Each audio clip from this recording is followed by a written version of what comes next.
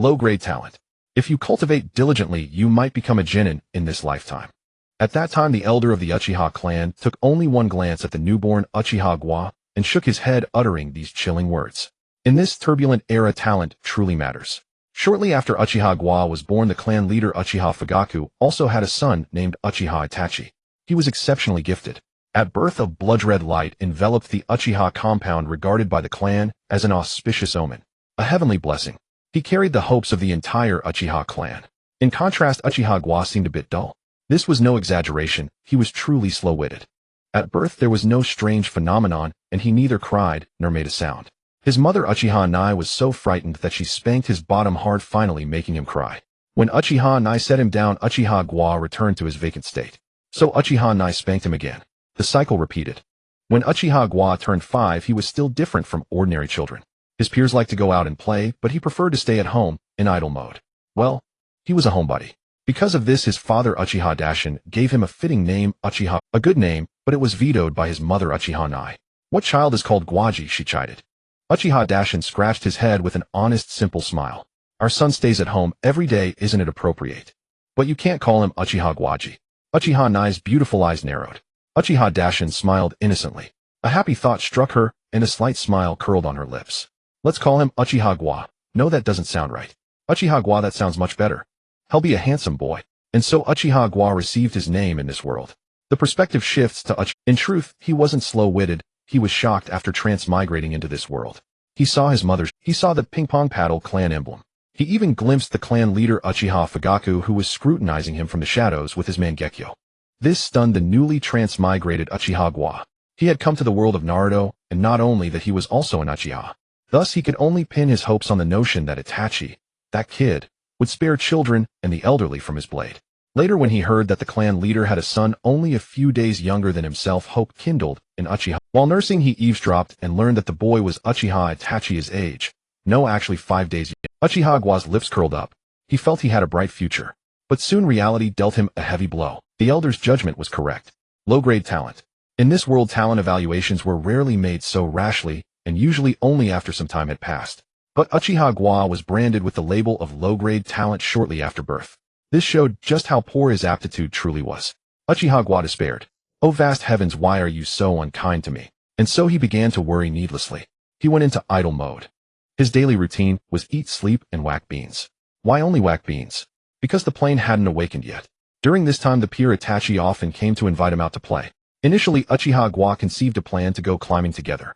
At the mountaintop, he intended to become a time assassin, delivering a slash that crossed the river of time. But unexpectedly, he was caught by his father Dashin, who happened to pass by. He was carried home and given a severe beating. From then on, Uchiha Gua began his long idle career. No one could coax him out anymore. Idle as he was, damn it. He had no system. Just pure idling, waiting to die. Counting the days, every day. Days until the night of genocide, 3,320 days. 3,117 days. Days until the night of genocide. Counting like this, time flew by.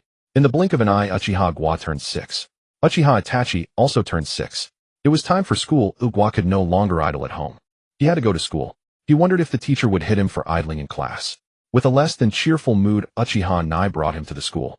At the school gate, they ran into Uchiha Itachi and his mother Uchiha Mikoto. Mikoto was beautiful, the epitome of a Japanese housewife. Uchiha Gua liked her. Of course, he felt his own mother Uchiha Nai was even more beautiful, lively and spirited, like an energetic 18-year-old girl. In the clan, people thought Uchiha Gua inherited his father's personality, but fortunately his looks came from his mother. Mikoto, what a coincidence. Uchiha Nai greeted Mikoto from afar. Mikoto responded warmly, walking over with Itachi. From now on, Itachi and Gua will be classmates. You must get along well. Ah, of course, mother. Brother Gua and I are great friends. At this time, Itachi was not yet withdrawn. He was actually more lively than the ever-idle Gua. Uchiha Gua's mouth twitched. He thought to himself, bro, it's a good thing you don't know about that time I wanted to be a time. Yes, that incident where Gua wanted to be a time assassin was only seen by his father Dashin, who didn't tell anyone, just gave him a harsh lesson. Uchiha Gua behaved. Seeing Itachi's enthusiasm, he didn't want to be cold, so he forced a kind smile. We will. Uchiha Nai fondly ruffled Gua's hair. Once you're at school, make sure to interact with your peers. Even if you don't become a great ninja, at least have 1 or 2 good friends, okay, Gua? Got it. Gua replied robotically. Then go to school quickly. Seeing more new students arriving, Nai pushed Gua toward the school. Itachi followed behind Gua. Little bro, you go ahead of me. Gua let Itachi walk in front, mainly because when he walked behind it made his neck feel cold. Itachi didn't understand, but he complied. The moment he turned, Gua saw his mother waving at him behind a bright smile on her face. Go for it, Gua. Gua nodded robotically. Turning back to look at Itachi's back, he now felt a sudden urge to smash him with a brick. Stepping into the Ninja Academy, noise filled the air. All were 6-year-old children curious about the world gathered together in lively chatter. But Uchiha Gua stood frozen. He stood among the crowd like the only idle NPC in this world. Ding! Congratulations to the host for idling for 6 years. Sincere commitment has bound the idle upgrade system. Idle slot X10 boost, idle slot X10 boost, idle slot X10 boost. Uchiha Gua stood in the crowd, outwardly calm, but inwardly laughing wildly. Ha! Ha ha! In those years without a system, I saw clearly. Low-grade talent. I, Uchiha Gua, will carve out my own territory in this ninja world. Clouds surge and winds stir. System come. System come. However, this excitement did not last long. Perhaps it was because he had been idle for too long, or perhaps he simply preferred a lazy disposition. In any case, when the fervor faded, Uchiha Gua remained quite calm.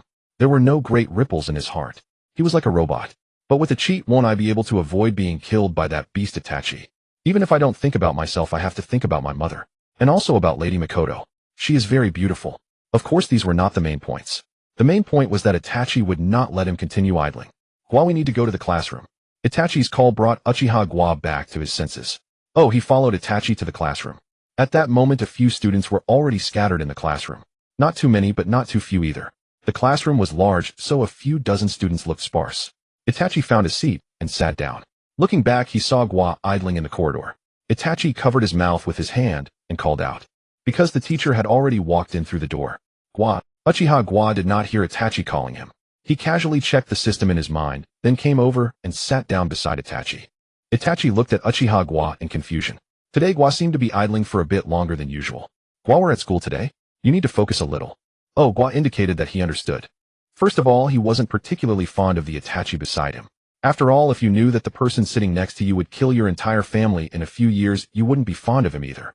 In fact, you might even want to smash him with a brick right now. Gua had been reborn into this world, so to him his mother was truly his mother, and his father was truly his father. Secondly, he seemed to have a better grasp of his system's abilities. Idle slot, tenfold amplification, idle slot, tenfold amplification, idle slot, tenfold amplification, 3 simple idle slots, with no additional explanation beyond the annotations. Beside the idle slots, there were several options available for idling. Vision Taijutsu Perception. Gua speculated that the reason it was so simple was that he had not yet learned any ninjutsu. He was different from Itachi. Itachi had been recognized as a genius since birth, and with his father as clan leader, the family focused on training him. Gua, on the other hand, had been identified as having low aptitude since birth. His parents were also easygoing, with the main principle being that their son should be happy. Low talent. So what? Our son is also great at baking sweet potatoes. Even Uchiha Daishin could say such humorous things. But the truth was, Gua didn't know how to bake sweet potatoes. What he was best at was idling at home, idling outside, idling while eating, idling while sleeping. Fortunately, persistence paid off. After 6 years of idling, he had made it. Faced with 3 idle slots, Gua hesitated for a moment. At this point, someone might ask, 3 idle slots, 3 abilities, why are you still hesitating? Gua didn't think so.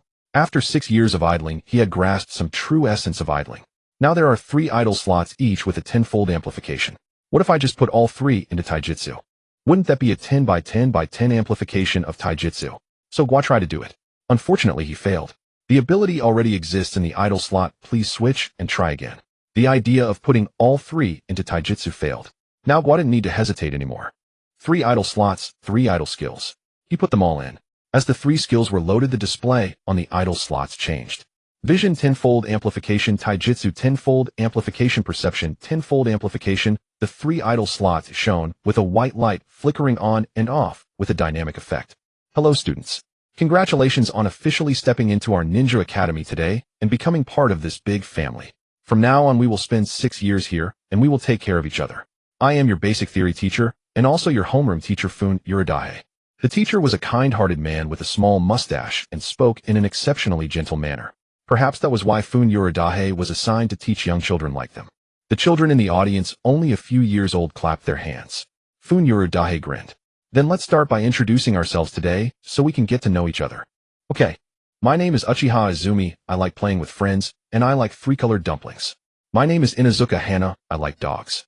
My name is Konoha78. My name is Sarutobi/. My name is Uchiha Itachi. Unconsciously, dozens of people in the class had all introduced themselves. Only Uchiha Gua remained. Gua's attention was still on his system. After idling, it showed a tenfold amplification, so he thought that even if his talent was poor with tenfold amplification, it should take effect quickly. But reality was not so kind. The tenfold amplification didn't take effect that quickly. It just showed how poor his talent was. If it were a genius like Uchiha Itachi with tenfold amplification day and night, he might start massacring the clan in a few days. Oh, my name is Uchiha Gua.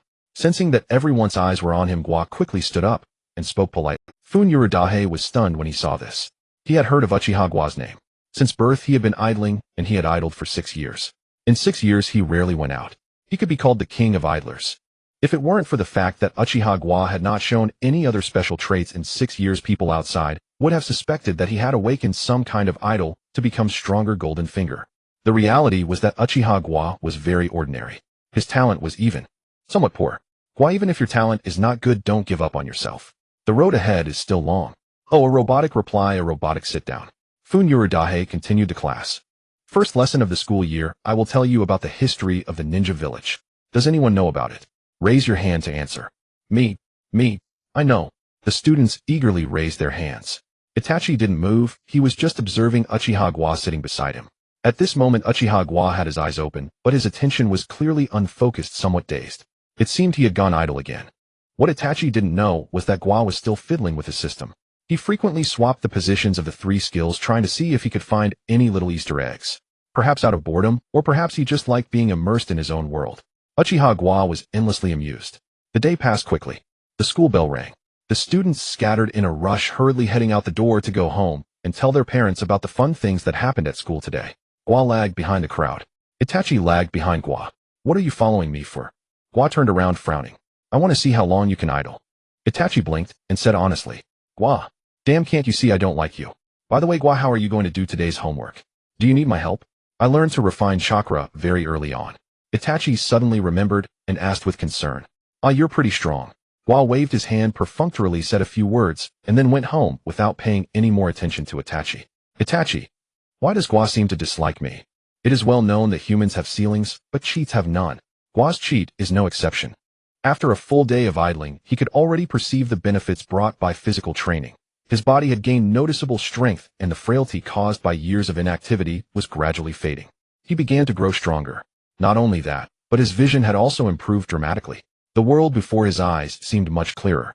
If he stared intently at a single spot, he could even perceive time slowing down at the focal point. And there was also his perception. A gentle breeze brushed against his skin, carrying a trace of coolness that felt even more refreshing in that moment. It seems this idle system wasn't lying. It said tenfold enhancement, and it truly is tenfold enhancement. Feeling the reward effects from the system, Gua returned home. He pushed open the door. Dingling. Gua's back. His mother was holding a cartoon teddy bear plush, appearing in his sight the moment he opened the door.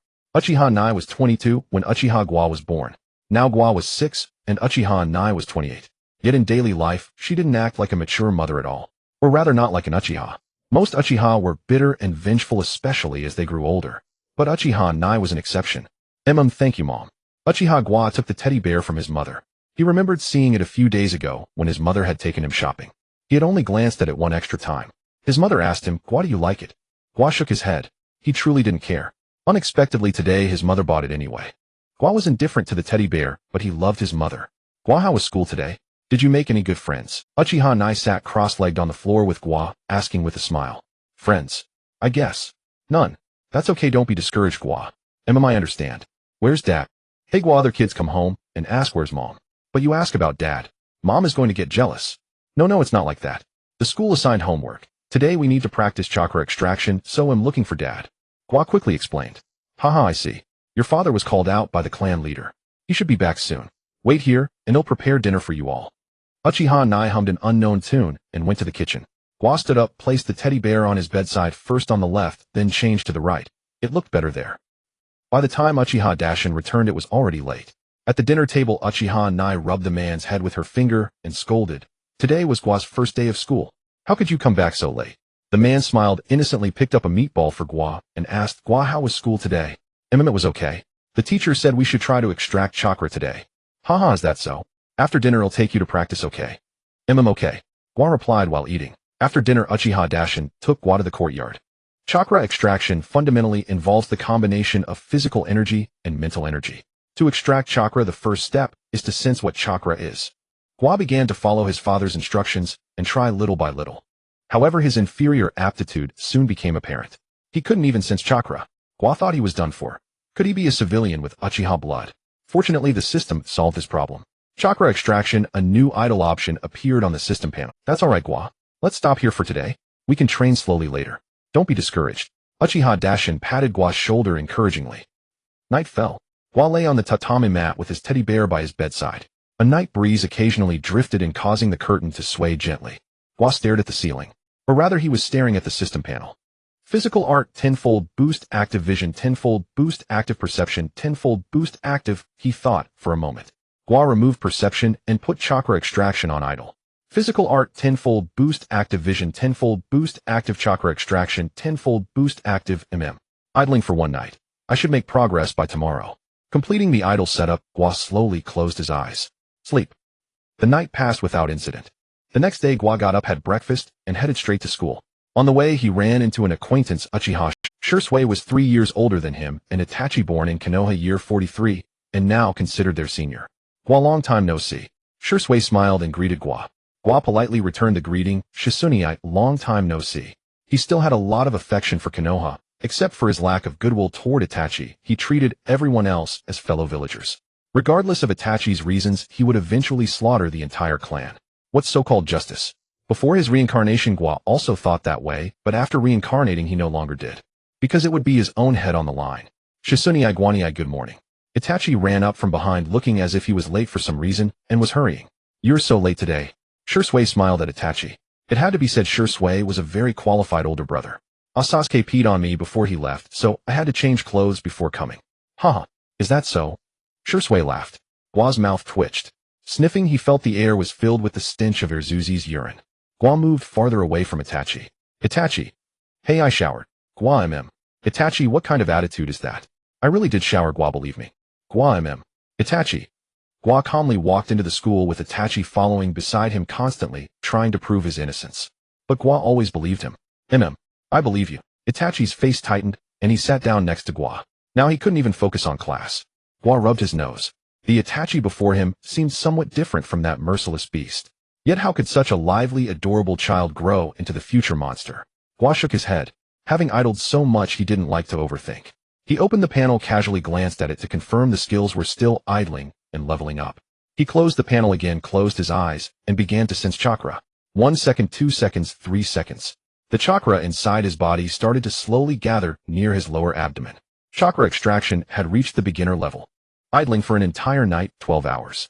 Plus a tenfold boost. That's equivalent to Uchiha Gua starting to cultivate as soon as he opened his eyes, practicing for 10 days straight. Even with the worst talent, there would be some progress. Feeling the amount of chakra refined inside him, Gua frowned slightly. It doesn't seem like enough. This was still with the system's tenfold boost. Without the system, wouldn't he be a total waste? Gua was different from others. He had a very good sense of self-awareness. Others being strong was their own strength. If he was strong, it was the cheat's strength. But from another perspective, wasn't the cheat also a part of Gua? After checking his idle results, Gua withdrew his thoughts and looked at the podium. There Chuan Yadahe was passionately continuing the lecture on the history of the ninja world that he hadn't finished yesterday. He seemed to have forgotten the homework assigned yesterday. This was something Gua had already anticipated. Refining chakra was not an overnight matter, otherwise the ninja school wouldn't have a 6-year curriculum. Only after graduating in 6 years could one become a genin. From this it could be seen that building the foundation of a ninja required a very long time. Of course, prodigies like Uchiha Itachi were an exception. So was a certain lazy character. He had heard that Kakashi had become a jonin a few years ago when he was only 12. Now he should be 14. Sasuke was still wetting his diapers. Naruto just turned 2. Itachi hadn't massacred the clan, yet Shursui hadn't jumped. Gua had a cheat. We all had a bright future. However, due to the previous Nine Tails rampage in Konoha, the Uchiha clan's reputation had plummeted recently. Gua was well aware of this. Yesterday his father had been called away by the clan leader, most likely to discuss matters concerning the future. Although his father Uchiha Dashin was not a high-ranking member, he was still a member of the Uchiha, and at 29, he was in his prime, so he definitely couldn't avoid clan affairs. Just as Gua was lost in his own thoughts, Chuan Yadahe, on the podium, ended today's history class. Just as Chuan Yadahe was about to pick up his textbook and leave, someone named Jiahao spoke up. Teacher, you haven't checked yesterday's homework yet. Chuan Yadahe stopped. He turned around with a chuckle. Then you can check with your desk mates.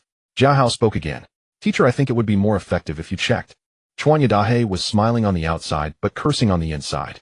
Am off work okay? In one night, what on earth could you guys have refined? Was it necessary to show off like this? Fine. Then you go first. Chuan Yadahe pointed at Jiahao, who had just spoken. Jiahao stepped forward and proudly displayed his talent in front of Chuan Yadahe. However, a small accident occurred along the way. The chakra couldn't be refined normally. Hey, it was fine last night. I pulled an all-nighter for this. I pulled an all-nighter just to make a big show, and you let me pull a big one. The chakra couldn't be refined normally. Hey, it was fine last night. I pulled an all-nighter for this. I pulled an all-nighter just to make a big show, and you let me. Next you. Chuan Yadahe pointed at a girl in the front row. The girl came forward, stood there straining for a long time, and finally scratched her head awkwardly. Chuan Yadahe wasn't angry. He waved his hand. Come next. One by one the students came forward. None succeeded in refining chakra. Chuan Yadahe had already mentally prepared for this. The fundamentals of ninjutsu could not be mastered overnight. Until Uchiha Itachi stood before him. Chuan Yadahe pressed his hand on Itachi's shoulder, felt the chakra within him, and drew a sharp breath. HSS. So this is the genius of the Uchiha clan. Terrifying beyond measure. Excellent. Itachi, you are the most talented student I have ever seen. Chuan Yadahe patted Itachi's shoulder with satisfaction. Thank you, teacher. Itachi nodded politely and went back. Gua, you try as well. Upholding the principle of teaching without discrimination, Chuan Yadahe also let Uchiha Gua, the perennial idler, give it a try. Although he knew that with Gua's talent, even if he cultivated for 3 days and nights without eating or drinking, it would be impossible to refine chakra. But as a teacher, he didn't want to dampen his students' confidence. Ayo. Hearing Chuan Yadahe call his name, Gua responded and walked up to the platform. He was not as calm and composed as Itachi. He simply closed his eyes. 1 second, 2 seconds, 3 seconds. Chuan Yadahe was about to wave his hand and tell Gua to go back to his seat. But in the previous second, his pupils suddenly dilated. He looked at Uchiha Gua in disbelief. Chakra. Gua opened his eyes. Years of idling had left his eyes somewhat vacant, but they were still quite beautiful. There was a kind of delicate handsomeness reminiscent of a girl. After 2 seconds of shock, Chuan Yadahe came to his senses, his smile almost uncontainable. If Itachi being able to refine chakra was within his expectations, then Gua being able to refine chakra was absolutely beyond his imagination. After all the talent Uchiha Gua had displayed was too poor. This psychological contrast made Chuan Yadahe even more delighted than when Itachi had refined more chakra. Gua, you are amazing. Have you been training with your father before? In Chuan Yadahe's view, this was the only possibility for Uchiha Gua to refine chakra. Gua shook his head.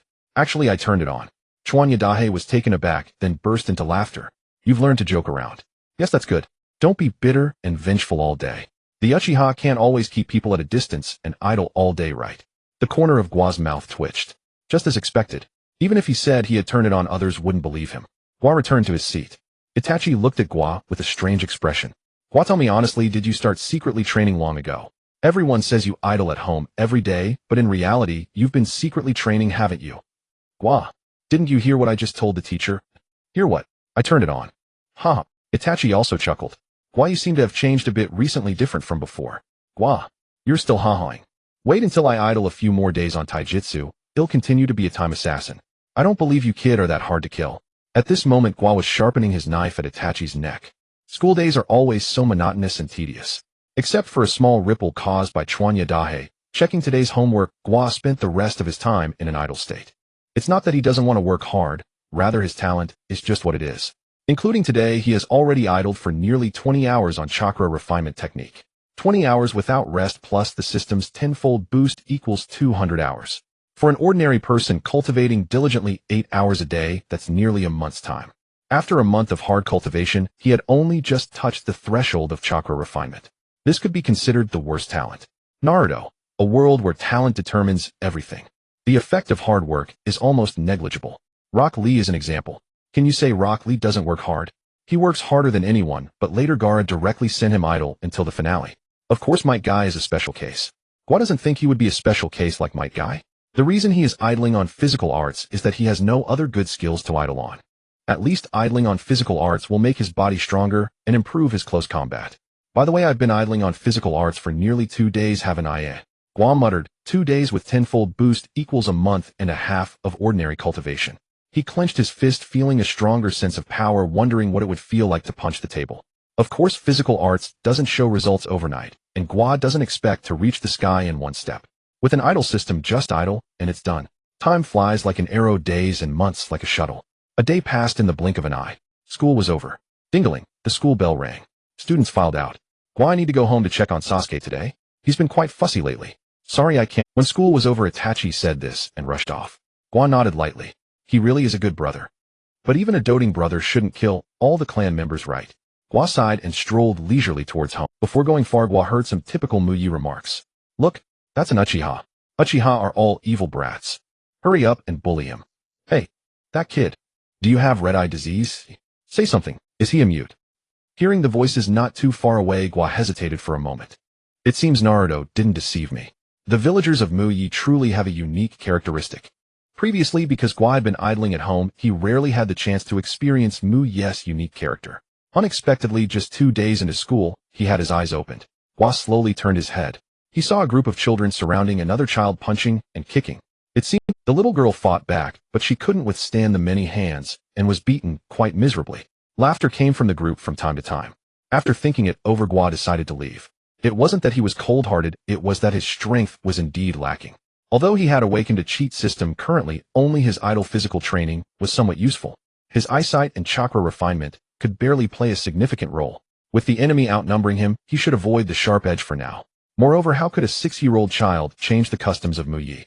It was like if I advised you not to pat villagers' heads after defeating an enemy without taking damage. Would you listen? No, the customs of Muyi won't change. Just as Gua was about to leave, he heard the beaten girl speak out. She called his name. Uchiha Gua paused again. The voice sounded familiar, but who was it? Forget it, I can't remember. Let's just go.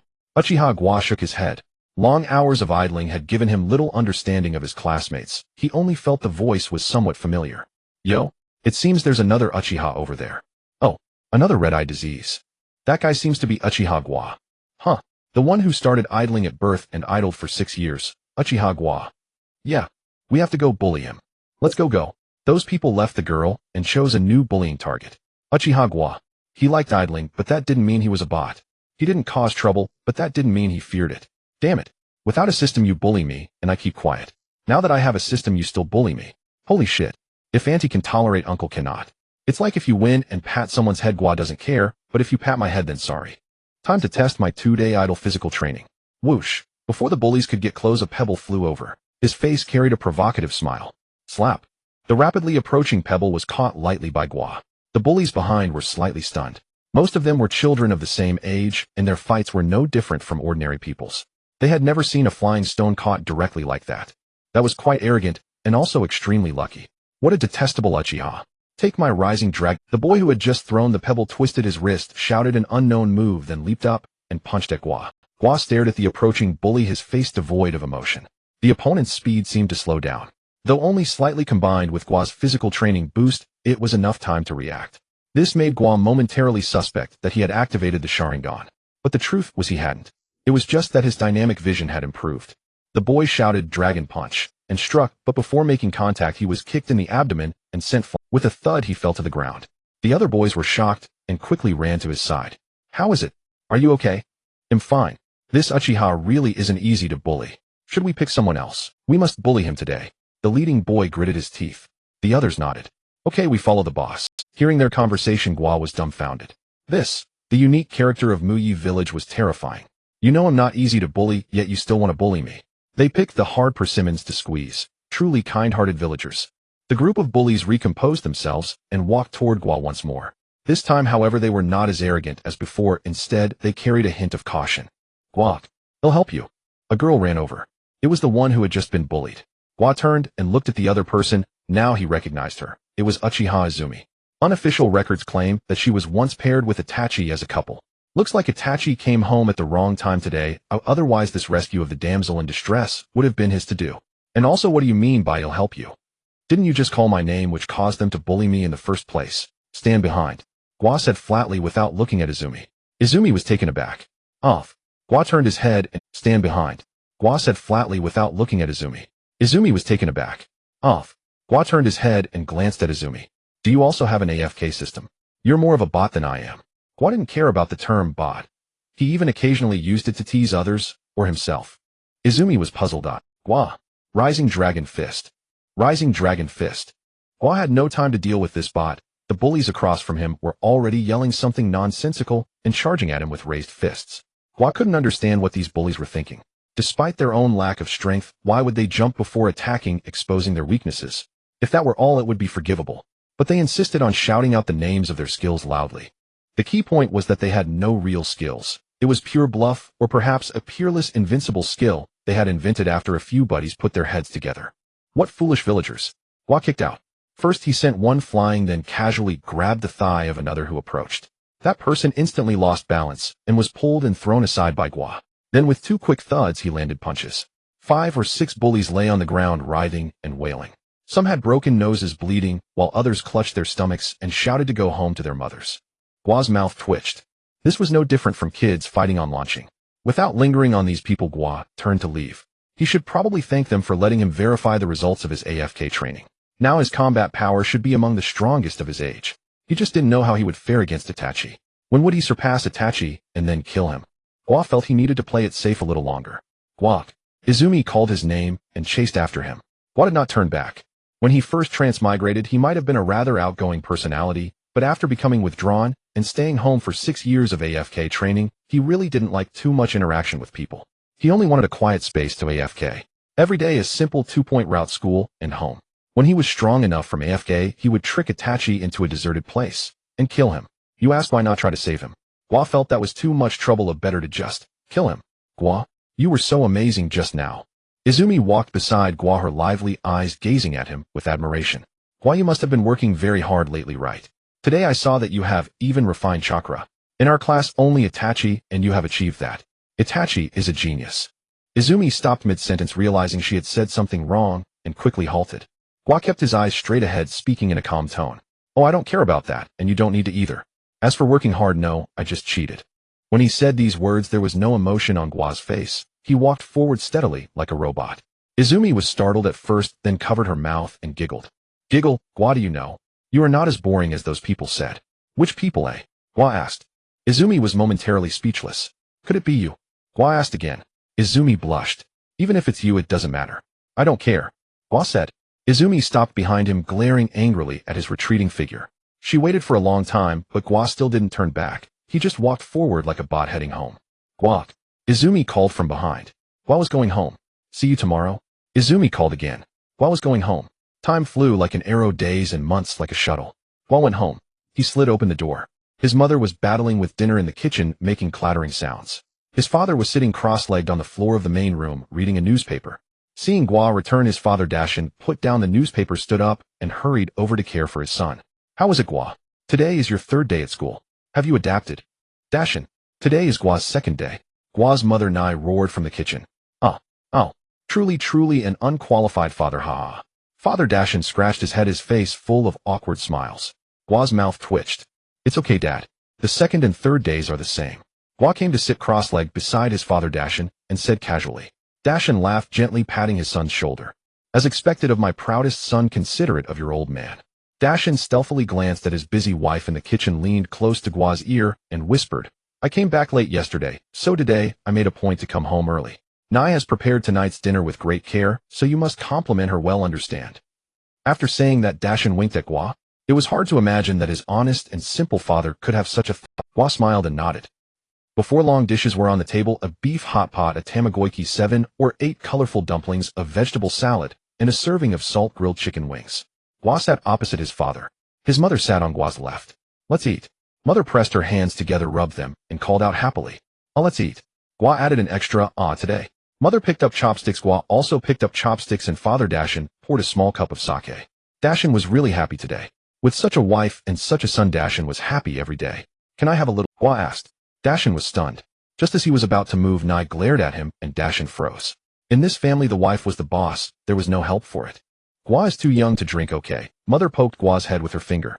Gua tilted his head from the poke. But Gua is also very happy today. Mother was slightly startled, then a smile appeared at the corners of her mouth. Oh, our Gua has become enlightened. Mom's cooking today. Gua likes it very much. Ha, is that so? Dashin, what are you waiting for? Why don't you pour Gua a cup of sake? Are you the only one allowed to drink? Oh, Gua, just this one cup, okay? Got it. Night gradually enveloped the Uchiha clan grounds. The wind rustled the leaves. Gua lay back on his tatami. The teddy bear plush on his bedside always wore a bright smile. Another day of AFK. On the other side, after school in the evening, Itachi hurried home early. Recently, Sasuke had been quite troublesome. Perhaps it was the time for him to be clingy, calling for his brother every morning upon waking up, leaving Itachi quite helpless. When he arrived home, he saw his mother Mikoto holding Sasuke, continuously whispering softly, don't cry, Sasuke is the best, our little Sasuke is the best." However, it seemed to have little effect. Sasuke's cries could be heard from a distance. Wah wah wah, wah wah wah. He didn't know what Sasuke was sad about. Perhaps he just wanted his brother. "Mother, let me handle this." Itachi changed his clothes and came over. "Ah, you've worked hard." Mikoto handed the swaddled Sasuke to Itachi. As soon as Itachi took the swaddle, the crying stopped. Sasuke's delicate little face stared at his brother, and then he giggled. Hey, a smile also appeared on Itachi's face. "You're really quite troublesome." This continued until nightfall, when their father Fugaku returned home. During dinner, Itachi placed Sasuke in a separate room, and while eating casually mentioned what had happened at school to Kagura is quite a formidable peer. Fugaku glanced at Itachi. He certainly knew Uchiha Kagura. As the clan leader, he needed to understand every member of the clan. However, based on what he knew, Uchiha Kagura was different from what Itachi described. That child was a genius. In today's class, he was able to refine chakra, and even teacher Yubyun was astonished. Oh, is that so? Fugaku didn't take this matter to heart. Refining chakra was the basic training for ninjas, and the simplest form of training. With a bit of diligence, an average person could see results in about 8 or 9 days. Thus, it was not surprising. A day passed just like that. The next day, Kagura came to school as usual. Before he even reached the school gate, he heard someone calling his name. Kagura, Kagura, over here. Kagura turned to see Izumi excitedly waving at him, happily running over. In her hands, she held 2 skewers of dango. 3 dango, 3 colors. This must be the 3-color dango that Izumi loves the most, right? Kagura thought. It wasn't that he craved Izumi's 3-color dango, it was just that the 3-color dango from the original story left a deep impression on him, so the moment he saw it, he thought of her. Kagura, I made this myself, you should try it. Izumi handed a skewer to Kagura, keeping one for herself. Kagura did not refuse. He hadn't expected to be so approachable. Aside from Itachi, he could get along well with others. After all, it was a kind gesture from someone. Kagura took a bite. The outer layer seemed to be coated with caramel and sweet soy sauce. When he bit down, it was a sticky, soft sensation, and the taste of mochi filled his nostrils, the sweetness echoing in his mouth. The 3-color dango from that shop in town is the best, but I haven't been able to get it recently. Next time, let's go buy some together, Kagura. As Izumi ate her 3-color dango, she looked at Kagura with eager eyes. Kagura's movements froze as he suddenly recalled the story of Shimenqing. He killed Wu Dalong, occupied Pan Jinlian, and then when her brother Wu Song came for revenge, he would be dismembered. Kagura didn't know why. Perhaps he had been idling for too long, his thoughts wandering, or perhaps the sticky 3-color dango had clogged his mind. Your 3-color dango is delicious, but we don't need to go to town together, thank you. After finishing the 3-color dango, Kagura casually waved the bamboo skewer, said thanks, and threw the stick on the ground. It wasn't a matter of manners. It was just that there was a lack of civility in Konoha village. Upon arriving in the classroom, Kagura found that Itachi still hadn't arrived. It seemed he had been delayed by Sasuke again. Sure enough, when the class bell rang, Itachi's figure appeared at the classroom door, hurriedly rushing in and sitting down beside Kagura. Phew, I almost arrived late. Today I was held back by Sasuke again. Oh, I can't let him run wild any longer. Kagura remarked, what a good brother. Itachi turned to look at Kagura in surprise. Kagura, are you in a good mood today? Kagura smiled slightly. I feel good every day. Another day of idling. He opened the panel. Taijutsu tenfold boost, active vision tenfold boost, active chakra refinement tenfold boost, active. There was nothing that needed changing. Kagura prepared to wait a little longer to see when his chakra refinement would reach the maximum level. As for taijutsu and vision training, it would likely be a long process. He just didn't know if his vision training would eventually bring out his Sharingan. If that were the case, it would be best. If not, he had no intention of killing anyone to awaken it. He decided to let things take their natural course, leveling up while idling. Even without the Sharingan, he should be able to surpass Itachi. Time flew by, and a week passed in the blink of an eye. There was nothing particularly special about school life. Aside from teaching theory lessons, the teachers shared some nonsensical historical stories, giving a sense of elementary education. However, during this period, some students had gradually begun to refine chakra. Everything progressed in an... Kagura had also been idling for a week. Looking at his panel, chakra refinement tenfold boost active, it seems I'm still not at max level. Kagura murmured to himself. Idling for a day equated to 24 hours, equivalent to 240 hours for others. Based on a normal person's 8 hours of training, it would be 30 days. Idling for a day equated to a month's worth of training for others, and idling for a week equated to 7 months of training. That's half a year's worth. Kagura sensed the amount of chakra within his body. It was more than before, and the speed of chakra refinement had also improved. In the past, he needed to stand there for at least half a minute. Now he only needed a few seconds to connect with the chakra in his body and gather it in his lower abdomen. His dynamic vision had also improved. Many things seemed to be in slow motion in his world, much slower than. Moreover, with the significant improvement in taijutsu, his combat power had skyrocketed. Indeed, among the 3 options for idling, taijutsu had the greatest enhancement. After all, even an ordinary person with poor talent could develop six-pack abs with 6 months of physical training. Not to mention he was an Uchiha. Even with poor talent, he was not an ordinary person. Can I defeat Itachi now? Kagura thought, walking. Kagura. Someone called out to him. Without turning around, he knew it must be Izumi. After a week of interaction, he could easily distinguish her voice. Moreover, generally people wouldn't call him so excitedly. Kagura. Tomorrow is a day off. Do you have any plan? Izumi ran in front of Kagura, hands behind her back, walking backward, her face always adorned with a pure smile.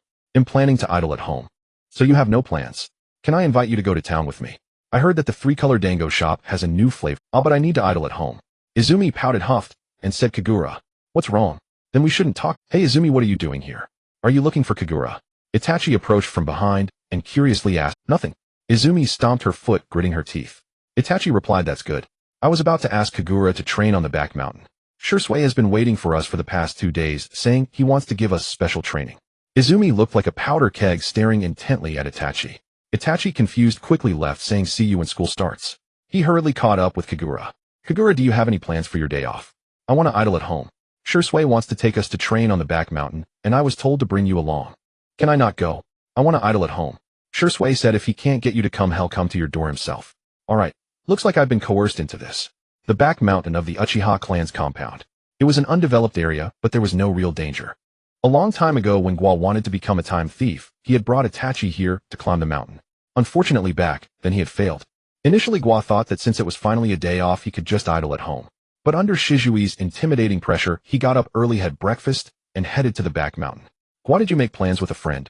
Mom, that's rare. Do your best. Before leaving his mother, Naichu, Gua's mouth twitched. He was going to the back mountain for training, not to pick up girls. What was his mother thinking? He made his way to the back mountain. It seemed he had arrived early. After reaching the meeting spot, he didn't see Shursui or Itachi. So Gua sat alone on a rock and idled for a while. Soon Shursui and Itachi walked over side by side. I thought you wouldn't come, Shursui said with a gentle smile, the typical cheerful older brother type. I made plans with Itachi to go straight to your house and drag you out. But when we got there, your mother said you had already. Gua turned around and nodded at Shursui. Since you called me Shizuni, of course I had to come. Could he afford not to? He knew Shizui's temperament all too well. He said he would barge into his house, and today, he did just that. Fortunately, Gua had the foresight to. Itachi, Gua, you're now students at the Ninja Academy. From now on, you must train diligently. I've always been. Itachi said. Can I not? Gua asked. Shursui looked at Gua with a smile. Well, I suppose I have to train hard too. Gua had no choice but to nod. Come on, let me see your practical skills. No ninjutsu allowed. I want to see what you're truly capable of. Shursui pulled Gua and Itachi to opposite sides, placing a hand on each of their shoulders. Ready? Ready, said Itachi. Shursui released his grip on their shoulders. Itachi moved first, delivering a side kick toward Gua. Gua instinctively raised his arm to block. Bang! With a dull thud, Gua's arm suddenly pushed hard, shoving Itachi back. He staggered backward. As soon as Itachi steadied himself, Gua charged in. Instead of a straight punch, he went for an elbow strike. Itachi reacted quickly, blocking with his own elbow. Their arms collided and instantly bounced apart. After landing, both rushed again. Itachi's straight punch missed. Gua dodged by turning his face while kicking at Itachi's left leg. Itachi stepped back and Gua's kick also missed. But Gua pressed forward again. Itachi retreated again. Gua suddenly accelerated. Too slow. Itachi, your speed is too slow. Though he hadn't activated his Sharingan, yet the week of idling had sharpened Gua's vision enough to give him better perception than the average person. As the fight wore on, Itachi's movements became clearer and clearer in Gua's eyes, until finally Gua kicked Itachi under the chin, sending him flying. Thud! Itachi hit the ground. Gua walked over and extended a hand to the fallen Itachi. Taking Gua's hand, Itachi stood up. I lost, Gua. You're really strong now. Itachi's eyes were full of sincerity. Shursui walked over with a smile and patted Gua's shoulder heavily. I didn't expect your taijutsu to be this impressive.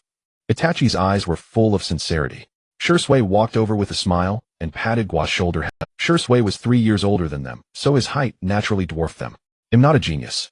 I just act. Gua's tone was flat with no hint of surprise or excitement. Shui paused, then grinned and patted Gua's shoulder again.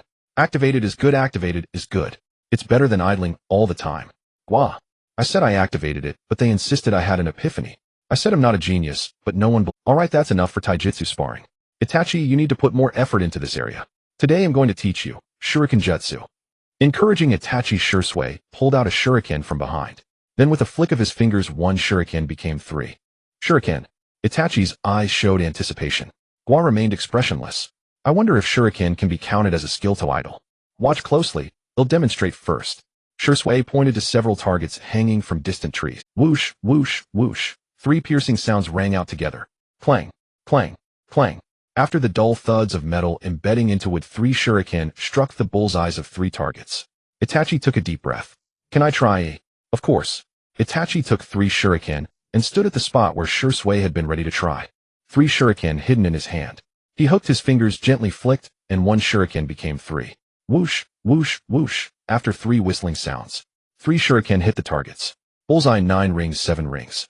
Very good result. Shui praised Itachi's talent, then called Gua over. Gua, you try too. Though Gua was unskilled, he was never stage fright. At any time he had a composed, bot-like demeanor. Gua stepped forward calmly, took the shuriken, and stood where Itachi had stood. He flicked the shuriken. Clatter. One of the 3 shuriken dropped to the ground. Shizui's mouth twitched. Seems he's only talented in taijutsu. Well, heaven is fair. But Itachi kept his eyes fixed on Gua. Gua remained expressionless, picked up the fallen shuriken like a bot and repositioned them in his hand. 3 shuriken. Thrown all at once. Whoosh, whoosh, whoosh. There was no clang, clang, clang. Because all 3 shuriken missed the targets entirely. Gua was still expressionless without a ripple. If you aren't embarrassed, then someone else is. And that someone was Shui. Shui scratched his cheek. Truly, truly a headache-inducing talent. Gua was definitely the worst Uchiha he had ever seen, bar none. Gua, don't get discouraged. With diligent practice in Shuriken Jutsu, you'll definitely see results. I'm not discouraged, said Gua. Shui. Indeed, only the name is wrong, never the nickname. Uchiha Idler lived up to that composed bot-like calm. Was this the power of insensitivity? Meanwhile, Gua wasn't idle. He was about to start idling. After observing Shui and Itachi throw shuriken and testing it himself, a new skill appeared on his Shuriken Jutsu. Looking at the newly acquired ability. Body technique, 10-fold enhancement. Vision, 10-fold enhancement. Chakra refinement, 10-fold enhancement. After some thought, he decided to remove chakra refinement and equip the shuriken.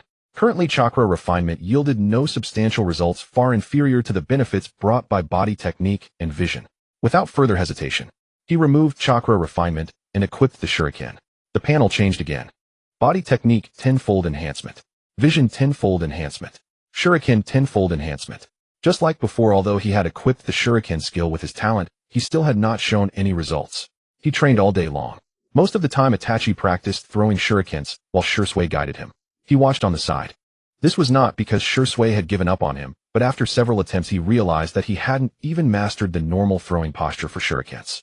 He then realized that his talent might be worse than he had thought.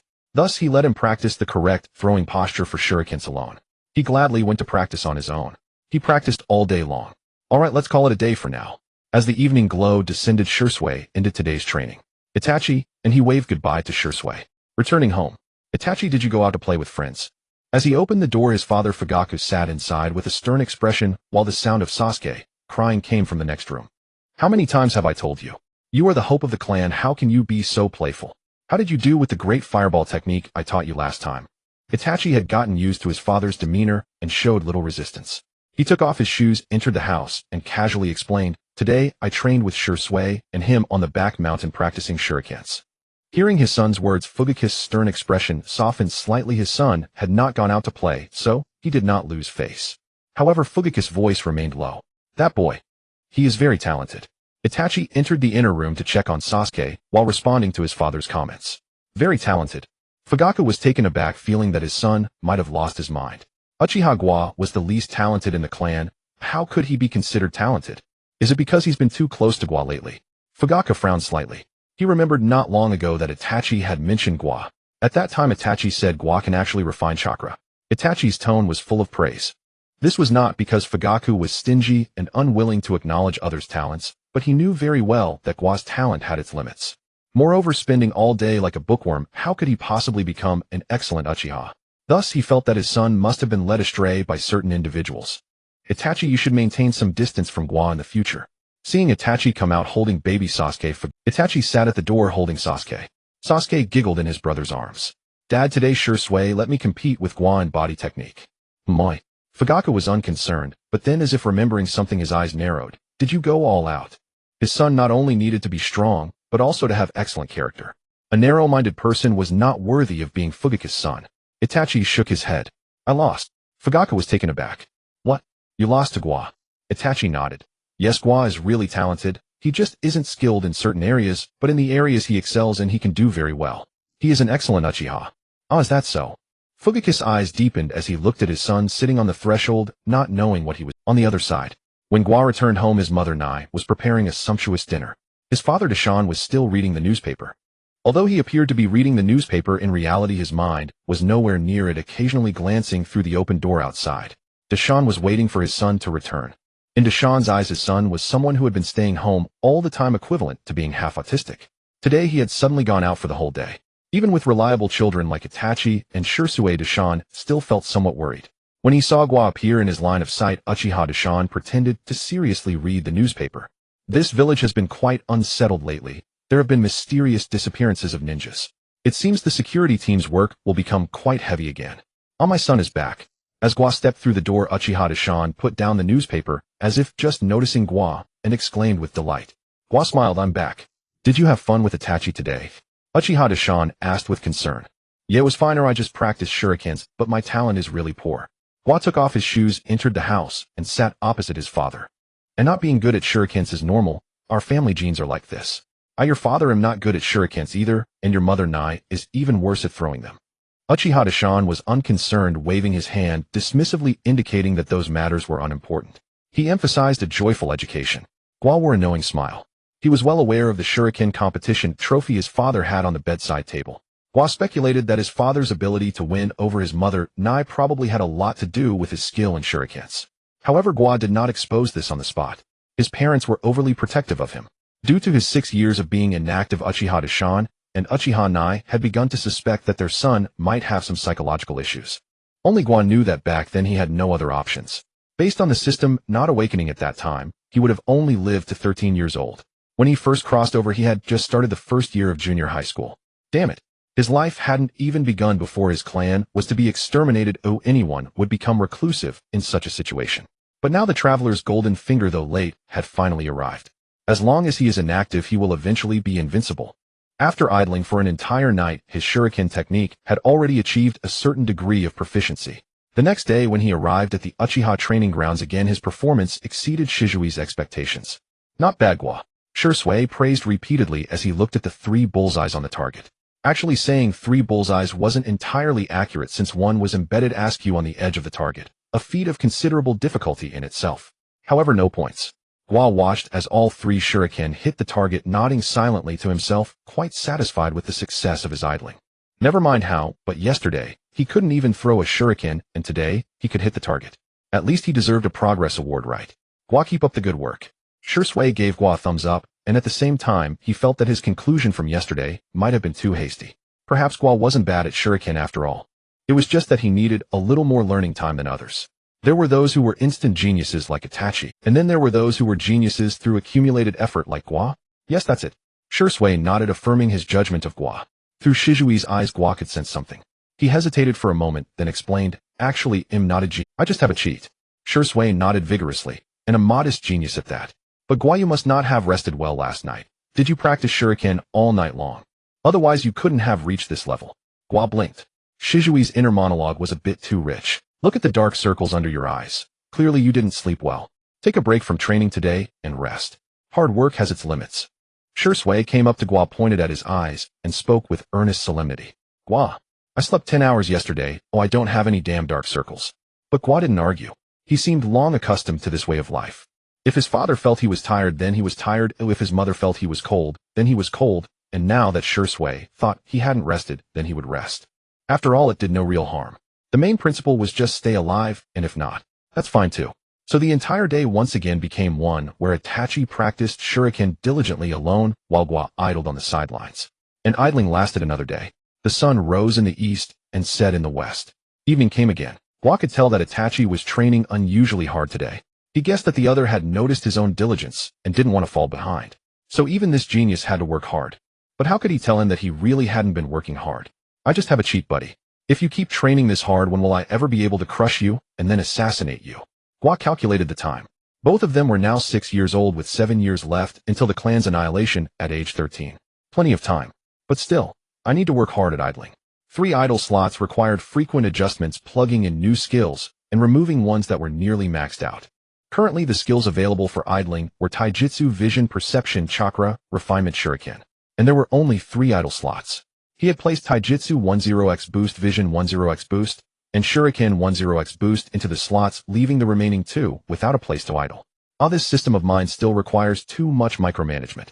Gua sighed at the difficulty of idling, then went home alone. His father wasn't home that day. Only his mother was there. When his father Deshaun came back for dinner, it was already very late. He said that recently ninjas had been frequently disappearing and told Gua to be careful. Gua roughly estimated the timeline and guessed what was happening. It should be that bastard Orochimaru conducting his human experiments. At night, Gua lay on his tatami, staring at the ceiling. I just want to idle. But the ninja world is full of... At this point someone might say, oh, Orochimaru is a scientist. If you let him become Hokage, the ninja world would have been playing with short videos long ago. Gua would only reply, you wouldn't be thinking about short videos when you're strapped to his operating table. Orochimaru probably won't target me. After all, head go for the geniuses like Uchiha Itachi. Take him. Gua silently made a wish for the entire clan's well-being. Then he fell into a deep sleep. The idling system flickered faintly with a dim glow. Upper line idle when awake, idle when asleep. I truly have a system. Lower line train when awake, train when asleep.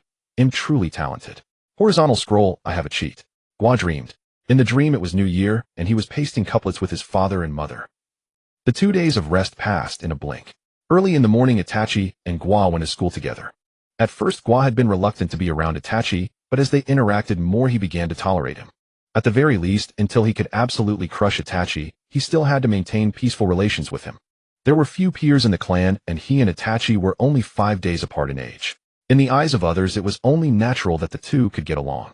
When they reached the school gate, they ran into their classmate Uchiha Izumi. As usual, Izumi was holding 2 skewers of her favorite 3-color dango in the morning. Itachi. Izumi waved from far behind. Gua and Itachi turned around and saw Izumi running over with 2 skewers of 3-color dango. Then she shoved 1 skewer of 3-color dango into Itachi's hand. Itachi took it in bewilderment. Izumi swaggered away. Itachi. Gua, is this for you? Itachi held the dango toward Gua awkwardly. Gua turned to look at Izumi's receding figure. Did he get bored idling at home for 2 days, eh? Gua recalled that before the break the other had said something about idling at home too. Wasn't idling at home enjoyable? Gua didn't understand. If idling was so great, why would Izumi be unhappy after 2 days? Could it be because she didn't have a system? As a two-life shuden, he couldn't read a girl's mind. Gua walked into the... Itachi stood there alone with the dango, unsure what to do. Inuzuka Hana. Here, have this 3-color dango. What do you mean? Just eat it, don't ask. Itachi shoved the dango into the hands of the passing Inuzuka Hana, then turned and quickly followed Gua into the school. Inuzuka Hana held the dango, not understanding the gesture. Ooh. But Hana wasn't one to stand on ceremony. Can't waste a classmate's kindness. 3 on a skewer. She ate 2, and the dog ate 1. School life was exceedingly dull. Fortunately, Uchiha Gua could simply idle through the day, clocking in his presence at school, and then heading home after classes. These lessons were to Uchiha Gua nothing more than elementary school curriculum. Listening to them was excruciatingly boring. As for authentic ninja arts, the entire class had only learned chakra extraction so far. The rest would not be introduced until at least a month later. Moreover, following the tradition of previous years, the first formal ninja lesson for newcomers would be Shuriken Jutsu. This was precisely why Shursui had started their training with Shuriken. Shuriken and Kunai, these most common tools, were skills every ninja must master. A ninja might lack chakra reserves, ninjutsu talent, or natural aptitude, but never could they afford to be deficient in Shuriken and Kunai techniques. The former could be attributed to innate limitations, the latter, however, was a clear sign of sheer laziness. Such a person was unfit to be a ninja. On his way home, Uchiha Gua encountered Izumi once again. She seemed to deliberately appear before him, yet pretended not to recognize him, and then intentionally spoke to Itachi, leaving Itachi utterly bewildered. Izumi, aren't you and Gua close? She snorted, crossed her arms, and lifted her chin with a proud air. I don't know any Gua. As she spoke, she stole a glance at Gua's expression. Regrettably, she failed to see it, for Gua was already heading home. All she could see was the back of his head. Oh. Izumi was on the verge of losing her mind. Seeing her suddenly enraged, Itachi hurriedly waved goodbye. Izumi, I'll be off now. You should head home early too. Watching the retreating figures of Gua and Itachi, Izumi gritted her teeth. I'm never speaking to Gua again. Achoo! Just as he reached his doorstep, Gua sneezed violently. Gua, did you wear too little today? Are you catching a cold? His mother Uchiha Nai quickly crouched down and asked with concern. Gua shook his head. No, maybe someone is cursing me. Gua rubbed his nose, his tone still lacking any inflection. Uchiha Nai felt his little hands. They were warm, not at all indicative of a chill. Nai relaxed. What's going on in that head of yours? She poked his forehead with a finger. Gua covered his head with both hands, but his face remained utterly expressionless. Nai twitched the corner of her mouth. This foolish son of hers. She stood up. Gua, wait a bit. Your father might be home a little later today, so we'll have dinner a bit later too. Gua nodded. Okay. Has father been busy lately? Is it because of the missing ninja? Though the Uchiha clan is ostracized by Konoha, we still have to handle some security duties. Nai did not conceal anything as she always spoke directly to Gua. Gua nodded again, sitting cross-legged by the low table. He idled, waiting for his father to return. Humans are creatures of comfort. Once you discover the bliss of idling, you think of nothing else. That was probably Gua's current state. Lie down if you can, sit if you can't, stand if you must, but never exert yourself when idling is an option. In the ninja world, some relied on tattoos, some on eyes, some on bloodlines, some on their fathers. Only he, Uchiha Gua, relied on idling. Gazing at his status panel, where the tenfold idol slot flickered faintly, he felt a profound inner fulfillment. This perhaps was the meaning of seeking within. Gua nodded, approving his own thought. At the Uchiha clan's shrine, many clan members gathered for a meeting. The topic was the recent string of missing ninja incidents. This is the 5th case this month. If we don't intervene, who knows how many more will fall victim. Uchiha clenched his fists, speaking with indignation. What's it to you? The dead aren't from the Uchiha. Someone retorted. How can you say that? We are all members of— You treat others as family, but they treat you as a fool. The rebutted man was momentarily speechless. Those around him remained silent. Silence fell. Lies do not wound, the truth is a sharp blade. The Uchiha had indeed become Konoha's primary scapegoats. Ever since the Nine-Tails rampage, the Uchiha's reputation had plummeted. Konoha had reverted to its traditional discrimination, bullying the Uchiha clan. Of course, this bullying was not overt. It was a series of underhanded maneuvers marginalizing the Uchiha. First, they relocated the clan's compound. Then they gradually stripped the security force of its remaining authority. Even walking out of the compound, Uchiha members were met with disdainful stares from villagers. Had Konoha not still been recovering from the losses incurred during the Nine-Tails attack, they would likely have already moved against the Uchiha. This was an unspoken truth among the Uchiha present. In my opinion, we should still investigate. After all, we are still the village's security force. Uchiha Dashin spoke up. But clearly his standing among the clan was not high. The moment he opened his mouth, opposition arose. Do you think we don't want to? That bastard Danzo has us under strict surveillance, and he won't grant us any authority. We can't investigate anything. How can we intervene? If we overstep even a single rule the next day, that scoundrel Danzo will bring Root to harass us. Under these circumstances, how can we possibly intervene? It's best to avoid trouble. Besides, our security force is now merely nominal. It has no real power. How can we manage anything? The majority of the Uchiha clansmen shared this view. Dashin fell silent. Uchiha Fugaku stood at the forefront, the clan's emblem behind him. The flickering lantern cast his shadow onto the wall engraved with the emblem. Fugaku's face remained grim, and he said nothing. All eyes turned to him, the clan head, awaiting his word. Within our capabilities, intensify patrols as much as possible. As for the rest, Fugaku shook his head, his expression resigned. There's nothing we can do. Some felt the clan head was too lenient, others thought it was only natural. The clan head still commanded respect within the clan. If there are no objections, let's adjourn here. Everyone rest early. The night patrol should step up its rounds. Fugaku gave the instruction. The Uchiha clansmen dispersed. Dashin. Fugaku called out to Uchiha Dashin, who was about to leave. Dashin stopped in confusion and turned to look at the clan head. Fugaku approached him. Dashin, you have a remarkable son. Dashin was stunned. His son Uchiha Gua was notorious in the clan for his constant idling. For the clan head to bring this up now? Was he being sarcastic? But no, the clan head was not that kind of person. Could it be genuine praise? Dashin felt a flicker of doubt. Sensing Dashin's confusion, Fugaku continued, I know all about your son. Itachi told me he learned chakra extraction on the 2nd day of school. A remarkable child. Dashin was taken aback. He had personally taught Gua chakra extraction on the 1st day of school. He had witnessed Gua's state at that time. How could he possibly have mastered extraction the very next day? Before Dashin could speak, Fugaku continued, and the other day Shursui took Itachi and Gua to the training grounds. Itachi told me everything. I never imagined Gua's taijutsu talent could suppress Itachi. Truly impressive. Fugaku was genuinely proud of the emergence of a genius in the clan. Yet deep down he did not believe Gua was a genius. But he also did not deny Gua's hard work. Effort too deserved recognition, for it would motivate a young child. That was why Fugaku had spoken these words today. He knew that Dashin would pass on his praise to Gua. When Dashin returned home, he was in a daze. What did Fugaku tell him? That Gua had mastered the chakra extraction technique in just one day. Could Gua's taijutsu even suppress Itachi? Neither of these sounded like something his son Gua could do. What? Seeing Uchiha Dashin return in such a distracted state, Nai stepped forward and asked with concern. Oh, it's about our son. As Uchiha Dashin said this, Gua was sitting cross-legged nearby. Both Nai and Dashin instinctively looked at Gua at the same time. Gua, what's up? Why are you looking at me? I usually just like to idle around and don't go out looking for trouble. If there's one bad thing, it's that I want to kill that bastard Uchiha Itachi. Other than that, I have no other bad intentions. Why are they looking at me like that? Could it be Mom and Dad also awakened some special power, eavesdropping on my inner thoughts? Gua stared back at them with a confused look. This was something Gua was good at. After 6 years of idling, he could stare at a wall for an entire morning, let alone people. Sure enough, Dashin and Nai soon averted their gaze. If there's something, just say it. Why are you being so mysterious?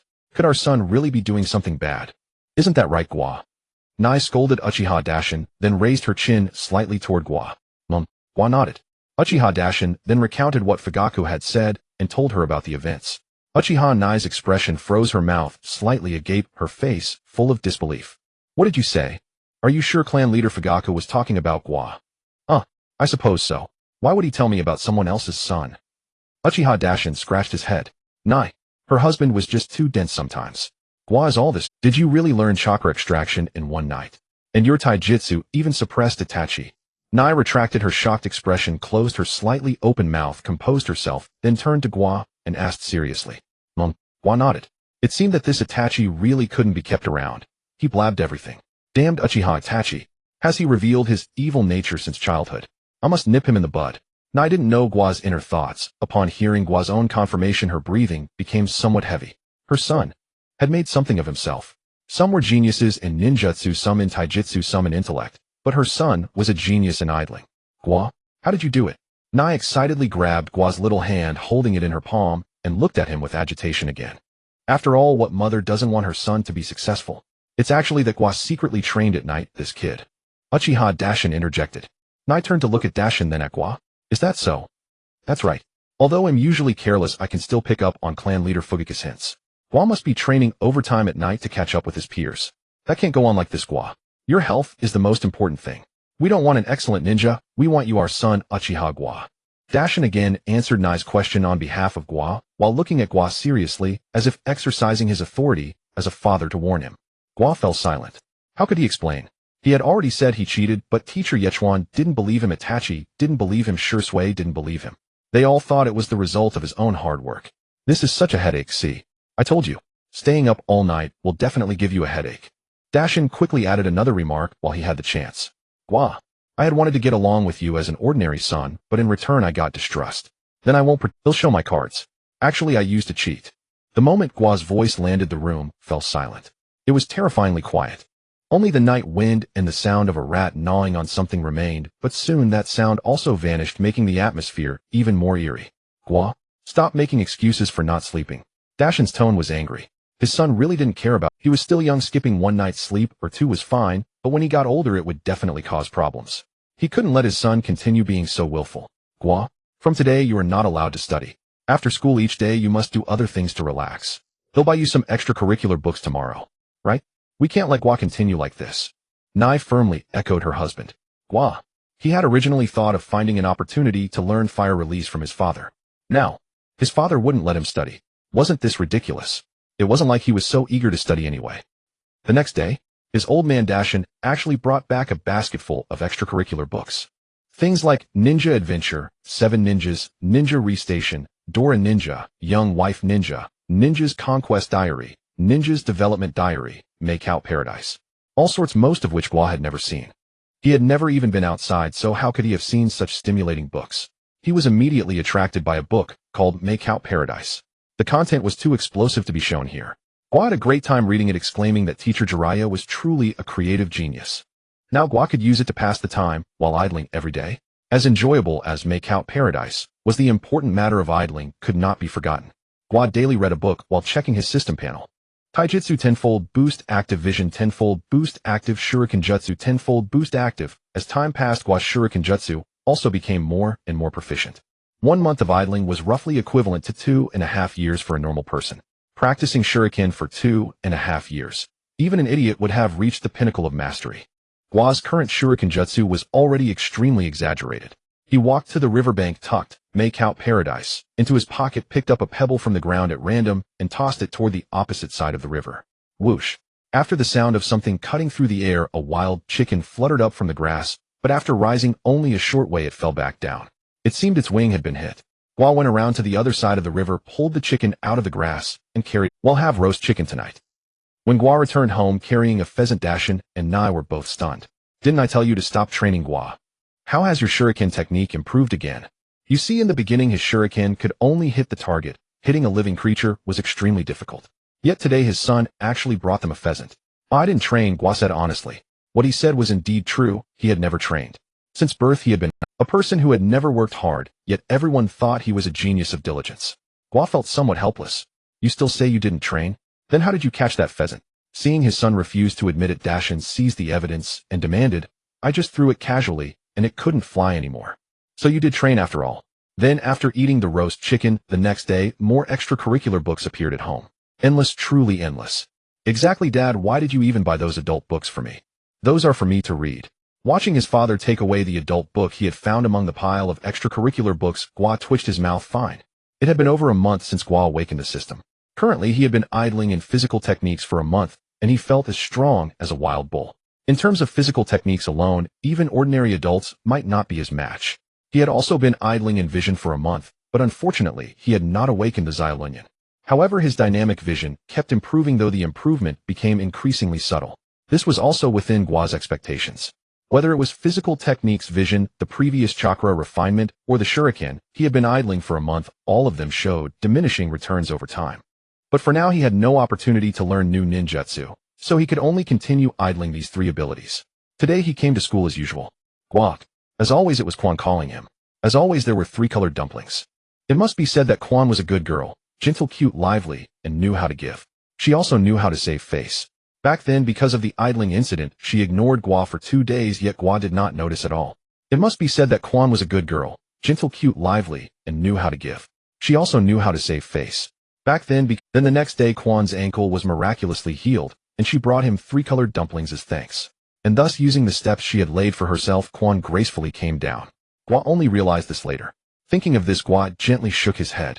"Back then, that bastard you actually killed even a girl who liked him. Gua truly despised you from the bottom of his heart. If it were me, no matter whether the girl was an Uchiha or not, I would never plunge a blade into that girl's heart." Gua thought to himself. He took the 3 colored dumplings from Quan. "Thank you, Quan.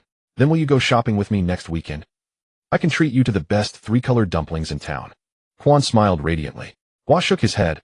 "On weekends I have to read extracurricular books at home. Dad won't let me go out." "Oh, I see. Well, alright, that's such a pity." Quan shook her head, a look of regret on her face. This was not the first time Gua had rejected her. However, this time was different from before. Gua did not say he was going home to idle. Instead, he seriously found an excuse to refuse her. Quan felt a trace of happiness in her heart. But what Quan did not know was that Gua was not making an excuse to reject her. It was his father, Dashin, who truly would not let him go out. His father was afraid he would go out to train. Training is addictive. If he trains during the day, he won't be able to resist training at night. Training at night means poor rest, and poor rest leads to wanting to train the next day. If this continues, Gua's body will surely collapse. Uchiha Dashin was adamant back then. Thus Gua was deprived of the right to train. No way his parents believed in happy education. Gua silently sighed. It seemed he was being coddled. A life that countless children dreamed of. Cherish it while it lasts. Today's school routine was a bit different from usual. Yichuan Dahei called them to the training ground. The elementary training ground was essentially the playground of their. There was a vast lawn with a dense forest behind it. Several scarecrows stood on the playground, each wearing a target painted with rings. Gua seemed to guess something. "Why do you think the teacher is going to take us to practice shuriken today?" Yu leaned close to Gua and whispered. Gua nodded, agreeing with Yu's statement. Yu had grown accustomed to Gua's idle habits, so he continued. I've been practicing with Brother Shursui for several weeks, and my shuriken can now consistently hit the bullseye. Why you haven't come lately? You've been at home reading extracurricular books. I wonder if your shuriken skills have improved. If you perform well, you might get praise from teacher Ichiwan Dahe. What do I need his praise for? Gua was speechless. He didn't understand. Although his body was that of an elementary school student, he had actually lived 2 lifetimes. Tricks like a primary school teacher awarding a little red flower had no appeal to him at all. At Gua's reminder, you seem to suddenly understand as well. That's right, what do we need his praise for? Gua, you might be a philosopher. Gua said nothing more. Teacher Ichiwan Dahe began to speak. Classmates. Today, as you have noticed, we did not go to the classroom. Instead, we brought you here. Do you see those scarecrows ahead? Yes. Then do you know what these scarecrows are for? For practicing shuriken. For practicing kana. Right? What we are going to learn today is the shuriken. Ichiwan Dahe explained as he took out a shuriken from the tool pack he carried and showed it to the students. Most of you probably already know the shuriken, so our main content today is about throwing the shuriken. Ichiwan Dahe rambled on in front. A group of students gathered around Ichiwan Dahe, listening intently. Only Gua and you stood at the very back of the crowd. Gua, you. Why are you two standing so far away? Ichiwan Dahe called out to the two. Gua stepped forward and stood. Ichiwan Dahe liked Gua's personality. Although he might sometimes do things that were hard to understand, as long as you reminded him, Gua would always take your advice. In Ichiwan Dahe's mind, Gua was probably the type who, when playing Xiao Qiao, would silently click, already pre-ordered, if you recommended a critical hit build. Gua came to the side of Ichiwan Dahe. He was bewildered. Wasn't it agreed that he wouldn't take his reward? Do you think you're already so strong that you no longer need your teacher's guidance? Ichiwan Dahe's expression soured. Facing a mere child was somewhat embarrassing. No teacher. You walked over quickly. In the crowd, Quan leaned close to Gua and whispered something. Gua, that day I heard you say he was going to learn shuriken jutsu with you. Are you really skilled with shuriken now? For some reason, Gua seemed to exert a certain attraction over Quan. Was it only because that time he had saved her? Quan didn't know. Shuriken. They're okay, Gua said calmly. Quan's eyes lit up. That means you're really good. Good. Huh. Did I hear that right? You're saying Uchiha Gua is good. He's Uchiha Gua, the notorious waste of the Uchiha clan. He probably got into the ninja academy through connections, haha. Some students with sharp ears overheard Quan and Gua's conversation and burst into laughter, their tone dripping with mockery. Honestly, since his birth, Uchiha Gua had shown no outstanding qualities apart from idling. His abysmal talent was infamous even among the Uchiha. He was well known as the waste of the entire region. Regrettably, the ninja world had no Xiao Yan. They knew nothing of the turnaround from humble beginnings or the terror of a 3-year vow. Moreover, Gua had idled for 6 years, twice the 3-year period. In those years without the system, I saw many people clearly. Now that I have the system, you still run your mouth. Slap. Before anyone could react, Gua had already slapped the student who had spoken. Silence fell over the crowd. Even Ichiwan Dahe, who had just been feeling embarrassed and ready to discipline Uchiha Yu, was stunned. What just happened? Gua hit someone. Given Gua's cold demeanor, he was almost like an automaton. Could he really get into a conflict? Since Ichiwan Dahe's attention hadn't been on Gua, he didn't know the specifics. But given Gua's character, if a conflict occurred, the teacher already had a judgment of right and wrong. Yerepongo, Ichiwan Dahe shouted, stepping forward to grab the dazed fat student. Yerepongo, you've gone too far. Apologize to Gua. Yerepongo, huh? Wah. It took him a moment to react. Damn it. I was the one-hit teacher, ye. Ichiwan Dahe's expression hardened. I told you to apologize. Yerepongo bit his lip, glared at Gua, and snarled, no. It's his fault. Slap. Another slap came, so fast that even Ichiwan Dahe didn't react before it landed on Yerepanga's face. By the time Ichiwan Dahe snapped out of it, a red handprint had already appeared on Yerepanga's cheek, and the boy charged at Gua like a madman. By the time Ichiwan Dahe snapped out of it, a red handprint had already appeared on Yerepanga's cheek, and the Yerepongo was naturally tall and strong, a head taller than his peers, projecting an intimidating presence. As he charged, the onlookers gasped in unison. Gua? Quan cried out nervously, trying to pull him back. But she couldn't. Gua stepped forward and kicked. Bam! Yerepanga's wild bull rush was interrupted. A kick struck his abdomen, sending him flying backward to crash into the crowd. The students scattered, leaving only Yerepongo writhing on the ground, groaning. Gua? That was a bit excessive, said Ichiwan Dahe, his expression darkening. This time he had witnessed Gua strike Penghu with his own eyes. No matter how good his impression of Gua was, he couldn't deny the hard fact. Oh, Gua replied in the same emotionless tone. Everyone around held their breath. Ichiwan Dahe's voice dropped. Why did you hit him again? First, the weak deserve to be beaten. Second, I had to make him aware of his weakness, Gua said evenly, like an... All the students were stunned. They had heard Yerepanga's mockery. Clearly this was a rebuttal. Gua was demonstrating through action who the real weakling was. Just because of that, Yichuan Dahei's face darkened. Fights between children were normal, but Gua had slapped Peng Hu then kicked him dozens of meters away, leaving him unable to get up. This was far beyond ordinary scuffles. Huh. Wait. No. Something clicked. He turned in shock to look at Peng Hu, still rolling on the ground, then back at Gua. The distance between them was easily over 10 meters. He had been blinded by anger at Gua's impulsive act, but now that had calmed down, he realized the terrifying implications. Gua, how did you do it? Yichuan Dahei's breathing grew heavy. Should I grab Peng Hu and try again? Gua asked tentatively. No need. I mean your hand-to-hand combat. How did you reach this level? Yichuan Dahei quickly stopped the impulsive Gua. Gua stood there thought for a moment, and said I just started. Yichuan Dahei frowned. Perhaps Gua was truly a diligent genius. Ninjutsu might rely on talent, but taijutsu depended solely on hard work. At Gua's age such prowess in taijutsu must have cost him countless unseen sweats. Gua, you are truly a hard-working child. Perhaps you were right to discipline Peng Hu. Your efforts must not be defiled. After a long pause, Yichuan Dahei walked to Gua's side and spoke solemnly. Gua 6. In the shadows of a grove. The third Hokage, clad in his Hokage robe, was puffing on his pipe, silently observing the scene in the distance. Danzo stood beside him, also watching while breathing secondhand smoke. I've said it long ago, the Uchiha are evil. Their wicked nature manifests even in childhood. Today he dares to strike a classmate, tomorrow he'll dare to strike the Hokage. Danzo took a deep drag of secondhand smoke, his grip tightening on his cane. A hat flew from his mouth and settled on Gua's head. The third Hokage, with a deep gaze fixed on the backs of Gua and Yu in the distant crowd, said this generation of Uchiha is indeed too talented. Yes, give them more time. Uchiha Shursue, Uchiha Itachi, and this hidden depth, Uchiha Gua. Their rise is inevitable, and then Konoha will face devastating disaster. Danzo followed the third's lead, elevating the hat higher. Besides, wasn't Uchiha Gua supposed to be of low talent? Why does he now display such terrifying strength? That Yichuan Dahei might not see it, but can't you? That kid just now clearly exhibited absolute dynamic vision, combined with powerful taijutsu. Without either of those, he couldn't have landed such a decisive blow. Perhaps that brat has already awakened his Sharingan. He's only 6 years old. It's obvious. The Uchiha clan is deliberately hiding their true genius. Danzo took a deep breath, and with that the largest hat of all covered every Uchiha. They are preparing. The third Hokage smoked in silence. He had heard Danzo's words 1,000 times before.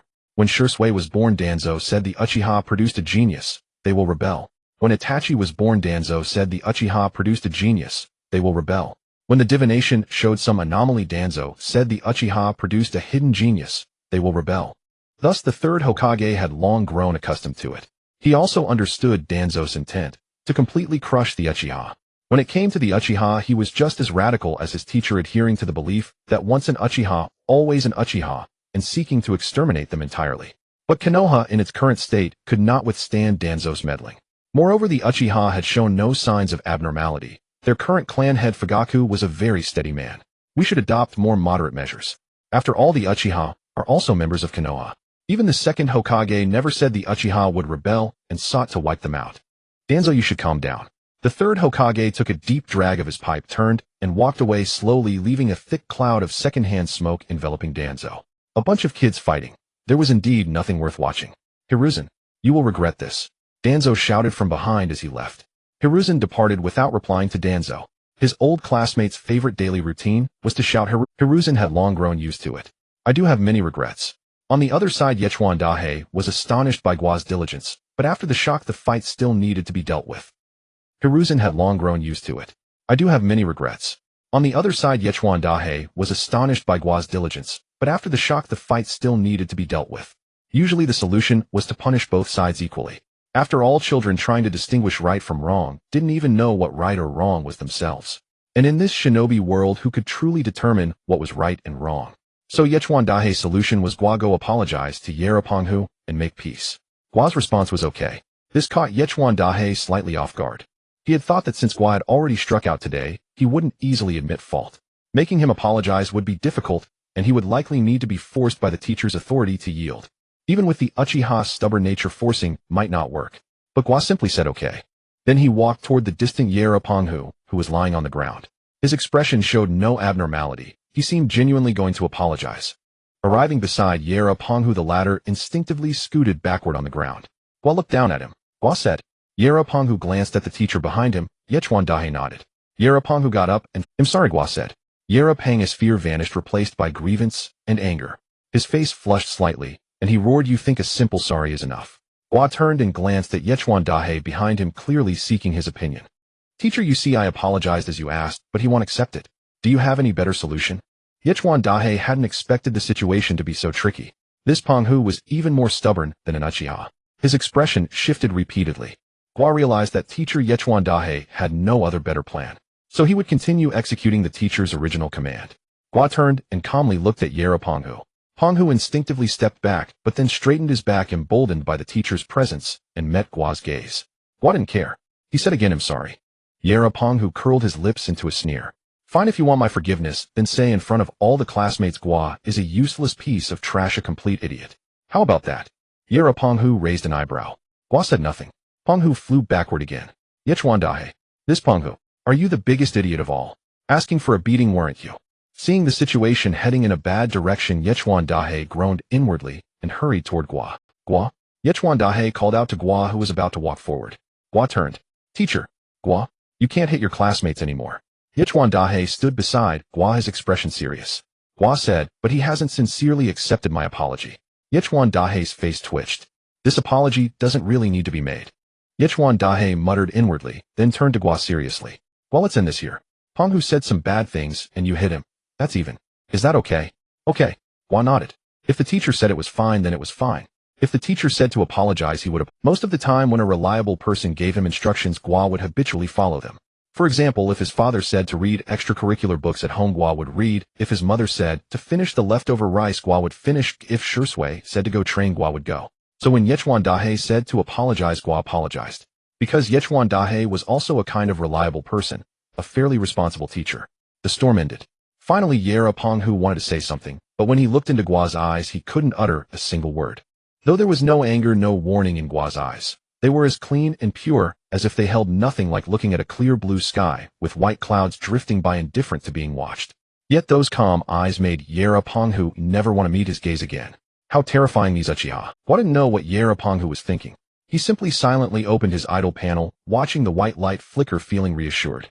Taijutsu tenfold boost active, vision tenfold boost active, shuriken jutsu tenfold boost active. He had been idling shuriken practice for a month, roughly equivalent to 2.5 years of standard shinobi training, 8 hours a day. And today the students here were just beginning to learn shuriken. Truly, a step ahead leads to continuous advantage. After the mediation of Yechuan Dahe, the gold medal peacemaker Gua and Yuan Penghu shook hands and made amends. Gua didn't care much. After all, in Konoha village, bullying peers was a normal occurrence. You cannot judge them by stringent moral standards. As long as they don't kill indiscriminately, they're decent. Gua's expectations for Konoha were exceedingly low.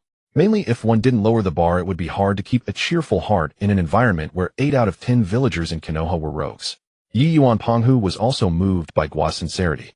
Without demanding an apology, he declared, "I, Yuan Penghu, am an idiot," and then kept his distance from Gua. There were no more whispers about Gua around. Maybe they spoke in secret. Gua didn't know, and Gua didn't care. Alright, next let's experiment as I just explained. Yechuan Dahe grabbed the nearest student. Gua, you go first. The surrounding students were utterly silent. They stared at Yechuan Dahe with strange expressions, but not a sound was made. Yechuan Dahe was puzzled. What do they mean? Is it because of Gua? While Yechuan Dahe was perplexed, Gua took a shuriken from his hand. Standing in place, Gua threw one shuriken, clang. A precise bullseye. It struck dead center, and the shuriken was perfectly parallel to the ground at a 90-degree angle, as if carved with a ruler. At that moment, the entire venue fell even more silent. Only the distant chirping of birds remained. Yechuan Dahe glanced at Gua standing before him, then at the standard line he had drawn dozens of meters away. According to common sense, one should throw from that line. Gua was a good several dozen meters beyond the standard throwing line, yet he landed a perfect bullseye. Gulp. Yechuan Dahe swallowed hard. Gua, did you learn it just by watching once? No, teacher, you didn't even explain how to throw shurikens, remember? Someone in the crowd spoke up, pointing out Yechuan Dahe's forgetfulness. Yechuan Dahe paused, then slapped his forehead. Oh, I think I got distracted by Gua and Penghu's incident. What a careless teacher I am. Then why didn't you remind me? Yechuan Dahe asked in turn. Because teacher called Gua. We also wanted to see how Gua would perform. Yeah. Listening to the students' eager chatter, Yechuan Dahe's mouth twitched. So that was it. He seemed to guess these little ones' minds. If Gua achieved a perfect score without the teacher's guidance, it could only mean one thing: Gua had practiced in advance. What a diligent child. Yechuan Dahe looked at Gua's calm face and couldn't help but admire. Teachers all adore geniuses, but most prefer hardworking students. Genius is just luck, a gift from heaven, but diligence is solid, something you must earn through your own. Yichuan Dahei gazed into Gua's eyes, growing more satisfied. Gua looked up to meet Yichuan Dahei's gaze. Gua said nothing, but Yichuan Dahei smiled and gently placed a hand on Gua's head. Gua, you will become the finest Yuzibo. Oh. Gua neither nodded nor shook his head, just grunted to indicate he had heard. First, he didn't like talking much. Second, there was really no way to respond to that. In his grade alone, there were Yuzibo Yu and Yuzibo Quan, 2 Yuzibo. 3 grades above, there was Yuzibo Zhishui. As for other Yuzibo of similar age in the clan, Gua didn't know them, but there were several. Moreover, being called an excellent Yuzibo didn't sound like a good omen. As far as he knew, the most outstanding batch of Yuzibo were Yuzibo Ban, Yuzibo Dai 2, Yuzibo Zhishui, Yuzibo Yu, Yuzibo Zwishu. Upon closer inspection, none of them had a good fate. Gua only wanted a stable happiness. He had a father, a mother, a home, in his clan. That was enough. He didn't want to pursue lofty ideals like Ban, create a world of only Lin like Dai2, or wipe out his own mother for peace like you. But in this nest of psychopaths called the Yuzibo, seeking stable happiness was no easy feat. I need to work hard at idling, Gua thought to himself. After witnessing Gua's diligence, Yichuan Dahei praised him and began the lesson from the beginning. Regarding shurikens, they are essential tools for us ninjas. The primary goal of throwing shurikens is everything else is empty talk. So how to improve accuracy? Hey, raise the key. Listen carefully. Yichuan Dahei spoke slowly. Gua stood alone in the crowd, idling. The reason he had precisely thrown a bullseye shuriken from tens of meters beyond the standard line was partly that his vision had been idling for a long time, allowing him to clearly see the bullseye on the target even from a great distance. That red seemed like a huge sun will so conspicuous whenever he fixed his gaze upon it. Imagine using a slingshot to hit a bird tens of meters away. Without experience you might miss, but what if you were aiming at a mountain? Then you'd hit every time. The improvement in vision was obvious and useful, but there was one not so good piece of news: the Sharingan didn't seem to be idling out. Vision and Taijutsu were the 2 skills he had idled the longest. Nearly 40 days now, equivalent to about 3 years of training. His first Tomo hadn't appeared yet. Do I need stimulation to awaken it? Gua murmured. His gaze shifted to Yu nearby. It seemed that the assassination plan against you needed to be put on the agenda soon. Yu, who was listening to the lesson, seemed to sense something and turned to look at Gua. Gua nodded at Yu. Although he could suppress you in taijutsu, he had no ninjutsu, while you had already learned the great fireball technique. That was like the opponent having skills while he only had brute strength. Everyone knew that if he failed in a single strike you would counterattack, and he would likely end up in trouble. Whether you beat him or fled back to the clan, Yuzibo Gua would be done for. This logic was clear to Gua, so Gua decided to play it safe. You teach me the great fireball technique? Gua asked sincerely. Yu blinked. Of course, no problem. But why don't you learn from your father, Deshaun? I might not teach well enough. My father won't let me learn. Gua was honest. Yu smiled, a hint of envy in his eyes. After a pause, Yu said, then he'll teach you next weekend, when we have a break. Gua nodded. Thank you. Learn from the enemy to defeat the enemy. Gua felt no guilt. He had to make the Yuzibo survive, and also his father and mother. It must be said that Itachi was a good person now. Perhaps he had always been a good person, just with a different philosophy from his own. But Gua still couldn't accept the notion of exterminating a clan over differing ideologies. The lives of Mu-Yes villagers were precious, but so were the lives of the Uchiha clan. Anyway, he couldn't tolerate anyone killing his parents. Another week passed in the blink of an eye. This week was quite fulfilling, at least for the other students. They practiced shurikenjutsu with great enthusiasm, every innocent pair of eyes brimming with longing for the path of a ninja. I want to become a ninja. That was the most frequent phrase Gua had heard in the past week. The second most common was I want to become Hokage. When he heard that line, Gua turned his head slightly to glance at the classmate beside him, only to see a face that wasn't quite familiar. He then withdrew his gaze. He almost thought it was that brat Naruto. But now in the 52nd year of Muyi, Naruto was only 2.5 years old. It would probably be another 2 years before he turned into a little demon. Later he would become the hero who saved Muyi and the entire ninja world. Gua didn't really care who became a hero or who became a coward. Compared to that, he cared more about the fact that today was finally a day off. Another week of idling. I'm truly excellent, aren't I? Feeling his physical strength grow day by day, Gua acknowledged his own effort. Isn't idling diligently also a form of effort? Gua, meet me at the back hill tomorrow. After school, Itachi made a pact with Gua, then ran home as fast as usual. He wasn't as unsociable as in the original story, nor was he as philosophical. This made Gua wonder for a moment whether Itachi had also been reincarnated through time travel. But that possibility was slim. Gua felt that the more likely reason was his own influence. Not that he had changed Itachi's personality, but because he himself had done nothing, simply idling in a daze, which naturally made Itachi a bit more lively. If a person is not good at words, placing them among a group of even less talkative people will soon make that person. Similarly, if a person is philosophical, all you need to do is put them in front of someone even more philosophical, and the former will no longer be so philosophical. Gua walked forward alone, his steps landing on the ground with extraordinary stability, neither too long nor too short. He was accustomed to the distance of 2,322 steps home. Thus, every step was just right. Gua? Someone called him. Gua turned around. It was Quan. School had been going on for a while, and besides Itachi, Quan was his only friend. Although stealing someone's friend felt a bit hard to accept, on the other hand, he hadn't done anything out of line. Why was he feeling guilty? Gua dispelled his wandering thoughts and looked at Quan running toward him. Quan ran very fast, so when she reached Gua, her little face was flushed red. Gua thought of the earliest simile from his previous lives, elementary school, a face red like a ripe apple. Gua once wondered how a person's face could be as red as a ripe apple. Now he thought that the first person to come up with that simile was probably a time traveler from an anime world. Gua, do you have time tomorrow? I want to go to the town to buy 3 colored dumplings with you. Quan panted heavily, her shoulders rising and falling, looking at Gua with sincere eyes. Really persistent, huh? Gua thought to himself. Tomorrow during the day, I'm going to learn fire release with Itachi. Gua rejected Quan's invitation again, as usual, but this time, he had a legitimate reason, making it seem much more sincere. But this time Quan was clearly angry. She puffed her cheeks and glared at Gua. Eat 3 colored dumplings with me, or learn fire release with Itachi. Gua? Learn fire release with Itachi. Gua answered decisively. He could eat 3 colored dumplings anytime, but when Itachi exterminated his clan, there wouldn't even be a feast. A whole clan wiped out in one go. So he had to prioritize training now. He absolutely couldn't slack off. Gua? He'll never invite you to eat 3 colored dumplings again. Quan roared at Gua. Gua felt saliva splashing on his face. No, wait, it seemed to be tears. Quan ran away like that. Gua stood still, turning his head to watch Quan's departing figure. Indoor types really give me a headache. Gua didn't want to offend Quan. Being kind to others was a fine virtue of the Zhonghua people, and besides, Gua tried to think of something to make up for it. But he opened his mouth and couldn't utter a single word.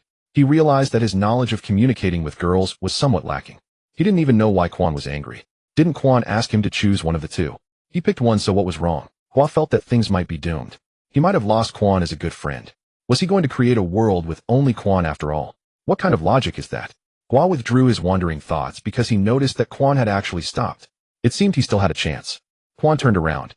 Gua? Say it again. Will you go to the town to buy 3 colored dumplings with me tomorrow? Quan was panting heavily, staring at Gua from a distance. With his good eyesight, Gua could see her pitiful expression. Oh, but tomorrow I have to learn fire release with Itachi. Before Gua could finish his sentence, Quan had already turned and run away, this time even faster. Idiot. Idiot. Idiot. You'd better stay with Itachi forever. Gua is a big idiot. Quan vanished from sight in an instant. Only Gua was left standing there. Chance seems to be gone. Gua calmly turned around and prepared to go home. I can ask father for advice. Maybe he's good at cheering up girls. Thinking this, Gua slowly made his way home. 2,324 steps. 2 steps more than usual, 1 step for turning back to look at Quan, and 1 step for turning around to head home. Great job, Gua. Gua silently gave himself a thumbs up in his mind. He slid open the door. His father Dashin seemed to have come home unusually early today, and was actually busy in the kitchen with his mother Nai. It looked like he was in for a treat today. It was rare for a man to cook in a ninja village, especially in the Uchiha clan, which was full of male chauvinism. Every Uchiha man carried a stubborn pride. But his father Dashin was an exception. Thinking of this, Gua smiled. His father Dashin wasn't like a typical Uchiha, and his mother Nai wasn't either. That was precisely why his little family was so warm. Could the Uchiha really be evil? Gua didn't ponder for long before stepping into the house. Neither his father Dashin nor his mother Nai came out of the kitchen, seemingly too engrossed in cooking to escape. I think adding some sweet soy sauce to the beef stew would be better. Listen to me. Add some salty soy sauce with sugar. That's my secret recipe. Sweet soy sauce is better. Like hell it is. In the kitchen, his parents seemed to be flirting. Gua felt he should have come home a bit later. Maybe as they bickered, they would shift from sweet soy sauce is better or salty soy sauce is better to the topic of daughters are better or sons are better. It wasn't impossible. Gua sat cross-legged by the low table in the living room, starting to idle, while pulling out a copy of Intimate Paradise from his school bag and flipping through it. From the kitchen came the muffled voices of his father and mother, punctuated by the sound of a rolling pin hitting a head. Judging by the sound, it was a good head. But his father Dashin would always let out a pained groan after the rolling pin struck that good head. Dinner time. Gua ate the beef pot with sweet soy sauce, salty soy sauce, and white sugar added, and then pulled a face. What's wrong? Gua felt his emotional intelligence was a bit too high. He could actually say something inoffensive at a time like this. How impressive. But then, Gua felt his emotional intelligence was a bit too high. He could actually say something inoffensive at a time like this. How impressive. But then his mother Quan's fatal follow-up question came. Which is better, sweet soy sauce or salty soy sauce? Gua didn't know how to answer. It was like in his past life when an adult caught him and asked, do you like daddy or mommy more? Gua really wanted to say, can I like both? However, judging by their expressions, it seemed he couldn't like both. I think maybe beef pot doesn't suit soy sauce. Gua finally chose an answer of neither. He felt he was extremely clever for being able to pick a third path from this. Indeed, he was a genius. Between offending his father and offending his mother, he chose to offend both. Sure enough, after hearing Gua's answer, Father Dashin's mouth twitched slightly. Son, if you keep this up, you won't find a girlfriend in the future. Father Dashin spoke earnestly. Mother Nai put her hands on her hips and glared at Gua angrily. Is that so? Gua was somewhat surprised. He had lived 2 lives, and though he had been a shootin' in both, never even holding a girl's hand, surely he wouldn't end up so tragically. That's right, Gua. Mother Nai let out a frustrated breath, staring angrily at her simple-minded son, a bit worried about the matter of a future daughter-in-law. Even so, I'm only 6 years old now. Isn't worrying about a girlfriend a bit too early? Gua said. Too early. You're already 6, 7 by traditional count, soon 8 in a blink, 9 after New Year, 10 immediately, 11. She continued until finally she sighed. What if you can't find a wife even at 30? In response to his mother's worry, Gua's face turned solemn, as if facing a great enemy with the weight of Mount Tai. It seems the night of the clan's extermination is this close. When Mother Nai mentioned turning 13 in a blink, Gua keenly caught the key point. I must put the assassination of you on my mind, Gua said to himself silently. At the same time, he resolved to learn fire release tomorrow and use it on him immediately.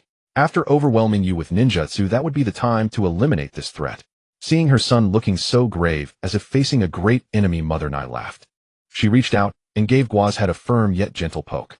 Mom was just teasing you. Our Gua is so handsome, surely many girls will chase him in the future. At this, Gua recalled what happened after school earlier. The angry expression on Quan's face when she left was still fresh in his memory. He had to find a way to fix this broken boat called friendship. So he asked, Dad, if a girl is angry, how should I cheer her up? Yuzhibo Dashin was stunned.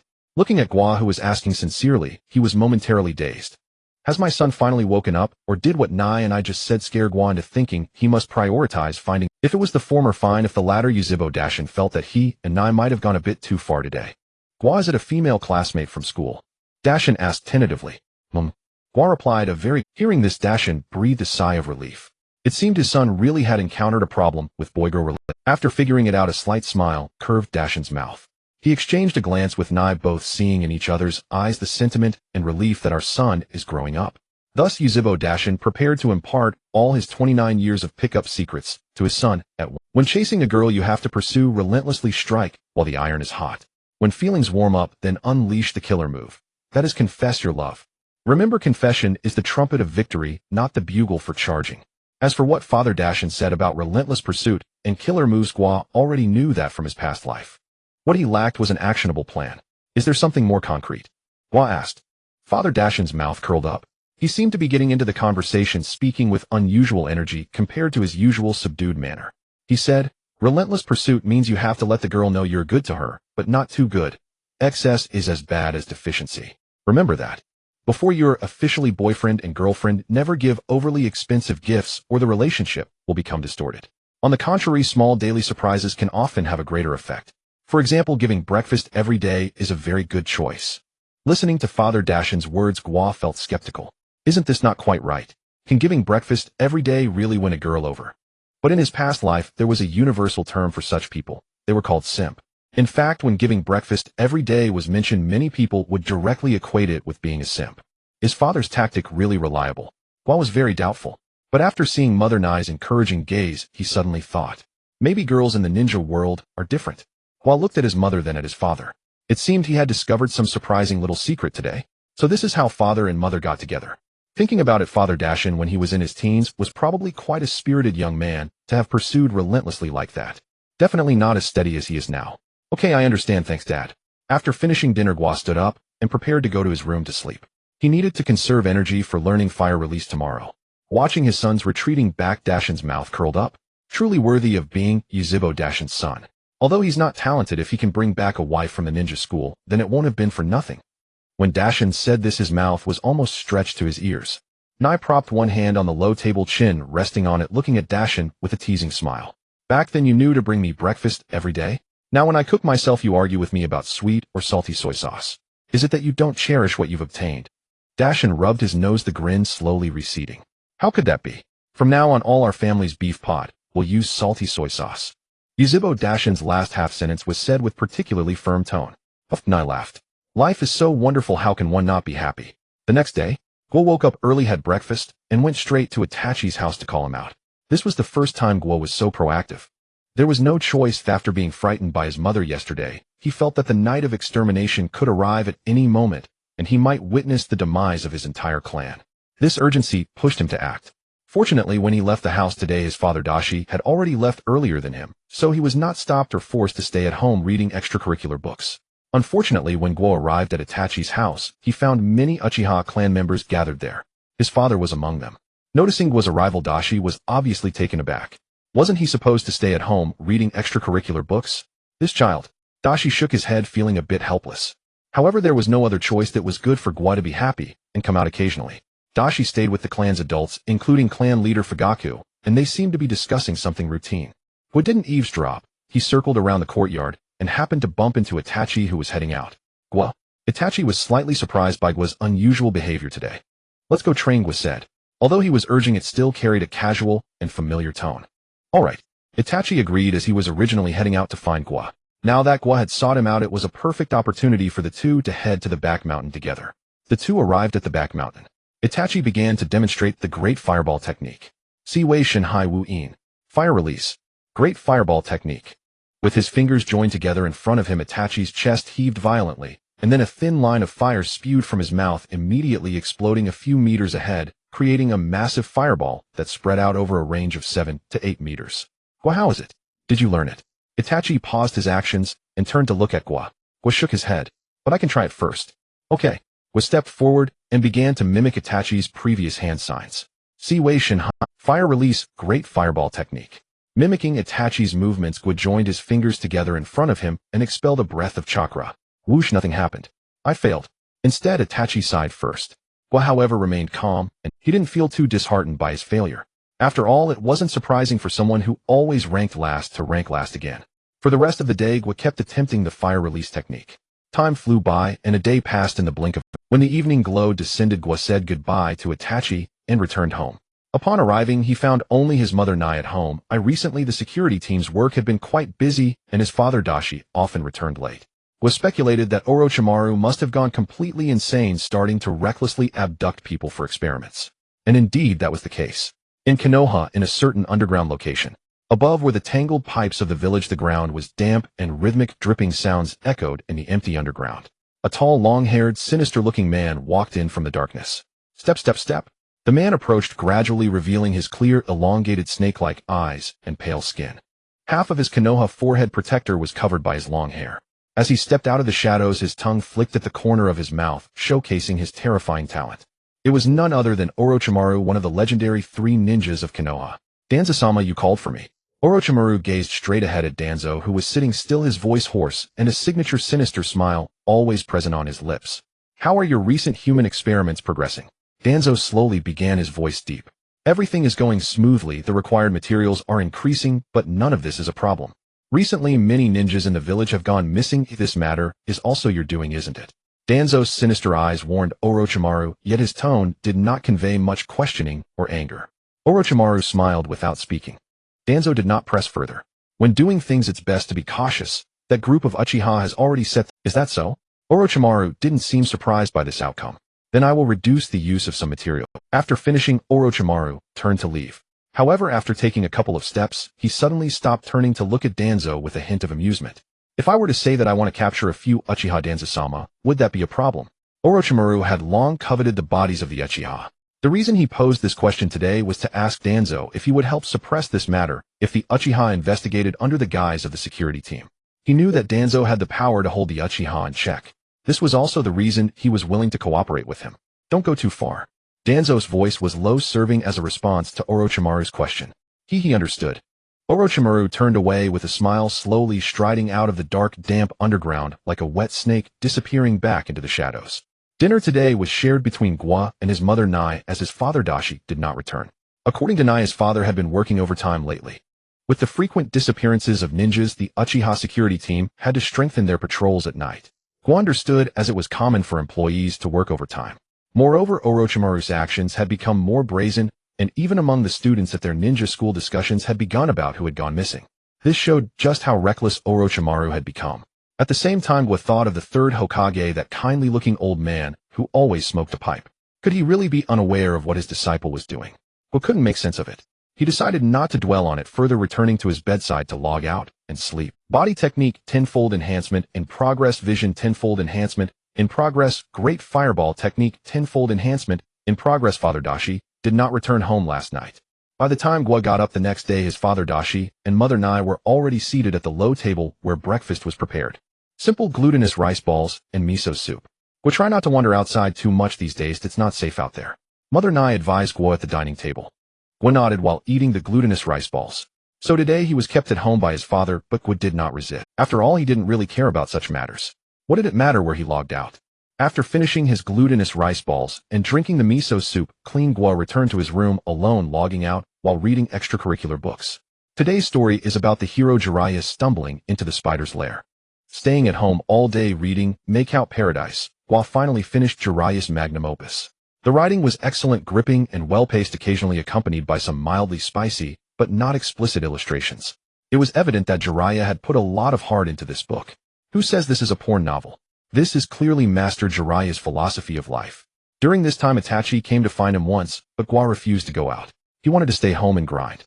Itachi couldn't say much after all the recent disappearances of ninjas were making headlines, and going out at such a time was indeed unsafe. So Itachi also went home to train alone. Another day passed. Gua's great fireball had been grinding for nearly 2 days. Thus the weekend ended. On Monday morning, Gua got up early. According to what his father Dashin said, to appease a girl at least a breakfast was needed. So he planned to buy it on the way to school. Gua, up so early today? Mother Nai smiled at Gua, who was early. Didn't Dad say that to appease a girl you need at least a breakfast? Gua said. Mother Nai smiled. I've prepared it, Gua. Gua, about to leave, was slightly stunned. He hadn't expected his mother to remember what he said 2 days ago. He thought she would have forgotten such a trivial matter in an instant. While Gua was lost and thought his mother had already pressed the lunchbox into his hand. Gua, good luck. Mother Nai clenched her fist and cheered him on. Gua, how should I put it? I'm not going to flirt, I'm going to apologize. Gua wasn't good at explaining. Moreover, he felt that with his mother there was no need to explain so clearly. It was harmless anyway. Taking the lunchbox, Gua left the house. Generally, most students of the Ninja Academy didn't eat breakfast before going to school. Some would have simple snacks like Izumi, who often used a skewer of 3-colored dango as breakfast. Therefore, a hearty breakfast was a luxury for Ninja Academy students. Since Gua got up a bit early today, there weren't many people when he arrived at school. The same was true in the classroom. Gua walked to the first row and placed the lunchbox on Izumi's seat. Then he returned to his own seat and began to grind. Now he should be even with Izumi, and she would probably forgive him, although Gua didn't know what he had done to offend her. As Gua ground, time passed bit by bit. Students began to arrive one after another. The classroom gradually became lively. Gua. Someone called Gua out of his grinding. Gua looked up at the girl standing in the corridor. It was Izumi. Today you came at a different time than usual. Izumi didn't seem to be in a good mood, but she still stood in front of him. Gua didn't know why, but Izumi seemed very awkward. I had something to do today, so I got up early. Gua said. He wasn't lying, he indeed had something, and got up early. But he didn't read between the lines of Izumi's words. When she said he came at a different time than usual, it was because she had long figured out Gua's habits. That was why the 3-colored dango appeared punctually at the school gate every day. But today Gua did not appear at the school gate at the usual time. Izumi waited at the gate for a while, but still did. Only then did Izumi walk into the school with 2 skewers of 3-colored dango, looking a bit disappointed. Then, arriving at the classroom, the first thing she saw was Gua sitting in his seat. That was why Izumi ran over to ask Gua. But because they had a falling out on Friday, her tone now was a bit unnatural. And in Gua's eyes, all this naturally became that awkward feeling. Something. Izumi pouted. What business could you have? Are you trying to avoid me? Her voice was very soft, like the buzzing of a mosquito, so quiet that even she couldn't hear it. Perhaps it was just a thought. What did you say? Gua asked Izumi in confusion. Izumi composed her disappointed expression, reached out, and handed a skewer of 3-colored dango to Gua. Here. Gua was stunned. Wait. Bro, aren't you mad anymore? Did I see it wrong that day? Gua dared not take it. He was afraid Izumi had poisoned it. After hesitating for a moment, he spoke with some reluctance. This dango. Is it legit? Izumi. Izumi had already gathered a lot of courage to come to Gua, and now hearing his words, she was completely triggered. She stuffed all the 3-colored dango into her mouth in one go.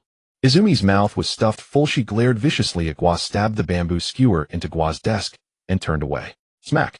Gua looked at the skewer quivering on the desk, instinctively leaning back. What does this mean? Gua was puzzled. Itachi came at that moment, and when he arrived beside Gua, he saw the skewer stuck in Gua's desk. Itachi was taken aback. Gua don't stick used skewers on the desk. Gua turned to look at Itachi. Stick it in your butt. Sensing that Gua's gaze was off, and that he seemed not so happy today, Itachi fell silent, walked around Gua, and sat down in his own seat.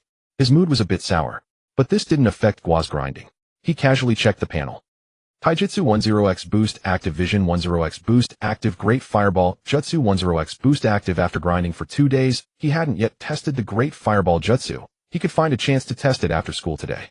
On the other side, when Izumi returned to her seat in a huff, she was startled to find a lunchbox placed neatly on her desk with the familiar Uchiha clan crest printed on it.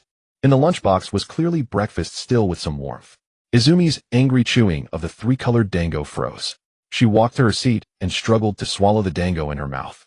Izumi gently placed the lunchbox in front of her, opened it. The aroma of beef rolls accompanied by steam wafted into her nostrils. Izumi's eyes slightly moistened. Her parents died on the night of the Nine-Tails rampage. Since then, few had packed a lunchbox for her. Now the lunchbox even bore the Uchiha clan crest. This made Izumi suddenly break into tears. She lay on the desk, burying her face, her shoulders trembling slightly, while the lunchbox steamed on the table. Time flew by. There was nothing unusual about today's routine theory lessons, historical anecdotes, and shuriken. It was dull. Gua spent most of his time idling. When school finally ended, he stood at the school gate waiting for her. He found it slightly surprising that Quan hadn't come out. It wasn't that he absolutely had to wait for her, but she still had his lunchbox. It needed to be returned. Otherwise, how would he explain it to his mother when he got home? In the end, Guan never saw Quan's figure. She must have. What a loss. His father had said bringing breakfast for a girl was useful, but it was completely useless. Not only did she leave the skewers from the 3-color dumplings poking a hole in his desk, she also made off with his lunchbox. Guan didn't linger at the school gate. He decided to head home, hoping to find an empty spot along the way to test the fire style he had been idling for 3 days. Guak. Someone called out to him. But it wasn't Quan, it was you. You quickly caught up from behind. Gua, how is your fire style practice going? Do you need me to guide you further? Maybe you'll improve faster. You knew that although Gua worked extremely hard, he was somewhat lacking in talent. Hence the question. Gua nodded. Thank you. Regarding you, he found he didn't dislike him as much anymore. This guy. How did he grow into someone who could kill without blinking? Gua sighed inwardly and walked forward. In the shadows under a dark treetop, a tall, slender man slowly emerged, his narrow eyes fixed on the retreating figures of the two. Uchiha. Orochimaru licked his lips, unable to hide the greed and excitement in his eyes. Soon, Yu and Gua arrived at a riverbank. The river was crystal clear, gurgling downstream. No water pollution. That's good. Gua couldn't help but compare this world to the one he had transmigrated from. Gua, show me here. Perform it once, and he'll see if there are any mistakes. You said. Gua nodded. He stepped to the edge of the river and began forming hand seals. Gua was astonished at how nimble his hands were. Every seal seemed to have been practiced thousands of times in his mind. As his fingers moved, each seal was perfectly executed. Finally, he formed the tiger seal. All the hand seals for the Great Fireball technique were complete. The seal formation was nearly perfect. Now came the actual release, since hand seals were merely an aid. Gua brought his 2 fingers together before him, took a deep breath, and his abdomen swelled high. Fire style. Great Fireball technique. Chakra burst forth. A slender line of fire shot out, then rapidly spread forward, exploding with a roar over the water's surface. A huge fireball cast a fiery reflection on the water. Ripples spread across the surface from the wind and waves generated by the technique. The fireball died out. The Great Fireball technique was complete. Gua remained still and expressionless. But Yu was stunned. Although Gua's Great Fireball wasn't perfect, it had reached a very proficient level. After all, only 3 days had passed since Gua learned the technique. Even at his own peak, could he have reached such a level in 3 days? Was Gua training day and night? Suddenly, Yu seemed to understand something. When he had gone to find Gua the next day, Gua hadn't come out claiming he needed to read extracurricular books at home. Now it seemed, Gua must have been putting in 100 times the effort in training. Gua, you really are a guy whose hard work is terrifying. Yu's mind was in turmoil. But Gua turned his head expressionlessly because he had noticed that you hadn't spoken for a while. He even suspected you. When he turned, he saw you still standing there, but looking like a stunned goose, wide-eyed and motionless. What's wrong? Gua asked calmly. Nothing. You stuttered in reply. Is there anything I need to improve? Gua hadn't forgotten the reason you had followed him. After idling for 3 days, he had indeed noticed a great improvement in his fire style, but it could only be called proficiency. 3 days roughly equaled 3 months of ordinary training. Spending that long just to become proficient in the Great Fireball. Frankly, the assessment of low talent was not wrong. Gua even complimented the Uchiha in his mind for their accurate judgment. Improvement. Improvement would be about controlling the amount of chakra evenly. Don't release too much or too little at once. Other than that, I can't see anything else. You felt a bit embarrassed. At this rate of hard work, even he whom the clan called a genius would probably be left behind by Gua. I have to step it up, Itachi. You silently encouraged himself. Thank you. Gua thanked you, and prepared. After all, he had come here today to test the Great Fireball he had idled for 3 days. It was hard to practice at home. His family wasn't like the clan leader's mansion with a big courtyard. He was from an ordinary Uchiha family. One fire-style technique might set the house on fire. No problem. It's the least I can do. You walked back with Gua toward the Uchiha compound. After they left, Orochimaru's figure appeared again. He slowly approached the riverbank, crouched down, and scooped up a handful of clear water. The surface seemed to still hold some residual warmth. Through the clear water in his hand, Orochimaru's androgynous face was clearly reflected. Gwakuin, are you willing to give something for the truth? Orochimaru chuckled, his tone playful. Finally, he released his hands, letting the water fall back into the river. He slowly stood up and walked away into the distance. When Gua returned home, everything was as usual. Nothing special. Every day was a straight line between 2 points, peaceful and uneventful. This was exactly the life Gua wanted. He had dinner with his mother, and she didn't ask about the lunchbox. Gua didn't mention it either. It was just a lunchbox. After dinner, Gua went to his room to idle. The daily routine was long, and his father's extracurricular books served well to pass the time. Today he was reading the tale of the Gutsy Ninja, still a work by Master Jiraiya. The protagonist's name was Naruto the Giant Slug, also the origin of Naruto's name. On the other side, when you returned home, he was somewhat absent-minded. He seemed to be entering some kind of philosophy. His mother Meichin asked him with concern. You told her about Gua. Mother, do you think one day you'll be surpassed? Meichin smiled and ruffled her son's hair. You are the genius of the Uchiha. You must believe in yourself. I understand, mother. You nodded and went off to play with Suiju. Meichin shook her head silently and sighed. Does that kid Gua have such a big influence on you? That evening, when Fuyue returned home, Meichin told him everything about you in detail. After all, even though Fuyue was the clan leader busy with clan affairs, he couldn't neglect his duty as a father. He was Yu's father. After listening to Meichin, Fuyue was taken aback. He looked toward his son Yu's room. His voice was as deep and stern as usual. Can a person's hard work really achieve such a level? Perhaps that kid named Gua will be a very good companion on Yu's path of growth. This was recognition from a clan leader. The next day, when Gua arrived at school, Quan finally returned the lunchbox to him, but it was filled with steaming hot. This was the breakfast Quan had prepared for today. Gua felt that this should be a symbol of their reconciliation, so he naturally wouldn't refuse. Life returned to normal. After finishing the lunch, Gua could take the lunchbox back home to show his mother. Quan didn't say anything extra, still laughing and joking as usual. Gua thought his father was a genius. Sending breakfast to a girl was indeed a good way to win her over. Time flew like an arrow. Days and months passed like a shuttle. Another week passed. In the blink of an eye, it was Friday. Tomorrow would be 2 days off. Gua looked at the Great Fireball that had been idling on his panel for a week, and he felt the time had come. Now his Great Fireball was definitely enough to overwhelm Itachi. Coupled with his physical skills and eyesight that had been idling for a month and a half, he felt his chances of victory were great. Therefore he decided to invite Itachi to go mountain climbing. Mountain climbing. Itachi was very surprised by Gua's initiative. But after only a moment of surprise, he readily agreed. Gua, of course, no problem. Having successfully invited Itachi, Gua prepared to go home with satisfaction. Tomorrow I will nip the root cause of the clan massacre in the bud. Just thinking about it made him feel relieved. The huge stone that had been pressing on his heart for 6 years was finally about to be removed. Gua. On the way home after school, Quan called out to him. Today was Friday. Before Quan even spoke, Gua had already guessed what was coming. Quan was going to invite him shopping again, truly persistent. Every Friday, Quan would invite him, as if she had become a fixed respawning NPC. The key point was that Gua had never agreed once. This made Gua a bit ashamed. Gua, do you have plans tomorrow? Sure enough, Quan asked the question again. Watching Quan walking backwards in front of him with those expectant eyes, Gua gave an apologetic smile. I've invited Itachi to go mountain climbing. Quan didn't get angry as she still walked backwards with her hands behind her back, a smile always on her face. Gua, why do you spend every weekend with Itachi? Gua thought for a moment.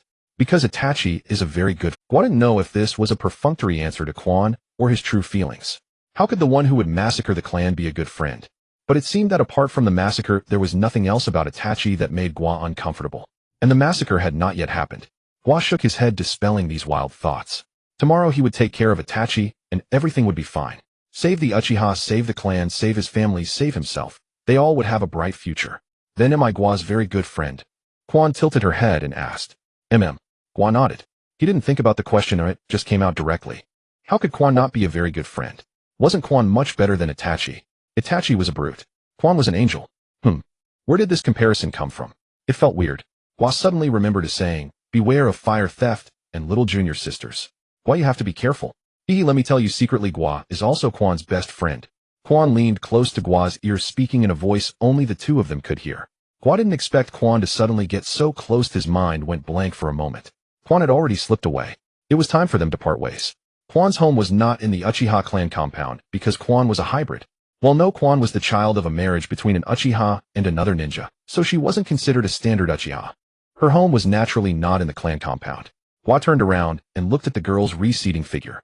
Suddenly Quan stopped, turned around, and excitedly waved and shouted at Gua. Gua, see you next week. Quan's small hand waved in the air like a fluttering flag. See you next, Gua replied. His voice wasn't loud. He guessed Quan didn't hear it, but Quan saw it.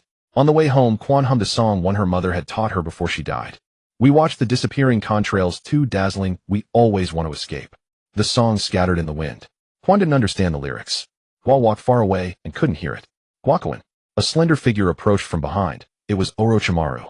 Still far from Gua, he spoke hoarsely, as if talking to himself. Just as Orochimaru was about to step forward to catch up with Gua's figure, someone blocked his path. Orochimaru slowly raised his head and met the gaze of the man in front of him. What a coincidence, clan leader Fugaku. Orochimaru showed no embarrassment at being caught in the act of scheming. His expression didn't even change a bit. Orochimaru, do you intend to strike at the Uchiha? At a child of the Uchiha? Fugaku stared at Orochimaru with a dark gaze. Striking at the Uchiha and at a child was something he as clan leader could not tolerate, even if the other party was one of the Sannin. The Uchiha and the village had not yet reached a point of irreconcilable conflict. At least in Fugaku's eyes, they were still members of Konoha. Moreover, he knew Orochimaru's nature very well. Recently, they had traced the recent cases of missing ninjas to this guy, and he was definitely involved, but due to Danzo's interference, they hadn't yet found evidence. Strike at the Uchiha? I don't quite understand what you mean, clan leader Fugaku. Orochimaru's voice was still his trademark hoarse tone. Aren't you trying to target the child Gua? Fugaku's face darkened. Heh. Orochimaru sneered, accusing one of the Sannin without evidence. If this gets out, it might damage the Uchiha's reputation. Moreover, clan leader Fugaku, you are a member of the police force. You should know better than I that you need evidence to arrest someone. Fugaku's expression shifted uncertainly. Ever since Mikoto mentioned Gua to him that day, he had been observing Gua from the shadows, and today, he spotted Orochimaru. He had followed Gua all the way. He didn't believe Orochimaru had no ulterior motive. But as Orochimaru said, he had no evidence and couldn't make an arrest. If there's nothing else, clan leader Fugaku will be going.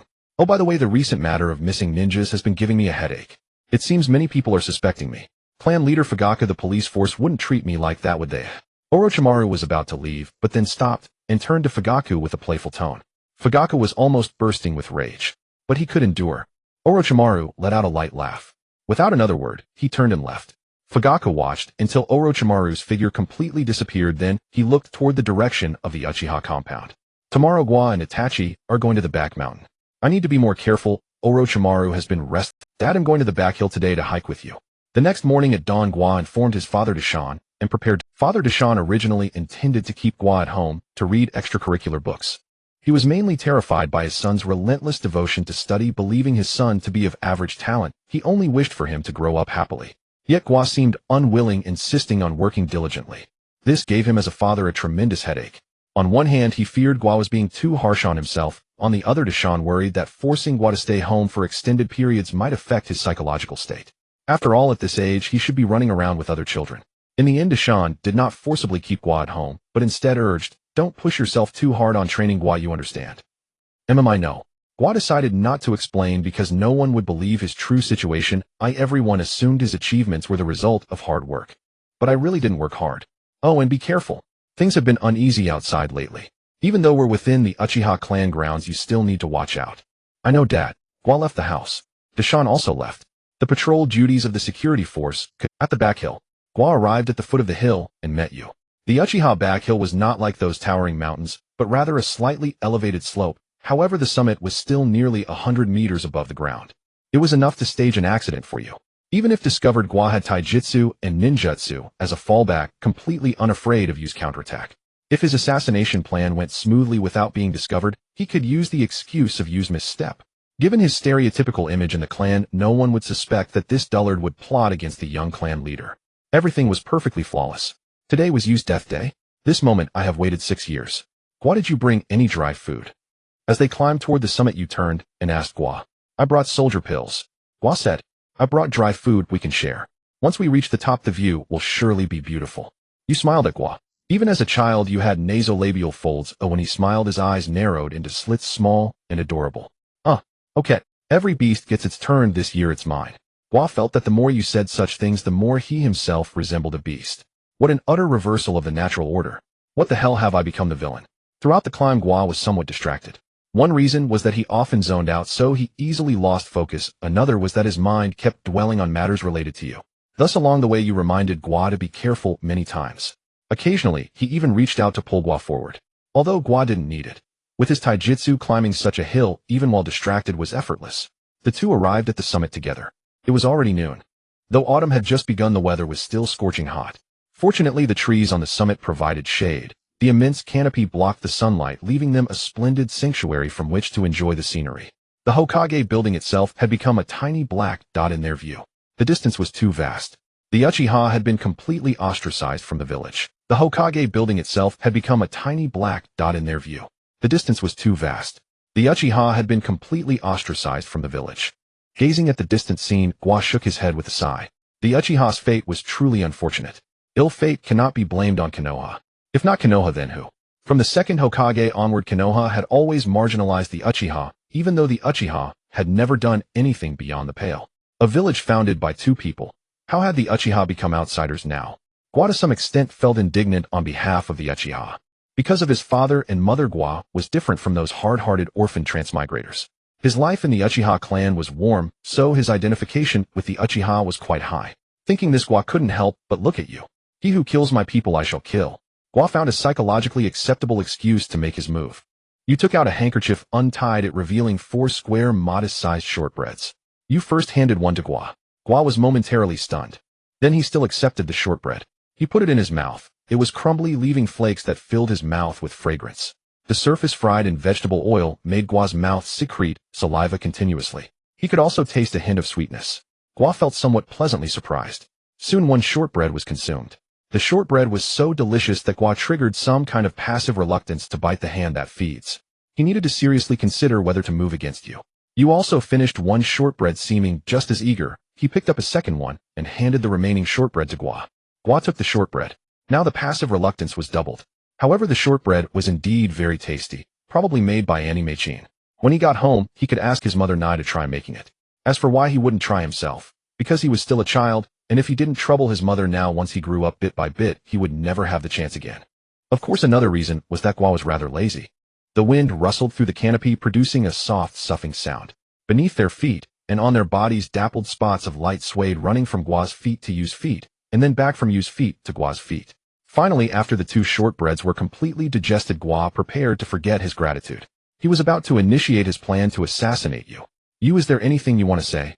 Gua asked. If there were last words, Gua thought he would remember them for you. Huh. Yu was surprised. Sitting on the ground, he tilted his head to look at Gua. Gua met Yu's gaze. Do wishes made at the top of a mountain really come true? Yu scratched his cheek, uncertain about this notion. Maybe. I heard that during the war, comrades never had time to make wishes. They could only speak the things buried deep in their hearts to trees, mountains, or rivers, and then they would die inexplicably. Gua said in a flat tone.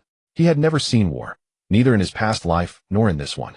So he truly was just repeating hearsay things had read in some extracurricular book. Yu smiled. Gua was more talkative today than usual. Then Yu's expression turned sorrowful. War. That was a shadow he was unwilling to mention. Yu's face became solemn as he looked at Gua. In his eyes, a single tomo suddenly rotated, tinged with a hint of crimson. Gua was stunned. Sharingan. He had been careless. Yu's expression shifted to slight sadness as he withdrew those eyes bearing the tomo. Then Yu regained his composure. Gua, you're right. Those people on the battlefield never had the chance to speak what weighed on their hearts, and then they would die so inexplicably. Yu's tone carried grief. Gua, what do you think is the meaning of life? The meaning of life. This question was too heavy, pressing constantly on Itachi's mind. He had never been willing to bring it up, had pondered it, yet found no answer. He sought answers from the outside, but no one would listen to a child speak such words. Gua did not reply. He knew his answer would not satisfy Itachi. The experiences of the two were vastly different. Itachi was unfortunate, while Gua was fortunate. The fortunate one tells the unfortunate, "Look how beautiful the world is." The unfortunate find it hard to accept such an answer. So Gua chose silence. He was quite adept at it. Until I met Gua, I seemed to understand the meaning of life. Itachi shifted the topic, turning to look at Gua. Gua was taken aback. Do I have such a great impact? Even when you asked me questions, I couldn't answer them. Gua, you're like someone who embraces everything. Anything can flow through you, and you just quietly observe. In fact, you've already answered me. The meaning of life lies in savoring those delicate fragments of beauty. Itachi rested his hands on his knees, gazing into the distance at the Uchiha clan grounds. Father is rigid, but he secretly cares for me. Mother prepares savory biscuits for me. Sasuke smiles at me. Gua invites me to climb mountains. All these little things are wonderful. Itachi was actually smiling. Gua thought to himself, I invited you to climb mountains to assassinate your brother. If you knew the truth, would your tears fall? Sasuke's smile for you is genuine affection, that's true. Aunt Makoto's savory biscuits are indeed delicious. Fugaku's hidden concern for you is also possible. If you omitted the last point, I would fully endorse your answer. Small fragmented thoughts also arose in Gua's mind. Who says Itachi is monstrous? Sometimes Itachi is quite good. He is still just a child now. Gua joined Itachi in gazing at the distant clan grounds. The sun scorched the earth as if every breath drew in a large gulp of sunlight. A learned scholar once said, when in doubt, ask the spring breeze. If the wind comes from the north next time, I will kill Itachi. If the wind comes from the south, I will let him go. The forest rustled. The wind rose. It came from the north. Gua stood up, brushing the dust from his clothes. As I said, if the wind comes from the north, I let Itachi go. If it comes from the south, I kill him. It seems heaven wants Itachi to live. Itachi also stood up. Gua, shall we descend now? Gua nodded. The two followed the same. The plan to assassinate Itachi had failed. In the dark forest on a massive tree trunk, Fugaku stood there, having watched the entire process from their ascent to their descent.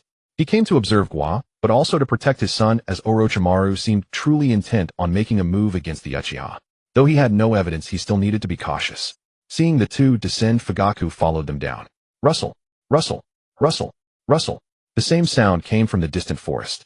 Fugaku abruptly looked up. The sound had ceased. Fugaku frowned deeply. Someone else was secretly observing Itachi and Gua. Fugaku's heart tightened. He instantly thought of that man, Orochimaru. Though he didn't see anyone, Fugaku knew it must be him. Who else would target two children of the Uchiha? At the same time, Fugaku felt relieved. Thank goodness he had come today, otherwise Itachi and Gua might have faced danger. In the dark shadows, Orochimaru revealed a sinister smile, the corners of his mouth curling upward. He already had his target. Shadows stirred among the trees. As Fugaku had guessed, that shadow followed his son Itachi. He knew that Orochimaru would never bother with a mere. Gua's talent was far inferior to Itachi's. So that day's stalking of Gua had been an accident. Thinking this way, Fugaku felt his mind clear. Everything clicked into place. He then headed home in the direction of his son. At the same time, his view of Gua had indeed changed somewhat. For Itachi to regard him differently, Gua's efforts must have earned Itachi's recognition. Today the two even agreed to climb a mountain together. Although Fugaku considered such activities a waste of time, believing it should be spent on training. Nonetheless, as a father watching his son's face light up with such an easy smile, he was moved. There was no need to be so tensed. It was just one day spent climbing. Itachi was very happy. Fugaku was always a stern father in words, but in his heart this was his most promising eldest son, and there remained a trace of tenderness. He followed all the way. Fugaku watched Itachi return home, then shifted his attention to the distant shadows. With his Mangekyo activated, he clearly sensed someone there. Orochimaru couldn't escape. Although the other party perhaps had not made a move upon detecting him for his son Sake, he needed to give him a warning. After all, Fugaku had once been a radical himself, especially after the Nine Tails incident, when the Uchiha were relocated to the village's edge where the wind was bitingly cold. Fugaku's figure flickered and vanished. When he reappeared, he was standing before Orochimaru. Lord Orochimaru, what are you doing? Fugaku asked with a grim face without any courtesy. Me. Orochimaru pointed at himself, then grinned, his long tongue licking the corner of his mouth, madness gleaming in his eyes. Naturally, I want your Uchiha to contribute to our Konoha. Fugaku's expression grew even darker. So now he wasn't even pretending. Was he going to attack the Uchiha? Did he truly think Fugaku was a pushover? If necessary, they could fight to the death right now? Fugaku was provoked. His dark gaze locked onto Orochimaru, his three tomos spinning rapidly. Orochimaru sneered. Lord Fugaku, do you intend to attack me? But in the next moment his smile vanished. The Jinjutsu was activated. Fugaku had truly made his move. He had been careless, looking into the eyes of an Uchiha. Or perhaps Orochimaru believed Fugaku wouldn't dare. I underestimated you, Lord Fugaku. Orochimaru forced out the last words, then his body slumped limply. Fugaka frowned slightly. Is he gone? It seemed the conflict with the village was becoming increasingly irreconcilable. Was this Orochimaru's personal plan, or the village's will? Fugaka's mind was in turmoil. He had always been an extremely conflicted man. Elsewhere, after parting with Itachi, Gua headed home alone. However, he never made it home this time. A figure blocked his path, a long snake-like silhouette, a pale face, and flowing hair. It was undoubtedly Orochimaru. When Gua saw Orochimaru appear before him, he knew trouble was brewing. One of the legendary Sannin had come to torment a mere elementary school student. This was rather unorthodox. It seemed the silent wish he had once made to capture Itachi had not come true. Instead, it had boomeranged back and struck him on the head. Orochimaru had come to take him. Guakuin, Orochimaru spoke with a smile. Gua's face remained largely expressionless. He wanted to keep walking. After all, facing Orochimaru, he was just a child with no chance of winning. If the man wanted to capture him, let him. If it was merely for harassment, that would be for the best. He might still keep his life and enjoy tonight's dinner. Sometimes in the ninja world, you couldn't take things too seriously. Oh, live if you could, die if you must. If you couldn't live, but forced yourself to, you would only suffer bitterly. Like Obito, once he donned the mask, the divine power could hardly conceal his tears. But what could be done? The pain was real. That boy named Obito should have died that day at the Canopy Bridge. If he had to choose again, he would probably make the same decision. At least that was what Gua thought. Guakuin, you really are just as the rumors say. Orochimaru turned and pressed a hand on Gua's shoulder, not letting him leave. He had lured others away just to capture Gua. How could he let him go now? Gua indeed stopped. He stood there motionless. Guakuin, do you believe in science? Orochimaru licked his lips and circled back in front of Gua. I do, Gua replied. As a youth of the new era, if he didn't believe in science, would he believe in God? Then would you be willing to sacrifice yourself for science? I think I'd rather not. Why, oi? Orochimaru was genuinely surprised. A person who believed in science yet unwilling to sacrifice himself for it. How could that be called true belief? If you truly believed in science, you should be like me, dedicating your entire being to it. Because my mother is waiting for me to come home for dinner. Gua replied as casually as ever, his tone flat and emotionless. Mother? Orochimaru murmured, then chuckled. Guakuin, those feelings are useless. Gua was utterly exasperated. You have no mother, so you can't stand me having one. Damn it, bastard. But Gua didn't curse aloud. He was one of the few decent citizens of Konoha. He had only one thought now: mother doesn't have to wait for me. I won't be home for dinner tonight. He probably wouldn't get to eat the beef pot today. Sure enough, when Gua fell silent, Orochimaru showed his true colors. Gua is a good boy, but for the sake of science, you must come with me. Gua was speechless. Damn it. Can't you capture someone else? I haven't even awakened the Sharingan. What use am I to you? What Gua didn't know was that Orochimaru dared not capture those who had awakened their eyes. And it wasn't easy anyway, this being Konoha. Previously, he had only captured civilians and ordinary ninja. He hadn't even dared to touch those with bloodline limits. Gua was his first. Fine. Gua nodded in agreement. What else could he do? He couldn't win a fight, so he might as well minimize suffering. Once at the lab, head asked Orochimaru for some anesthetic. Gua nodded in agreement. What else could he do? He couldn't win a fight, so he might as well minimize suffering. Once at the lab, head asked Orochimaru. No choice. In the face of absolute power, everything was futile. Yet Gua hadn't completely given up. He recalled the love diary of Kushina and Minato. When Kushina was captured, she broke twigs and left them as markers. Minato followed the trail and found her, and then their hearts raced, and they fell in love. He thought he could do the same. But as a delicate boy, he could only play the role of Kushina. He had no twigs. Under Orochimaru's watch, twigs were hard to come by. However, Gua had toilet paper. Well, leftover from. You know. Anyway, never mind where it came from, as long as it worked. Gua tore off bits and dropped them on the ground. White and conspicuous, forming a line. This gave us a lesson: don't throw away used paper, put it in your pocket. Maybe it'll come in handy. Gua and Orochimaru walked farther and farther away, leaving behind a long trail of white toilet paper scraps. Orochimaru never suspected a thing. He never looked back. This was mainly because Gua seemed so obedient that Orochimaru felt suspecting him of escape would be like measuring a gentleman's heart with a petty man's measure. Though he was indeed a petty man, he wasn't that petty. As one of the Sannin, if he couldn't even tolerate a child, he would despise himself. On a Konoha street. It was Sunday, and Hana Inuzuka was in high spirits. She wanted to go out, jump, run, and take her dogs for a play. The Himura triplets ran fast, and Hana ran excitedly after them, until she got tired. Squatting by the roadside, she noticed scattered bits of white paper on the ground. Such uncivilized villagers. Hana was already used to the lack of manners among Konoha's citizens. Being a kind-hearted girl, she naturally volunteered to clean up the village. She swept all the paper scraps clean. What a fulfilling day. Soon Gua was taken by Orochimaru to his secret base. It looked very secluded. In a deserted forest rarely visited with huge trees so thick it took two people to embrace them, dense, like an ancient woodland. Gua didn't even know such a place existed in Konoha. It seemed Orochimaru was very cautious.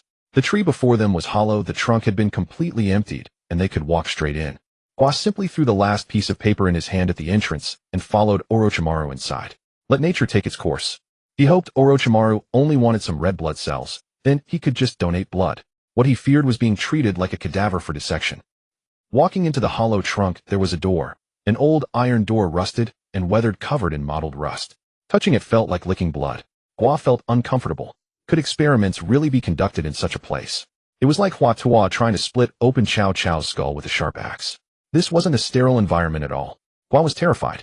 He no longer wanted Orochimaru to draw his blood. He suspected the syringe might be shared, and he might catch AIDS. The door opened. Gua followed Orochimaru into his secret base. It wasn't high-end at all, crude in fact, fitting the current development of Konoha. A second-hand iron box served as a workbench. Unidentified glass bottles acted as test tubes, petri dishes, flasks. He even spotted a full distillation set. There was also something wrapped in tin resembling a microscope. Why isn't your petri dish covered? Gua pointed at an open glass dish on the iron table inside, which something seemed to be moving. What's a petri dish? Orochimaru turned back in confusion. His gaze landed on the open glass vessel Gua was pointing at. After a moment of silence, Orochimaru asked, why should it be covered? Gua had never been to college, but he had gone to high school. If a petri dish isn't covered, it'll be contaminated by airborne bacteria, and your experiment won't be accurate. Gua explained using high school biology knowledge. Orochimaru paused, then his eyes lit up. So control variables. Gua, you might truly love science. Then he used the hand that had been stirring some unknown liquid to grab a glass lid, and slammed it onto the petri dish with a thunderous clap. Gua fell silent. At this moment, Gua felt a gnawing unease. He had never realized he had a compulsive disorder during his school days.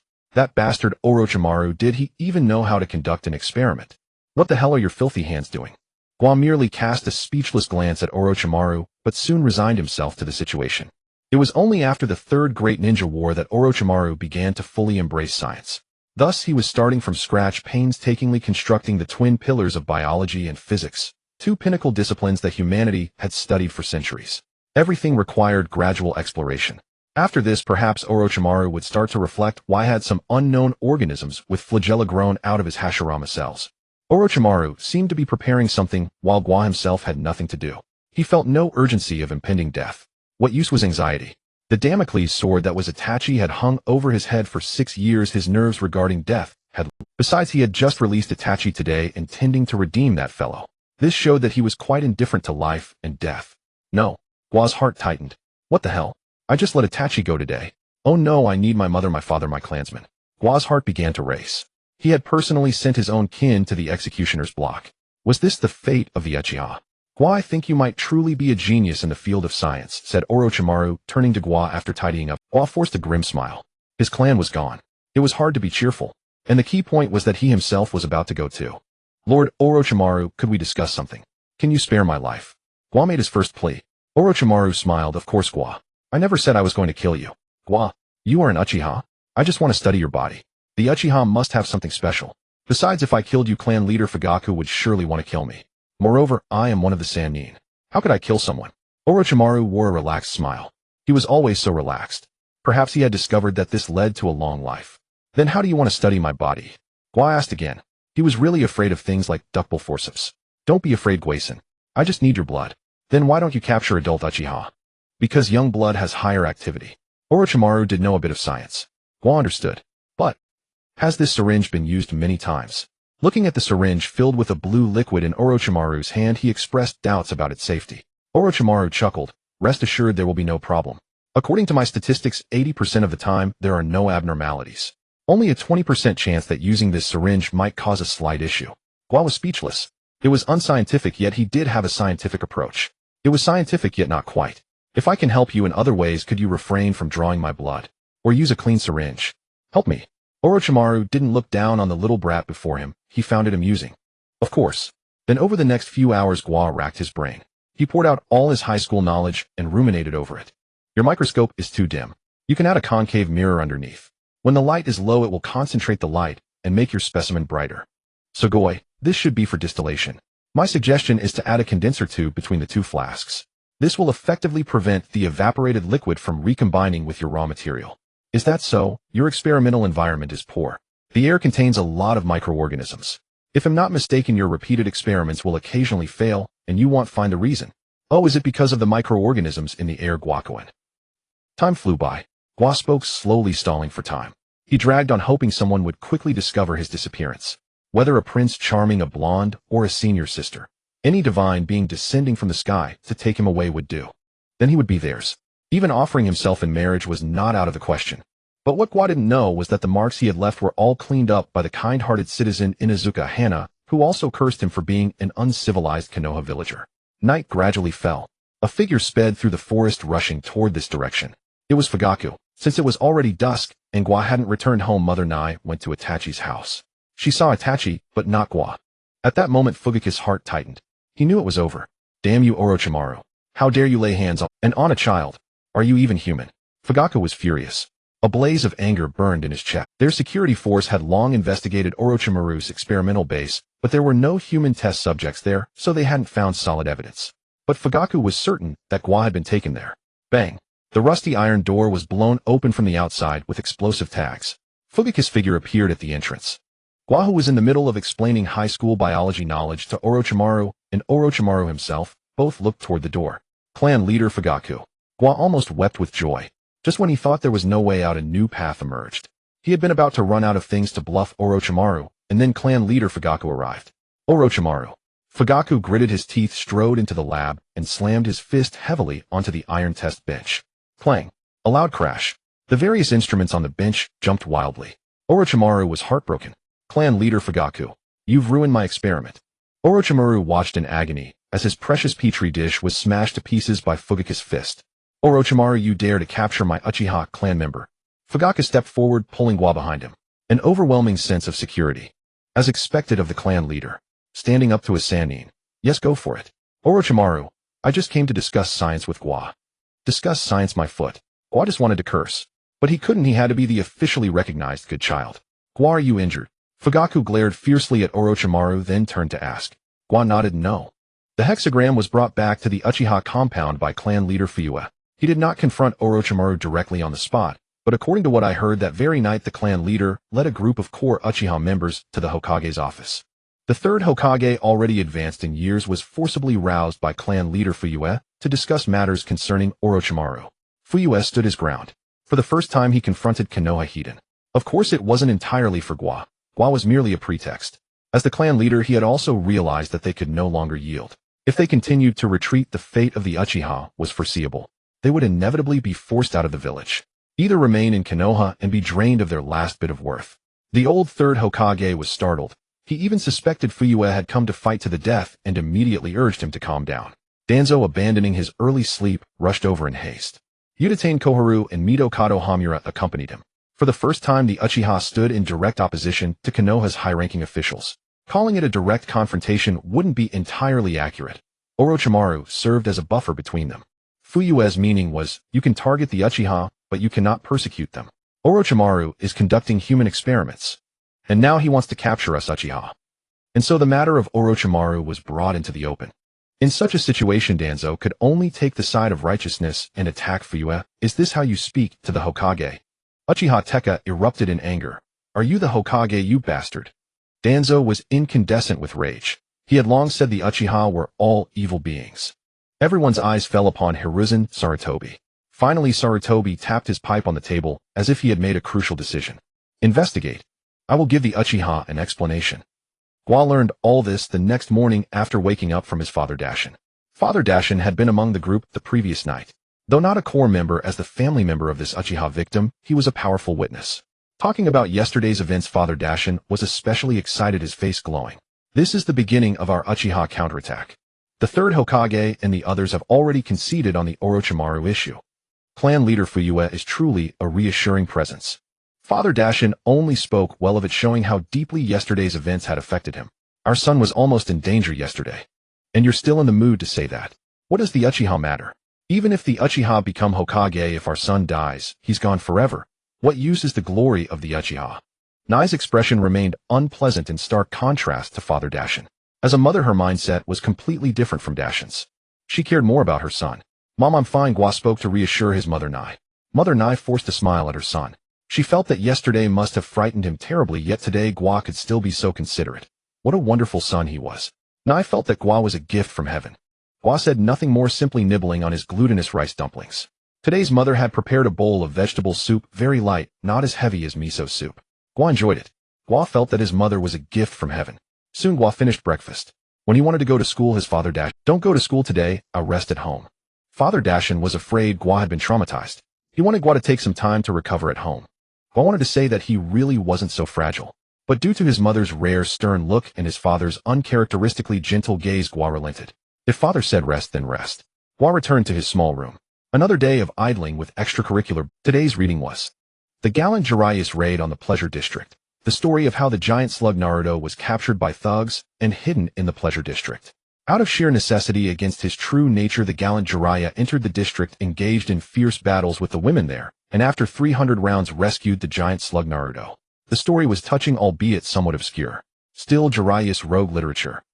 Idling at home. On the second day, Father Dashin and Mother Nai finally allowed him to go to school. Not going to school when he should. Gua actually felt a bit stifled. That was a first.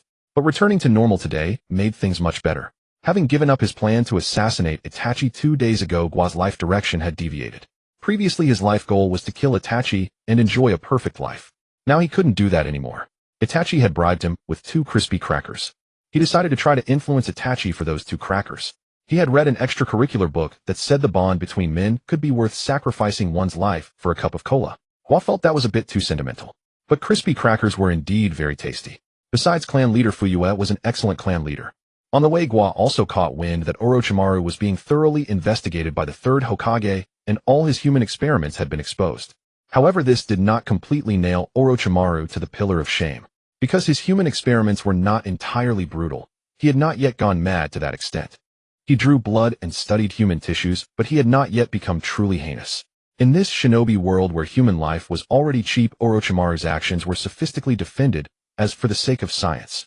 If it were his previous life, Gua would never have accepted it. But in Konoha, he was much more tolerant. Just look at the original story. Orochimaru treated people as less than human, conducting utterly insane experiments, yet ultimately was whitewashed as Konoha's foremost scientist. That shows how the core values of the shinobi world deviate from Earth's. To live without exhaustion in this environment, you have to learn to accept. Overall, the fact that Orochimaru hadn't completely gone insane was a good thing. I heard that the missing ninja were all locked up by him, regularly bled and sampled, contributing their part to his scientific endeavors. Although Orochimaru hid while the Umbu dug him out, it was said that Orochimaru's trial would be held soon. He didn't even flee, Gua thought in surprise. Was it because there was no time? Or had Orochimaru not fully fallen to darkness yet, still believing he was doing what was best for the village, just like Danzo, the darkness of Konoha? Gua didn't know, nor did he care. He arrived at school. Gua. Today Izumi was more delighted than ever. Quan came to school listlessly, kicking the gravel on the ground, all the way rolling it along. She was not happy at all. Gua didn't come. Gua didn't come yesterday. Some said it was related to the Shiwan. They all said Shiwan captured Gua, and they said the Uchiha clan had a conflict with Mu Yi, and Shiwan, one of the 3 ninjas, was about to be judged. But these were not the news Quan wanted to hear. What she wanted to hear was about Gua. Where did Gua go? She hadn't seen Gua yesterday. After school, hearing those rumors, she was really scared, so she went to ask you. You said Gua was indeed taken by Shiwan, but later the clan leader brought Gua back, and Gua was safe, so she could rest assured. However, Quan was still worried. Since Gua came back, why didn't he come to school? Was Gua injured? To these questions, you shook his head. He didn't know either. Fuyu wouldn't tell him such things. He only learned about Gua's return later from his mother mate. Maybe Gua is a bit tired. Why don't you go to Gua's house and take a look? Yu's words from yesterday kept echoing in Quan's mind. At that time, Quan quickly shook her head and refused. She was a girl after all. If she went to Gua's house and met his parents, what would she say? But she really wanted to go. She would go crazy if she couldn't see Gua. Without Gua, even the 3-colored dumplings had no taste. Quan didn't know what was wrong with her, until she accidentally kicked the small stone against a large rock, and the stone bounced back. Quan was about to wail while holding her head, when she saw a familiar figure in the distance. Gua? A smile appeared on Quan's face, and she ran wildly towards Gua. In an instant, she stood before Gua. Her forehead was still a bit red, but she couldn't suppress the smile on her face. Gua, good morning. Quan smiled brightly. For no reason, Gua thought of the term simp, but Quan's nose wasn't red, it was her forehead that was red. A few days ago, when he was giving her a lunchbox, he had thought of himself as a simp. Gua seriously examined his worldview and felt that he might have been poisoned by certain thoughts. What was wrong with bringing breakfast? What was wrong with being proactive? The ninja world was 10,000 times purer and simpler in emotions than his original world. Gua to life Shuden felt he had found his own little corner gal game to belong to. Good morning. Gua also gave a smile. Quan laughed happily, chattering as she walked beside Gua. I tell you, Gua, I was so worried when you didn't come yesterday. That guy, you said I should go to your house to find you, but I didn't dare. I was afraid your dad would be angry with me. He won't. Gua said. Is Gua's dad a very gentle person? Quan asked. Yes, he is. Gua remembered his father and mother always smiling contentedly. Quan also laughed. You're really fortunate. Gua didn't dare to respond to that. He knew that Quan's parents had died in the Ninetales incident, so Quan was now an orphan. Continuing this kind of topic would be somewhat hurtful. Gua was fortunate, but there was no reason to ignore other people's pain. Yet Gua didn't know what to say, so he just remained silent and continued listening to Quan. Gua, teacher Yichuan taught us about Kanai yesterday. Even though you weren't there, it's similar to shuriken. I can teach you, but as tuition I want you to bring me another lunchbox. Quan's voice was crisp like a lively fawn. She always liked to walk backwards while talking as if she could face the person she was speaking to. Gua smiled politely. No thanks. He already knew how to use shuriken. Kanai would be a piece of cake. A vein involuntarily bulged on Quan's forehead, but she quickly suppressed it. Forget it, don't be angry with Gua. He just went through that experience. Quan, you need to be magnanimous for a while. After mending her wounded little heart, Quan finally asked Gua, when you were taken away by Shiwan that day, nothing bad happened, right? I heard that Shiwan is very evil. He was the first idol to collapse in Muyi. It's fine. Gua comforted Quan. That's good. Entering the classroom, Quan returned to her seat with a He was the first idol to collapse in Muyi. It's fine. Gua comforted Quan. That's good.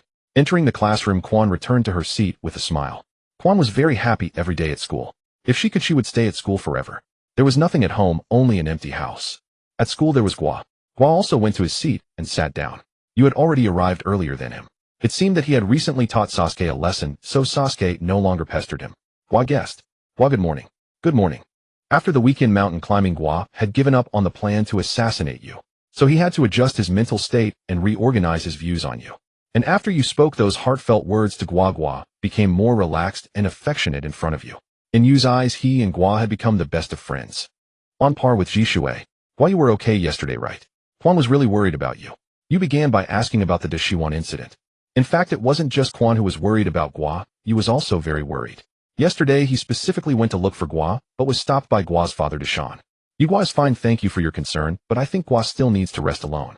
At that time, Deshawn smiled kindly. You could tell that Gua's father Deshawn was a very good father. You nodded and left, but he was still worried inside. But today Gua looked well and didn't seem frightened. I'm fine, thank you. Gua replied casually. This was probably a habit formed over 6 years and couldn't be changed for a while, but Gua didn't mind. This was probably a habit formed over 6 years and couldn't be changed for a while, but Gua didn't mind. As for changing you, he would just let nature take its course. By leveling up passively, he should be able to overpower you. If the day of the clan massacre really came, Gua would never let you do as he pleased. Even if it meant breaking his arms and legs, he would drag you back to the clan leader's house. Don't underestimate the resolve of a transmigrator. Teacher Yi Chuan Dehei walked in. Class began. History class, which was somewhat better than the tedious theory class, always had some interesting historical anecdotes. Today's story was about 2 boys who went from being geniuses of their ninja clans to leaders, and then to the Zhongjigu. The story was both exciting and cliché. They praised one and denigrated the other. Finally, the atmosphere reached a climax, and Yi Chuan Dehei heavily wrote a name on the blackboard with chalk, a name that inspired awe. Qinshou Zhujian. Yes, the one praised was undoubtedly the sun standing first on the yin-yang. The one denigrated was not even given a name. Teacher Yi Chuan Dehei only said that he was the former leader of the Uchiha Gua clan. Qinshou Zhujian. Yes, the one praised was undoubtedly the sun standing first on the yin-yang. The one denigrated was not even given a name. Teacher Yi Chuan Dehei. Today's lesson made Gua feel quite uncomfortable, so he simply entered standby mode. Belittling the Uchiha seemed to have become a part of compulsory education. He wondered if this started during the second Hokage's time, or was a unique feature of the third Hokage's era. Time flew like an arrow and days passed like a shuttle. The troublesome day eventually came to an end for Gua. He learned nothing today except the feeling of being forcibly detained and bullied all day, yet he had no evidence. The bell rang for dismissal. Gua stood up. Itachi was still sitting in his seat, lost in thought. Let's go, Gua said softly. He was a bit flustered. The kid had been fine a couple of days ago, but now that Gua had given up on the assassination attempt, why was Itachi suddenly contemplating life? Itachi snapped back from the teacher's lesson. He looked up at Gua.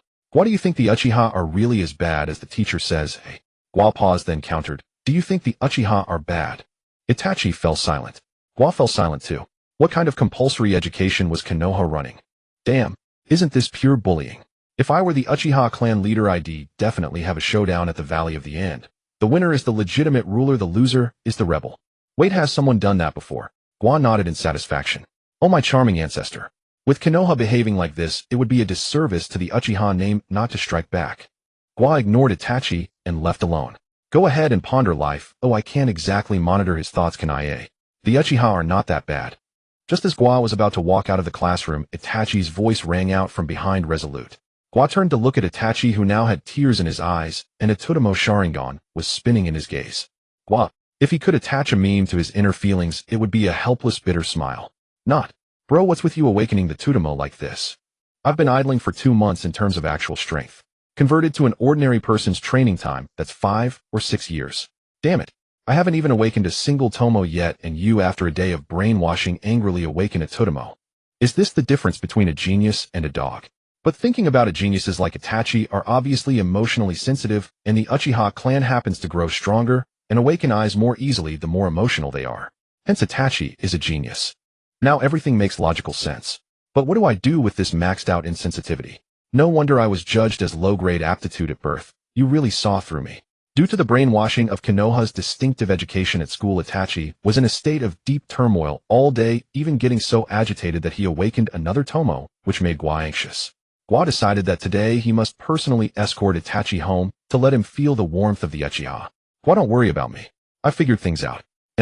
Really, Gua, the Uchiha are definitely not as disgraceful as the teacher said. Gua, I think the Uchiha are actually the clan that values bonds the most. What do you think? Gua was like a beanbag personality. Whatever Itachi brought up, Gua would just agree. If Itachi's left brain argued with his right brain, Gua would sincerely apologize and reaffirm his left brain. In real life, who wouldn't want a friend like Gua? Chatting away, he got Itachi all hyped up. If one day I become the clan head of the Uchiha, I will make Konoha and the Uchiha a harmonious family. Great ideal, Gua praised. But perhaps the Uchiha and Konoha can never coexist peacefully. The rebellious teenager, the teacher, mentioned the one who later defected as clan head. That's our Uchiha ancestor. Itachi's left brain was indeed attacking his right brain. But Gua could still keep up. You're right, my previous thought was inconsiderate. Konoha and the Uchiha can hardly coexist peacefully. Hardly doesn't mean impossible. Itachi's right brain struck back at his left brain. Gua said, indeed, as long as we work hard, peaceful coexistence is not impossible. Itachi was no longer lost. Itachi saw his direction. He wanted to protect the Uchiha, protect Konoha, and protect every bit of warmth and love. Thank you, Gua. Itachi was sincere. He felt Gua might truly be a philosopher. Gua always showed him different possibilities in life. He recalled asking Orochimaru at the memorial stone, what is the meaning of life? At that time, Orochimaru's answer was life has no meaning. But now reflecting on Gua, Gua gave him the answer in the most direct, straightforward way. As long as we work together, peaceful coexistence is not impossible. If Gua knew he had coaxed Itachi into the shape of some blonde-haired youth, he'd probably be stunned for a long time. He escorted Itachi all the way home. Itachi happily waved goodbye to Gua. Gua waved politely too, and he also saw Lady Mikoto standing at the door. Lady Mikoto was very beautiful. Gua liked her. Lady Mikoto smiled warmly at Gua. She also had a favorable impression of Gua, as Gua was the only good friend Itachi had besides Shisui. As their bond grew stronger, Itachi became more cheerful every day. As a mother, how could Mikoto not be happy? It was just, Gua is still as silent as ever. No, it should be composed. Mikoto looked at the departing small back, her eyes tender and smiling. Mom. Itachi ran over. Mikoto embraced her eldest son. Itachi was in a great mood today, and she wouldn't spoil it. Fugaku came out of the room, his expression as grim as ever. He looked down at Itachi from above, a huge shadow enveloping him. Itachi looked up at his father. Fugaku met his gaze. Mikoto, fearing that Fugaku would say something disappointing like you're 6 years old, not a child anymore, quickly prepared to speak first. But Itachi spoke. There. Itachi was somewhat afraid of this old man. No matter how mature he was still a 6-year-old child. Fugaku nodded. Then he left. When Fugaku was far away, Itachi slowly turned his head, and his mother Mikoto looked at him. Both their faces were frozen for a moment. After a moment, Mikoto and Itachi both burst out laughing. Their laughter disturbed Sasuke inside the room. He crawled out of the room with a pacifier in his mouth, making indistinct sounds. Fugaku sat alone by the river.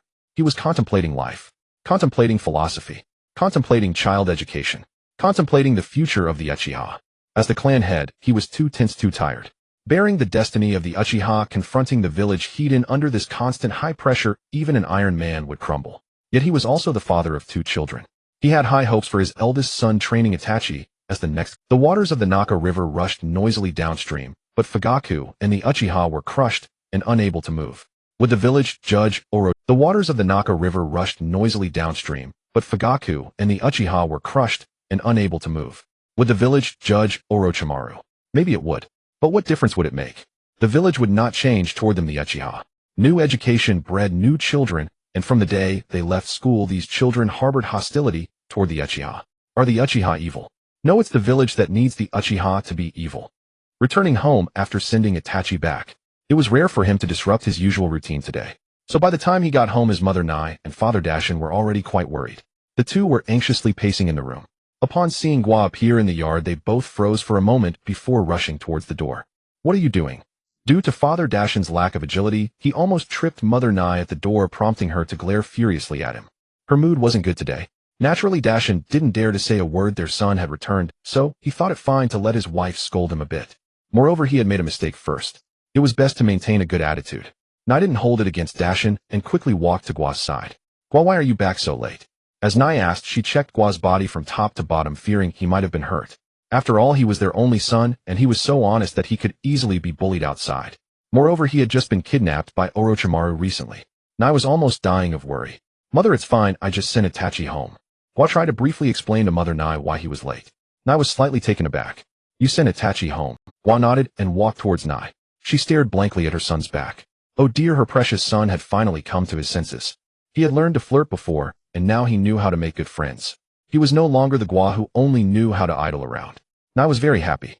Watching Gua's departing figure, she could hardly suppress the smile in her eyes. Just then as Gua reached the door he was caught by Father Dashin. Dashin checked him up and down. It was as if he was about to strip him down to check. Gua allowed himself to be handled like a machine by Father Dashin, and only after Dashin finished inspecting did he let out a sigh of relief. It's good that you're not hurt. What made you think of sending Itachi home today? You've never done that before, Gua, Dashin asked with concern. As a father he was very concerned about his son's physical and mental health. He was determined to raise his son to be a healthy Uchiha. To be honest, Dashin was not very fond of the Uchiha's delusions and madness. Otherwise Gua's family wouldn't be like this. A normal Uchiha should be like Itachi. Gua suddenly shivered. Just thinking about it made his back feel cold. Imagine if he were Itachi growing up without a shred of love, and then devoted himself to researching life philosophies only to have the school instill in him the will of fire. He figured he would. No, Gua didn't dare to think further. He shook his head to interrupt his drifting thoughts. I noticed Itachi wasn't in a good state today, so I sent him home. Gua explained to Father Dashin. Dashin stared into Gua's eyes for a long time. Gua simply held Dashin's. It was like a game where whoever moved first would lose. Gua remained expressionless. What's wrong, Dad? Gua noticed the serious expression on Dashin's face and took the initiative to ask. Gua, tell me, what did you learn at school today? Dashin asked earnestly. Gua thought for a moment. Actually, he had spent the whole day idling and could barely recall anything. At that moment, Gua felt like a child returning home from kindergarten being asked by his parents, what did you learn at kindergarten? He was at a loss. I think we talked about the Uchiha and the history of the village. Gua tried to cover up the fact that he had been idling in class with vague statements. These things were only the bits and pieces that occasionally drifted into his ears during class. Dashin sighed. I knew it. Gua observed Dashin's expression, hesitated for a moment, but still didn't say anything and walked straight into the house. He was hungry. Gua, what do you think about the Uchiha? Father Dashin suddenly spoke from behind. Gua stopped, turned around, and looked at his father in confusion. The Uchiha are great, Gua said. Really? Yeah. Gua felt today's father was quite boring, so he didn't continue the conversation and walked into the kitchen alone. Sure enough, Mother had already prepared dinner. Can I start eating now? Gua turned to look outside, while simultaneously pointing at the dinner in the kitchen to ask, Dad, you and Mom haven't eaten yet. How can you start without us? Nai walked over, arms crossed, feigning a fierce expression. Gua, then can we start eating now? Puffed. Nai covered her mouth and laughed. Let's eat. Let's eat. Dashin, hurry up and bring the dishes out. Coming. In no time dinner was served, and the three of them enjoyed their meal under the remaining light of the day. After dinner, night quietly descended. Gua returned to his room alone to sleep. Working at sunrise and resting at sunset, it feels a bit primitive. Gua lay in bed, lightly draping a thin blanket over himself and placing the toy from his bedside, sleeping. He hadn't checked the panel much in recent days, mainly because this thing had no significant operational space other than idling. The biggest operation was frequently switching idle positions. Currently, he was idling in body technique vision and the Great Fireball. During this time, he had replaced the chakra refining technique with the Great Fireball. However, no matter how he adjusted, he hadn't noticed any significant difference. Mainly his talent was simply too poor. If someone with high talent were in his position, perhaps the difference would show during idling. However, geniuses have their own ways of living, and ordinary people have theirs. Gua expressed that he felt no envy whatsoever. The next day, early in the morning, Gua heard some news. Orochimaru's trial was about to begin. It was said that the third Hokage upholding justice decided to publicly try his disciple. At the same time, everyone in the village was to be present. It was said that this was for fairness, for justice, for the will of fire. Gua was completely confused. This was not the third Hokage he knew. The third Hokage he understood should not be the type who appeared noble on the surface, but actually turned a blind eye in the dark occasionally, even engaging in favoritism. Of course, this doesn't mean the third Hokage was that bad. Judging by the original work, he was already a good person in the shinobi world. After all, the quality of the shinobi world is hard to describe. Due to the trial of one of the legendary Sannin, the third Hokage's beloved disciple, such a significant event led the entire Konoha village to have a holiday. Regardless of whether they were workers or students, everyone rushed to the central square of Konoha. They were preparing to watch the show. For ordinary people, there was no strong feeling towards Orochimaru. They neither liked him nor disliked him, just seeing him as an untouchable superior like other higher-ups.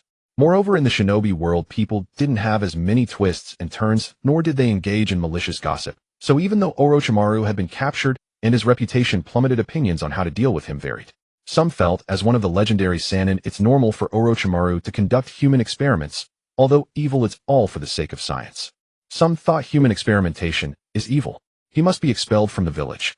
Others believed expelling him doesn't work. Orochimaru will definitely continue to capture Konoha's people for experiments. He must be executed on the spot. In any case, there were all kinds of opinions. Gua was also squeezed in the crowd. He was brought out by his mother.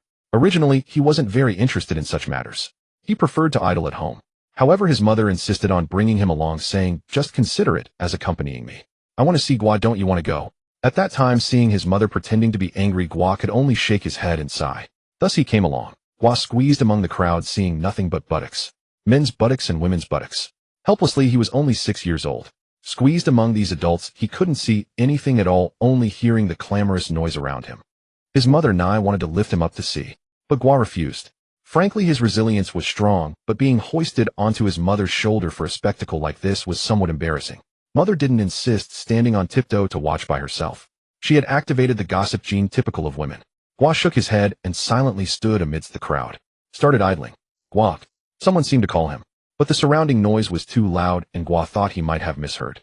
Continued idling. Gua. This time he was sure someone was calling him. Gua put away the panel and turned to look. Among the crowd, Quan was arduously pushing through one calf after another, squeezing toward him. Her face was brimming with a joyful smile. Gua didn't understand. How could watching a spectacle make her so elated? Gua, I knew you'd come. Quan arrived beside Gua, her forehead already drenched with sweat, a few strands of hair clinging to her forehead. But Quan was smiling happily. Gua nodded, acknowledging Quan's statement. Indeed, he had come, though not voluntarily. Gua, want to squeeze to the front together. That way we can see more clearly. Quan pointed to the very front of the crowd. Gua, no need. Quan, come on. Come on. The view is better there. Here you can't see anything. Gua didn't want to go. He thought it was fine to idle right here. Once the trial started, he could still hear the sound. Come on. Quan reached out to take Gua's hand. Gua pulled back, staring at her in shock. Am I feeling like she's trying to take advantage of me? At that moment, neither of them noticed that Uchiha Nai was watching them closely. Whose child are you? Are you also an Uchiha? How come I've never seen you before? Uchiha Nai looked Quan up and down. Quan put her hands on her hips and said matter-of-factly, I've never seen you either. Why do you care if I'm an Uchiha or not? Uchiha Nai. She silently glanced at her own son. Gua met his mother's gaze. The atmosphere grew awkward for a moment. Quan immediately pulled Gua behind her, acting like a big sister, and said to Nai, Gua is my friend. What do you want? Gua. Oh damn. That's my mom. Who do you think you are? Gua looked up and met his mother's eyes again. Mother wore a meaningful smile. The curve of her lips said clearly, you decide, mom or your friend. Gua, whose child is this so fierce? Uchiha Nai tilted her head to look at Gua, who was hidden behind Quan, her tone strange. What are you looking at? Gua, whose child is this so fierce? Uchiha Nai tilted her head to look at Gua, who was hidden behind Quan, her tone strange. Gua, I haven't said a word the whole time. Mom, don't do this.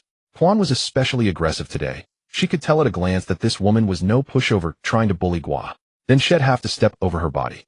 None of your business. And who are you, an adult? Quan stood tall, refusing to back down. Uchiha Nai looked at Quan with a smile, making Quan very uneasy.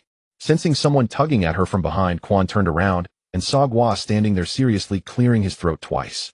Ahem, that's my mom. Quan. Quan turned around dumbfounded, and Uchiha Nai was grinning at her. Quan. Ha ha ha ha ha. Quan forced a smile, wishing she could dig a 3-bedroom apartment into the ground with her toes. Hello, auntie. I am Gua's friend. My name is Uchiha Quan. Quan's voice grew softer and softer until it was as faint as a mosquito's buzz. Oh, so you're Quan. I know your mother, Uchiha Suigetsu. She was a good friend of mine. Back then she married out of the clan. So you are her daughter. How pretty you are. Come over for dinner sometime.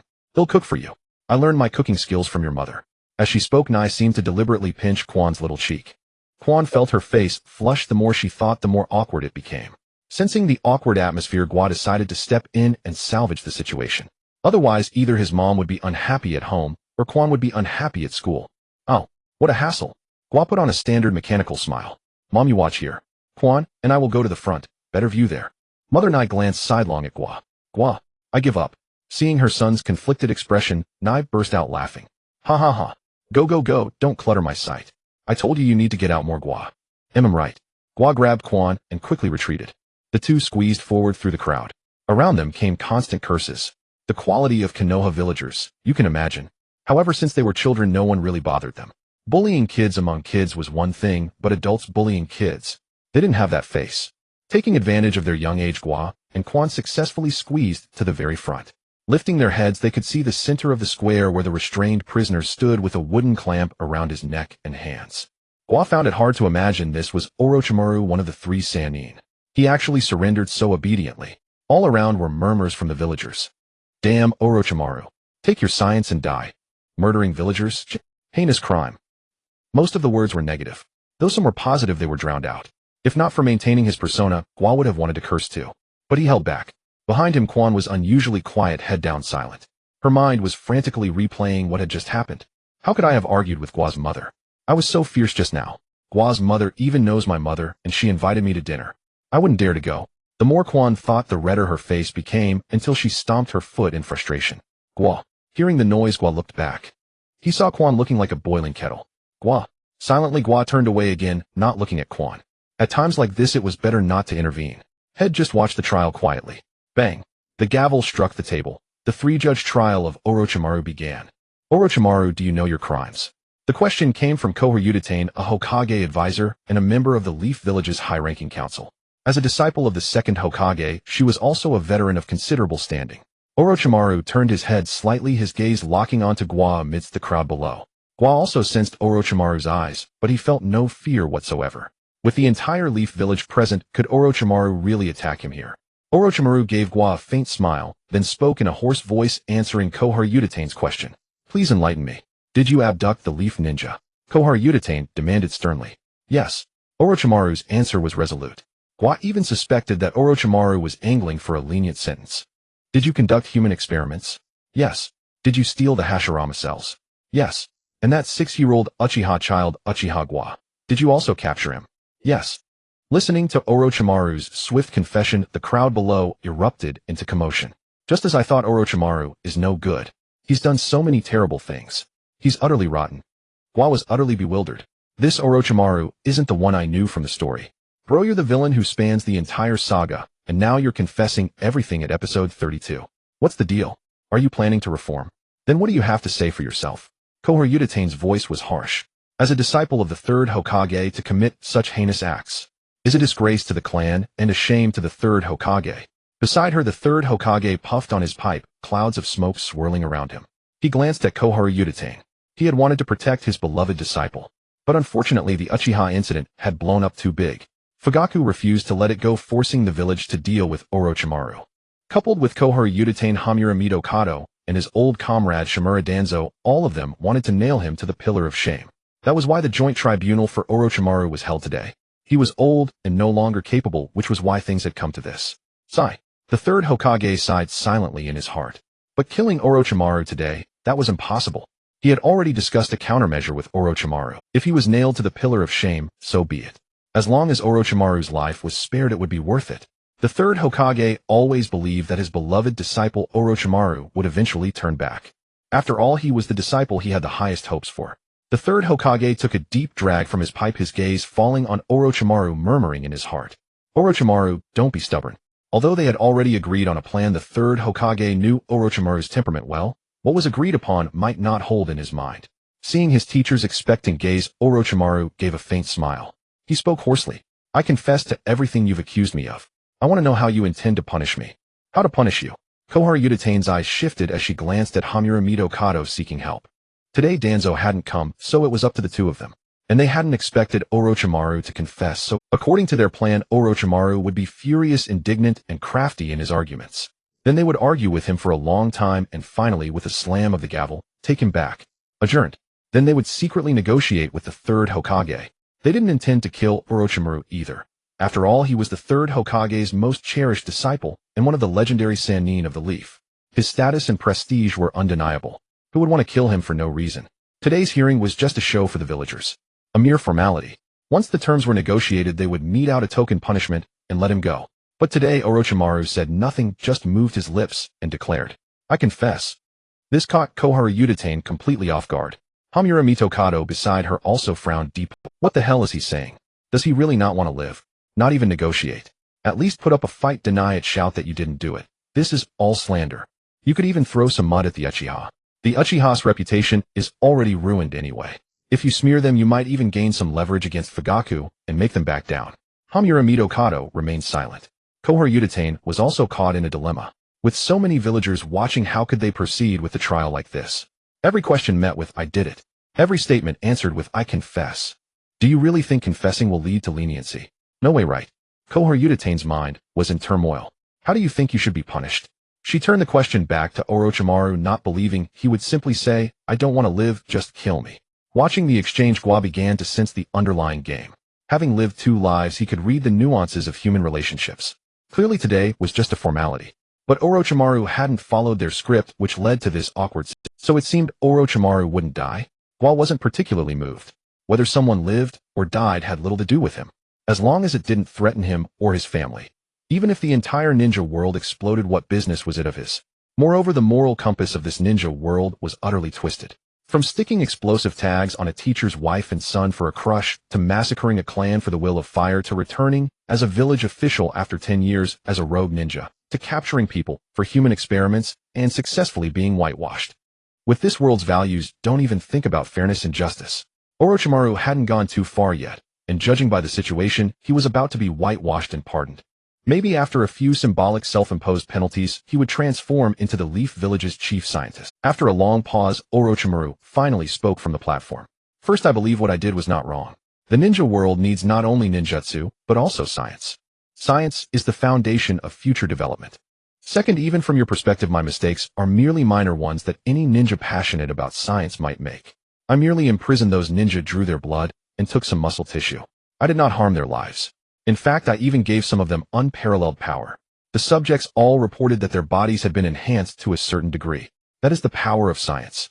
Therefore, I believe my merits outweigh my faults."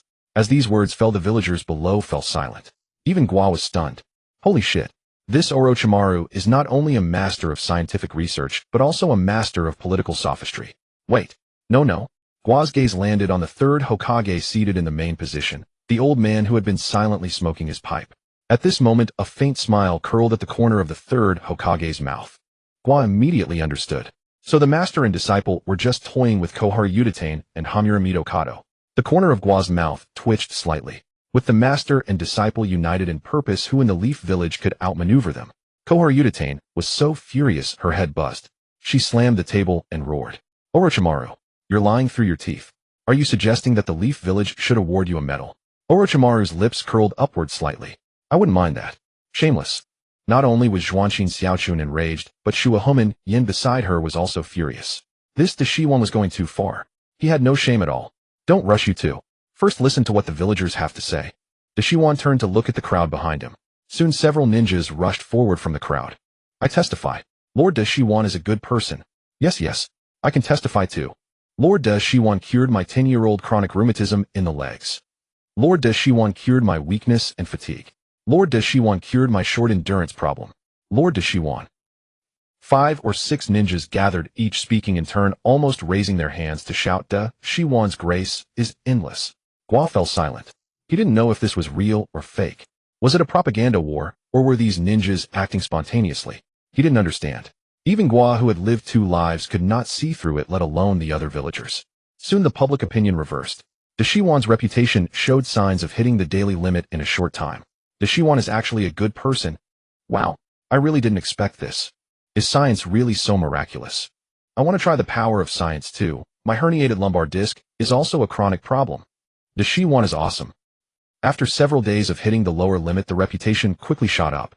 This surge directly drowned out the opposing voices, and everyone followed blindly. Da Shiwan's reputation was originally on par with the Yuzibos, but in less than 10 minutes, it had left the Yuzibo far behind. This also made Gua think. Was it possible that one day the Yuzibo's reputation would also reverse? However, after glancing at the 3rd Hokage, Gua felt it was unlikely. The 3rd Hokage had never thought highly of the Yuzibo, and there was also the black-gloved Tuansong behind him. That Tuansong truly did nothing humane. He always wanted to slander the Yuzibo, speaking of the village and peace at every turn, but when asked for a solution, it was always eliminate the evil Yuzibo. He was simply a brainless fool. As if eliminating the Yuzibo would bring peace to the world and stability to the ninja world. Hearing the support from below and the arrival of Da Shiwan's witnesses, Zhuanqin Xiaochun and Shuomen Yin, were momentarily at a loss, only able to fume and glare. By the way, where's Fuyue? Zhuanqin Xiaochun's gaze searched the crowd below for Yuzibo Fuyue. Although they stood with Tuansong and adopted a severe stance toward the Yuzibo. However, sometimes the enemy of my enemy is my friend. The incident with Da Shiwan erupted precisely because of the conflict with the Yuzibo. At this moment, could Fuyue endure it? Zhuanqin Xiaochun's gaze quickly locked onto Fuyue in the crowd. She stood up. Clan leader Fuyue, as the captain of the Konoha security force and a first-hand witness of the Da Shiwan incident, won't you come up and say something? The crowd immediately turned. Only then did they realize that Yuzibo Fuyue, the clan leader of the Yuzibo, had been standing in the crowd silent. Gua turned and also spotted clan leader Fuyue, standing near the front. At this moment, Fuyue's face was dark. Fuyue was no fool. Couldn't he see that Zhuanqin Xiaochun was using him as a pawn? During the interrogation, there was no place for him. Now that she was at a disadvantage, she thought of him. But now everyone was watching him, and Zhuanqin Xiaochun and Shuomen Yin were senior Konoha officials, second only to the Hokage. If he remained silent at this moment, he would thoroughly offend them. Just then he saw a certain child standing in the very front row. Gua. Fuyue didn't know when Gua had squeezed to the front. Based on his understanding of Gua, Gua was not one to enjoy crowds. Today, however, was very unusual. Fuyue was about to withdraw his gaze when he suddenly froze. What did he see? Gua was gently shaking his head at him. The meaning was unmistakable: don't go up. Gua didn't know if Fuyue would understand his intention, but this could be considered his small effort for the Yuzibo. After all, he was a member of the Yuzibo clan, and felt a strong sense of identity with them. As for Fuyue, the clan leader who had once saved him from Da Shiwan, Gua had much goodwill toward him. At such a moment, he absolutely did not want Fuyue to go up. The situation today was obvious: no matter what, Da Shiwan would not die. Even if today's witnesses hadn't come forward, they would find a way to drag the matter behind the scenes later. The final outcome was just a private game between the 3rd Hokage and Tuansong. Now that the advantage had tilted entirely toward Da Shiwan, and the 3rd Hokage, Zhuanqin Xiaochun, wanted the Yuzibo to be the scapegoat. If after using them, she would stand with the Yuzibo, that would be fine, but the likely reality was that after using the Yuzibo, they would continue to suppress them. At that time, the Yuzibo would truly be in a dilemma. Offend the 3rd Hokage, and Da Shiwan ahead, and gain nothing from Tuansong behind. Joining now would only add bargaining chips to Zhuanqin Xiaochun's side. This kind of thing must absolutely not be done. And Fuyue had clearly seen his shaking head, but he was still hesitating. Gua sighed silently in his heart. I hope the clan leader isn't that foolish. Meanwhile, Fuyue's heart was also extremely conflicted. Logically, he didn't want to go up, but now Zhuanqin Xiaochun had put him in a position where if he didn't go up, he would offend these high-ranking officials. Although Fuyue was occasionally tough, most of the time, he hoped to coexist peacefully with the village. So when Zhuanqin Xiaochun exerted a little pressure on him, he wanted to ingratiate himself. Although he was reluctant inside after seeing Gua's gesture, a strange feeling suddenly arose in his heart. Gua, this child who brought him surprises. Judged as a useless waste of the Yuzibo since birth, but later through his own efforts, he even caught up to his own son Yuzibo Yu. Perhaps this child's world was different from others. From the moment he rushed into Da Shiwan's laboratory to rescue Gua, Fuyue had already acknowledged him. Gua was an outstanding Yuzibo. Fuyue did not move. On the platform, Zhuanqin Xiaochun's expression, just as she was about to speak again, the 3rd Hokage blew out a smoke ring. Clan leader Fuyue has already entrusted this matter to us, which means he trusts the village. At this moment, we only need to handle it impartially. There's no need to trouble clan leader Fuyue any further, don't you think, Xiaochun? The third Hokage's gaze fell on Xuanqin Xiaochun. Xuanqin Xiaochun suppressed a surge of resentment, glanced at Fuyue in the crowd below, and finally nodded in agreement with the third Hokage. Then third Hokage, what do you think the verdict should be? Suspension from duty for review, the third Hokage said flatly. Xuanqin Xiaochun's eyes widened. Isn't this blatant favoritism? The crowd below also erupted into heated discussion. Just suspension for review. What do you know? That's Lord de Shiwan. This is already a severe punishment. How is that severe? Isn't this just a paid vacation? The surrounding murmurs were mostly of dissatisfaction with the verdict. Yet there were also those who deemed it entirely reasonable. Why do you think Orochimaru is a good person or a bad person? Quan seemed to have finally recovered from her earlier emotions and sidled up to Gua to ask. I don't know, Gua replied. Only children ask whether someone is a good person or a bad person. For someone who has lived 2 lives, a good person can be a bad person and a bad person can be a good one. The world is not black and white, but a shade of gray. A gray so suffocating it stifles. The villagers say Orochimaru conducts human experiments and isn't a good person. He even captured Gua that day, so I think the villagers are right. Quan's answer was rather one-sided. If Quan's standard of judgment were applied, half the ninja world would be executed, and the other half imprisoned.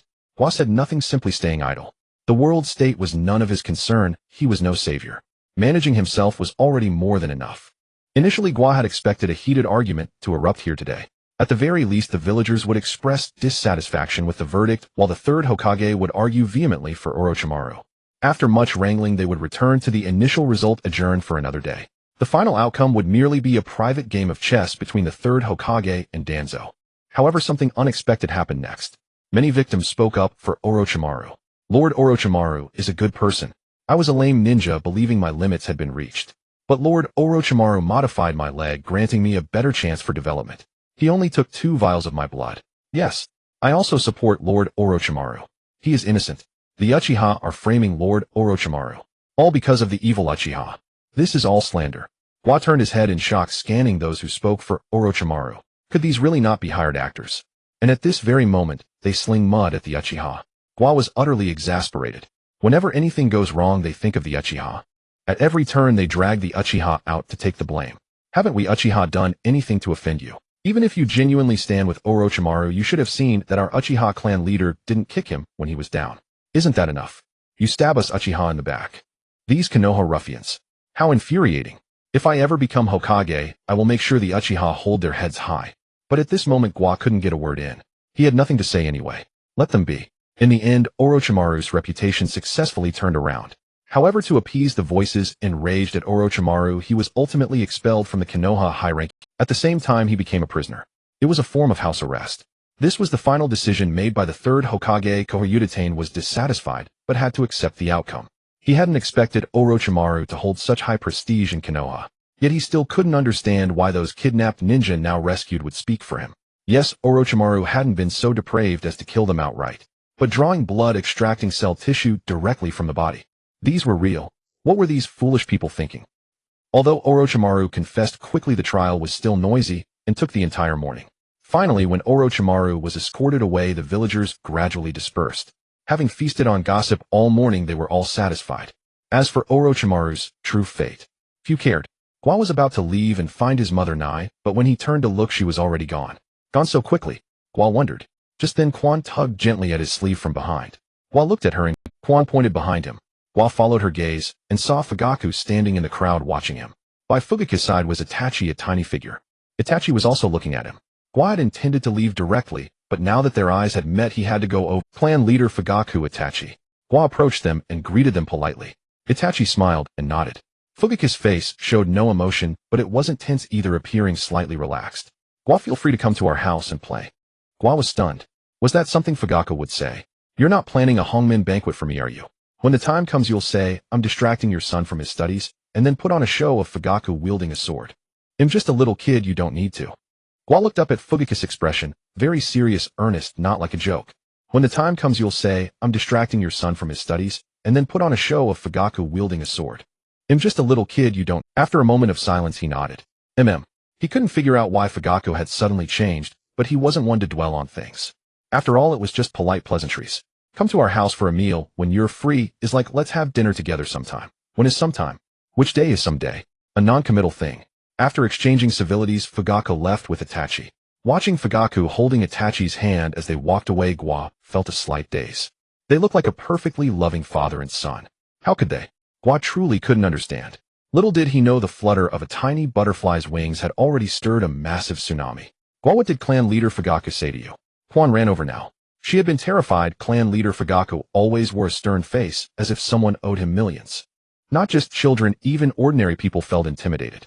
He said I could come to his house for a meal when I'm free, Gua answered truthfully. Quan immediately recalled what Gua's mother Uchiha Nai had said earlier, come to our house for a meal when you're free. My cooking skills were learned from your mother. Quan suddenly felt terrible. Oh, how could she make such a mistake? Quan wailed internally. But the damage was done, and there was no way. Why do you have anything to do later? Quan suddenly asked. Today was supposed to be a school day, but due to Orochimaru's trial they had the day off. So when Quan asked, she was already certain Gua had nothing to do. If Gua's mother hadn't left, she might have been a bit scared, but since his mother was gone, if she didn't ask, now she'd missed the chance. Every previous holiday, she had been rejected by Gua. This time it was a good opportunity. Hearing Quan's question, Gua thought for a moment, and realized he indeed had nothing to do. According to his routine, he would be at school, or idling at home at this time. The trial of Orochimaru today had slightly disrupted his rhythm. No. Then let's go eat 3 colored dumplings together. My treat. Quan tilted her head and blinked at Gua. He calculated that from the first time he had 3 colored dumplings after starting school, until now over a month, Quan had invited him to town for 3 colored dumplings 7 times. She brought him 3 colored dumplings every day, over 30 of them. No matter how delicious, it was too much. You are the god of 3 colored dumplings. Gua vented wildly in his mind. But his face remained calm, always tranquil. Okay, he nodded politely. Let's go. Quan's excitement was unstoppable. She pushed Gua toward the shopping street in town. Look. Oyama. Look quickly. Didn't I tell you? Our son is making progress. Hidden behind a small house, Uchiha Nai and Uchiha Oyama were secretly observing the scene. Seeing their son being taken away by Quan, Nai excitedly poked Oyama's arm. Oh, I saw it. Uchiha Oyama's smile also couldn't be contained. What did I say? My flirting tips are still useful. You're just bragging. Our son only brought her a bento once. Hey, one heartfelt time is enough. If you don't like someone 100 times won't do. Oh, you seem to have a lot of experience. Sensing his wife's displeasure, Oyama's face twitched. I was just talking nonsense. Oh, stop hitting, I was wrong. Gua was pulled by Quan to a street in my. It was one of the few snack and toy streets in my village. Gua rarely. In his impression, this place was no different from the market town in his past life. The doll on his bedside was bought by his mother from this street. Gua, look at me. Quan stood before a mask stall holding a fox mask in her hand covering her face. Gua glanced, nodded. He acknowledged. I saw. Since entering this street, Quan had not been idle. She had to browse the snack stalls, browse the clothing stores, browse the toy shops. It was as if some gene had been activated. Gua followed behind, Quan looking a bit dazed. However, Gua was unfazed. He would not feel embarrassed, for there was nothing in this world that could make him feel awkward. Quan put down the fox mask and pouted. She ran back to Gua's side. Gua's in the fox mask pretty. Quan was a bit flushed. Gua said it's pretty. Quan's complexion improved slightly as she huffed, crossed her arms over her chest, and strode forward with an air as if she would never talk to him again. Gua followed leisurely, maintaining his own pace. Neither fast nor slow, he made no rush to catch up with Quan. Since he was here, he might as well take a look around. He didn't go inside to browse, he just walked along the roadside, casually glancing at the small shops around. The shops here were indeed tiny, each only about a few dozen square meters, very cramped. Some were street stalls. Quan walked with her head down, acting cool.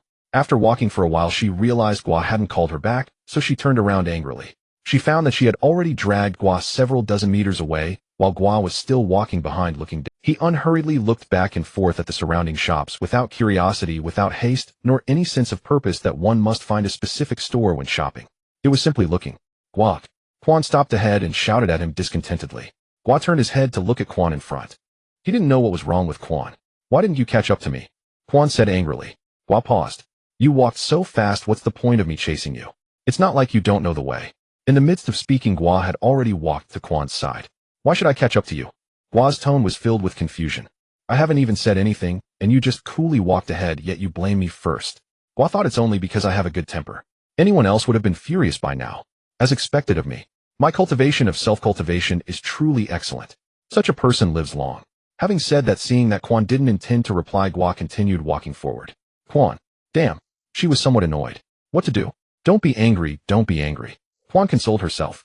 Forcing a smile, she quickened her pace and caught up with Gua. Gua, the three-colored dumpling shop is right over there. Gua continued walking forward.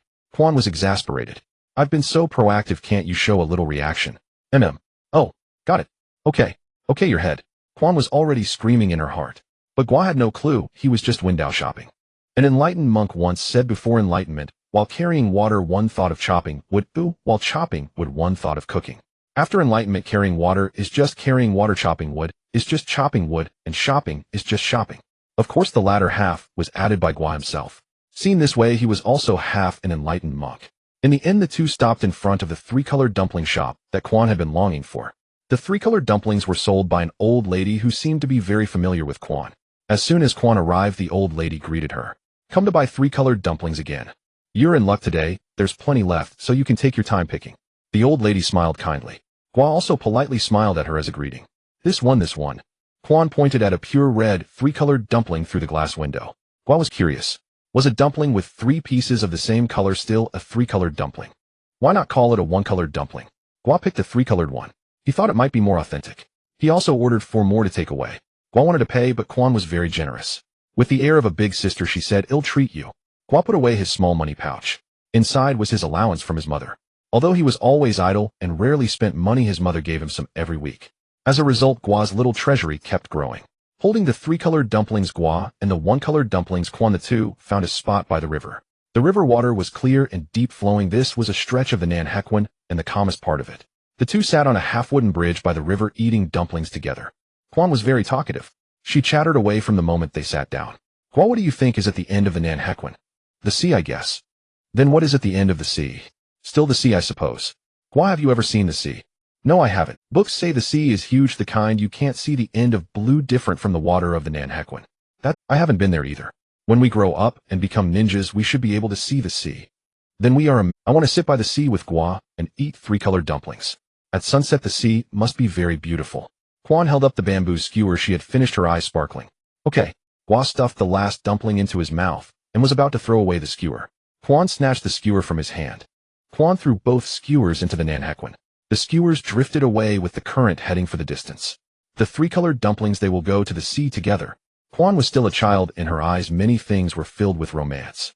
Gua didn't respond to her. He was just wondering, should the bamboo skewers be considered recyclable trash? Throwing them into the Nanhequan shouldn't count as polluting the environment, right? If a fish in the Nanhequan ate them, it would get pierced through by the skewer, wouldn't it? Gua's mind wandered further and further. Involuntarily, he took out another 3-colored dumpling from the takeaway bag and stuffed it into his mouth.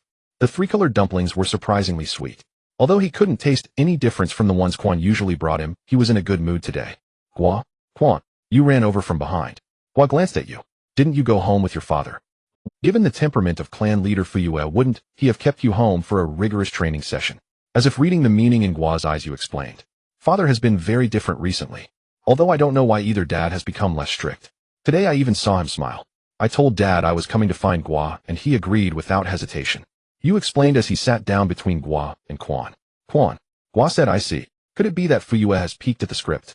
Prepare to give his son an education of love. What Gua didn't know was that on that day Fuyue sat by the Nanhequan for a whole day. The moment he stood up, the fate of the Uchiha had quietly changed direction.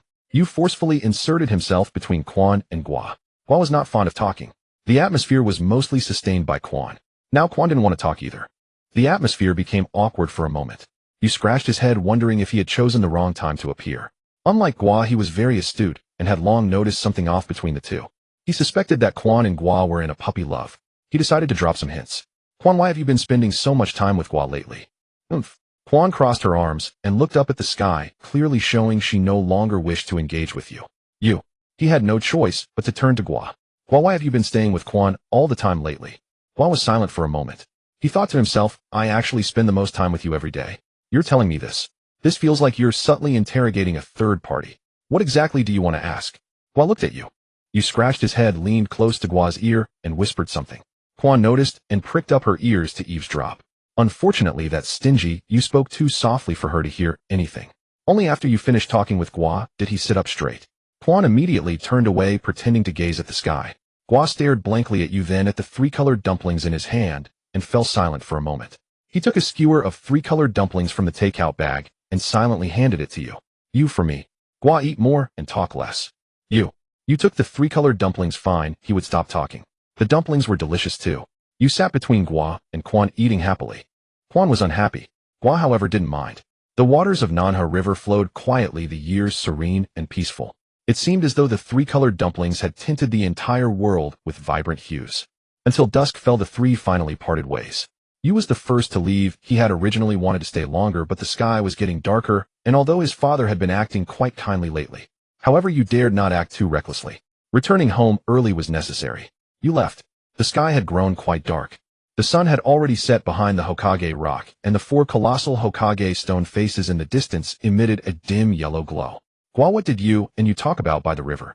On the way home, just as they were about to part, Quan suddenly blurted out the question she had been dying to ask. You said Gua and I are in a puppy love. Gua said calmly. Quan's face instantly reddened. She clenched her fists. Damn it, that you. Gua had already walked far away. Gua, see you tomorrow. Quan suddenly called out. Gua waved his hand. See you next year. Watching Gua's departing figure, Quan pouted. Tisk. Quan turned around and hummed a tune as she went home. The dissipating contrail, we watched it off. After Gua returned home, he noticed that his mother Nai and father Dashin were somewhat different today. The two were sitting by the low table looking at him with meaningful smiles. Gua ignored them and walked into the kitchen on his own, ready to see what delicious food his mother had prepared today. Beef hot pot, crispy tempura, grilled meat, a vegetable salad, and something bubbling in the pot whose contents were unknown. Gua turned his head to look into the living room. Today didn't seem to be a special occasion. Huh? Or was it? Was the trial of Orochimaru something worth celebrating? Sensing Gua's puzzled look, Mother Nai quickly stood up and came into the kitchen. Go, go, go. You have to wait a bit before we start. Gua, like a robot, was pushed out by his mother. I was just waiting for you to come back, so I could cook the udon noodles. It'll be ready in a moment. Just wait a bit, Gua. It was clear that his mother was very happy. Gua stood at the kitchen door for 2 seconds, so they were going to have udon noodles. Gua wasn't particularly fond of udon. He preferred the beef hot pot. In no time, the udon noodles were. The family of 3 sat around the low table. The beef hot pot and udon noodles steamed, while the tempura and grilled meat prepared earlier were ready to be eaten. Mother Nai wrapped grilled meat in lettuce and handed it to Gua. She was smiling. Gua took the lettuce and meat, his eyes darting between his mother and father. Finally, Gua looked at the meat again. Mom, you're not poisoning me, are you? Nai. Gua quickly swallowed the lettuce and meat in one gulp. Gulp, he swallowed with difficulty. Delicious. Mother Nai watched Gua with a beaming smile. Gua was completely stunned. Today his mother was smiling like a weasel. Gua had no choice but to continue eating. Gulp, gulp, gulp. Tempura and grilled meat kept going down, but Gua didn't dare touch the beef hot pot. He feared that if he stopped he would meet his mother's kind smile. Something was wrong with his mother today. Gua, is that girl the same one you brought a bento to last time? Mother Nai finally showed her true colors. Gua's eating motion paused slightly. He took out the half-bitten tempura from his mouth and looked up at his mother. So this is what it was all about. Mom. Gua saw no reason to deny it. I didn't expect Quan to be so fierce, just like her mother. Nai seemed to be speaking as thoughts came to her. Gua didn't understand. Xiang Zhuang performed the sword dance as a cover for his true target. Such subtlety wasn't needed at home, was it? He guessed his mother was probably reminiscing about the past. People are nostalgic after all. Gua continued eating. Today's dinner was abundant and delicious, and now that he had the chance, he finally started on the beef hot pot. Mother Nai kept chattering on. But that personality actually matches Gua quite well. What do you think, Dashin? Right. Dashin smiled like a blooming sunflower. Every muscle looked like a sunflower seed basking in sunlight. He was truly happy. Dashin added, Quan is a good kid. Hey, you don't know. Today Quan even snapped at me, and when she shielded our son behind her, it was really adorable. Nai recounted the events of the day. Dashin agreed, kids, you know. Nai suddenly shifted her tone. What do you think? If Quan and I both fell into a river, who would Gua save? Dashin shook his head, his expression grave. Hard to say. Gua, who had been battling the beef hot pot, suddenly sharply sensed something amiss. He lifted his head from the bowl and met his mother's gaze. Gua would, Mother. Gua answered without hesitation. This wasn't just a dodge, it was the truth. Quan and Mother, save Mother. You and Mother, save Mother. Shui and Mother, save Mother. The clan leader and Mother, save Mother. Father and Mother, still save Mother. Dad, don't blame me. A man must take responsibility. You can swim, right? Gua's performance today made his mother very satisfied, and she couldn't suppress her smile. So much so that the next morning she prepared an exceptionally hearty breakfast. For the first time, Gua tasted the benefits of sweet talk. He ate his fill at breakfast. Content, he headed to school. Before leaving, his mother even handed him a lunchbox. I'm full, Gua said. Quan isn't, his mother replied. Gua, even someone as dense as Gua realized some. Quan and I are good friends, Gua explained. Ah, yes, and am good friends with Quan's mother. It's not too much for me to look after Quan, is it? Gua. He took the lunchbox to school. On the way he ran into you. Seeing the lunchbox in Gua's hand, you asked curiously, Gua, didn't you have breakfast? You thought it unlikely. Gua's mother doted on him. She would never skip his breakfast. Someone didn't eat. Gua parroted his mother's words. He was taken aback, then his mouth formed an O. He understood. He got it. Can I see what you prepared for Quan? He had to get the scoop on his best friend. Gua opened the lunchbox for you, without hesitation. Ooh, you felt glutinous rice balls, potato croquettes, sausages, and a fried egg. He had never had such a lavish breakfast at home. In most families of my breakfast was a hasty affair. The proper meals were lunch and dinner. Since children were at school during the day, dinner was usually the main meal. For instance, Yu's breakfast today was a salty miso soup and an oil cake that had sat for 2 days. Yu was craving. Gua was stunned. Wait, when did Mom fry the potato croquettes? Why didn't I get any?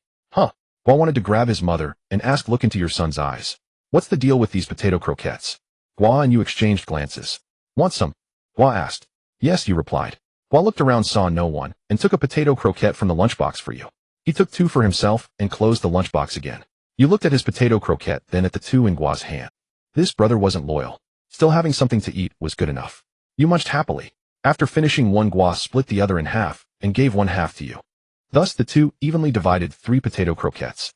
It couldn't be helped. Yu was a sensitive kid. Gua had to take care of his feelings, otherwise whenever Yu got upset, he'd contemplate life, and whenever he contemplated life, he'd massacre his clan. Seeing Gua's loyalty, Yu was deeply moved. He took the potato croquette and swallowed it in one bite. Gulp, delicious. Gua glanced at Yu and said nothing. He seemed to understand something. The reason Yu's psyche was twisted was that no one had given him proper guidance or love. It's hard to imagine someone under prolonged pressure being cheerful and full of sunshine. The love Yu wanted, Fugaku didn't give him. The guidance he needed, Fugaku led him astray. Yu rejected that wrong path, and then Jishui pointed him toward another wrong path. What a tough life. Gua sighed inwardly. Arriving at the classroom, Gua placed the lunchbox on Quan's desk. He hadn't met Quan at the school gate today. This was because Gua had quickened his pace on the way, deliberately missing Quan. Handing the lunchbox to Quan face at the gate felt awkward, as if he had ulterior motives. Then explaining it's from my mom would only make things worse. He left the lunchbox bearing the Uchiha clan crest on Quan's desk and returned to his seat. Soon Quan walked in from outside. She looked visibly disappointed. Why didn't I run into Gua at the gate? Quan couldn't understand. She had timed it perfectly. Today was just like any other day. When Quan entered the classroom, she spotted Gua. Oh, so I missed him. Quan figured it out, her mood lifting. She came to her seat and sat down. Quan blinked at the lunchbox on her desk.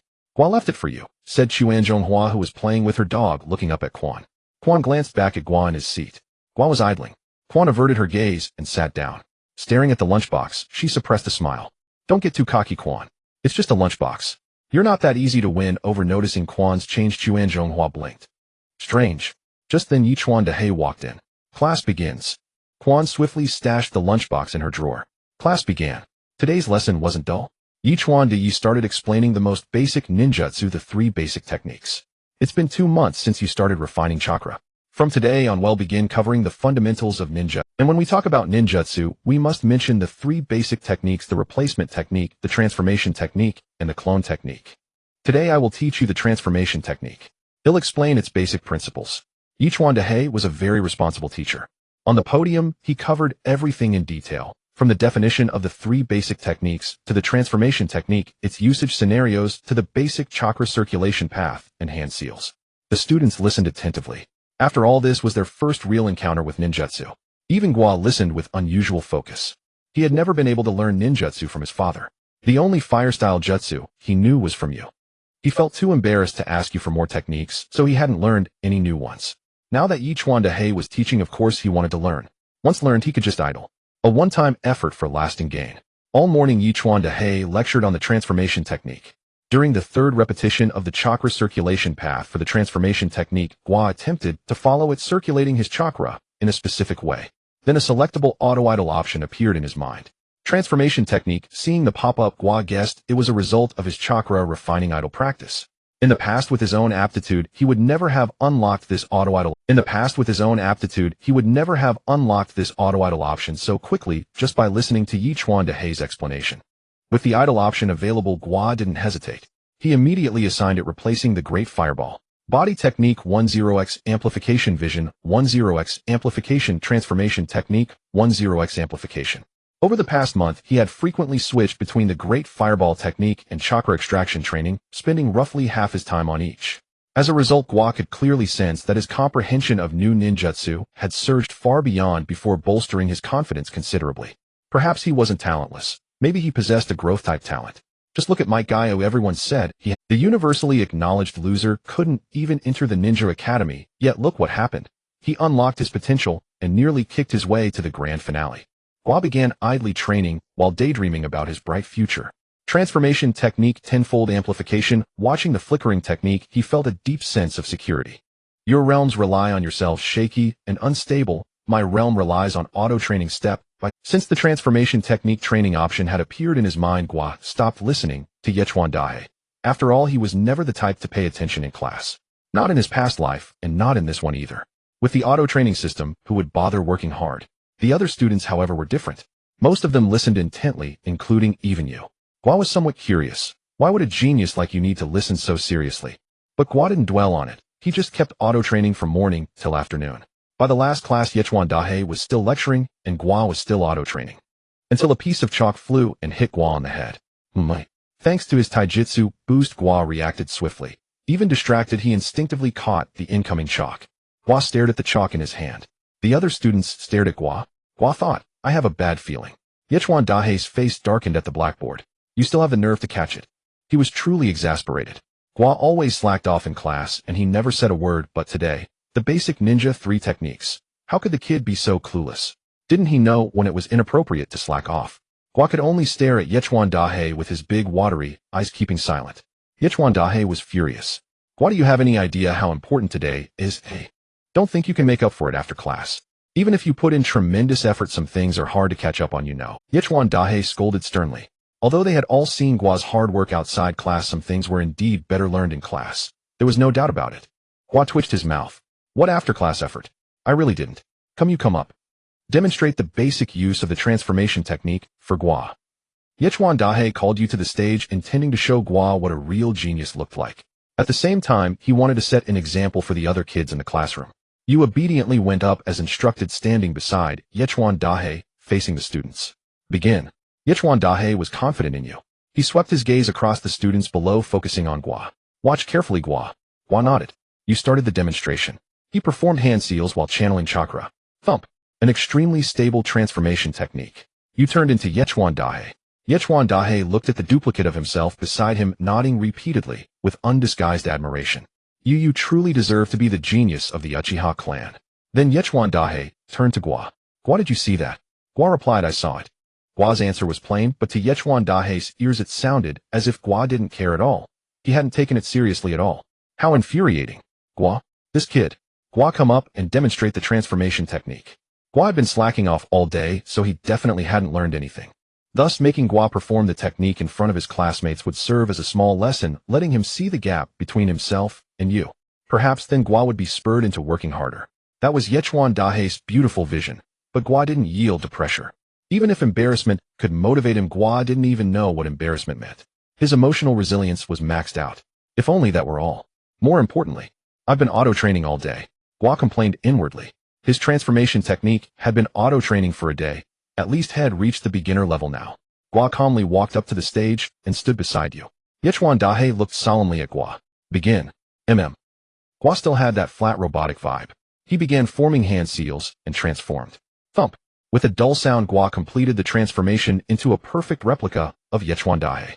Yechuan Daihe had already prepared a scolding, but it got stuck in his throat as he suddenly realized. Gua had succeeded. He was utterly stunned. He widened his eyes, examining Gua's transformed form from every angle.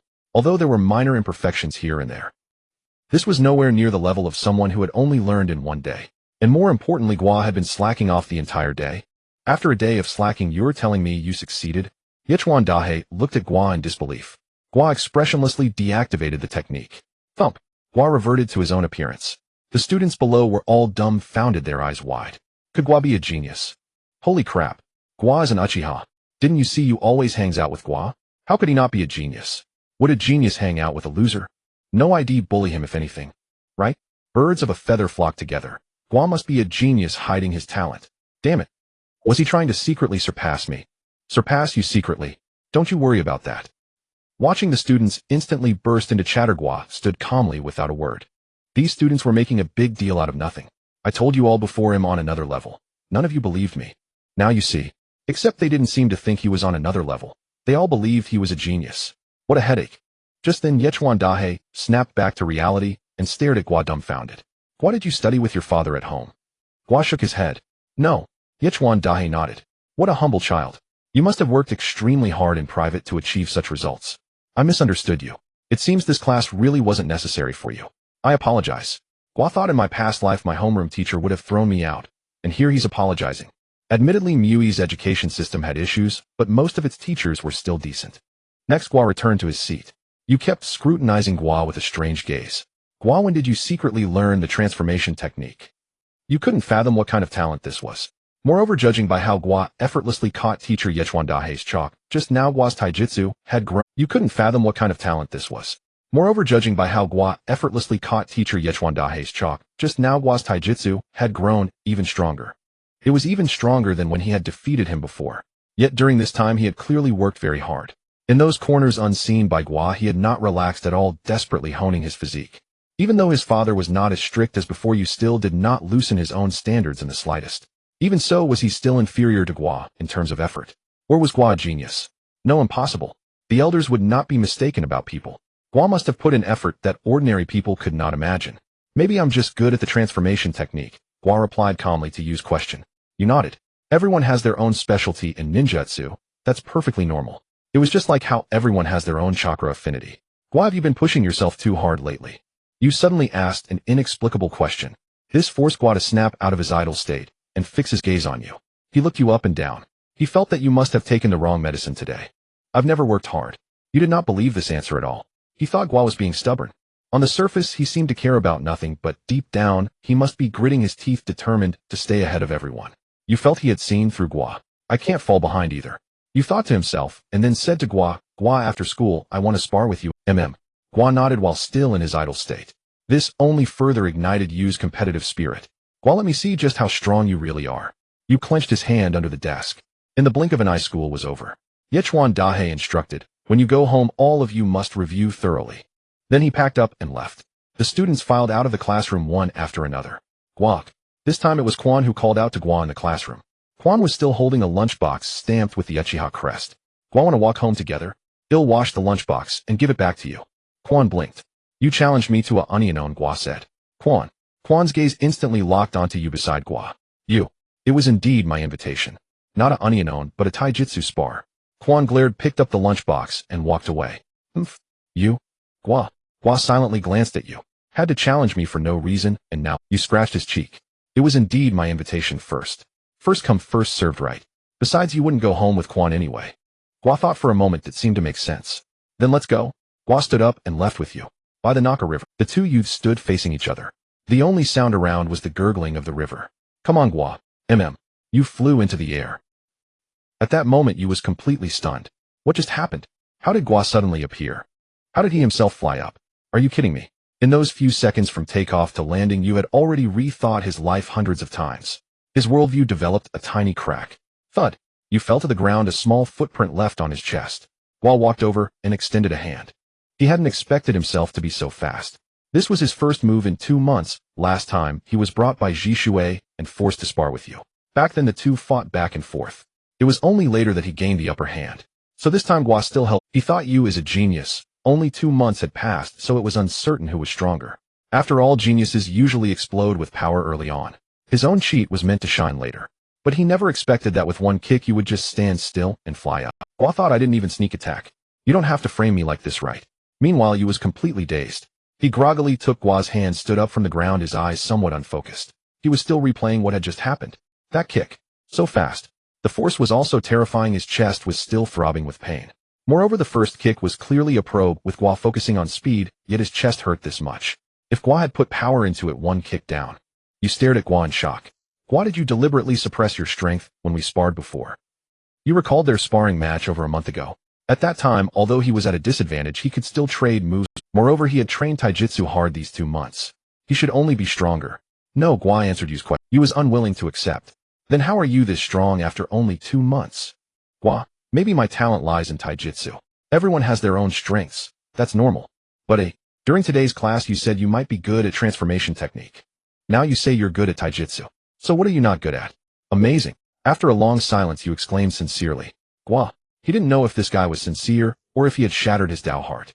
Mainly he hadn't expected that after 2 months of idling his taijutsu and strength would become this powerful. Would you not take it too hard? If he took it too hard, he would start contemplating life. And when he contemplates life, he would massacre his clan. Gua was speechless. Actually, there's no need to be so obsessed with power. Power is only a tool for protection. Gua gave you some psychological counseling. This was one of the rare times he spoke so much in one breath. You sighed. Gua's heart tightened. Bro, I call you bro, don't sigh. But after sighing you pursed his lips and smiled. In taijutsu, it'll probably never catch up to you. Gua. Then excel in ninjutsu. Gua continued to encourage. You nodded. Thank you, Gua. Gua, okay. You waved goodbye to Gua. I'm off, see you tomorrow. Gua, see you tomorrow. Watching Yu's departing figure, Gua felt a slight bitterness in his heart. It seemed he'd have to hold back from now on. Otherwise his strength was really getting scary. Gua clenched his fist. Due to his strong sense of detachment, this was the first time in 2 months he seriously examined his own taijutsu. This power. Gua was about to find a crooked tree to test it. Meanwhile, in a corner, Gua had not noticed the third Hokage, and Danzo silently watched the scene. What did I say? That guy named Gua, is he really as useless as the Uchiha claim? Danzo's single eye revealed a sinister look. He had taken in the entire spar between Gua and Yu just now. One exchange. It didn't even count as one exchange. It was just one normal move from Gua and Uchiha Yu, the clan heir. The Uchiha's top genius was directly knocked down. This couldn't even be described as ordinary genius. Truly monstrous. That child is indeed quite different.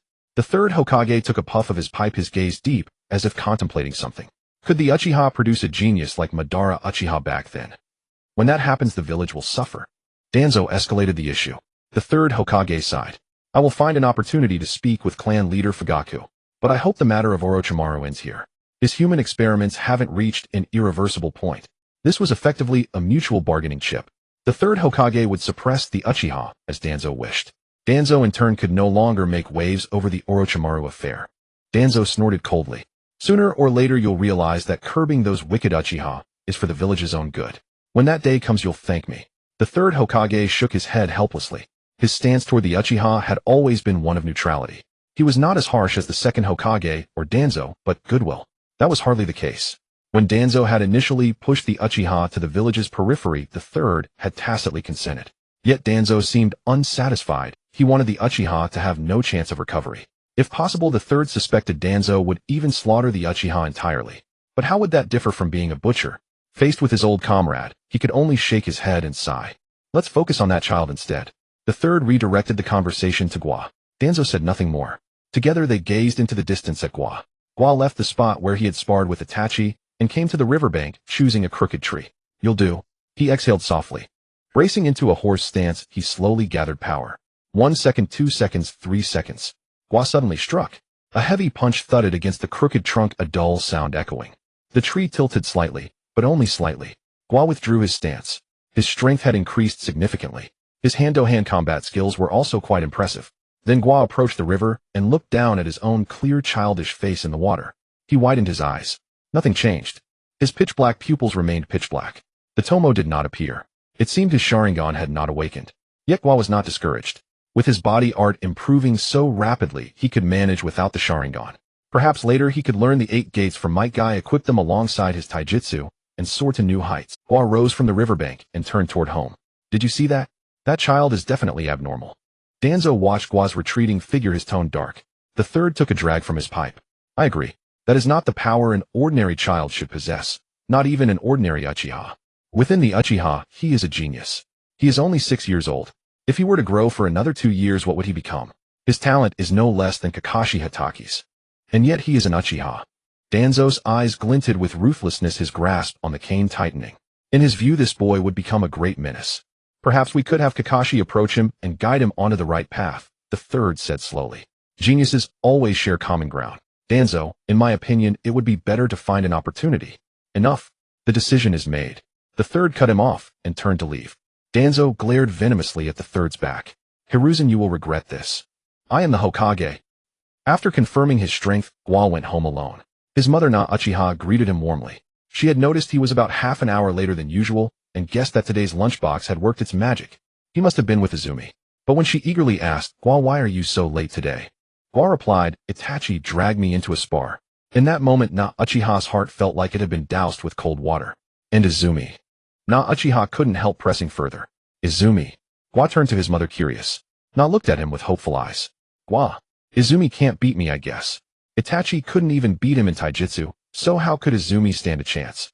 Na slapped her forehead weary. When's dinner? Gua asked. Eat. No dinner tonight. His mother said through gritted teeth. Gua, huh? His mother glared. What are you looking at? Miso soup tonight. Such a sudden drop. Gua drank the miso soup, pursed his lips, and returned to his room. He sat by the window pondering life. Why is that? Elsewhere, another child was also pondering life. Why is that? Itachi stared at the moon, scratching his head. Did Gua suddenly become this strong, or has he always been this strong? Itachi's mind began to race. Every detail before now seemed suspicious. Gua's usual walking pace, so steady. He must be training. Gua's daily diet, so regular and nutritious. He must be training. Gua never paid attention to the boring little stories in class. He must be training in his mind. Itachi understood. Itachi grasped the truth. Itachi vowed to strive harder. Itachi, you must work hard. Wah. In the next room, Sasuke started crying. Itachi fell silent instantly. Uchiha Mikoto heard Fugaku's footsteps in the living room and sensed trouble. She quickly opened the door, but Fugaku had already pushed open Itachi's door. Father and son stared at each other. Itachi's face showed guilt. Fugaku glanced at him, then out the window at the serene night and the full moon hanging in the sky. Don't be so loud. You woke up Sasuke. Oh. Itachi stood up about to bow an apology. Fugaku had already stepped back to close the door, but paused looking toward the window. Remember to close the window when you sleep, or you'll catch cold. Itachi stared blankly at his father. Fugaku avoided his gaze and walked away, shutting the door. Itachi was stunned for a long moment, then smiled. He had originally planned to practice taijutsu in his room a bit longer, but now he decided against it. Time to sleep. There's always tomorrow for training. A week passed swiftly and Friday arrived before long. Today, Yichuan Dahei did not continue with the remaining 2 of the 3 transformations jutsu. They were still children, and even 1 transformation jutsu was enough for them to learn for a while. Therefore, during the day's lessons, they reviewed the transformation jutsu. Gua didn't pay attention, mainly because listening was useless.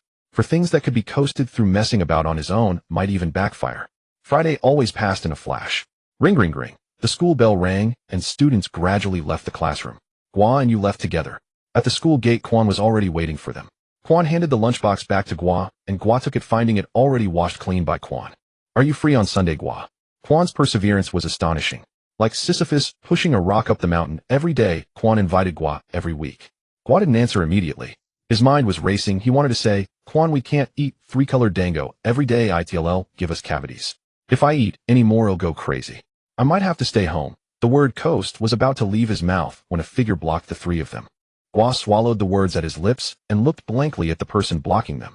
Could this be triggering the Konoha bullying plot? He thought. I thought the bullying plot was already triggered. He looked closely. The person in front seemed familiar. Though it was Gua's first time seeing him, he felt he knew him. The spiky gray-white hair, a black mask covering most of his face with only one eye exposed. Beneath the mask must be Obito's Sharingan. It was undoubtedly Kakashi. Gua had lived through the era of the 4th Hokage Minato. At that time, he was only 4 years old, and he had heard that Minato's team encountered an accident at the Canopy Bridge. His heart tightened. He thought, oh no. The first Uchiha with a cursed seal had been born, but he was too young back then and could do nothing. Later he heard that Obito of Minato's team had died, and Rin Noera had also died. Only Kakashi survived. Gua had an impression of Rin Noera, but she always liked to visit the Uchiha compound, and took good care of the guy named Obito. Once when no one was around, Gua urged Obito to confess to Rin, saying, strike first, it would be bad if you let Kakashi get there first. At that time he had never seen Kakashi. Mainly because the guy supposedly didn't get along with Obito, and didn't like coming to the Uchiha compound. So Gua only knew Obito and Rin. To be fair, Gua thought Obito and Rin were a good match. But, Gua let out a silent sigh and, you're Uchiha Gua, right? Kakashi spoke first. He knew Gua wasn't the type to start a conversation, and before coming he had looked into this Uchiha genius. You and Quan both eyed Kakashi warily. Quan lived outside the compound and often went outside, so he had seen Kakashi a few times and naturally knew that the person before them was the renowned Jonin Kakashi. He became a Jonin at 12 years old. Now only 14. He could be said to be Konoha's greatest prodigy. Even his father was Tsukumo Hatake, the White Fang of Konoha, who had been as famous as Minato. Someone like him was someone they could only look up to. And today he had stopped them. This made Quan nervous. You had never seen Kakashi, but he recognized him from his appearance, so he too felt uneasy. You're looking for me. Gua acted normally. He didn't feel any danger. This was Konoha, and the person in front was Kakashi. What danger could there be? He was just curious how Kakashi knew him. And from the looks of it, he came specifically to find him. My name is Hitaki Kakashi. Kakashi extended his hand. Let's get to know each other. Gua was puzzled. You're a Konoha Jonin coming to get to know a little kid like me. It's almost like you've got I have a secret written all over your face. Looking at Kakashi's outstretched hand, Gua finally shook it lightly. There were no extra pleasantries like hello, nice to meet you, I've heard so much about you. First, Gua wasn't good at that. Second, dude, you're really suspicious. Kakashi was also a cold personality. After shaking hands, he just stood there stiffly. Gua was at a loss. He looked at Kakashi. Kakashi looked at Gua. Dude, what on earth do you want? Just say it. Kakashi, how am I supposed to befriend him? The third Hokage asked me to change him. I'm really not good at this. Jonin Kakashi. Someone walked over, interrupting the awkward atmosphere. Gua looked up and saw it was Shursui. He hadn't seen him in days and didn't expect him to appear here. Moi. Kakashi turned to see Shursui approaching. He nodded. You guys talk, I'll be going. Oh, okay. Shursui responded. Kakashi actually left like that. Gua was confused. Not cool, dude. What do you do? You really just came up, said your name in front of me, and then walked away so casually. He felt that Kakashi had something, but he couldn't guess what business a Jonin would have with a 6-year-old kid. Gua couldn't figure it out, but he wasn't the type to overthink. Since you left, that means it's nothing. If you had something, you reasonable. Mainly because Kakashi was a good person. Gua was assured of that. What did Kakashi want from you guys just now, eh? Shursui asked the three curiously. Yu and Quan both shook their heads. Don't know. He came for Gua. A look of confusion appeared in Shizui's eyes. He looked at Gua. Kakashi came to see you. Gua nodded. What did he want? He wanted to get to know me. Even Gua felt something off about that. Shursui. After a moment of silence, Shursui didn't ask further. He wasn't worried about Kakashi either. Sakumo Hitaki's son, Konoha's super genius. His character was recognized by everyone in Konoha. No need to say more.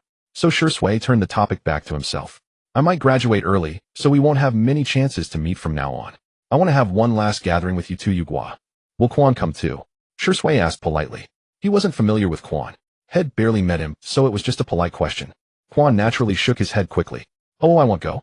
I have things to do these 2 days. Gua, aren't you free? But Gua didn't say it out loud, and adding fuel to the fire wasn't his style. If Quan is busy, what about you two, Gua? Gua said calmly. I'm free. At times like this, saying he'd be at home coasting would get him killed. Only Quan would be tolerant of his reason of coasting at home. Shursui would resort to force. I'm free too. You also nodded. Are you sure you don't want to ask Lord Fugaku for permission before saying you're free? Shursui teased you. He knew Fugaku's temper. He was very strict with you. You smiled. No need, father will definitely agree. Gua glanced at you. He didn't understand. Had Fugaku been possessed, he had practically transformed you from a philosopher into a courteous model youth. At this rate, without Gua's intervention, you would walk a perfectly righteous path. Shursui arranged the time for the picnic Saturday afternoon. Mostly Shursui felt it would be inappropriate to make the 2 children who had just finished a week of classes stay outdoors at night. He feared that Gua's mother and Itachi's father would find him and give him a thorough scolding. Gua returned home, and during dinner mentioned the arrangement with Shursui for the next day to his mother Nai and father Dashin. That's fine, Gua should go out more often, his mother Nai said with a smile. Father Dashin also nodded repeatedly. Gua roughly guessed his parents' thoughts. They were probably worried that staying at home would make him develop some kind of autism. The next day, Gua spent the day idling at home as usual. At dusk he left the house and arrived at a forest near the Uchiha clan grounds and the Naka River. It was the place Shursui had agreed upon with them.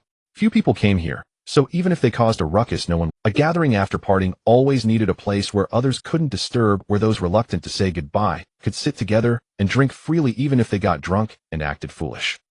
But I'm just a kid, right? Gua muttered to himself as he arrived. Shursui probably wouldn't bring alcohol. If he returned home drunk, he would really be hung from a tree and whipped severely. Gua's mind involuntarily conjured an image of himself with a flushed face hung from a tree by his father Dashin, who whipped him with a switch while his mother Nai cheered from the sidelines. Lost in his thoughts, Gua arrived at the agreed-upon forest. This time Itachi and Shursui had come early. When Gua arrived, they were already sitting on rocks preparing to start a fire. Around them was a pile of dry firewood they had gathered. They used a fire striker, a cylindrical device that when twisted emitted a few sparks. They relied on those sparks to ignite the tinder. Gua sat down beside them, watching Shursui and Itachi lie on the ground, making a show of starting the fire. Why not use fire release? Gua asked. He couldn't understand how such a primitive fire striker existed. Itachi, who had been blowing on the fire, looked up at Shursui in shock, as if to say, bro, are we both idiots? Shursui ignored him and continued. Whoosh. The flame sprang up. Shui added a couple of logs to keep the fire burning slowly, then stood up and patted Gua on the shoulder. Why you don't understand? In the wild, we should conserve our chakra whenever possible. If an emergency arises, we need to be ready to act at full capacity. Gua, he wanted to ask, is that really true? Or are you just making that up on the spot? But he didn't call him out. Men need their pride, he understood that. The fire was lit. The tinder ignited the hardwood logs. Shui stood up and said, let's go find something to eat. Gua, is this a real picnic? Did you bring nothing? Gua thought Shui might have gone crazy from studying. Can you really teach Itachi well? Gua sighed helplessly, got up from the rock, his backside just getting warm. Gua thought Shui might have gone crazy from studying. Can you really teach Itachi well? Gua sighed helplessly, got up from the rock, his backside just getting warm. He and Itachi split up and went into the forest. Shui stayed by the fire alone. Gua thought to himself, so boss, you started the fire early just to slack off. No wonder you're the one leading us. Who says Shui is dumb? Shui is too clever, right? Gua muttered inwardly as he stepped into the forest. The weather was bad that day, there was no moon, and the sky was overcast, so visibility was low. But for ordinary ninjas, it wasn't much of an obstacle. For Gua, it was even less of an issue. He had trained his vision by idling for 2 months. 2 months of non-stop idling with a tenfold multiplier was equivalent to 4 years of normal training. Even a blind Xiahou Dun would become a sharpshooter with that kind of training. So despite the darkness, Gua walked through the forest as if on flat ground. He avoided most obstacles accurately. However, he hadn't found any prey. At first he thought he would show off his skills and catch a tiger to scare Shui. Then he thought he would catch a wolf instead. After searching for a long time, he finally gave up on the idea of even catching a dog from the Inuzuka clan to pass off as a catch would do. But he failed again. He didn't see a little white rabbit would be fine too. Gua resolved. 2 minutes later. Gua couldn't understand. Why? Why wasn't there a single living thing? Gua decided to head back. Just then rustling. Gua prepared to investigate. Perhaps with his taijutsu he could catch a tiger and scare Shui. Gua prepared to investigate. Perhaps with his taijutsu he could catch a tiger and scare Shui. Step by step he moved cautiously.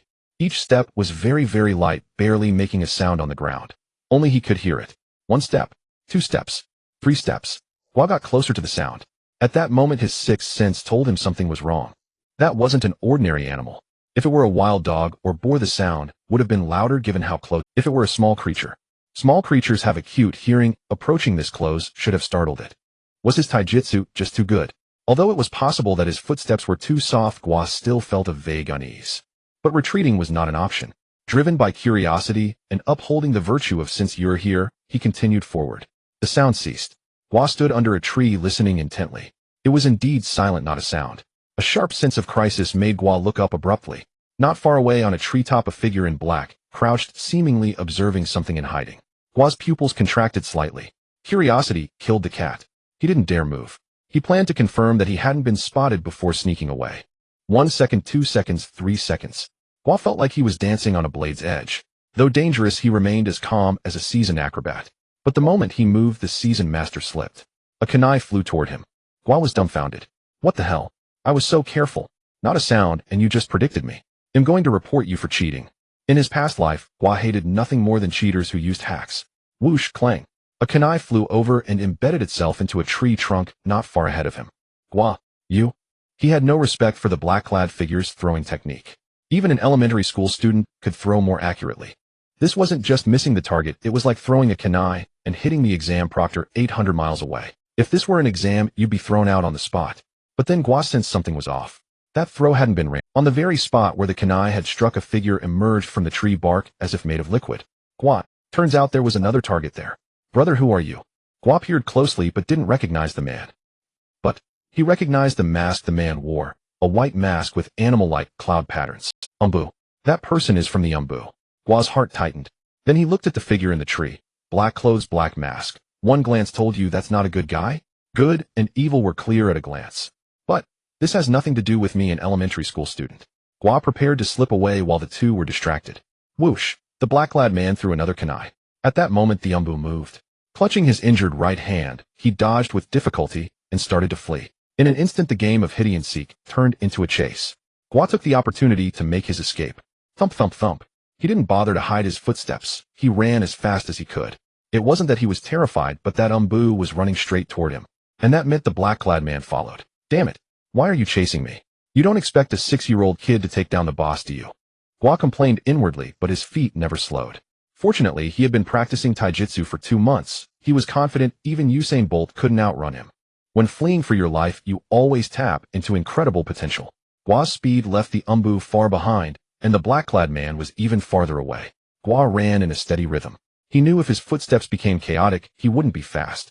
A stumble would mean disaster, a free meal delivered to their doorstep. Gua didn't want to be dinner, so he kept running. He ran until he saw firelight. Saw that man saw you. Hearing Gua's hurried footsteps, Ji Shui rose from beside the campfire, and you turned to look. Ji Shui didn't think there was danger. At worst, it would be a porcupine chasing him. Oh, as long as you ran fast and climbed a tree, you'd be safe. Porcupines were clumsy and couldn't climb. But when he saw Gua, he froze. He realized he had been wrong.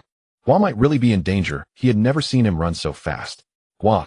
Ji Shui leaped twice to Gua's side and grabbed him. What's wrong? Gua breathed evenly. There are shinobi.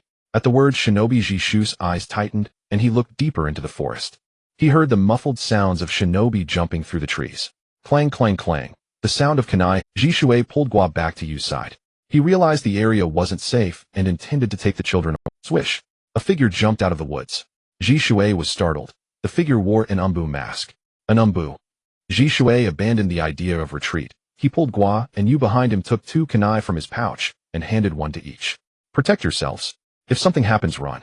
Okay. Gua gripped the kunai. You said, we won't leave you alone, Ji Shui. Gua thought, bro, show off on your own. Oh, when danger comes, I'm running. Since Umbu are involved, this is serious. You staying won't help. But. You tried to argue. No buts. Stay still. He'll check out that Umbu. Ji Shui cut you off, gave his instructions, and left the 2 behind to go ahead. Just then another figure emerged from the forest. It was the black-clad man who had been chasing the Umbu. The wounded Umbu stumbled toward Ji Shui, clutching his. You're Ji Shui, right? I'm from the Umbu. I encountered a spy infiltrating the village. He's trying to kill us all. The wounded Umbu collapsed beside Ji Shui. Ji Shui quickly checked his wounds. 2 kunai in the right arm, a scorch mark from fire release on the chest, and minor scratches from running through the woods. None serious. Not fatal either. This Umbu is actually pretty weak, Ji Shui thought. If he couldn't handle this, what kind of recruitment did the Umbu have? But under these circumstances, facing a spy, there was no time to dwell. Only he, Ji Shui, could step up. Even though he had just graduated and wasn't even a jonin yet, he was quite confident in his abilities. Who are you? Ji Shui stood before the wounded Umbu, facing the black-clad man. The man's eyes gleamed with malice. Better not, metal brat. Ji Shu's gaze turned cold. So you don't want to talk properly? At that moment, in a shadowed tree branch stood Kaka, she wearing an Umbu mask, silently watching the scene below. Uchiha Ji Shui. Already graduated, yet making such a rookie mistake. Disapproval flickered in Kaka's eyes' dark pupil. This level of judgment would get his teammates killed. And now you're supposed to be leading the team. If you fail, the 2 weaker ones behind you will die because of your mistake. Kakashi was wondering who had passed Ji Shui. Below, as Ji Shui and the black-clad man faced off, the Umbu from behind suddenly pulled the kunai from his own wound and lunged at Ji Shu's back. Itachi's Totemo Sharingan spun rapidly. Shui, he shouted. But it was useless. They were too far from Shui, and the enemy's kunai was already at the back of his neck. At the critical moment, Shui sensed something amiss. He felt a faint whiff of wind behind him. In that last instant, his instincts drove him to dodge. Shui and the ANBU stood almost face to face. In a split second, Shui made his judgment. His Sharingan spun with Shui and the ANBU stood almost face to face. In a split second, Shui made his judgment. His Sharingan spun with ferocious speed. 3 Tomo. Jinjutsu activated. Just as the ANBU's kunai was about to pierce Shizui's neck, a flicker of red light glinted in Gua's eyes. A single red Tomo spun wildly. He had awakened his Sharingan. 1 Tomo. The moment Shizui's Jinjutsu took hold, Gua's kunai had already been thrown toward the ANBU. Gua could feel his vision sharpening, everything slowing down, far more acute than before he had awakened. He could even trace the arc of the kunai through the air moment by moment. Focus, then focus again. His gaze locked onto the ANBU's head. The kunai pierced through. Blood sprayed out. The Jinjutsu mark in the ANBU's eyes faded rapidly, and he collapsed with a thud. He was dead, trapped in the illusion with no chance to awaken. Shui touched the blood on his neck and turned to look back. Gua stood calmly, his single Tomo still fixed on the fallen ANBU. Shui then glanced at Itachi, whose 2 Tomo trembled, hinting at no small panic. After all, that moment had been perilous. Even Gua thought Shizui's throat would be pierced. Yet Shizui's speed was simply too fast. Anyone else would have surely died. Itachi, perhaps Gua is the true genius, Shui mused silently, weighing their performances. Yet sometimes talent isn't everything. Meanwhile, Kakashi, hidden in the shadows, watched Gua with disbelief. Only Kakashi, the absolute outsider, had seen the full picture. The moment that man moved, Gua had already readied his kunai for throwing. But Gua had overestimated his own speed, or underestimated the enemy's. The foe closed in on Shizui's back in an instant, so by the time Gua threw the kunai, the target had already fallen under Shizui's genjutsu. Still, that didn't deny his excellence. Kakashi's gaze toward Gua grew grave. An Uchiha of this likely surpasses even Shisui. Kakashi finally understood why the third Hokage had called Gua the true genius of the Uchiha. Only such a genius was worthy of being guided by him down the right path. Below, Shisui turned, his eyes now dark as he stared at the masked man across from him. If I'm not mistaken, you're all in this together, aren't you? I don't try to pry it out of me, it'll tell you nothing. Today you are. The masked man's face hardened as his hands flew through hand signs. Fire release, great fire annihilation. An ordinary brank jutsu. The flames spewed from his mouth with no special flair. Shisui merely sidestepped to dodge. But when he turned again, the man had already fled. Without hesitation, Shisui drew 2 kunai and hurled them after the masked man. Clang, clang. The accuracy matched that of the fire jutsu. Naturally, they missed. Shisui immediately gave chase. Gua and Itachi followed closely. After the three vanished, Kakashi finally appeared before the dead Anbu, checking for vital signs. Confirming he was truly dead, Kakashi removed the mask. An ordinary man's face. But Kakashi, a root member, Danzo's man, impersonating Anbu to assassinate them. Was the target Shisui, Itachi, or perhaps Gua? Kakashi shook his head, replaced the mask, and pursued the direction the trio had taken. By the time he arrived, the three had already subdued the masked man. Now they seemed to be saying something to the prisoner. Kakashi continued to approach silently. That first one wasn't Anbu, was he? Anbu wouldn't attack fellow villagers. Shisui glared at the masked man on the ground. Hey, you're not the man sneered. Gua took a kunai from Itachi and walked toward him. Why waste words with him? Shisui. Sensing something wrong, he blocked Gua. Let's hear what he has to say first. The masked man was baffled. Hadn't the intelligence said this kid was docile? Was that intel accurate? Had already popped a champagne cork on his comrade with that first kunai, and now he was coming at him again after only a few words. You can't kill me. I'm Lord Danzo's man. You have no authority. If you want me dead, hand me over to the village. Let the village decide. Let Lord Danzo decide. The man dropped all pretense at this point. If he didn't play his trump card, head die. Shisui was visibly stunned by the man's words. Danzo, you're from Root. The man laughed smugly. So, do you dare to kill me? According to village rules, even though I attacked you first, you have no right to judge me, let alone execute me. Gua. 6. Bro, are you seriously that stupid? Yet Shisui was genuinely caught in a dilemma. Village rules. To him, if it had been someone from another village, Shisui would have killed without a second thought. But this was a fellow villager. If he still killed him, what would that make him? A murderer of his own kin. Kakashi, perched on a tree, watched silently, never revealing himself. Even if Shisui didn't kill him, Kakashi would finish the man on the road later. Anyone who harms their own comrades is no longer part of the village. Besides, as Anbu, they could strike first and report later. Shisui hesitated. Itachi, influenced by Shisui, also fell into the same dilemma. To kill or not to kill? That was the question. Gua. He looked at Shisui, then at Itachi, then at them. The masked man cackled. Kill me. Since you can't let me go, he'll report to Lord Danzo and accept punishment. Or you can take me back. Shisui frowned deeply. Itachi's face was equally grim, his frown lines deepening. Uft. The sound of a kunai piercing a throat rang out. Everyone froze. Gua. Shisui and Itachi both wore expressions of disbelief. They couldn't understand how Gua dared to do this. This was Root Danzo's direct unit in the Leaf's high command. And to kill so decisively. Gua's expression remained unchanged, maintaining his usual calm and indifference. A gentle breeze rustled the trees around them. Shizui's eyes grew serious. Gua, you killed him. If Lord Danzo investigates, it will be troublesome. Shisui was only a recent graduate, just 3 years older than them. Not knowing how to handle the situation, Gua simply glanced at Shisui and said calmly, not dealing with him would only bring more trouble. Shisui hesitated, then sighed after a few seconds. Fine. Maybe you're right. He knew that if they didn't kill the man, they would face even more trouble. Besides, even if they let him go, Danzo wouldn't. It was highly likely that this man was sent by Danzo. After all, Root was an organization with strict discipline, just like the Umbu. They rarely acted on their own. If they did, it was with Danzo's authorization. Handing the killer over to the killer. How could he possibly punish his own people? Shisui knew this well. However, behind the man was Danzo, and village regulations did not give them the authority to dispose of him. Originally, Shisui planned to report this to the third Hokage, but now that Gua had directly dealt with the man, there was no other choice. Acting first and reporting later. If Danzo seized on this, they would be in deep trouble. They had no choice but to find a pit and bury the bodies. The ninja world was already chaotic, people died every day, and no one cared. An organization like Root wouldn't be investigated. Even if it were Danzo would just send more Root operatives. The three of them discussed and decided. They dug a pit on the spot and buried both Root members. Fortunately, they had chosen a remote location. No one would come. As for killing and burying bodies, Shursui had seen battlefields, and Itachi had been taken to the battlefield by his father before he had awakened his intelligence. So after mentally preparing themselves, the two handled the bodies without much psychological burden. To their surprise, Gua also appeared to have no qualms. He was terrifyingly calm throughout. Together they dug the pit, carried the bodies, and buried them. Finally, Gua clapped his hands, dusted off his palms, and stomped hard on the grave twice. Done. Itachi. Shursui. After 6 years of idling, was Gua's mental fortitude this strong? Shursui had sensed something off when Gua killed the 2 Root members. Gua was frighteningly calm like a robot. Faced with these living beings, his eyes held only the calm and stability of executing a specific program. Seeing the strange looks in their eyes, Gua's heart stirred, but he maintained his machine-like expression as if nothing moved him. You think I'm not afraid? In my past life, I was a model youth.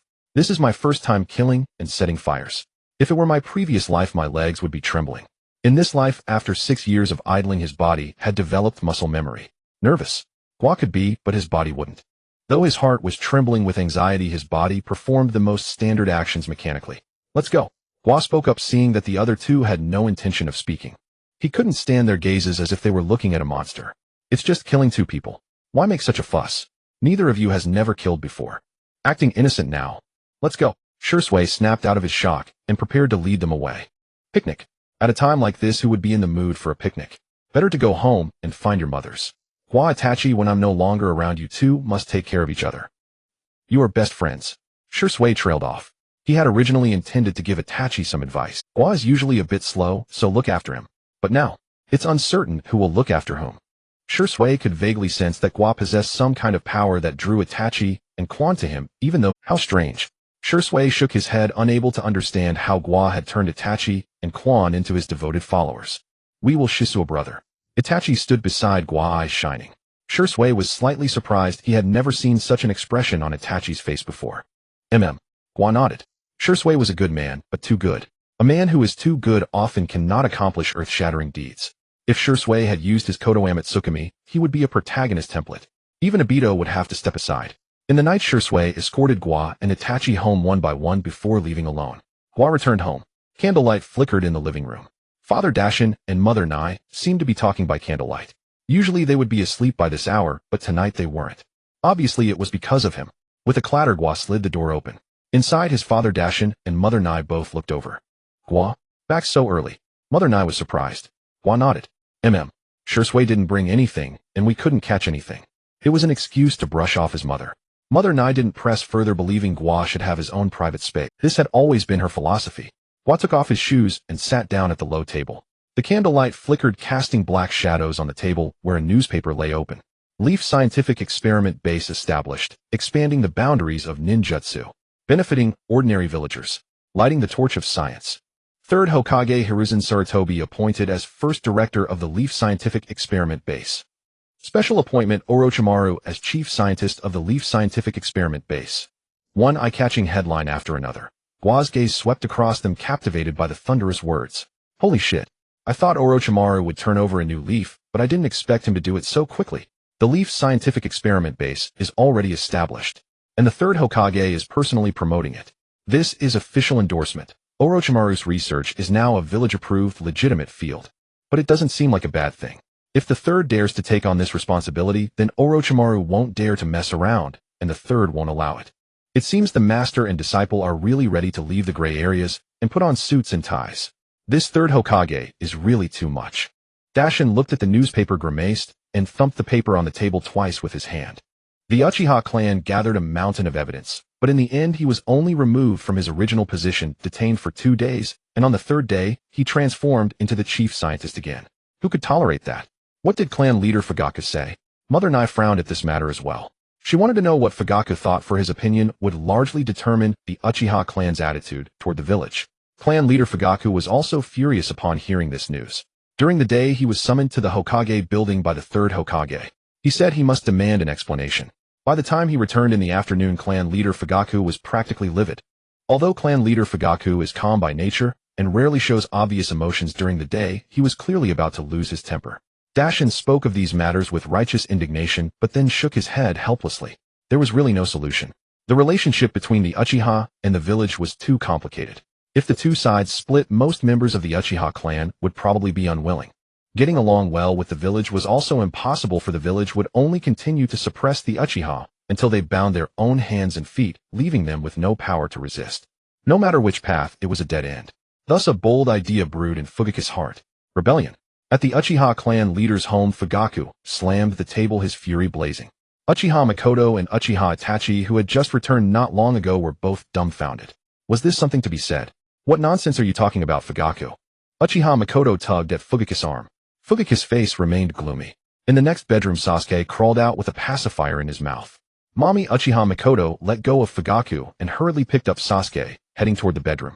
At the same time, she turned back to comfort Fugaku, saying, "Fugaku, you were too impulsive today. Calm down and think about it tomorrow. There will always be a way to solve things." Uchiha Makoto carried Sasuke into the room. Only Fugaku and Itachi remained sitting in the living room. Itachi felt as if he were sitting on a bed of nails, his heart in turmoil. "Dad," Itachi called out tentatively. Fugaku looked at him with a serious expression. Itachi was startled by his father's gaze, swallowed hard, but dared not look away, and continued to meet his father's eyes. "Itachi, if one day you become the clan leader of the Uchiha, and you cannot even protect your own clansmen," Itachi hadn't expected this difficult question to fall on him. He was still bewildered, having no idea why his father was so furious. After thinking it over, Itachi answered honestly, "Being the clan leader means protecting. If I cannot protect them, then I will not be the clan leader." Fugaku clenched his teeth, tightened his fists, and a chilling cold gleamed in his eyes.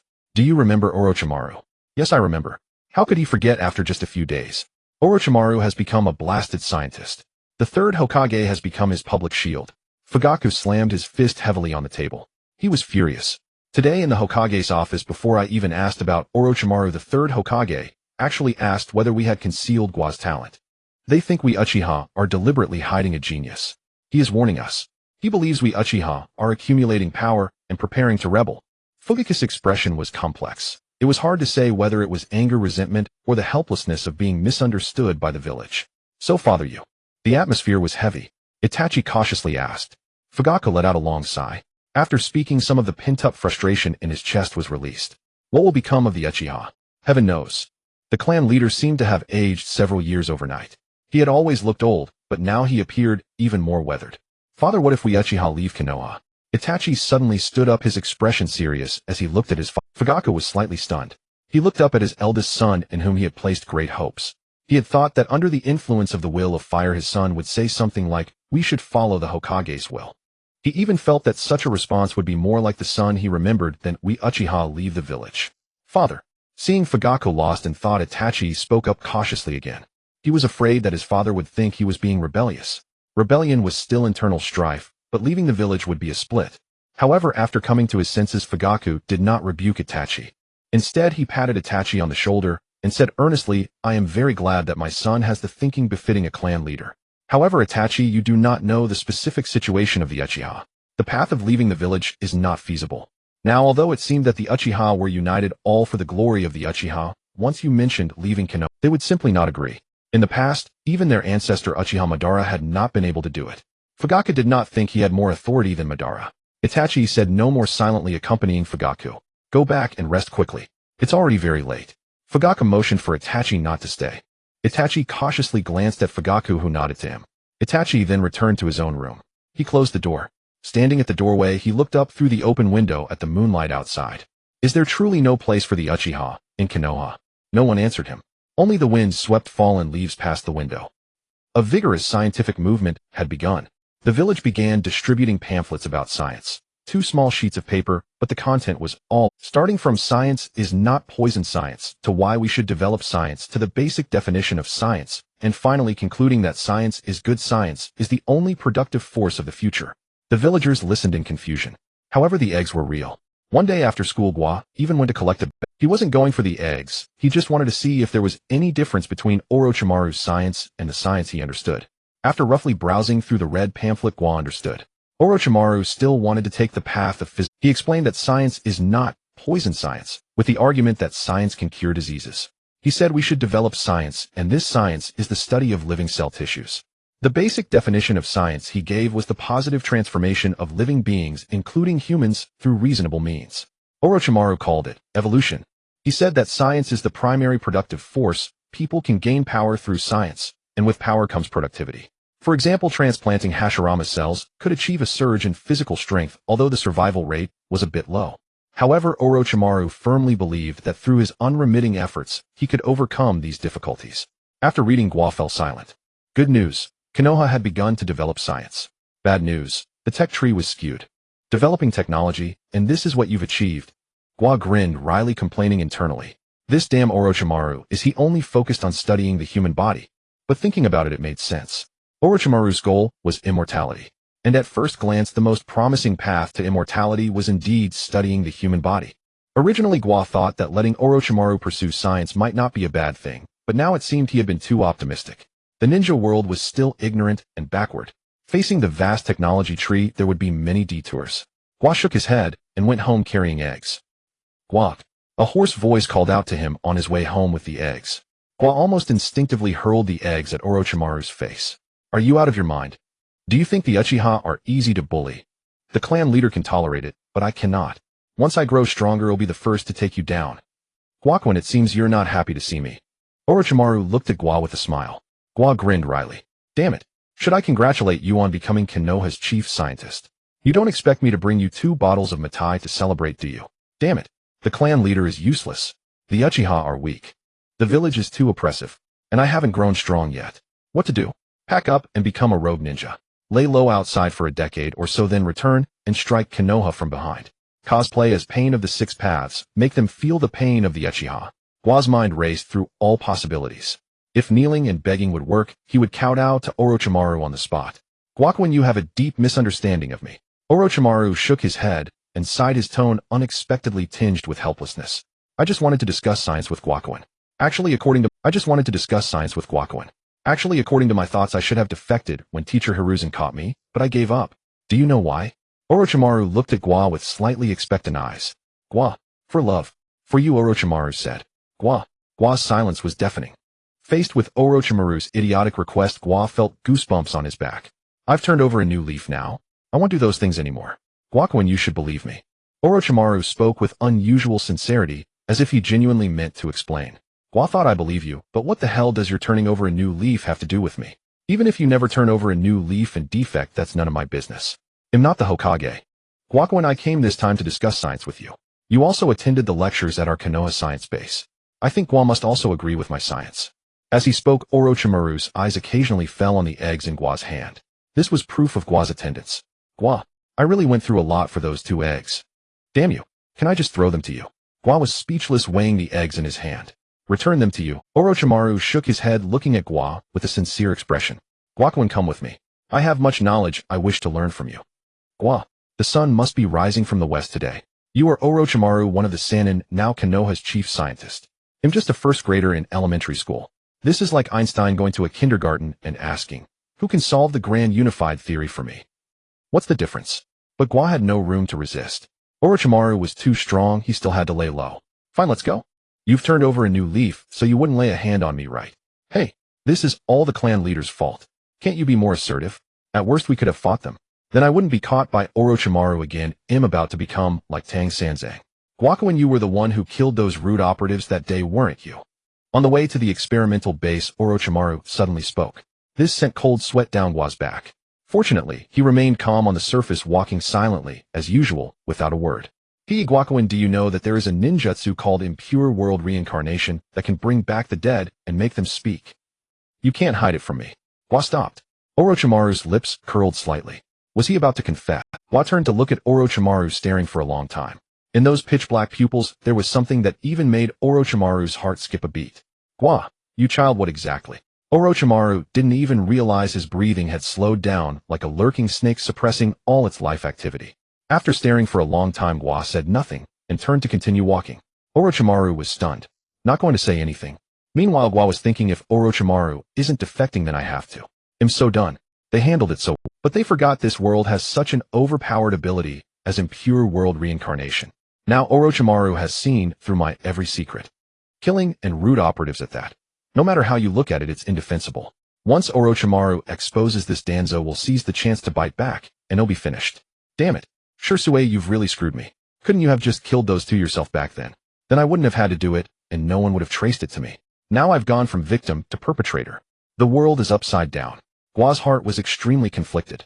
He couldn't bear to leave the village, the Uchiha clan, or his parents. By the way, do people defect with their entire families? Gua, I was lying. Actually, I haven't fully mastered the impure world reincarnation technique, and even if I had, I wouldn't use it on those without value. Orochimaru caught up with Gua, speaking calmly. Gua said nothing. Who knew how many of Orochimaru's words were true and how many false? Today he says he doesn't have it, tomorrow he might place the evidence on the third Hokage's desk. Gua was very silent, but fortunately his persona was that of a human-machine interface. So sometimes his helpless silence only added to an aura of extreme calmness. A thunderstorm in his heart, but a calm lake on his face. Orochimaru felt that Gua was the most talented and calmest person he had ever met. Gua, I'm curious now, where will this wind of yours ultimately lead, Konoha? Orochimaru licked his lips, watching Gua's back ahead. There was no greed or desire in his eyes, only hope. He could see a different future. Soon Gua returned to the research institute with Orochimaru. Not long ago Gua had just left here with a bag of eggs. Now he was back. This time, however, the crowd collecting eggs had dispersed. Only Orochimaru and Gua stood before the alloy gate of the laboratory. Orochimaru manually pulled open the heavy alloy gate and walked in. Gua followed closely behind. Orochimaru then turned back and shut the heavy alloy gate. Gua, why don't you install? Never mind. Gua stopped mid-sentence and gave up. Install an automatic one. Who knows if such things even exist in the ninja world? The technology of the ninja world was a chaotic sprouting. Some places had electricity, others still used fire starters, some hung incandescent bulbs, others lit candles, some had airplanes, while others didn't even have bicycles. To put it simply, even Gua, a half-native, found it absurd. Gua, what were you about to say? Orochimaru keenly caught Gua's hesitation. He pressed on. Gua, nothing. Orochimaru insisted. Guakuin, I want to know. Gua. Seeing Orochimaru's serious expression, Gua stopped brushing him off and repeated his earlier words. I said, why don't you install an automatic one? It's so heavy, aren't you tired? Orochimaru's narrow eyes narrowed slightly. Automatic? What do you mean? Gua. Never mind. Orochimaru, Guakuin, I want to know. Gua. You could set up a mechanism for your gate triggered by specific commands to open and close automatically. Wouldn't that be much more convenient? Orochimaru was stunned. Puppeteer. No. Orochimaru suddenly realized. Gua, I think I understand what you mean. He himself didn't need it. Though the alloy gate was heavy, opening and closing it was effortless for him. But he could sense that others in the lab didn't have it so easy. Where there was demand, technology could shine. Soka. Orochimaru nodded repeatedly while leading Gua further inside. Guakuin, look around. Everything has been renewed. This workbench is spotless. This microscope now has both concave and convex lenses for easy brightness adjustment. This distillation apparatus with its new condenser has greatly improved purification efficiency, and this. Orochimaru introduced his laboratory piece by piece to Gua. One might have thought Gua was on an inspection tour. Gua took in all the changes in Orochimaru's lab. It was indeed completely different from the previous mess, now fresh and new. Orochimaru kept introducing, but Gua remained silent throughout. He hadn't spoken a word since entering through the gate. This made Orochimaru anxious. My little ancestor, just say something. Where am I wrong? What's off? What needs improvement? Speak up. Don't stay silent now. The two reached the back of the laboratory. There a girl was peering through Orochimaru's homemade microscope. Anko, stop looking. Let me introduce you, Orochimaru said. Anko immediately stood up and looked toward him, noticing a child beside her teacher. Is this Gua? Anko actually recognized Gua. This surprised even Orochimaru. You know Gua. Gua was also bewildered. We've never met, right? You recognized me on sight. This Anko is quite sharp. Of course. Gua is quite famous among the girls. I occasionally hear rumors about him. Gua. This Anko seemed 5 or 6 years older than him. You've already graduated, haven't you? Am I really that famous? First Kakashi came seeking him out, and now, without even stepping outside, Anko knew his name. Oh, I've never heard you mention this, Orochimaru said with a smile. Anko smiled shyly. It's just girl talk. How could I tell my teacher? Gua. I get it. It was like boys chatting about a girl in the dorm.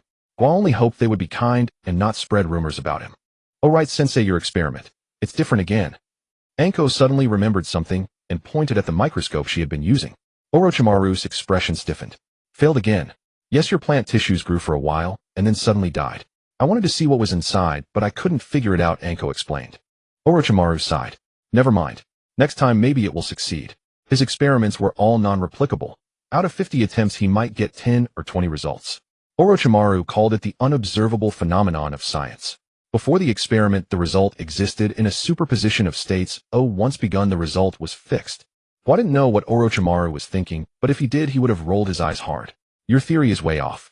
Gua, why do you think the experiment results differ every time? Orochimaru asked earnestly. Gua wanted to stay silent, but Orochimaru kept staring at him, waiting for an answer. Anko also stared intently. Even the teacher asked Gua questions. Anko didn't dare question her teacher, so she believed Gua must be a very brilliant scientist. Unable to withstand their thirst for knowledge, Gua finally spoke after a long silence. Could it be that your experimental conditions aren't the same? Orochimaru, impossible. I conduct every experiment in the same place. Gua. He found this version of Orochimaru oddly endearing. Orochimaru was a pioneer of ninja world technology, but precisely because of that he couldn't stand on the shoulders of giants and had to grope in the dark. This led to many questions that Gua couldn't comprehend. Why did that experiment just now fail, eh? Gua didn't plan to explain. After all, he was just a mediocre high school student. How could he explain clearly? He could only try to find flaws for Orochimaru. I don't know. If I did, I wouldn't have asked you. Orochimaru replied sincerely without any airs of a chief. Gua, do you have experiment records? Yes. Orochimaru immediately had Anko. It only noted dates, failed on this month and day, succeeded on that month and day. Gua scratched his head. You call this a record? Suddenly something caught his eye. Gua glanced at the dates, then turned to stare at Orochimaru. He pointed at the failed days. Were those days hot? Orochimaru recalled and nodded. Gua pointed again. Were the successful days colder? Orochimaru nodded again. Gua. So ka. Orochimaru's eyes shone. So that's it. Then what do I do if the experiment fails when it's hot? Orochimaru was eager for knowledge. Gua replied, then just do it when it's cold, right? Orochimaru, Lord Gua, you must have a way, right? Orochimaru harbored a mysterious confidence in Gua. Gua, I don't have a single way. How about you get a refrigerator? Orochimaru was stunned. Refrigerator? What is that? Gua, why not create a cooling device? Then your experiments can be conducted at low temperatures. Gua felt his own imagination was running wild. What did a high school student know about experiments?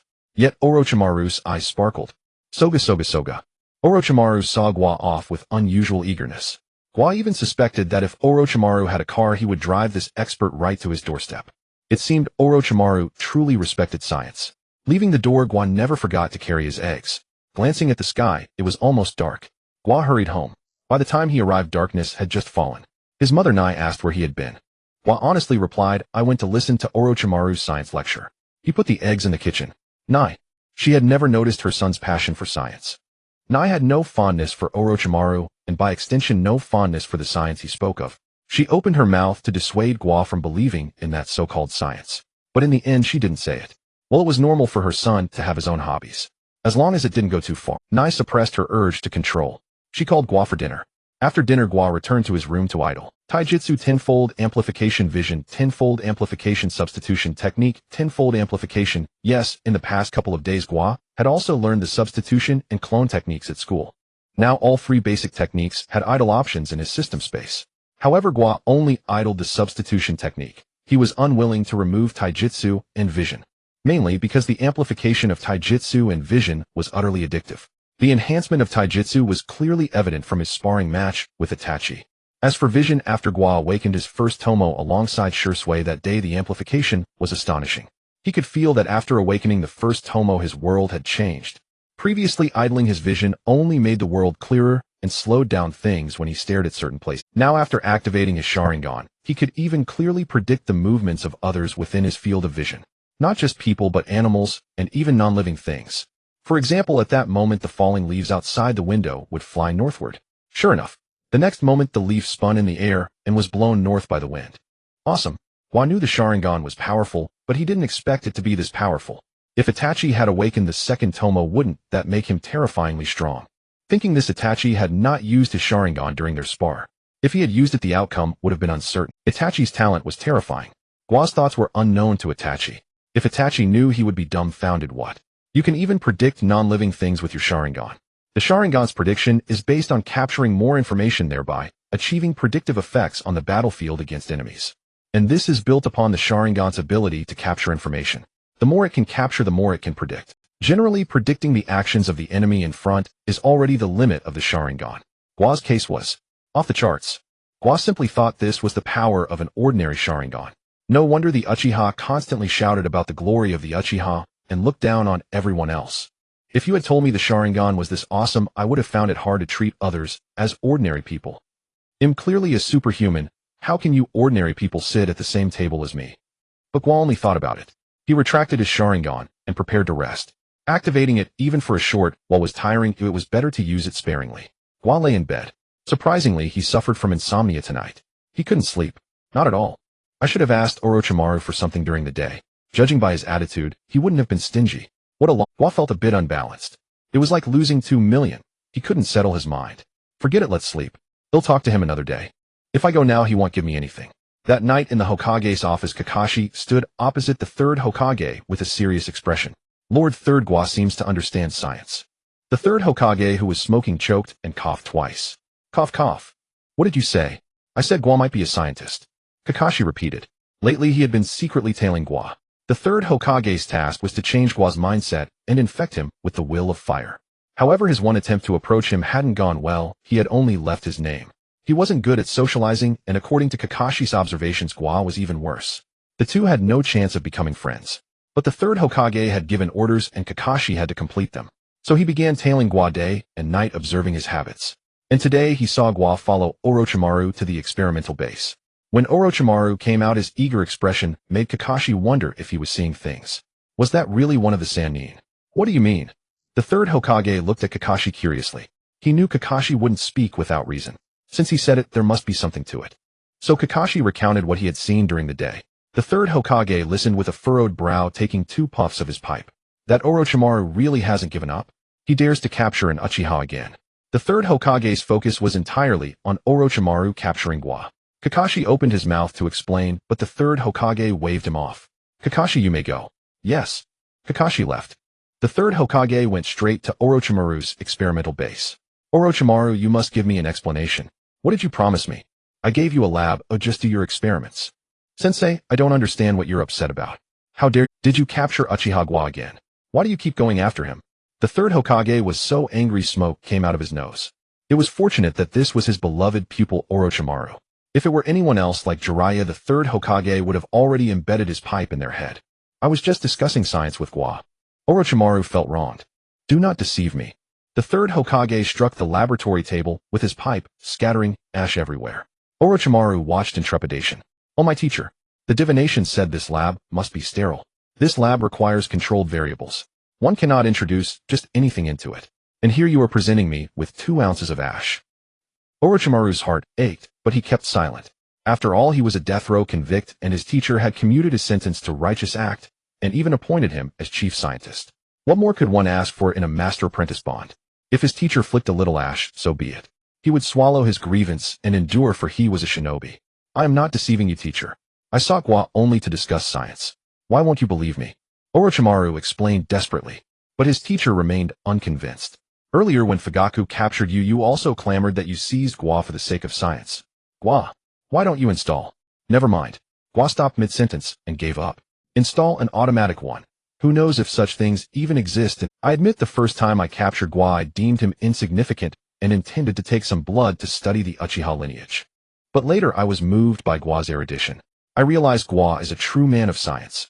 That's why this time I sought him out alone to discuss science. Orochimaru spoke from the depths of his heart. He wished he could tear it out for his teacher to see, yet the man still did not believe him. Teacher, you are the person I respect most. How could I deceive you? The third Hokage scrutinized Orochimaru. Seeing no sign of falsehood, he pondered a moment, then asked truly. For science. Noticing his teacher's dawning belief, Orochimaru nodded emphatically. I dare not deceive you, teacher. Gua is a genius in the scientific realm. The third Hokage sank into contemplation. This Gua grew more enigmatic by the day. A genius in taijutsu, a genius in ninjutsu, a genius in science, a genius in diligence. Could it be that another Madara Uchiha was emerging? The third Hokage stood in Orochimaru's laboratory, smoking for a long time, wordless. Orochimaru, my Hashirama cells. You must hold on. My little darlings in the culture dishes do not die. And the 2 tubes of blood I just drew resist spoilage. Teacher, perhaps we should talk outside. Orochimaru was at his wit's end with this teacher of his. The third Hokage glared, took a deep drag, and exhaled a thick plume of smoke. With a whoosh he pulled open the alloy door and left. The lab was filled with haze, and Orochimaru, standing in the second-hand smoke, stamped his feet in frustration. My dear teacher, why do you cling to your disciple so? Orochimaru genuinely suspected he had offended his teacher. Why else would he come to his lab just to smoke? Once the third Hokage left, Orochimaru hurriedly checked his experimental materials. Nothing obvious seemed amiss. He could only pray that the experiments would not go wrong. If the experiment failed, then he would repeat the experiment. The third Hokage left. He went home. He returned to his desolate house, full of loneliness. Iwako had long since left him. This Hokage solitude is indeed as cold as snow. The third Hokage sighed in his courtyard, then began to ponder the Uchiha matter again. The Uchiha believed he was targeting them, while Danzo and his faction thought he was too lenient toward them. In truth, they were all wrong. The village and the Uchiha teacher's intention must have been for them to coexist peacefully. Danzo, you have always misunderstood teacher's will. Perhaps that was why he was chosen by his teacher to inherit the name of Hokage. It was something Hiruzen Sarutobi only understood later. But he could no longer seek confirmation. His teacher was long gone. No one could answer his question what to do about the village, what to do about the Uchiha. Only he, the Hokage, held the candle, pondering night after night. Teacher, if you saw a genius like Gua emerge from the Uchiha, what would you do?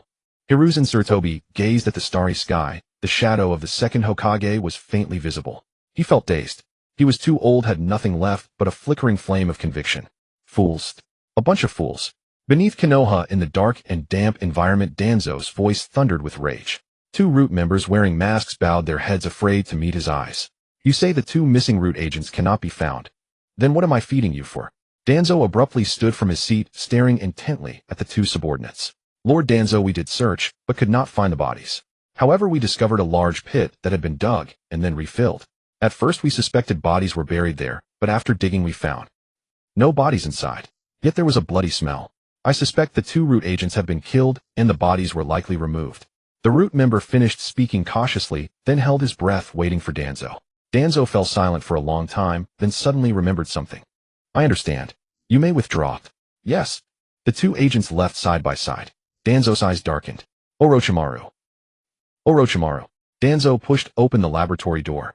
Orochimaru, who had been dozing off while guarding his experiment, was jolted awake and immediately looked toward the entrance. Upon seeing Danzo, Orochimaru narrowed his eyes. Lord Danzo, do you have business? Danzo stormed into the lab furiously. Are the two root agents I lost in your laboratory? Orochimaru shook his head.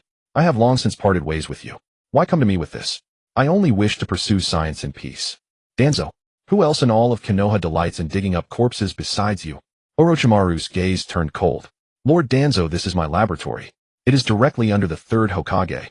If you have no pressing matter, I must ask you to leave. Danzo glared at Orochimaru, nearly breathing fire. Suppressing his fury, Danzo said, hand over the bodies and we can use them to bring down the Uchiha. Orochimaru shook his head. Lord Danzo, I have no idea what you are talking about. I am merely a scientist. Please leave. Orochimaru stood up, ready to usher him out. Danzo's eyes were icy as he stared at Orochimaru. Orochimaru, you will regret this. This is the perfect chance to overthrow the Uchiha. I will not trouble you with my concerns, said Orochimaru. Just as stubborn as your teacher. Danzo spat a harsh word and left, cursing under his breath. Orochimaru stood in the lab, his eyes narrowing as he gazed through the open alloy door into the night. Guakuin, I place such faith in you. Will the future of Konoha blossom into a different outcome in your hand? I eagerly await. Ever since Orochimaru captured him last time, Gua's heart was filled with trepidation.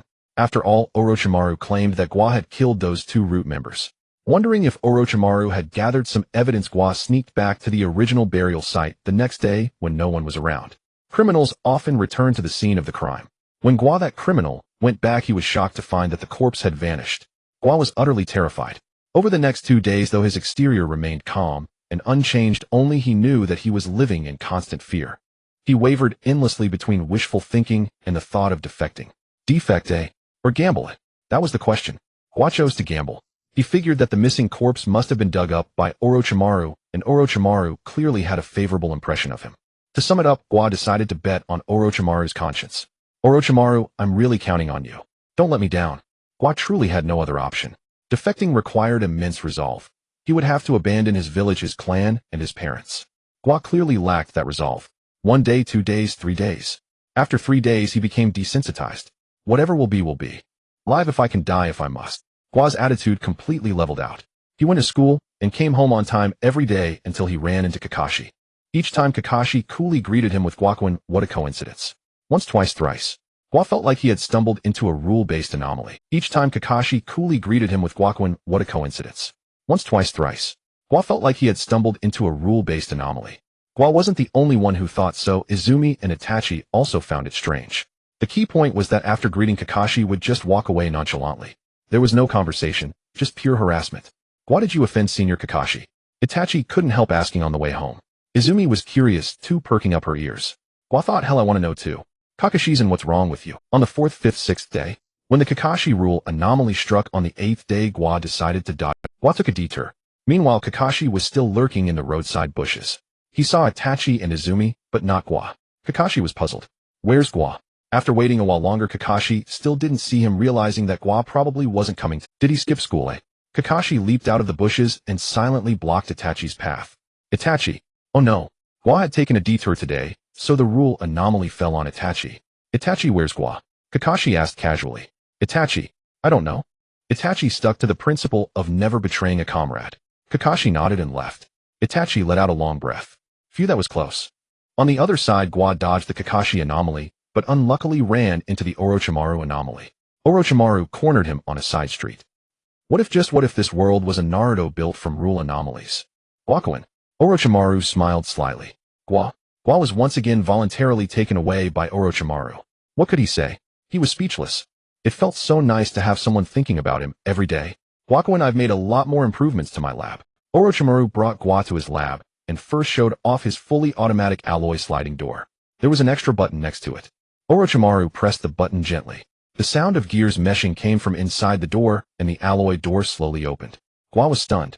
Orochimaru's Hansen ability was truly impressive. In less than half a month, he had built a fully automatic. It was leagues better than before. But wasn't this door off? He hadn't seen any electricity, he only heard the gear sounds. Gwakuin surprised. Orochimaru noticed the strange expression on Gua's face, and the corners of his mouth curled up. I imitated the mechanical control principles of puppeteers and simplified it into the most basic gear meshing structure. Just press a button, and it drives hundreds of gears to turn opening the door. After presenting his achievement, Orochimaru sank into self-intoxication. This is the beauty of technology. Hundreds of gears meshing so perfectly. Gua thought, actually I wanted you to start from electricity on the tech tree. Instead you went pure mechanical. Still the effect was achieved. Gua said nothing and silently walked in. Orochimaru, seeing that Gua wasn't surprised, glanced back at his alloy door and muttered, is my door wrong? Did Gua mean something else? Orochimaru pressed the button to close the door and followed Gua. And the refrigerator you suggested to cool things down. I made that too. Come see. Orochimaru eagerly led Gua to a small room. Gua had no idea when this room had appeared. Oh, it wasn't there during his last visit. Orochimaru pressed the button.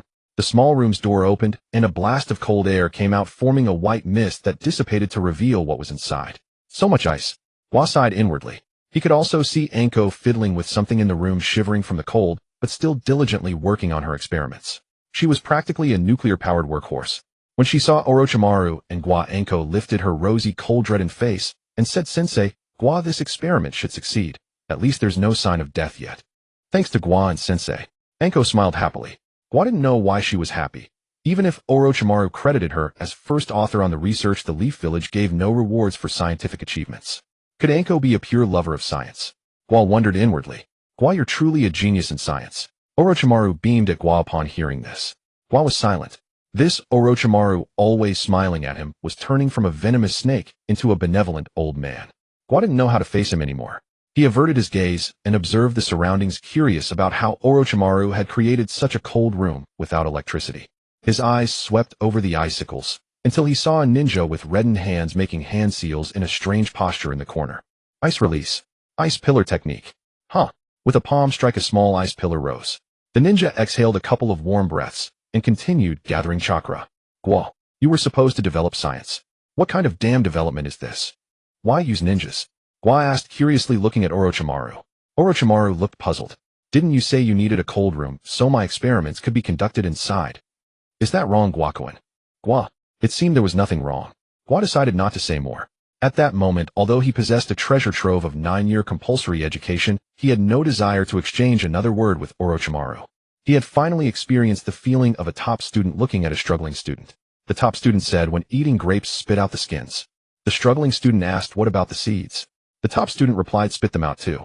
So the struggling student spat out the entire grape that was in his mouth. Gua was a bit speechless. He just wanted to leave this hellish place quickly. His mother was waiting for him to come home for dinner. Orochimaru sighed inwardly, seeing that he couldn't pry anything out of Gua. Our knowledge is indeed precious. It seems I must treat Guakuin with even more respect. Maybe if Gua is moved, he will bestow a few words of truth upon me. That would be a gain. Gua, I'll see you out. Orochimaru did not force Gua to stay. They shared the same interests, so there was no reason to use force. Gua prepared to leave. As he passed Orochimaru's laboratory, he noticed the white light reflected from the metal experiment table and paused briefly. Gua looked up at the ceiling. What's wrong, Gua? Orochimaru also looked up at the rows of fluorescent lights above, curious. Gua, nothing. Holy crap. What's the point? Gua finally stopped again and couldn't help asking. Do you have any ninjutsu? Orochimaru was completely messing up the technology tree. As he continued walking out, Gua felt a bit uneasy. You always summon me here. Can't you at least give me some compensation? What's the point? Gua finally stopped again and couldn't help asking. Do you have any ninjutsu? Orochimaru was startled. Then a gleam of excitement gradually appeared in his eyes. Ninjutsu. Guakuin, do you want it? Orochimaru maintained a calm exterior, but inside, he was ecstatic. Good. Gua, you finally spoke. As long as you have something you desire, everything is negotiable. It wasn't that Orochimaru was ignorant of social graces, rather Gua was like a robot, indifferent to everything. So Orochimaru had never thought there was anything in this world that could interest Gua. He had considered giving Gua money, but he felt Gua wasn't the type to like money. Give Gua women. Gua was only give Gua fame. He didn't need it. Give Gua ninjutsu. They all said Gua had poor talent and was mediocre. He had to put in extraordinary effort after class just to grasp the material. So Orochimaru had once thought Gua was a godlike being, a divine being. Unexpectedly, Gua had spoken up on his own. Gua nodded, agreeing with Orochimaru's statement that he wanted ninjutsu. Orochimaru's smile was almost uncontrollable. Gua, I don't have much else to give you. Take this ninjutsu for now. It's strength. Orochimaru pulled a scroll from his chest and handed it to Gua, emphasizing the strength. Gua took the scroll from Orochimaru and tucked it into his robe. Strength. He would check it when he got home. To be honest, Orochimaru was quite generous. Since Orochimaru was so generous, he couldn't be stingy either. Science stands on the shoulders of giants. Gua would play the giant for a moment. These fluorescent lights use electricity, right? Orochimaru looked up at the lights above, puzzled. Yes, what about it? Gua, you might want to start with electricity. Orochimaru, how do I start with electricity? It feels tingly, and apart from glowing when passing through certain objects, it's useless. Gua fell silent. Orochimaru, true to his nature as a scientist, had apparently already experimented. After a moment, Gua spoke again. Do you have a magnet? Something that attracts iron. Orochimaru, what do you know? Gua, electricity and magnetism. Maybe. I'm just saying it's possible that some interesting reaction could occur. After hearing Gua's words, Orochimaru silently noted it in his mind. But he was also very curious. What reaction could two unrelated things possibly have? However, having received Gua's guidance, Orochimaru felt that the strength ninjutsu was well worth it. Orochimaru quickly escorted Gua to the door. He pressed the button, the door opened, and he sent Gua out directly. Gua, how about I take you home? Orochimaru was unervingly eager. Gua, no need. All right, Guakuin. Next time I discover something new, I'll come to you for advice. Leaving that remark, Orochimaru turned around excitedly and went back inside. Electricity and magnetism, let's see what's going on. The door closed behind him, and Gua silently shook his head. He wasn't losing out either. He had contributed to the development of ninja world technology and obtained in strength ninjutsu passed down by Orochimaru. He wondered what it was. He needed to hurry home and study it, then get back to his AFK training. Gua leisurely headed home. Gua, what a coincidence. Gua drew a sharp breath. Kakashi the stalker was after him. Kakashi stood on the path Gua had to take home, encountering him accidentally again. Gua's mouth twitched. Come on, brother. Lord Kakashi, you're charming, but I really... Kakashi was racking his brains. To get close to Gua, he had been lying in wait every day, timing it perfectly to make himself familiar. It had been 8 days and Gua still looked at him like he was a monster. He was out of ideas. Why did you go to the experiment base? Kakashi decided to take the initiative. He knew Gua had gone to the lab. After realizing Gua hadn't taken his usual route home, he guessed Orochimaru. That's how he managed to ambush Gua precisely. Gua confirmed Kakashi's guess. Kakashi fell silent. After a long pause, Gua saw Kakashi wasn't speaking, so he started walking. Kakashi followed without a word. Gua. Kakashi also stopped. Gua continued walking. Kakashi silently followed. Gua. Marvelous. He now suspected he might have a succubus system. Otherwise, how could he have such immense charm that Lord Kakashi would become his stalker? Gua decided to ignore Kakashi. If you don't speak, he'll pretend you're not here. Gua walked forward in silence. Kakashi followed closely behind. Gua, do you really understand science? A few minutes later, Kakashi spoke again. It didn't sound like small talk. It sounded like picking a fight. Gua glanced at Kakashi. Kakashi looked back at Gua with a similarly bewildered expression. He really wanted to know why Gua, if not a scientist, was summoned multiple times by Orochimaru to his laboratory. Kakashi was no fool, but Gua merely exchanged a meaningful glance with Kakashi. I don't understand, Gua turned and continued walking home. Kakashi followed closely behind, but once the first topic was open, the rest would not be so difficult. Thus Kakashi began to ask a series of questions.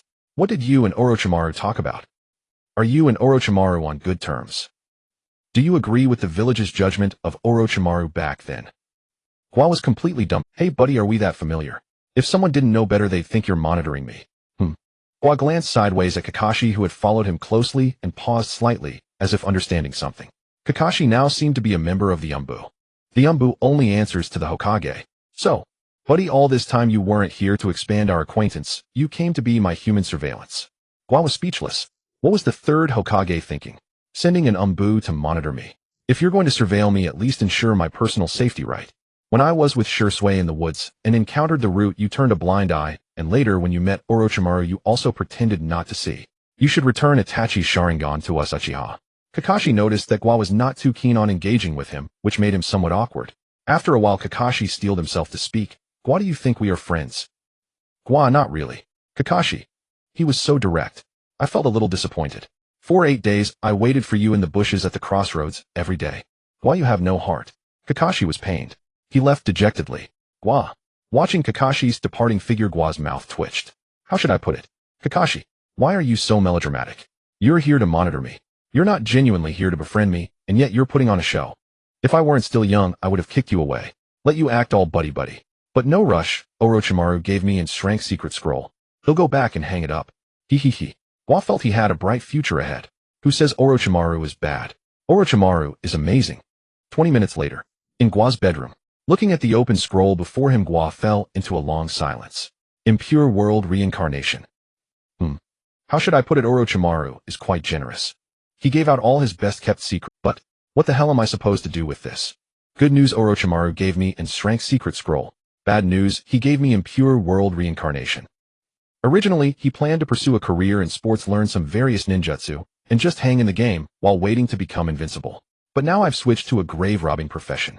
Gua didn't like this profession. However, how should I say it? It's still in strength secret scroll, so let's hang it up for now. 10 minutes later. Gua looked at the open secret scroll again, falling into deep thought. Damn it. I forgot I have a low-level aptitude. I can't hang it up. It's completely impossible. Gua was furious. Damn, Orochimaru. You gave me ninjutsu, you should have given me something useful. Gua, dinner's ready.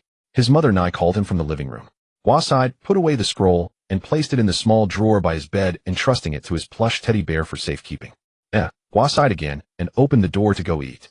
Gua, you seem different from before lately, his mother Nai asked him during dinner. Gua thought to himself, what's different? Has your son become more handsome? Don't say it. After awakening the Sharingan, having looks might not be out of the question. In the past, Gua always came home at a fixed time, never exceeding a minute, but recently Gua's return time has been inconsistent. Did something fun happen at school? Nai blinked, looking at Gua. For some reason, Gua seemed to read a different vibe in his mother's eyes. Before Gua could speak, Nai added, for example, about Izumi. Gua instantly understood. Mom, why are you still thinking about that girl? Don't you think it's a bit early for a 6-year-old to be chasing girls? Kakashi has been looking for me lately, Gua said nonchalantly. Nai's face showed a disappointed expression. Oh, it has nothing to do with Izumi. Nai was momentarily stunned. Wait, who are you talking about? Kakashi, the son of Hitaki Tsukumo. That genius who became a jonin at 12. Nai was stunned, and his father Dashin was also taken aback. You have to understand that this is Kakashi, the strongest genius in Konoha, the youngest jonin, directly under the Umbu at 14. After a moment of silence to digest the information, Dashin finally asked, what does he want with you? To make friends. Gua didn't want his parents to worry, so he told a small lie. If it were about the third sending someone to follow him, there was no use in worrying. The third's intentions represent the village's stance. For their poor Uchiha clan, they ultimately could not compete with the powerful. To make friends. Dashin seemed somewhat incredulous and stared at Gua for a long time, but he could not see any signs of abnormality on his son's face. Gua simply continued to quietly sip his vegetable soup. Slurp, Gua finished the last bit of soup in one gulp and set the bowl down. I'm full, I'm going to rest now. Dashin nodded, go ahead. Gua stood up and walked back to his room. Dashin added, Gua, if there's anything, make sure to tell mom and dad, okay? Understood. Gua closed the door, returned to his room, and took out the secret scroll again. The scroll was spread out on the bed and the moonlight streamed in through the window, illuminating the distorted characters on the scroll. Gua prepared to study hard. The moon was bright and the stars were sparse. The cold, pure moonlight cast dappled shadows over the Uchiha clan grounds. From Gua's room came the soft sound of snoring. Gua was asleep. In his arms lay an unrolled secret scroll.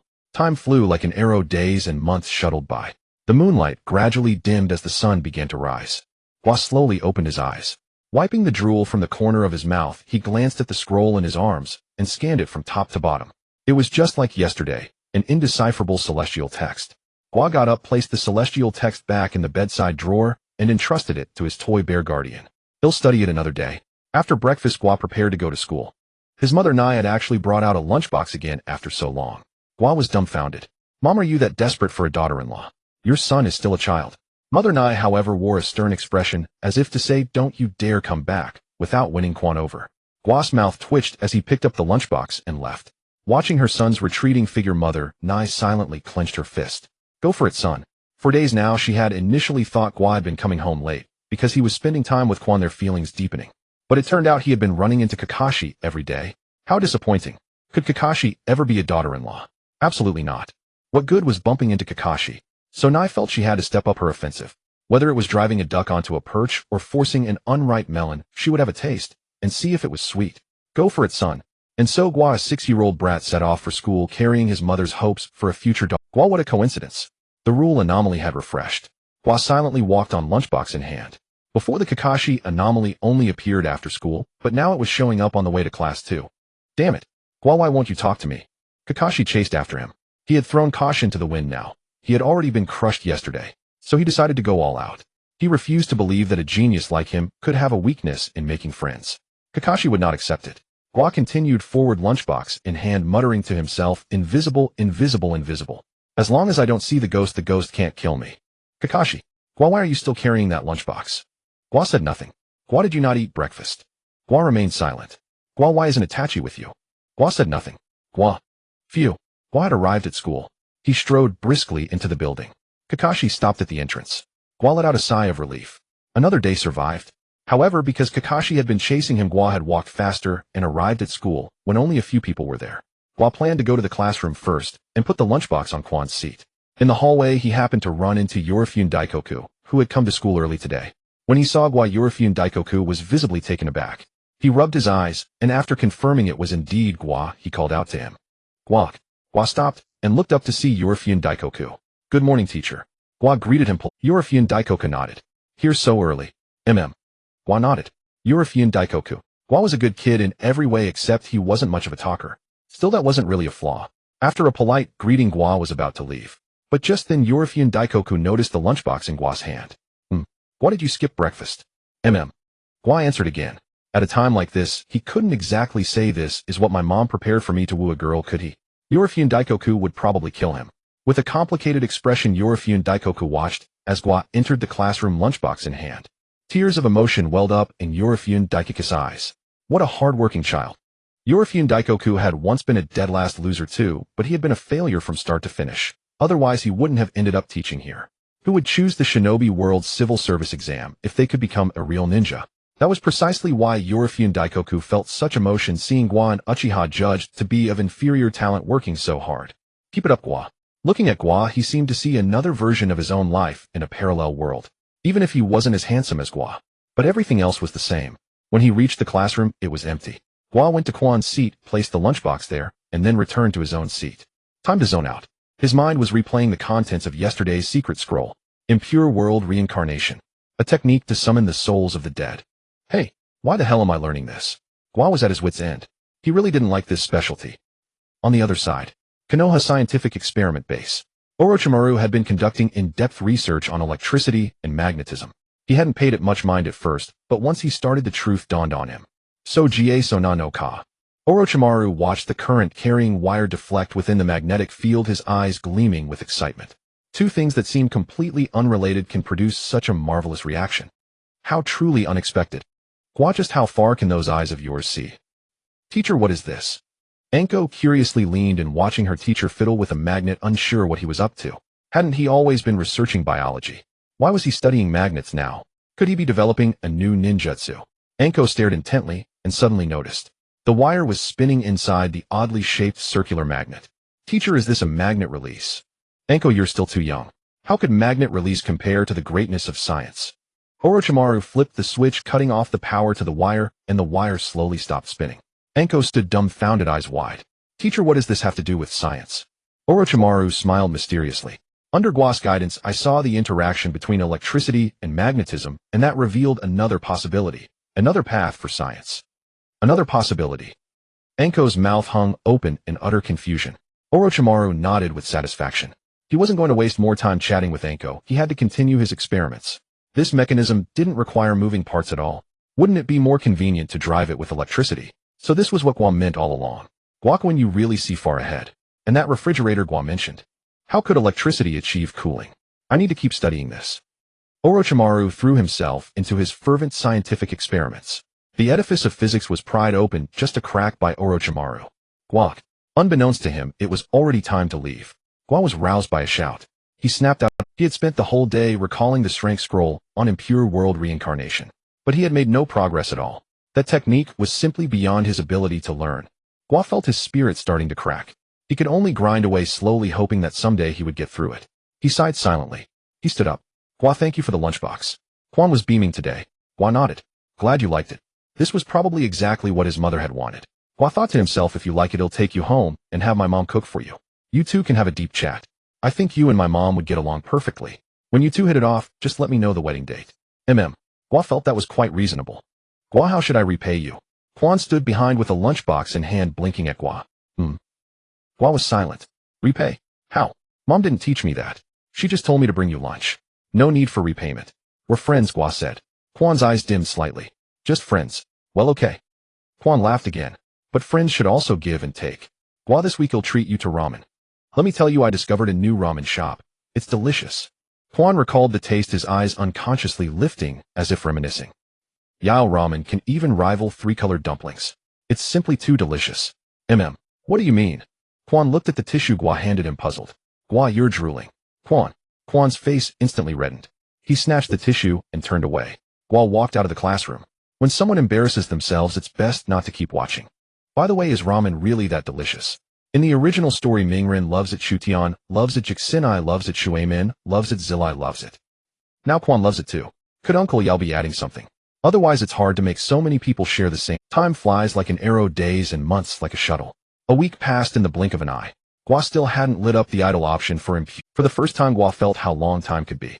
Couldn't understand. Absolutely couldn't understand. But he had to grind through. This led to him not even reading novels lately. He heard Zilai's series had updated, but he had no time to buy it. Time flies like an arrow, days and months like a shuttle. A week passed in the blink of an eye. Gua still hadn't lit up the idle option for impure world reincarnation.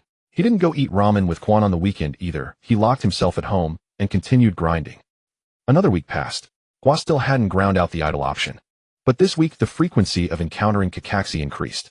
Kakashi was more diligent than a playboy chasing girls, waiting for him at the front door in the morning and at the school gate in the evening. People might think something was going on between them. If he used this perseverance to pursue girls, Lord Ka wouldn't be single. But Gua didn't care. If you want to tell me, go ahead. He'll just treat you as heir. Another week passed. Gua sat in his room staring dejectedly at the wall. Can I really not grind it out? Gua was unwilling. It wasn't that he yearned for impure world reincarnation, nor that he had to learn it. Rather, Gua thought of another possibility. If he couldn't grind out S-level ninjutsu, wouldn't the upper limit of the ninjutsu he could learn be locked? Imagine later on others use a flying thunder goddess Susanoo, a wood style, a super beast armament.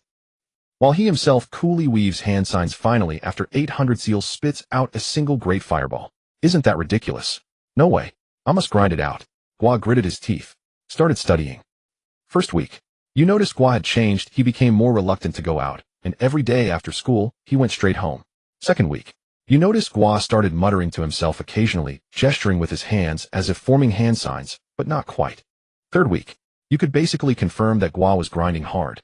Previously Gua would put in effort where others couldn't see. Now he no longer hid it, working hard every day. You said Gua is a genius of the hardworking type. Now he's caught the evidence. Gua, just how much effort have you? Everyone has 24 hours a day, but Gua spent 18 hours on effort. You felt ashamed. No wonder he lost to Gua. Fourth week. It's done. When Gua saw the white idol option before him, he was almost moved to tears. Heaven helps those who help themselves. It truly does. The heavens finally spared a glance for this useless one. Quickly equip it for me. Gua hurriedly removed the clone jutsu and equipped Impure World Reincarnation. Physical Technique 10x Boost. Vision 10x Boost. Impure World Reincarnation 10x Boost. Watching the idle slot for Impure World Reincarnation flicker, Gua was almost in tears of joy. He thought of that candidate who took the exam until age 54. Brother, I passed. Passed. I also passed. We all have a bright future. A heavy weight lifted from his heart. Gua could finally sleep satisfied. If Impure World Reincarnation could be ground out, then Slevel could be ground out. Sleep. Early the next morning, Gua got up. The gloom that had shrouded his heart for a month had finally. The air felt much fresher. At breakfast, his mother Nai and father Dashin also noticed something different about Gua, as if some knot had been untied. For the past month, Gua's state had been like the years before he was 6, immersing himself in idle cultivation every day. They were both nearly worried to death. Father Dashin speculated that his son might have suffered a heartbreak. They even secretly tailed Gua twice, only to find that his relationship with Quan was still the same. Although there was no substantial progress, there were no signs of a rift either. They were even more puzzled. So, Dashin and Nai had been frowning for half a month. Gua starting something new today. Mother Nai asked Gua at breakfast. Gua nodded. Every day is very happy. Mother Nai's mouth twitched. As if I believe you. Although Gua didn't show much emotion, the obvious oppression and relief were easily felt. But since Gua was happy, Nai didn't press further. She just said, eat more so you have energy for school. And Gua finished eating and went to school. Kakashi daily refresh. Gua, what a coincidence. Gua was too lazy to even complain internally. Kakashi had also spent a month desensitizing himself. Gua walked to school expressionlessly. For the past month, Dashuin hadn't come looking for him. He didn't know what he was up to nor whether he had adjusted his research direction. He himself wanted Dashuin to start with electromagnetism, then steam engines, and such. The Industrial Revolution would come later. Human experiments were a later matter. As for Dashuin, his experimental base was updated again. The alloy gate was replaced with an automatic one equipped with a facial recognition system that opened the door when detecting a human face. However, there was a small flaw: it opened for any human. Dashuin planned to add some facial recognition technology, but it hadn't been realized yet. It's fine as is. Dashuin, recognized by the system, walked into his lab for his daily check-in. First, he inspected his biological experiment samples. They were healthy, and Dashuin felt reassured. Then he checked his experimental equipment. They were well maintained, and Dashuin felt reassured. Finally, he stopped at the experiment table where a mechanical device wrapped in copper wire was placed with 2 wires extending out. Dashuin powered it on. The machine spun rapidly. Dashuin named it the electromagnetic motor. Electromagnetic power machine, as the name suggests, is a machine that operates using electricity and magnetism. Dashuin had quite a talent for naming. Finally, on Hongdo's suggestion, Dashuin simplified it to 3 characters: electric motor. Thus, the first electric motor in the ninja world was born. Gua was unaware that Dashuin's research progress was so rapid. He merely idled through his daily class. The progress of the Impure World Reincarnation through idling was extremely slow. There was no reaction at first, completely incomparable to low-level techniques like the 3 basic ninjutsu. Having gotten rid of Kakashi, Gua idled at school for a day. Seeing no substantial progress in the Impure World Reincarnation, Gua no longer paid close attention. It didn't matter as long as it could be idled. I work relentlessly day and night, 10 times, 10 times, 10 times. Can I still not catch up to you? Although idling for a day brought no response from the Impure World Reincarnation, Gua heard good news from Kakashi after school. Gua, I have some matters these days. Cloud and Leaf are preparing a peace treaty. I need to help. Hearing this, Gua nodded lightly. He knew about this. Ever since the 4th Hokage Bofeng Shui Min died, the 4th Raikage, that big fool had suddenly launched an attack on Leaf. He intended to take advantage and gain some benefits from Leaf. But the result was that after a year of fighting, he gained nothing. A starved camel is still bigger than a horse. The Leaf was ultimately the #1 great nation in the ninja world. Unsurprisingly, he didn't get any benefits, which led to this peace treaty. But Gua didn't care. Matters of state had little to do with him, a primary school student. Okay, Gua said indifferently. Kakashi sighed. Aren't we really friends? Actually, I really want to be friends. Gua looked at Kakashi. There was no need for Lord Kakashi to deceive a child like him. But why would you want to be friends with me? First, we're not in the same age group. Second, you're an ANBU Jonin. What benefit is there in ingratiating yourself with an elementary school student? You know you're doing it for the mission. I know you're doing it for the mission. Can't we just not expose each other? You get paid just by hanging around me every day. Aren't you happy? Taking the city is inferior. Winning the heart is superior. Could it be that you want it? I'm naturally aloof and don't like making friends. Gua left a remark and quickly slipped away. He was really afraid that Kakashi would put on a sentimental drama for him. Watching Gua's retreating figure, Kakashi sighed. Obito. Maybe I'm really not a good partner. Kakashi thought of Dai Tu and Yi Yuanlin. Back when they first met, they were probably about Gua's age. His personality back then was almost exactly like Gua's, but fortunately, he had Dai Tu and Lin then. Now Gua had Yu and Quan. A kindred spirit. For the first time, Kakashi felt a kindred spirit in another person. This stirred a trace of sadness in him. I should go report to the third Hokage first. Kakashi collected his thoughts, turned, and walked toward the Hokage building. Without Kakashi as a human surveillance camera, Gua felt much lighter. Having someone stalk you on a specific street every day would make anyone uneasy after a while. In the past few days, Gua hadn't met you on the way home from school much. You would rush home as soon as school ended. Gua thought it was largely because of Kakashi. A white-haired spiky head appearing every day at the same spot was rather eerie. But what Gua didn't know was that you was rushing home because he had been training hard recently. Ever since realizing Gua was studying with relentless determination, you had been working even harder. Genius is 99% perspiration and 1% inspiration. And Gua already had 99% talent. If he didn't work hard, he would be left behind. At the clan leader's home, you was frantically punching a sandbag in a large open space. Bang, bang, bang. One after another. Yu's fist struck the sandbag with a dull sound. Sweat streamed down Yu's forehead. Little Yu was already soaked through as if he had been dipped in water. Fuyu watched silently from a corner, a trace of emotion flickering in his eyes. For the Uchiha, you don't have to push yourself so hard.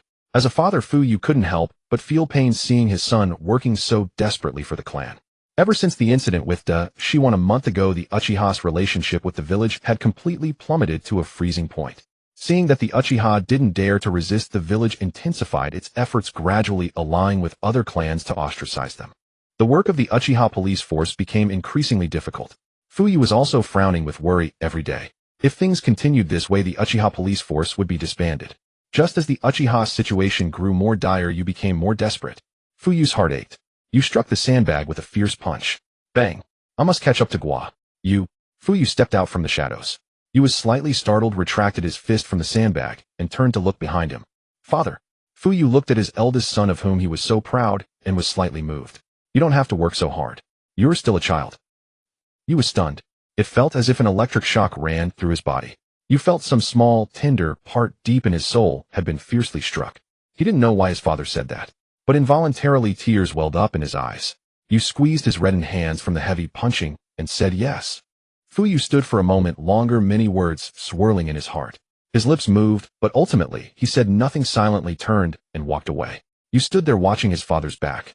The sweat stung his eyes, causing tears. On the other side, Gua idled day after day. Seeing no progress in the shrank forbidden scroll of impure world reincarnation, his heart sank halfway. Such was the horror of inferior talent. Back then, for the 3 basic ninjutsu, low-level techniques, he had only to listen 3 times and mentally demonstrate once for the idle option to appear. But for the shrank impure world reincarnation, he had grinded for a whole month.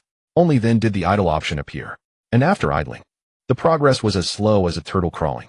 After 2 days, Gua felt he could already draw the formation. As for chakra flow, the principles of impure world reincarnation activation methods, and so on. Gua hadn't idled them out yet. What a bitter fate. Gua sighed, put away the panel. At the Hokage building, Tuanzong, Zhuanqin, Xiaochun Shui, Hu Min Yin, and all the high-level officials were present. Also present were some jonin from the major leaf clans, the Akimichi Nara Yamanaka families, the Aburame clan, the Inazuka clan, the Hyuga clan, the Sarutobi clan. All the clans that could be named were there, except the Uchiha. Today they were to discuss the matter of Cloud coming to sign a peace treaty. The specifics were mostly settled, but some aspects still needed consideration. For example, security arrangements, reception duties, who would receive them upon entering the village, which route to take to the Hokage building, and even where to serve lunch, all had to be decided. After all, it was diplomacy between 2 nations. Of course, the most important was security. It would be primarily handled by the ANBU. Meanwhile, the 3rd Hokage spoke. I hope that on the day of signing the peace treaty, all of you will be present as much as possible. Yes. The crowd nodded. And what about clan leader Fuyu? The head of the Inazuka clan, somewhat tactless, suddenly asked at this moment. Everyone had noticed that the Uchiha were absent from the meeting, which was very unreasonable. Ahem. Tuanzong coughed twice and said, there's no need to trouble clan leader Fuyu. The police force is busy. The crowd exchanged glances, simultaneously observing the 3rd's expression. The 3rd said nothing, nor did the other high-level officials. All present were shrewd, they understood. The Uchiha. The tension with the village was growing. Time flew like an arrow, days and months passed like a shuttle. The delegation from Cloud arrived. On that day the village was bustling, and Hyuga Hisashi personally received them at the gate. A red carpet was laid out at the great gate of Konoha. Every few dozen meters an ANBU crouched in a tree watching every move below like an owl. Gua also had a day off today, but it wasn't Sunday. Gua suspected that Konoha had a tradition of giving holidays whenever something big happened in the village. They had to give a day off. This was much better than high school in his previous life. At least he didn't see ninjas cosplaying as flying trapeze artists. Anyway, since his transmigration, Gua had never heard of any child at the Ninja Academy getting depressed and jumping off the Hokage building. As for Konoha's education system, Gua gave another thumbs up. At that moment, Gua and Itachi were standing among the villagers gathered on both sides of the road waiting for the arrival of the Cloud delegation. Gua hadn't planned to come out, but Itachi actually came to call him, which was indeed rare. Gua instinctively wanted to refuse, but thinking of Itachi's mental health, he still came. Brother, I've been coaxing you like my own son. If you end up massacring the clan again, he'll be furious. Gua, look, that's the Cloud delegation, right? Itachi pointed at a group of people walking in the distance and said to Gua. Gua followed the direction of Itachi's finger. A team of 20 or 30 people, all big and burly with classic dark skin, carrying pointed heads on broad shoulders. Without a doubt, they were from the Cloud. This was also the first time Gua had seen people from the hidden Cloud village. He didn't expect them to be exactly as described in the original. All buff guys. Gua didn't know any of them. However, there was one person Gua recognized at a glance. Samui. No help for it, Samui was two distinctive blonde hair, blue eyes, a white skin among a bunch of dark skins, very eye-catching. Of course, that wasn't the main point. The main point was that her figure was really exaggerated. How exaggerated? So exaggerated that Itachi blushed. Gua didn't know why the kid was blushing, but thinking about it, it was probably the first time Itachi had seen such a terrifying figure. At least in Konoha, if Tsunade wasn't back, no one could compare with her. Maybe we shouldn't look. Gua wanted to after thinking about it, he didn't speak up. Beautiful women were better than bitter grudges and clan massacres. I'd rather you become a second Jiraiya than a butcher of the clan. So, let him look. Hey, you little brat. What are you looking at? From the delegation, a red-haired girl Itachi shuddered violently and immediately averted his gaze. He really didn't mean to. He didn't want to look, it was just that he had never seen. Just curious, a bit shocked. Really? Itachi's mind was already frantically making excuses. He really wasn't intentional just now, and he wasn't lecherous, just didn't understand why such an exaggerated figure existed. It wasn't scientific. Everyone around was also attracted by the shout. He looked at the girl who spoke. Red hair, not old, about his age, but temper. At the moment, the red-haired girl was glaring at Itachi with fury. A white-haired boy of similar age quickly dissuaded her. Karui, don't cause trouble, I'm telling you. If you get angry with him, the peace negotiations might collapse. If negotiations collapse, Konoha and Cloud will fight. If they fight, it will become a world war. A world war will attract aliens. Enough. Omoi. Karui turned around, steam coming from her head, and charged at Omoi. Omoi. Karui. The leading Samui called her name. Karui clicked her tongue, crossed her arms, no longer looking at Itachi or bothering with Omoi. The guide Hyuga Hisashi had a bead of cold sweat about to drip from his forehead. Seeing the crisis resolved, he wiped his sweat and hurriedly continued leading the way. The Hokage building is just ahead. The third Hokage is already waiting for you. Watching the Cloud Village team walk further and further toward the Hokage building, Gua said nothing, just cast a faint glance at Itachi. Itachi had to stare straight. Who could blame him? Sensing Gua's gaze, Itachi immediately blushed and hurriedly explained, I didn't. Gua, I believe you. Itachi, alright, I looked, but I didn't mean it that way. Itachi's voice trailed. Children in the ninja world were relatively precocious. Think back to when Jiraiya was 6 or 7 and would peep at 80-year-old grandmothers bathing. That shows how it was. Gua didn't mind. He just nodded again. I believe you. Itachi. After watching the delegation, Gua and Itachi prepared to go to the small bridge by the Naka River where they often went to sit, since they were already out anyway. But on the way they met Izumi. Gua, Itachi, let's go eat ramen together. Izumi invited them. 10 minutes later the three appeared at Tuchi's ramen shop. Although it was a holiday today, Tuchi's ramen shop had few customers. One reason was that it wasn't meal time yet, and another was that the villagers had all gone to see the visiting delegation. Only Gua, Itachi, and Izumi were sitting. Wait. In the corner there was also a little blonde. No, a little yellow-haired kid. Gua looked at the little yellow-haired kid next to him, holding a ramen bowl bigger than his head, with whisker-like marks on his face, and was slightly startled. Could this be Naruto? Gua had seen Sasuke, but he had never seen Naruto. After all, Naruto was still young, stuffed by the third Hokage into some small house in the inner circle. Gua didn't know how a 2-year-old kid managed meals. Uncle, your ramen, how chi? The little yellow-haired kid put the bowl on the counter, grinning widely, smiling very brightly. Very innocent. Naruto, don't run around, the third Hokage will worry. Tuchi chuckled at the kid. Got it. The little yellow-haired kid answered in a loud voice. He looked unhappy. He jumped off the chair and ran away with a tap-tap-tap sound. The Norin curtain with the ramen logo swayed twice, and then returned to its original position, blocking the little yellow-haired kid's back. Only then did Gua withdraw his gaze. Whoa, this is quite different from Sasuke. Is this the legendary parentless Chaldeer Limatchers? Izumi didn't ask further. Alright, what will you eat? I recommend this shop's specialty Ichiraku ramen. Izumi didn't ask further. Alright, what will you eat? I recommend this shop's specialty Ichiraku ramen. Izumi pointed at the sign above and said excitedly to Gua. Gua, okay, I'll have Ichiraku ramen. He wasn't hungry, but he wanted to taste it. What magic did this ramen have? Boss, 2 bowls of Ichiraku ramen. Izumi called to the boss. Itachi sitting beside them. What about me? Izumi, you eat, you order yourself. Itachi. He seemed to realize something. I shouldn't have come. Gone. 3 bowls of Ichiraku ramen were served on the table. A bowl that was about the same size as their heads with orange-yellow broth topped with pork chashu and narutomaki, and what else was this? Is that seaweed? He tasted the black seaweed-like thing. It was unappetizing, tasteless like seaweed flakes with no salt. That is meant to be mixed into the bowl. Quian reminded him. Gua, you should have said that earlier. Gua ate another piece of narutomaki. Gua always thought it was called Naruto roll, and it wasn't until he was eating udon at home that his mom told him it was called narutomaki. Whatever the roll is. In short, it was not delicious. Gua nearly laughed at himself. This Ichiraku ramen was a bit of a until Gua took a sip of the broth. Incredible. Gua's eyes brightened slightly. He truly suspected the owner had added some magical ingredient that made one feel euphoric. After all, there were no laws governing the ninja world. Gua quickly dismissed this terrible thought, believing that Uncle Ichiraku simply made a great broth. Later, Uncle Ichiraku told them, the century-old bone broth has been made since my grandfather's time back, when Uchiha Madara and Hashirama Senju were fighting in the Valley of the End, and now it's been 3 generations. No wonder it's addictive. Gua silently gave a thumbs up to Ichiraku ramen. From the perspective of a traveler, Ichiraku ramen was fantastic. 3 colored meatballs, superb. Miso soup, finished.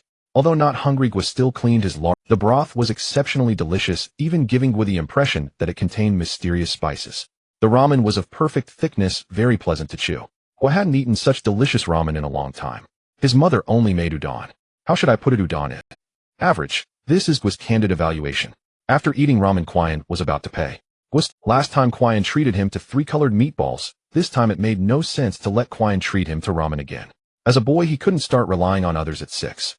Gua still wanted to maintain his pride. He immediately took out his small purse. Seeing this, Itachi quickly offered, let me handle it. Gua, all right. Itachi, what are you looking at? Gua exchanged glances with Itachi. Itachi, aren't you going to be polite? Just a bit. Gua, no need. Gua thought to himself, why should we be polite? Quian is an orphan, I am a commoner, and you are the clan's heir. In my past life, I would never have had a chance to dine at the same table as you, and you want me to be polite to you, the 2nd generation. How ridiculous. Itachi silently paid the bill. Just as he was pulling out his wallet, Gua saw Itachi's wallet, which contained a 1,000 yen bill he had never seen before. Gua immediately felt that letting Itachi treat him was the right choice. Damn capitalist. As the 3 of them walked out of Ichiraku Ramen's restaurant, it was still not noon, and in December there was a slight chill. After eating a bowl of ramen, all 3 felt warm. At Quian's suggestion, the 3 of them decided to stroll down a street.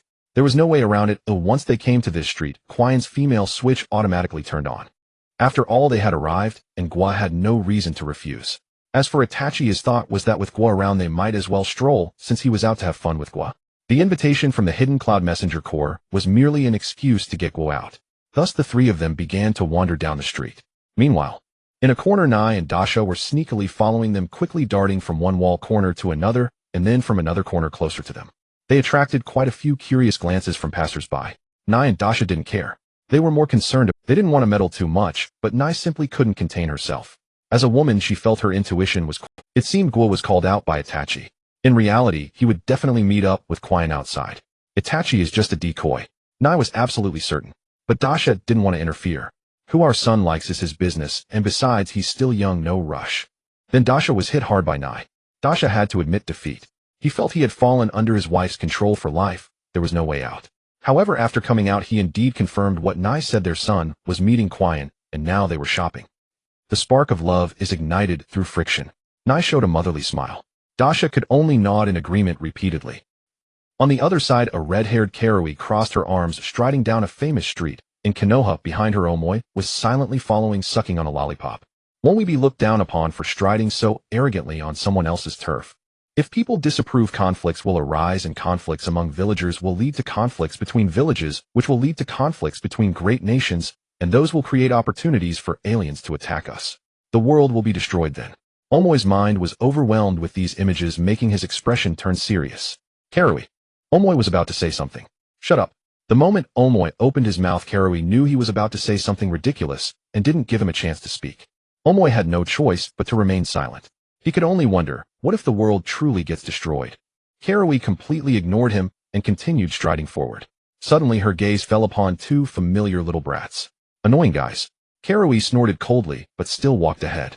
Because Konoha Street was truly just a street with no forks, and all the branches led to residential homes, while the real shops were located on the east-west streets. Therefore she had no choice. Itachi also noticed the two people across from him about the same age as them whom he had already seen in the hidden Cloud Messenger Corps that morning. At that time Karui had even gotten angry with Itachi. However, Itachi didn't feel he did anything wrong. He truly hadn't done anything, it was just that the other party was too neurotic. Not to mention whether he did it intentionally. Did just looking at someone result in being charged with lewdness and dragged out for execution? But better to avoid trouble. Itachi could only try to avoid the gaze of the two, his eyes lingering on the small shop selling masks beside him. Do you like them? Was suddenly asked. Itachi was taken aback, then realized what Gua was talking about. He shook his head. How could I like those strange masks that only little kids like? Gua was silent for a moment and sincerely said, we are friends, I won't laugh at you. Itachi. Alright. In fact, Itachi thought those masks were quite nice. He had never been exposed to things that kids his age should experience. It was as if he had never been treated as a child since the day he was born. In Itachi's heart, that child was stirring restlessly. Just as he was about to take a step, a sneering voice suddenly rang out from the side. TCH, you little brat, you even dare to like masks. Yu's footsteps halted. He turned around in bewilderment. He saw Karui standing beside him with her arms crossed. Karui was a girl who developed earlier, so naturally she was a bit taller than Yu, of the same age. At this moment, it looked like an older child bullying a younger one. Yu fell silent. To be honest, he didn't think he had done anything wrong when he looked at the envoy group, but he also felt that he hadn't done quite right, staring at certain places on others. It was a bit rude, so for a moment Yu didn't know how to retort. Starting a fight was impossible. They were from the Yunin village's envoy group, and the other party hadn't done anything too excessive. Yu had no choice but to turn and look at Gua and Quan, preparing to avoid the conflict. Let's go. Gua nodded. You've already looked at being called a little pervert a couple of times, isn't unfair.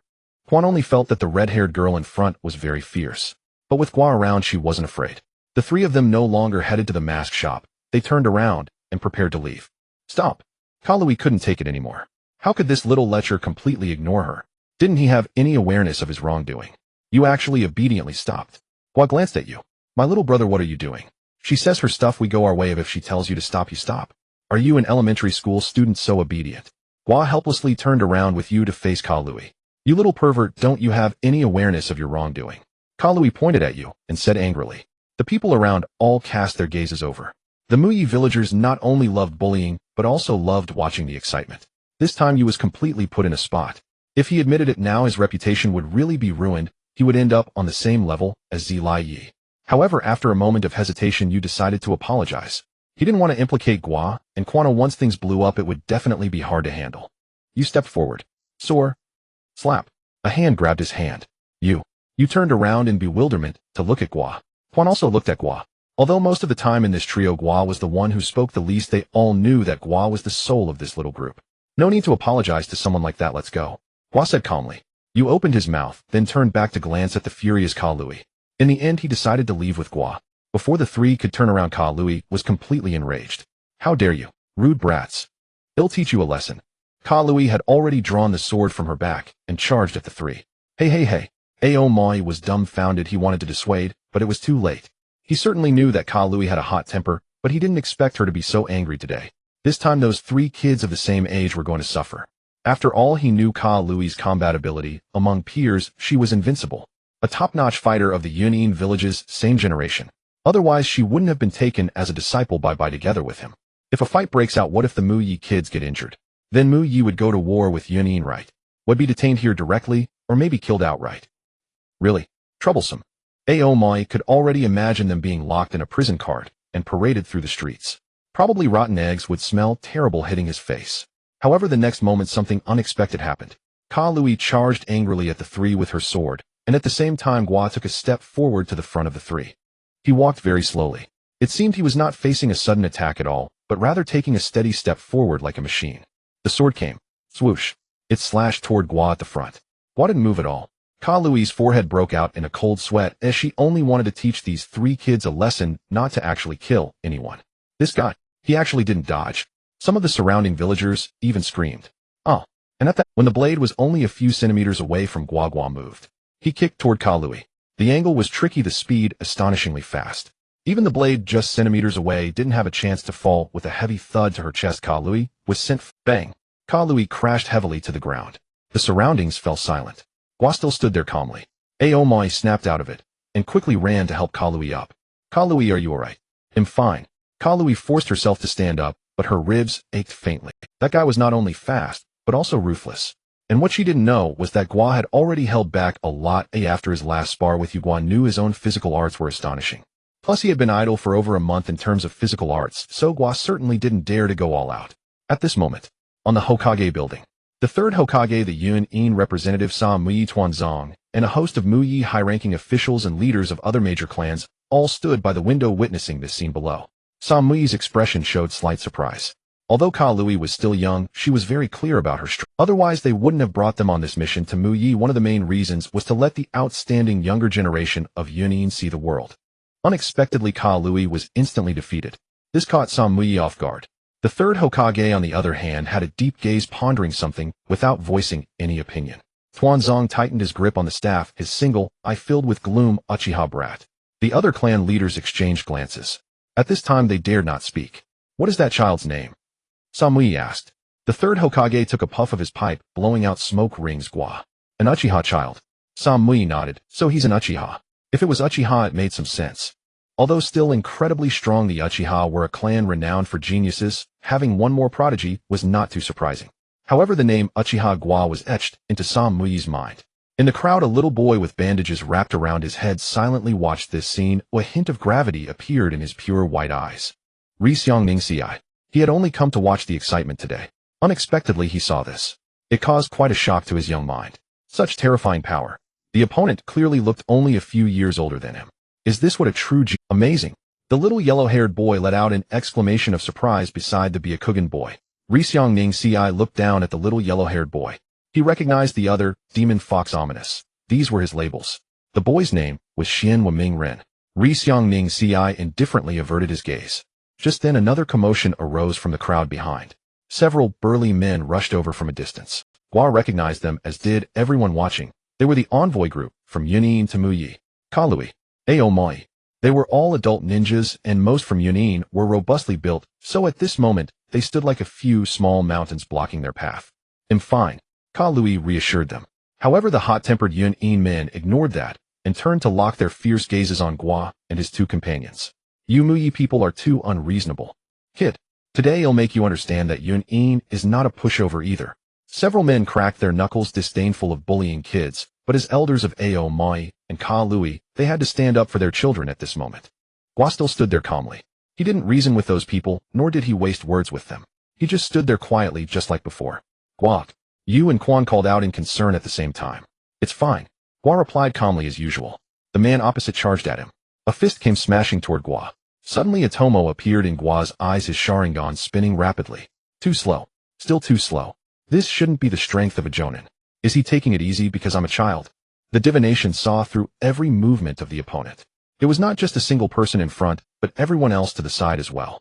Every action of the people was captured by the Sharingan, all calculated the upcoming attack in the next second, and the trajectory of the opponent's fist slicing through the air just a moment ago. Even the faintest expressions on the opponent's face were noted. Too slow. The divination's muscles subtly tensed. He was ready to strike. In the next moment, bang! A muffled sound echoed. Someone stood in front of him, the back of the blade clashing against the arm of the burly man charging at him, blocking the man's attack, and pushing the opponent back 2 steps. A figure landed between the divination and those burly men. The divination halted his offensive movement, retracted the Sharingan, and looked ahead with some surprise. It was Kakashi. Divination. At that moment, Nai and Dashin also rushed over. They had just been picking a toy for their son at the toy store, and upon turning back they saw this scene, rushing over, and Nai's hand still held the fox plush toy they had just bought. Divination. Are you okay? Nai grabbed the divination's shoulder, checking him over. Father Dashin stood directly in front of the divination. Divination, what happened? Nai touched the divination's small face with concern. The divination shook his head. Mom, I'm fine. Isn't it excessive for adults to bully children? Kakashi, standing at the forefront, spoke coldly. Uchiha Dashin also stood alongside Kakashi, his expression grim. You Yunin are being too excessive. The burly man from Yunin was equally furious. You Konoha people seriously injured our Yunin child. So are we the excessive ones? Isn't Konoha being too excessive? We came to sign a peace treaty, not to surrender. Had we known Konoha was this kind of scum, we wouldn't have signed any damn peace treaty. The Yunin people did not back. Their words were particularly offensive. The conversation escalated from personal attacks to regional discrimination. At this moment, Kakashi found himself in a dilemma. If handled poorly, it could escalate the conflict between the two countries, and he wouldn't be able to manage it. Kakashi fell into a stalemate. Uchiha Dashin clenched his fists. What exactly do you want? The burly man from Yunin angrily replied, unless you hand over that little brat to us. They had just seen the divination had the Sharingan. This proved that he belonged to the Uchiha bloodline. It was a lie to say they didn't want him. They must take this opportunity to demonstrate the Yunin's true colors and elevate the situation. Kakashi felt a bead of cold sweat trickle down his forehead. This is troublesome. The divination reassured Nai, I'm really fine. Then the divination prepared to step forward to dissuade Kakashi and Father Dashin once more. Kakashizen, I'm really touched that you jumped in at this moment, but there are too many of them and fighting now is clearly unwise. You should hurry and notify the Hokage. However, just as the divination pushed aside Nai and hadn't reached for Kakashi, he heard footsteps approach. Along with those footsteps, a familiar voice echoed. So this is Yunin. You just said you wanted to hand over the divination to you. Everyone almost simultaneously turned to look at the suddenly appeared man. Even Kakashi showed a hint of a Lord Orochimaru. The newcomer was indeed Orochimaru. In front of everyone's gaze, he slowly walked in front of Kakashi, blocking everyone behind him. Could you kindly repeat what you just said? Orochimaru licked his lips with his long tongue, his narrow eyes fixed on the leading burly man from Yunin. Suddenly cold sweat flowed down the back of the burly man. He was soaked. His back was already drenched in sweat without him realizing it. Gulp, I said. The burly man stammered. Although the Yunin were known for their recklessness, they weren't completely devoid of brains. The reason they often acted recklessly, even appearing a bit unreasonable, was primarily because they could rely on muscle to crush their opponents. That's why they felt fearless. But now they were facing one of the legendary Sannin of Konoha, Orochimaru. Moreover, this guy was notorious for being cunning. Not long ago, it seemed he was publicly tried for being devoted to the villagers of Konoha. It was said he was finally judged as acting heroically and now became some sort of scientist they didn't quite understand. However, through rumors, it was clear that Orochimaru was not only powerful, but also wielded tremendous influence in Konoha. Faced with such a figure, they panicked. The divination was also somewhat surprised. He hadn't expected Orochimaru to be so righteous. Ever since Orochimaru had given him the class secret technique, the reincarnation of the dirt, he hadn't seen him for over a month. To his surprise, a month later, he saw Orochimaru standing right in front of him, backing him up. How did it feel? Like a king descending from the heavens, a hero saving the beauty? The divination felt a bit ashamed. I had been so wary of you before, yet you still stood up for me. Orochimaru, you are truly an impressive guy. At this moment, the villagers were also stunned. Although Orochimaru was no longer one of the Sannin and his high-ranking position in Konoha had been stripped away, he was now just their chief scientist, a role they didn't fully understand. But everyone knew he was ultimately the disciple of the third Hokage. Backed by the third, even in his downfall, he was still a weapon of the village. Moreover, Orochimaru had a long history. He had contributed during the Third Great Ninja War, which was well documented. Thus, they were still willing to address him as Lord Orochimaru. Lord Orochimaru actually stood up for us Konoha at this moment. As expected of Lord Orochimaru. I said last time we wronged Orochimaru. How could someone like Lord Orochimaru be harmful to the villagers? The villagers began to quietly discuss Orochimaru's heroic deeds. The divination occasionally overheard these voices. What can I say? While Konoha may target the Uchiha internally, externally, they still stood together with them. The main theme was that they could bully their Uchiha, but outsiders could not bully them. The Uchiha were also bastard. Do not underestimate the bonds of Konoha. Their overbearing love for Konoha was evident. Excessive bullying, right? These Yunin people are being overly excessive. You were the ones looking for trouble at the borders of Konoha, and now that you can't win, you come begging for a peace treaty, yet you still bully our Konoha villagers. We can't stand for this. The villagers' loud rebukes momentarily left the burly men from Yunin speechless, not knowing what to say. At this moment, with Orochimaru leading the way and being on someone else's turf along with so many villagers denouncing them, they became cowed. However, at this moment, directly saying we surrender was something these burly men could never bring themselves. Just then a blonde, voluptuous woman walked over. Enough, Samui coldly admonished, scolding those Yunin men. You were brought here not to cause trouble. Those burly men all lowered their heads in silence. It was already their fault, and now that Samui, the leader of this operation, had spoken, they could only accept the scolding. Diviner, what do you think? Divination. This flattered him a bit. Orochimaru, you are too.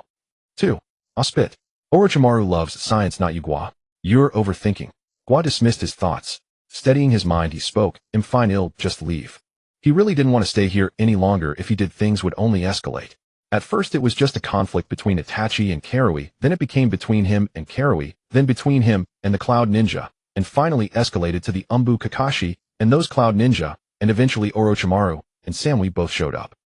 If it continued, it would be two villages bombarding each other. Gua's head ached just thinking about it. He couldn't afford to provoke them, but could he at least avoid them? Gua finished speaking and turned to leave. Itachi was stunned. He's leaving just like that. Itachi looked back at Orochimaru, then at the Cloud Ninja behind, and finally hurried to follow Gua's retreating figure. Izumi naturally followed suit. Uchiha Nai and Uchiha Oyama also went after their son. Only Orochimaru and Kakashi remained. Kakashi's mouth twitched beneath his mask. They're all leaving. Yes, Gua truly left as if the matter had nothing to do with him. Orochimaru also felt a bit awkward. He glanced at Kakashi. The two were now on the same side, so exchanging a look was not inappropriate. Both saw confusion in each other's eyes. They'll leave this to you, Kakashizen. Orochimaru dumped this troublesome problem on Kakashi. He also slipped away. Kakashi, wait, what? Everyone just leaves after making such a big mess. How am I supposed to solve this? Kakashi stood in the wind, utterly bewildered. Alright, let's call it a day. The third Hokage walked over at that moment, pipe in mouth. He had been with Samui, witnessing everything that happened below from start to finish. It was just a scuffle between two kids, no need to escalate it to this level. The third Hokage put the matter to rest. Hi. Kakashi naturally had no objections. He was Umbu, and Umbu must obey the Hokage's orders. Moreover, the third Hokage's intervention was a relief he welcomed. The third Hokage looked at Samui, his eyes questioning. Samui nodded. This was our fault. I apologize on behalf of Karui. Damn it. I'm not. Karui protested, but Omoi covered her mouth. Stop it. You've already caused enough trouble. MMPH. Let go. MMPH. Omoi. Samui turned back and glared coldly at Karui. Karui stopped struggling. She became docile. Omoi finally released her. Karui shot Omoi a glance. Omoi, you caused trouble and blame me. The peace treaty has been signed, but would like to stay in Konoha for a few more days. Is that possible? Having resolved the recent conflict, Samui finally asked. The third Hokage gave her a deep look. Of course, no problem. If you don't mind, you can stay in the Sarutobi clan's compound. Thank you, Lord, third Hokage. Samui nodded sincerely. Then the third Hokage sent someone to lead Samui and her group to the Sarutobi clan's compound. Only the third Hokage remained standing there, smoking, lost in thought. Tap tap. The sound of a cane striking the ground. Danzo approached from behind. You saw it just now. That kid called Gua awakened his Sharingan. The third Hokage said. You're already afraid. Stubborn words won't help. The Uchiha haven't revolted only because they lack the power. You know that better than anyone. Danzo said in a low voice. The third Hokage exhaled a puff of smoke, pondering for a long time. His cloudy eyes shifted in the haze. Then what can we do? You want the village to slaughter an Uchiha child? Danzo said coldly. If you won't, I will. I am the root of Konoha. Enough, Danzo. The third Hokage turned and shouted, brushing past Danzo, then stopping behind him. The teacher would be deeply disappointed to see you like this. Hiruzen, if you don't act against the Uchiha now, you'll regret it. Danzo spun around abruptly. The third Hokage ignored him and continued walking forward. It's you. You've misunderstood the teacher's will. Danzo's grip on his cane tightened, veins bulging. The third Hokage remained silent, walking forward. With his back to Danzo, he headed toward the Hokage building and the Hokage monument. Gua, Itachi, and Izumi walked home together. His mother Uchiha Nai and father Uchiha Oyama stayed close by. Everyone was frightened today. Although Uchiha Nai and Uchiha Oyama hadn't seen the fight or Gua awakening his Sharingan, they had witnessed a group of Cloud Ninja surrounding their son. So they were terrified. Gua, did they hurt you? No. Are you sure you're not injured? Gua, I feel like you're walking oddly. Did you get hurt on your leg? No. Gua, did they scare you? No.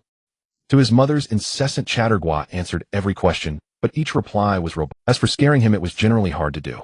As for injuries, there were none. Gua could feel his own taijutsu prowess. With the force and reaction of that kick sending Karui flying, he had no doubt that he, an elementary school student, could now exchange a few moves with the Chunin. Why don't you come home with us? Izumi, Itachi, thanks so much for staying with Gua. I want to properly thank you. Mother Nai spoke to Izumi and Itachi on the road. Izumi instinctively shook her head in refusal. No, we didn't really help. Itachi also shook his head. This was having you two accompany Gua is the best. Izumi, Itachi, come along. Gua has wanted to invite you home for a long time. After confirming her son was fine, Uchiha Nai's heart completely relaxed, and she sincerely invited them. Hearing Mother Nai's words, Gua was dumbfounded. Mom, I don't think I ever thought of inviting. Mother Nai glanced at him. Gua felt fine. Izumi treated him to 3-colored dumplings. Itachi treated him to ramen, so it was only reasonable for him to invite them home for a meal. Izumi and Itachi both looked at Gua curiously. They wanted to know if Uchiha Nai was telling the truth. At this point, Gua couldn't expose his mother, so he braced himself and nodded. Yeah, that's right. A faint hint of joy flickered across Izumi's face, quickly suppressed as she kept her expression composed. Then, all right. Itachi had no reason to refuse either, so he nodded. How could he turn down Gua's invitation? While the 5 of them were happily heading home, a damp-looking man behind them repeatedly tried to call out to Gua, but couldn't bring himself to speak. Just as Orochimaru gathered his courage again, he still couldn't voice it, so he gave up. Guakuin, the reason he had left his lab today was to find Gua. He came for 2 reasons. First, he wanted Gua to see his latest technological developments and offer some guidance. Second, he wanted to know if Gua had any understanding of the impure world reincarnation. This was also why Orochimaru had given the scroll to Gua in the first place. The impure world reincarnation was too profound. Even a genius like Orochimaru, who had studied the secret scroll for years, still couldn't perfect it. It could revive people, yes, but the effect was hard to describe. It was a piece of crap. Yet Orochimaru didn't want to give up, so he gave the scroll to Gua. He truly believed in Gua. Now he had rushed out of the lab full of excitement, only to run into those idiots from Cloud fighting Gua. Orochimaru was furious. If they damaged Gua, could they afford to compensate? Seriously, those people had status coming under the banner of Cloud. If this were in the wild, Orochimaru would have planted them in the ground long ago. Oh wait. He stealthily followed Gua. Swish, swish. Figures leaped among the trees behind. Kakashi, wearing his Umbu mask, also followed. The Cloud Ninja had stayed in the village, which meant Gua might be in danger. Kakashi had been ordered by the 3rd Hokage to protect Gua. Then he saw Orochimaru lurking suspiciously. Suspicious. Very suspicious. Kakashi suspected Orochimaru had a crush on Gua. The unpleasantness of the morning quickly dissipated from everyone's hearts. After confirming that their son had not suffered any loss, Mother Nai and Father Deshan felt relieved. In fact, Father Uchiha Deshan, upon hearing you say that Gua had kicked that Ka Lu E flying, laughed heartily and gave Gua a thumbs up, saying, well done. That's my boy. Gua was so embarrassed his toes curled. He could tell that his dad and mom were the doting type of someone bullies my son. No way. My son bullies someone. Well done. Mother Nai and Father Deshan unconditionally stood behind him, and Gua felt warmth in his heart. He even thought that if one day he said to his parents, I want to become a rogue ninja, they would pack their belongings that very night, and the 3 of them would slip out of Muyi. Love you, Mom. Gua silently confessed to his mom in his heart. Why not say it face to face? Quan, and you were still there, and Gua would be shy. What? You ask about Dad. Dad want to take a dump. Deshan, what are you doing? Come out and help. Mother Nai shouted from the kitchen. Father Deshan's voice came from the toilet coming. The toilet flushed. Father Deshan washed his hands, then carried a basin of greens, and came over to the 3 kids pretending to pick vegetables. Quan, I heard from Nai that your mother is Uchiha Shui Jing. Uchiha Deshan chatted as he picked vegetables. Mom, Quan was a bit nervous. We were good friends back then. Deshan leaned close to Quan's ear and whispered, it was with your mother's encouragement that I made up my mind to pursue Nai. Quan awkwardly scratched his head. Gua awkwardly scraped his toes. Outside, he could never be embarrassed, but after bringing friends home, he found his dad so unreliable. Dad, you weren't like this before. Deshan spent 2 hours picking a single basin of greens, chatting with Quan, and you the whole time thoroughly enjoying himself. He knew the clan leader's son, whom he often saw. So more questions were directed at Quan, which made Gua's head ache, but he had no choice but to obediently listen. It wasn't until 3 or 4 in the afternoon, when Nai had finished cooking and prepared everything, that Father Deshan finally stopped talking. Gua breathed a long sigh of relief. He was just about to take a bite of the beef pot to calm his nerves when unexpectedly Mother Nai took over Father Deshan's role and started showing concern for Quan. Quan, how do you usually handle meals alone at home? You cook for yourself. That's really capable. Feel free to come over for meals more often. It's just a matter of adding an extra pair of chopsticks. It's fine, we're all family. Quan went from initial nervousness to a slight blush and finally to being completely red from head to toe. She was fully cooked. During the meal, Mother Nai kept putting food into Quan's bowl. All the beef from the beef pot ended up in Quan's bowl. Gua watched, swallowing hard. Mother Nai kept asking questions while her hands never stopped.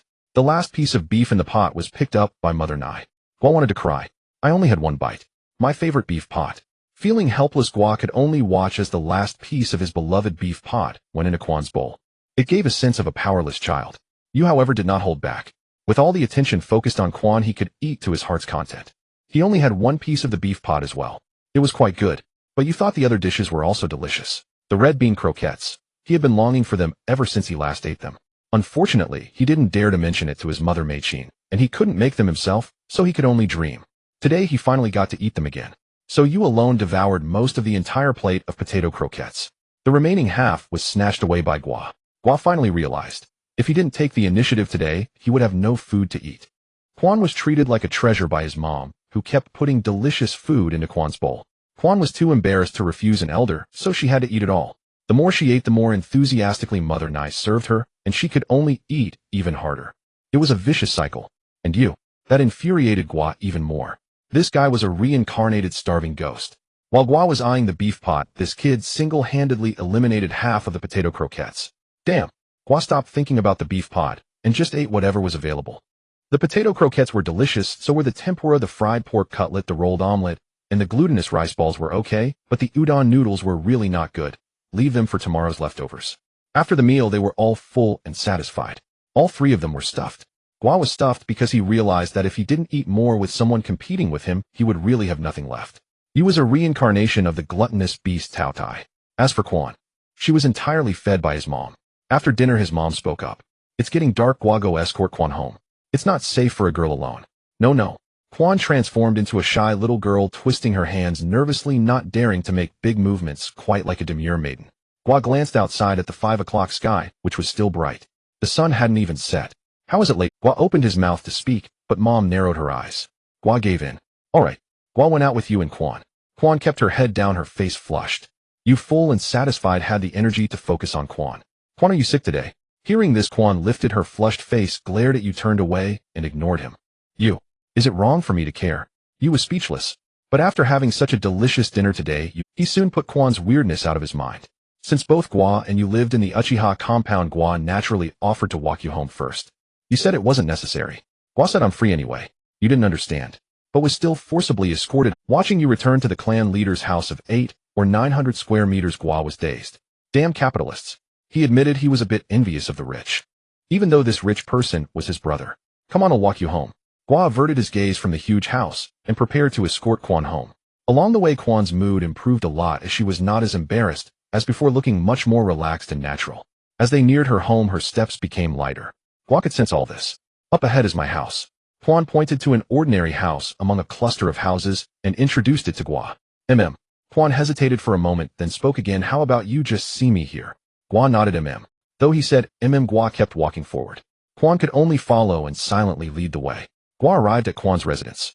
An ordinary Japanese-style courtyard, not big, estimated to be only over 60 square meters, with a small yard in front, so the actual building footprint was only half. The small yard looked like it hadn't been cleaned in a long time. Withered maple leaves covered the ground. Gua walked inside.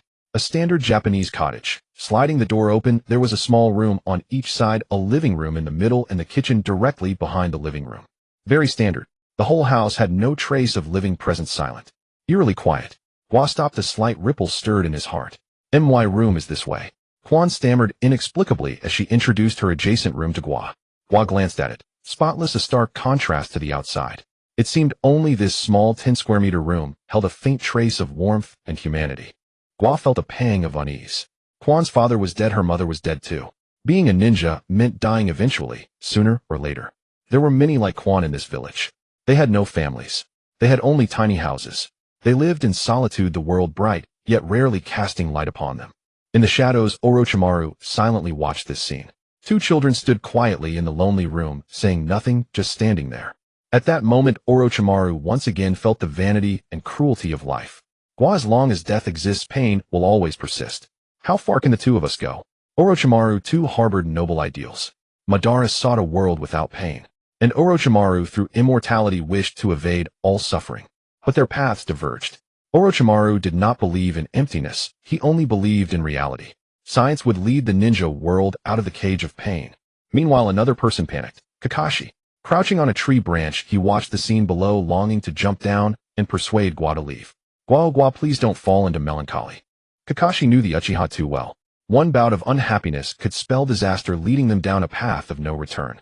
He could only pray silently. But nothing happened below. Calmly, Gua and Quan sat in the living room for a while, exchanging no words, caught in shared silence. Gua was naturally taciturn, and the heaviness in his heart only deepened his silence. Quan, on the other hand, felt awkward because her home had been devoid of visitors for so long, and the one sitting here was Gua himself. They sat together until sunset. Gua rose to his feet. Leaving already, Gua. Quan hurriedly stood as well. Gua nodded. He truly left just like that. Quan watched his receding figure standing alone in the desolate yard, a withered maple leaf falling upon his head. Quan gently took the maple leaf from her head. It crumbled with a faint crackle, already yellowed and brittle. She turned to look at the maple tree in the yard and wept. The tree was planted by her mother. She missed her mother. She was only 6 years old. Gua departed, making his way back from Quan's home. Night had fallen. Gua walked with steady, unhurried steps, as precise and consistent as always. Suddenly something occurred to him. His gaze fell upon the Hyuga compound he was passing. December 27th. Today was the birthday of the Hyuga family's little princess. On this day, the Kumogakure ninja would abduct Hinata Hyuga, and ultimately Hisashi would face death with composure. Gua knew the plot, yet he had never actively altered anything in this world. First, because he was still young, second, because he did not care. But this time he stopped before the Hyuga compound. Today was the birthday of Hinata Hyuga, the little princess of the main house. For this reason, when Kumogakure came to sign the peace treaty, Hisashi, Hyuga, leader of Konoha's strongest clan, was absent, sending instead the branch family representative Hisashi Hyuga. Though Hisashi was always strict and rigid, he doted on his daughter Hinata. Otherwise, he would not have abandoned his village duties to celebrate her birthday. Because Hinata was young in Hayashi's eyes, she must live by his rules. So even on her birthday, the cake was eaten in the evening before nightfall. Hinata was sent back to her small room. 2-year-old Hinata lay in her empty room, staring with wide eyes, lost in thought. Creak! The compound gate was pushed open. In the darkness, Hisashi, having finished his village duties, returned to the compound. The Hyuga compound had fallen silent, the daytime bustle of Hinata's birthday gone. Hisashi moved carefully, making no sound. But sharp-eared Hinata heard him. Thump thump, a set of firm footsteps. Hinata turned sideways to listen more clearly. It was Nejiniazan. She heard his voice and Uncle Hisashi's. Father, you're back. Neji approached, Hisashi, head held high. Hisashi nodded sternly. Quietly, Hinata should be asleep. As a branch family member. He stopped mid-sentence, looking at his 4-year-old son's eyes, swallowing the rest. I know. Neji simply nodded. Thump thump, his footsteps receded. He was probably Hinata's clear eyes revealed a hint of confusion. She was young, unaware of the meaning of main and branch families. She only felt that her brother Neji was unusually quiet. Hinata turned over again, unable to sleep. The cake during the day was delicious. If only she could have it, but not every day was a birthday, only one a year. This made little Hinata a bit sad. Suddenly her ears twitched, she heard faint, unusual sounds. They seemed not to be from the compound. The footsteps were light, like creeping thieves. Hinata stared at the door, where black silhouettes flickered across the paper window.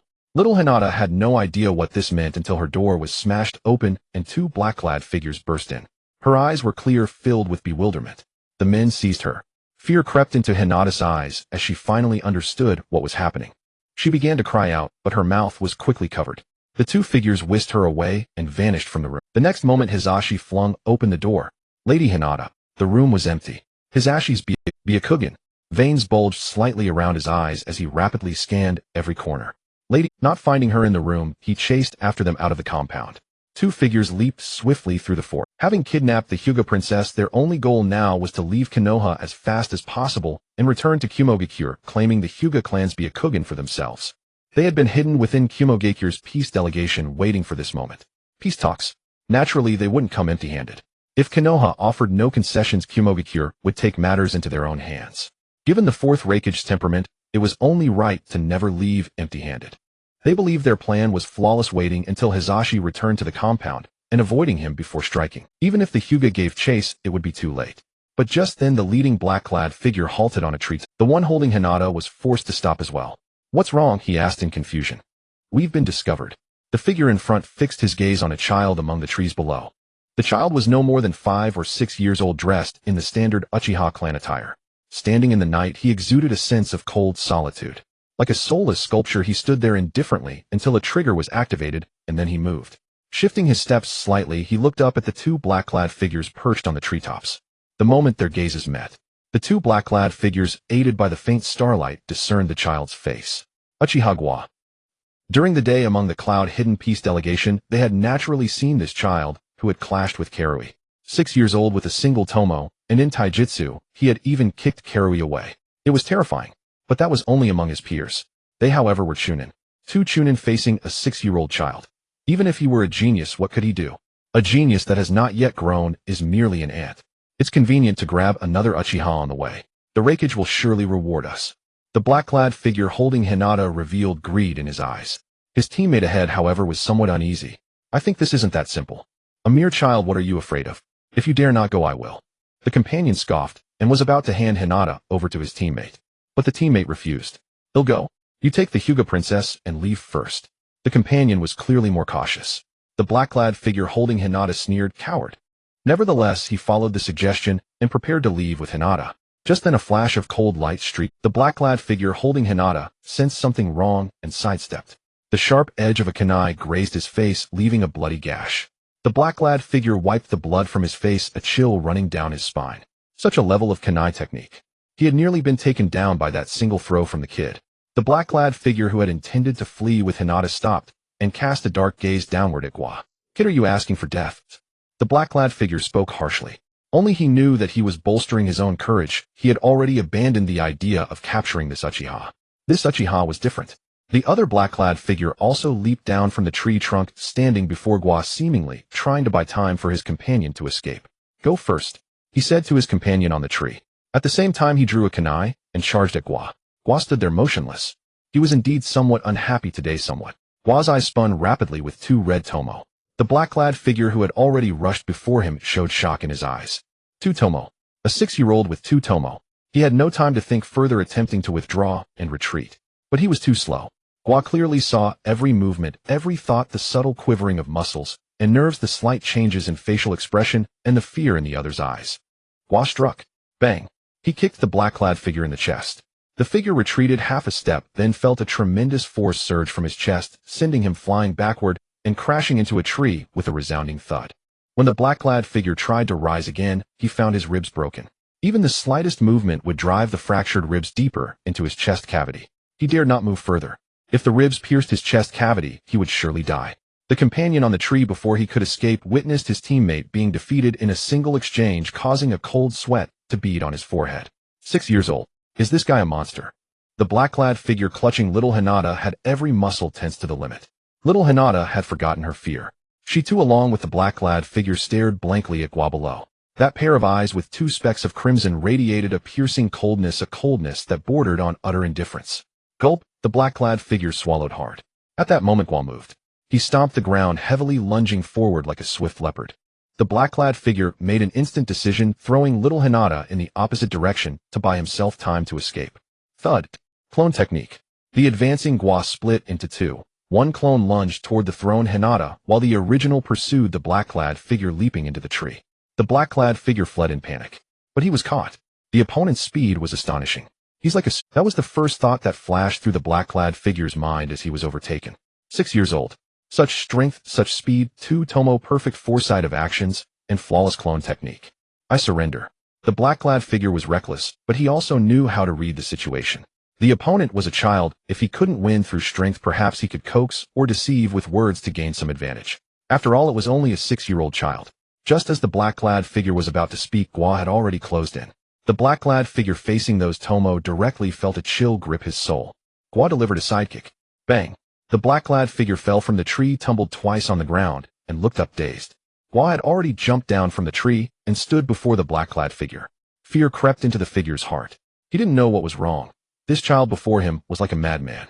Even during the day when facing the Cloud Hidden group, he had been calm, but never cold. Now he was like a blade frosted with frost. A chill radiated involuntarily. If it were the daytime, Gua, the black-clad figure, was certain the child wouldn't kill him.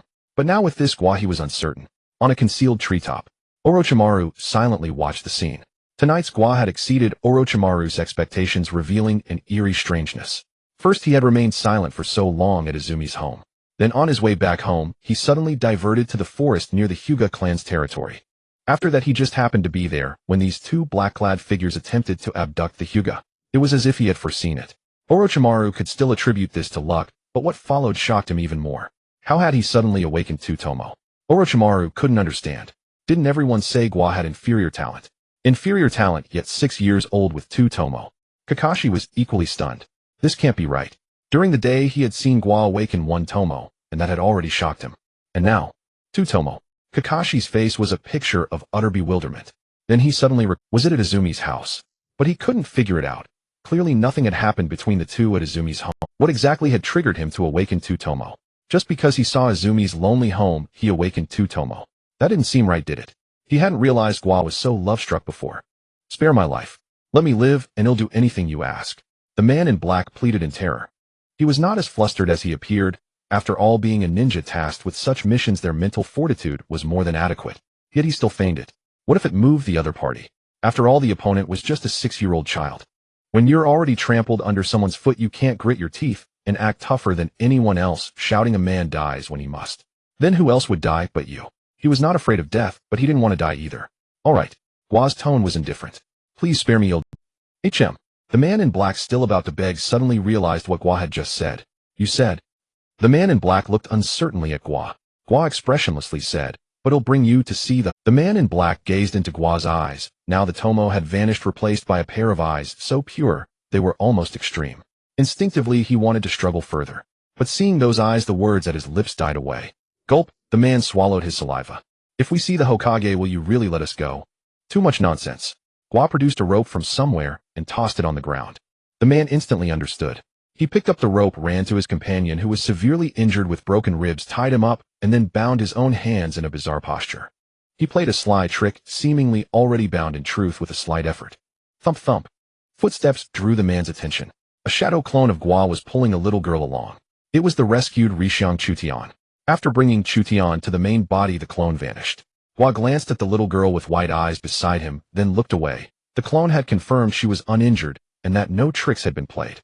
There was no need for additional checks. Gua was about to take the 2 bound men to see the Hokage. Just then, in the distance, a figure flickered swiftly through the trees. Even Chutian didn't see clearly and instinctively hid behind Gua. Gua didn't move, for he had already recognized the newcomer, Rishiang Richa. Thump. Richa landed from the nearest tree, approached Gua anxiously, and grabbed Chutian from behind Gua. Lady Chutian, are you all right? Chutian stood dazed, whether from shock or her nature, only uttering a vague sound. Richa also checked her. After confirming Chutian was unhurt, he stood up, looked at the 2 bound men behind him, then at Gua. His Byakugan had already perceived what had happened from afar. Naturally, that included the scene of Gua defeating the 2 and saving Chutian. Richa showed gratitude to Gua. Thank you, Gua merely responded softly. Your name is Yuzhibo Gua, is it not? Richa recognized Gua earlier today at the Hokage building. He, along with the Jonin, had witnessed the conflict between Gua and the Yunin ninja, and then the brief exchange. At that time, everyone had seen Gua's 1 Tomo. Moreover, when the Yunin ninja attacked Gua, Gua's expression remained unchanged, only his Sharingan Tomo spun. Others couldn't see clearly, but Richa with his Byakugan could. Gua's body had already been poised to exert force. And from Gua's performance at that time, if it had come to blows, that Yunin ninja would have ended up no better than Kalui, even though he was a Jonin. But he was far too careless then. Gua's talent surpassed everyone's imagination. At that moment, Richa had thought that was Gua's limit. Yet tonight he witnessed Gua's 2 Tomo Sharingan. He was certain he hadn't mistaken, even though the distance was great. Hearing the other call his name, Gua merely glanced at Richa. Yes. For a moment the atmosphere fell silent. Richa actually felt somewhat embarrassed. Their Rishiang clan had even allied with the village to target the Yuzhibo clan. Furthermore, in the several suppressions of the Yuzhibo, the Rishiang had contributed the most. There was no other reason. The Rishiang were the largest clan in Konoha besides the Yuzhibo, so they couldn't avoid putting effort into bullying the Yuzhibo. Moreover, both the Rishiang and the Yuzhibo possessed a Kekii Jinkai related to their eyes. Therefore, the decline of the Yuzhibo was to some extent greatly beneficial to the Rishiang. Yet it was the Yuzhibo they had been bullying who saved their main house's young lady. This inevitably plunged the head of the Rishiang branch family into shame. But Gua cared nothing for Richa's reaction. He had intercepted the Yunin ninja, here, not to save their so-called main house young lady. Gua didn't care. The main house young lady of the Rishiang was, after all, just a stranger to him. The reason he had stopped those people was simply because he was unhappy. He was displeased today. He could still recall the desolation he had seen at Quan's home, and he knew the source of his discomfort, from war, from death. From that desolate courtyard, he glimpsed the shadow of a girl sitting alone. Something gently tapped his glass-like heart, and fine dense cracks appeared on its pure surface. When 4-year-old, he was forcibly taken to the battlefield to face death, and war, he probably felt the same. Gua, when could I trouble you to escort Lady Chutian back? After a long silence, Richa looked at Gua and made the request. Gua glanced at him. Richa quickly pointed at the two bound men and explained, leave these two to me, I'll deliver them to the Hokage. It wasn't that he didn't want to escort Lady Chutian himself. But if he did, then the two men who kidnapped her would have to be handed over to Gua, which was clearly a troublesome task. At the Hokage's office, many matters would need explaining. Moreover, since Gua had saved Chutian, if in the end, he still had to leave the loose ends for a child to handle, Richa's old face couldn't bear it. Since Gua had saved Chutian, Richa trusted him. When Gua brought Chutian back to the Rishiang compound, the elder brother would naturally understand everything and could also reward Gua. This was said by Richa after careful consideration. Gua looked at Richa, then at Chutian, then at the two men. Compared to those two ugly men in black, Chutian was much cuter. Besides, he didn't want to cause himself more trouble. Going to the Hokage building would definitely require making statements which Gua disliked. So Gua nodded and said, all right. Gua walked away, leading Hinata toward the Hyuga compound. Hyuga Hizashi withdrew his gaze from the backs of Gua, and Hinata turned his head and glanced at the two black-clad figures. He stepped forward and removed their masks. As expected, they were from Kumogakure. Hizashi had even received them during the day among the Cloud envoys. A flicker of guilt showed in their eyes.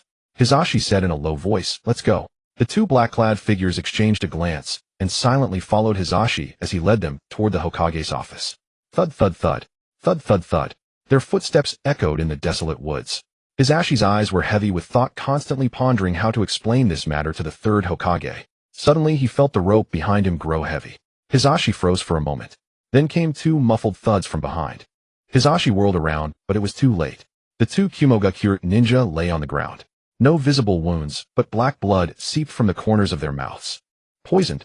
Hizashi's face changed color as he hurriedly checked their breathing. There was no breath, no pulse. Through his Byakugan, he could see that all their meridians were clogged, stagnant, as dead water, utterly still. The two were stone dead. A cold sweat dripped down Hizashi's face. He pried open their mouths. Each was missing a tooth where the poison had been concealed. A chill surged in Hizashi's heart. This is troublesome. Meanwhile, Gua led little Hinata toward he walked while in a daze.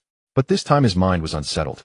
He kept thinking about Quan, about that empty house. There was no heart-wrenching pain. After all, it was someone else's affair, not his own experience. Nor was there any profound philosophical question, survival or death. He didn't care that much either. Yet he felt uncomfortable. He felt loneliness from Quan, and for the first time he was afraid of something. That feeling was strange. A small hand gently grasped his. Gua froze, looking down. Little Hinata's face was flushed. Head down, holding Gua's hand, she walked in small steps, her eyes seemingly fixed on the ground. Are you scared? Gua asked suddenly. If she weren't afraid, she wouldn't have grabbed his hand. But then again, a 2-year-old girl facing such a situation. It would be strange if she weren't scared. Fear was normal. Little Hinata nodded, then shook her head. Gua was slightly taken aback.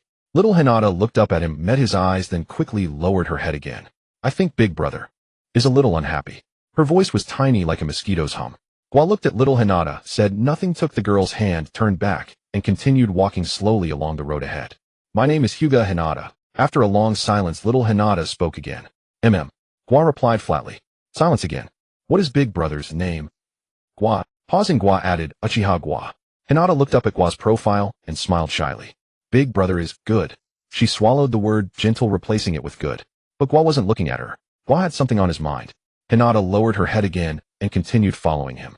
Soon they arrived at the Hyuga compound. As befits a grand estate, the gate was far larger than that of an ordinary house. The biggest gate he had ever seen was the clan leader's gate, 3 times the size of his own. But today, seeing the Hyuga main gate, it was truly dwarfed. Each of the 2 heavy wooden doors was larger than the entire gate of Fugaku's house. Not only that, the gate was alarmingly tall. The 2 large characters Hyuga on the plaque required him to crane his neck until it nearly broke to see.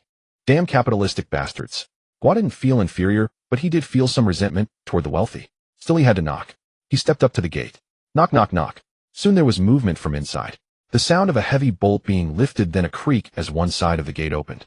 The person inside made Gua pause. Slightly older than Hinata, with the same clean, transparent Byakugan eyes, about 3 or 4 years old, with white bandages wrapped around his head. At this time, the only child living here. At this age, it must be Niji. There was indeed a sense of aloofness about him. And likewise, Niji was surprised to see the person outside. The Uchiha who had clashed with the Cloud Ninja during the day. Niji had witnessed Gua's attack.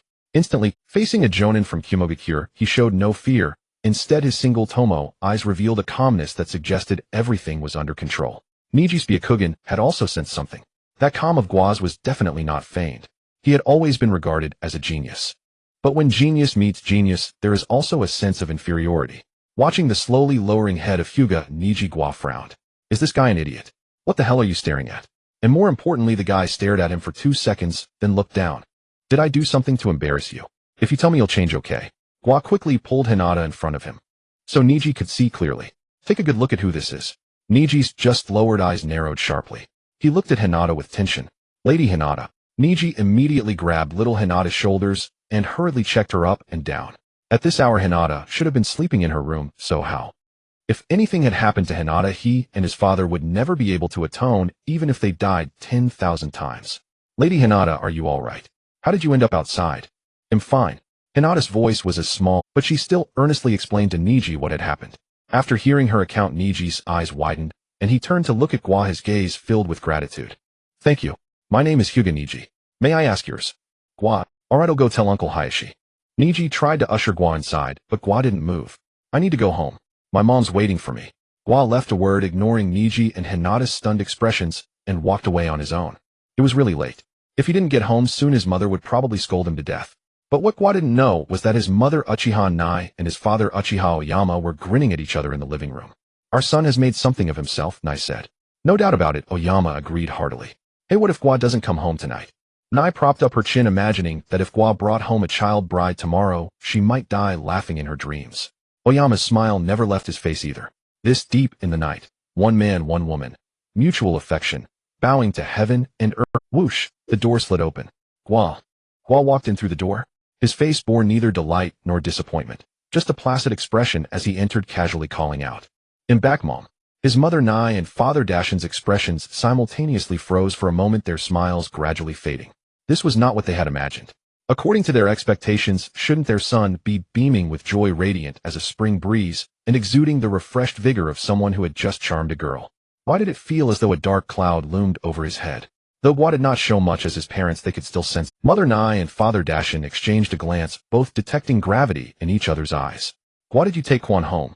Mother Nai hesitated for a moment before tentatively asking. Gua nodded as usual, heading toward his room. Nai. Dashin.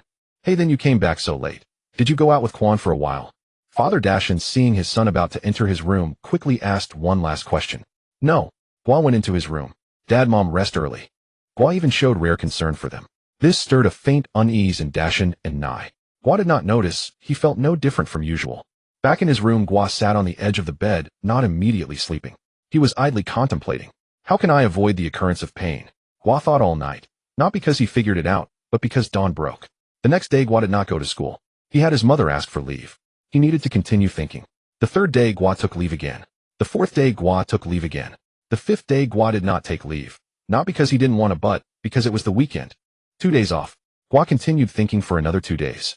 The problem remained unsolvable. Where there are people, there is conflict. Where there is conflict, people die. Or people die, there is pain. Oh, where there is pain, there is conflict. It was a vicious cycle. So solve it at the root. If there are no people, it's fine. Itachi, you're truly a genius. Gua couldn't help but mentally flip off Itachi's answer. No sooner had Gua thought of Itachi than Itachi arrived. Itachi came to Gua's house, exchanged a few words, found Gua unresponsive, then sat on the bed beside Gua and idled as well. Gua shifted his, but to make room for Itachi. The two brothers sat side by side. The next day, Itachi came again. Gua, don't you have school? Itachi, I took leave. Gua, fine. Gua did not interfere much with Itachi, still absorbed in his thoughts. The third day, Itachi came again. But this time he also brought Quan. Quan exchanged a few words with Gua, found him unwilling to talk, so said nothing, and sat on either side of Gua, with Itachi idling together. Gua, don't you have school? Quan, I took leave. Gua, fine. The fourth day, Itachi came, Quan came, and Kakashi also came. Kakashi exchanged a few words with Gua. Without a word, Gua made room for Kakashi. Don't say anything else, bro, just sit down. Kakashi also sat down. The four sat side by side, idling together. The fifth day, Orochimaru came. Gua, huh? Itachi, huh? Quan, huh? Kakashi, huh? Orochimaru gave a faint smile. Gua, I've come for you. Quan, Itachi, and Kakashi instantly shielded Gua. Lord Orochimaru. Kakashi's Uchiha Dashin was eavesdropping at the door. He had let Orochimaru in. Ever since Orochimaru had stood up for Gua in front of the Cloud Ninjas, Uchiha Dashin had somewhat changed his view of Orochimaru, but he still wasn't comfortable letting Orochimaru near his son. However, he couldn't resist Orochimaru's claim of understanding science. Orochimaru said, Gua has what is called depression. Dashin believed him, and hastily said, "Please teach me, sir." Orochimaru smiled faintly. "Let me in." And so Orochimaru entered. Orochimaru was no stranger to troubled children. Itachi had once asked him about philosophical questions of life, so Orochimaru was quite confident. In the field of leaf psychology, he was a professional. "Why are you pondering some serious philosophical problem?" Orochimaru asked sincerely. Quan, Itachi, and Kakashi looked suspicious. Was Orochimaru here to help Gua? Gua's mouth twitched. "Bro, I'm really fine. I just can't figure it out, let me think for a while."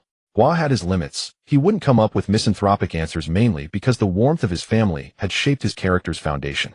But when faced with certain problems, he still wanted to think alone. Could he avoid war? No. Could he avoid pain? No. Then he had to at least know how to face pain. For instance, what was his attitude toward war? What was his attitude toward loneliness? What was his attitude toward pain? Gua didn't know. His life motto had always been just live, and if you can't, then so be it. But now he wanted to think. Seeing Gua ignore him, Orochimaru was not annoyed. He gently pushed aside Quan and Itachi, who were blocking his way. Kakashi's hand moved toward his blade, but Orochimaru patted his hand. Without a word, he walked over and sat down beside Gua. "Guaquin, there is too much pain in this world. Loneliness is a constant. You cannot bear everyone else's loneliness on your own shoulders." "Gua, you bastard, have you been stalking me?" Holy shit. Gua caught a hint of something. So Orochimaru had been secretly tailing him ever since that conflict with the Cloud Ninjas. Did he have no privacy left? Gua thought of something and cast a sidelong glance at Kakashi. This guy was probably stalking me too. Damn. Gua felt he had zero privacy. He now suspected that even when he peed, 800 eyes were watching him. Life had no rehearsal, every day was a live broadcast. Who could stand that? Kakashi, however, looked at Gua with confusion. "What's wrong?" Gua nodded at him, but Kakashi, make a move. Gua had already turned away, idling and ignoring him. Kakashi's gaze shifted to Orochimaru. "Lord Orochimaru or Gua?" Kakashi quickly made a decision. "Sorry, Lord Orochimaru." In a flash, Kakashi drew his short blade and swung it straight at Orochimaru. "Gua, huh? Damn, you're that bold." Orochimaru was also bewildered. Seeing the slight change in Gua's expression, he thought he had struck a chord and was about to smile. Suddenly, a sense of killing intent. Orochimaru keenly sensed a crisis. Turning his head, Kakashi's blade was already hovering above him. Slap. Orochimaru was quick. He grabbed Kakashi's wrist with one hand. Though Kakashi was a genius, he was only 14, while Orochimaru was a veteran who had crawled through the ninja world for years. In hand-to-hand combat, few could rival him. Seeing his wrist caught, Kakashi frowned, immediately switched to his other hand and punched at Orochimaru's face. Orochimaru raised his arm to block, but Kakashi's fist didn't land. Instead, he grabbed the blade with both hands. Orochimaru was slightly startled. Kakashi had already switched to holding the blade with his left hand and slashed at Orochimaru's arm. Orochimaru quickly withdrew his hand, and Kakashi advanced with the blade. "Orochimaru, you think I have no temper, Kakashizan?" Orochimaru was also enraged. He was nice to Gua, but that didn't mean he was nice to everyone else. "Did you really think I stepped up that day against the Cloud Ninjas because you Kakashi are handsome? Ridiculous." Orochimaru immediately countered, his hand darting out like a snake straight for Kakashi's face. The fabled Hatake 50-50 lived up to its name. Even in this moment, he still thrust his blade at Orochimaru's neck, ready to force a one-for-one trade. Just as the outcome was about to be decided. Slap. Two hands landed on Kakashi's and Orochimaru's shoulders respectively. Kakashi was stunned. That hand was so powerful that it forced his arm holding the knife to bend awkwardly, causing the blade to miss Orochimaru's neck. However, Orochimaru seemed unfazed, and that hand continued to reach towards Kakashi's face. When it was only a few centimeters away from Kakashi's face, Orochimaru halted. Kakashi's pupils contracted slightly. Just now, if he had tried to fight back, it would have likely been his own demise. After all, the force was evident. As expected of one of the legendary Sannin. "Lord Orochimaru, your strength is truly terrifying." A hint of horror arose in Kakashi's heart. "Are you done causing a ruckus?" The figure placed his left hand on Orochimaru's shoulder and his right hand on Kakashi's, his voice slightly heavy, yet still exuding a strong sense of humanity, albeit with a hint of dissatisfaction. The figure was somewhat displeased. Orochimaru withdrew his hand and smiled at Kakashi. "You saw it, didn't you? It's not my problem." When Orochimaru turned to look at the figure, his expression was sincere. The figure's lips twitched. Truly, Orochimaru was the one who respected science the most. With this attitude, if he hadn't only gone through 9 years of compulsory education before crossing over, would Orochimaru have treated him like a revered guest. The figure withdrew his hands from Orochimaru, and Kakashi tugging at the corners of his mouth. "Please don't fight in my room, thank you." He then sat back down, preparing to continue his idleness. Orochimaru chuckled. "I understand, Lord." Kakashi thought, "I don't understand. Wasn't it you who signaled me to take action just now?" Kakashi looked at the figure with confusion. Was he being asked to go out and challenge Orochimaru Onion? But how was that any different from delivering himself to death? Is the figure trying to plot against me? Kakashi was bewildered. Noticing Kakashi's confused gaze, the figure was also perplexed. What the hell are you looking at me for? You suddenly went for Orochimaru. If you're going to act, then just act, but the key is you couldn't even win. They let you go first, and yet you still couldn't win. Do you even know how to play? The figure internally complained. He stopped looking at Kakashi, feeling that Kakashi was somewhat mentally unwell. His state of mind was not quite normal. Kakashi also felt the figure was somewhat mentally unstable. He urged him to confront Orochimaru, yet he didn't stand on his side. Damn it. Orochimaru, however, didn't pay much attention to Kakashi's earlier offense, as he came to see the figure, not Kakashi. If the figure hadn't been there, he would have planted Kakashi in the ground as a ginseng. And you still want to chatter with me? In the realm of Konoha regarding weapons and violence. Orochimaru refocused his attention on the figure. Tell me your confusion, perhaps I can help you. Every time Orochimaru looked at the figure, he was so sincere. This made it hard for the figure to ignore him. Last time he faced the hidden cloud, Orochimaru had supported him. Although he didn't need it that much back, then one must appreciate the good intentions of others. One shouldn't judge people through colored glasses. The figure looked at Orochimaru, but before he could speak, Itachi grabbed him. The figure turned to look at Itachi. Itachi's eyes were urgent, his meaning very clear. Don't listen to his nonsense. Itachi clearly remembered asking Orochimaru at the memorial stone, what do you think is the meaning of life? Orochimaru replied, life has no meaning. That statement almost drove the young figure to a state of emo. He was young and temperamental back then, and jumped off a cliff in anger. No meaning. Then he'll die to show you. However, he didn't die, and instead accidentally captured his summoning beast, a bunch of crows. That could be considered a blessing in disguise. Itachi didn't want the figure to accept Orochimaru's guidance. After all, Orochimaru wasn't a good person. Isn't that right? If you want to speak ill of Orochimaru, just say it directly. There's really no need to be sneaky. Who doesn't know that Orochimaru isn't a good person? Kakashi even stabbed him in the trachea, yet look at how Orochimaru still didn't hold it against him. Why are you afraid of saying a few bad words? The figure ignored Itachi and replied mildly, no need, thank you. He needed to find his own answers. He didn't need to copy someone else's answers, as that wasn't what he sought. At worst, if he couldn't figure it out, he would just set it aside and think about it later. He was also unwilling to accept answers fed to him by others. He was different from Itachi. From the perspective of the knowledge he brought with him, Itachi was an immature INFJ still in a phase of self-struggle, making him easily guided by others. The figure believed he was an INEP, and most of the time he idled among the crowd, yet he often harbored a certain obsession with accuracy. What the figure sought was accuracy, not Orochimaru's or anyone else's reference answers. Seeing that the figure didn't wish to open up and chat freely with him, Orochimaru felt a bit disappointed. He initially thought he could take this opportunity to deepen his relationship with the figure. Now it seemed there was no chance. Orochimaru sat down on the only little space left by the bed, squeezing Izumi closer to the figure, and sat at the corner of the bed. Time to idle. The figure. I give up. Are you all cosplaying me? Now Izumi sits to my left, Orochimaru sits beside me, and on my right are Itachi and Kakashi. Years later, sitting in the Hokage's office, the figure would often recall this unusual afternoon. During these days of idling, Konoha did not idle. A major event occurred in Konoha. Hinata was killed by two envoys from the Hidden Cloud, and the Hidden Cloud accused them of being overly aggressive. They demanded that Konoha hand over the culprit. The third Hokage, Sarutobi Hiruzen, was in a state of distress. At that moment, his beloved disciple pushed open the door to the Hokage's office. Sarutobi Hiruzen was overjoyed, thinking that his disciple had finally come to help him with some ideas. However, Orochimaru opened with, teacher, if you hand over the figure to the Hidden Cloud, I will have no choice but to blow up your prison carriage and take the figure away. Oh, at that point, I will defect with the figure. Orochimaru spoke seriously. Sarutobi almost choked and waved his hand, get out. Orochimaru really left. The headache was not only Orochimaru's, but also for the Hyuga clan. That evening, the matter of Hinata's abduction was known to the clan leader Hyuga Hayashi, who sat in the meeting room discussing all night with the elders. However, they ultimately did not come up with a conclusion. Someone said, they have abducted the princess of our Hyuga clan, and we haven't even settled the score with them. Someone suggested, why don't we hand over Sarutobi? Another suggested, just find a branch family member with Byakugan and give them that, it will save us from disaster. Someone said, at worst we can defect. Hayashi almost kicked the person who suggested defection all the way to the Uchiha clan's territory. None of these options are acceptable, Hayashi said coldly. In the end, the crowd looked at each other and ideas began. How about we offer up the Uchiha brat? Hayashi was furious. You're simply a fool. The person immediately ceased to speak.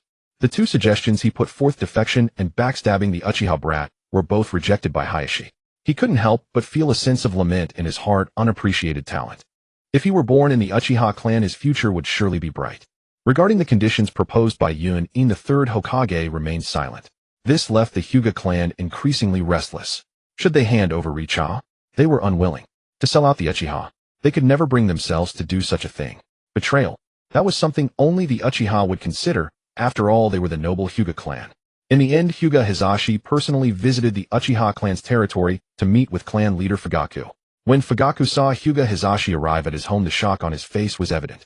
It must be noted that the Uchiha and Hyuga, as the two strongest bloodline limits in Konoha, had been in constant conflict both overtly and covertly. Despite maintaining a facade of harmony, they were all too aware of the underlying tensions. Today, Hyuga Hizashi actually came alone. Was he preparing to die directly within the Uchiha territory? Would he use that opportunity to provoke the village into taking action against the Uchiha? But wasn't that price too high? After all, he was the leader of the Hyuga clan.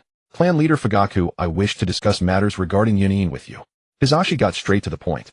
Fugaku was even more bewildered. What does Yun-in have to do with me?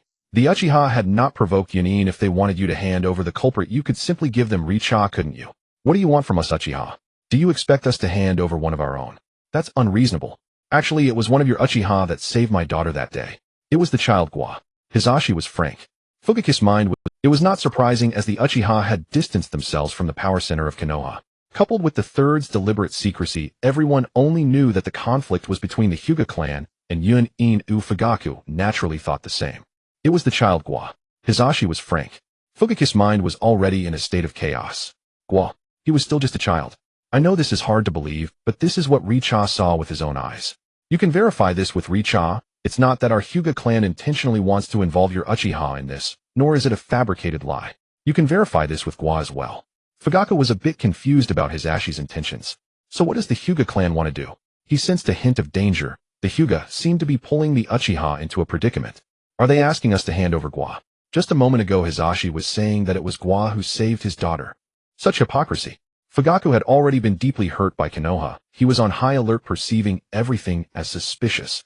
However, Hizashi straightened his attire and suddenly knelt on the ground, deeply bowing to Fugaku. Fugaku was stunned. He could not comprehend Hizashi's actions and instinctively wanted to help him up.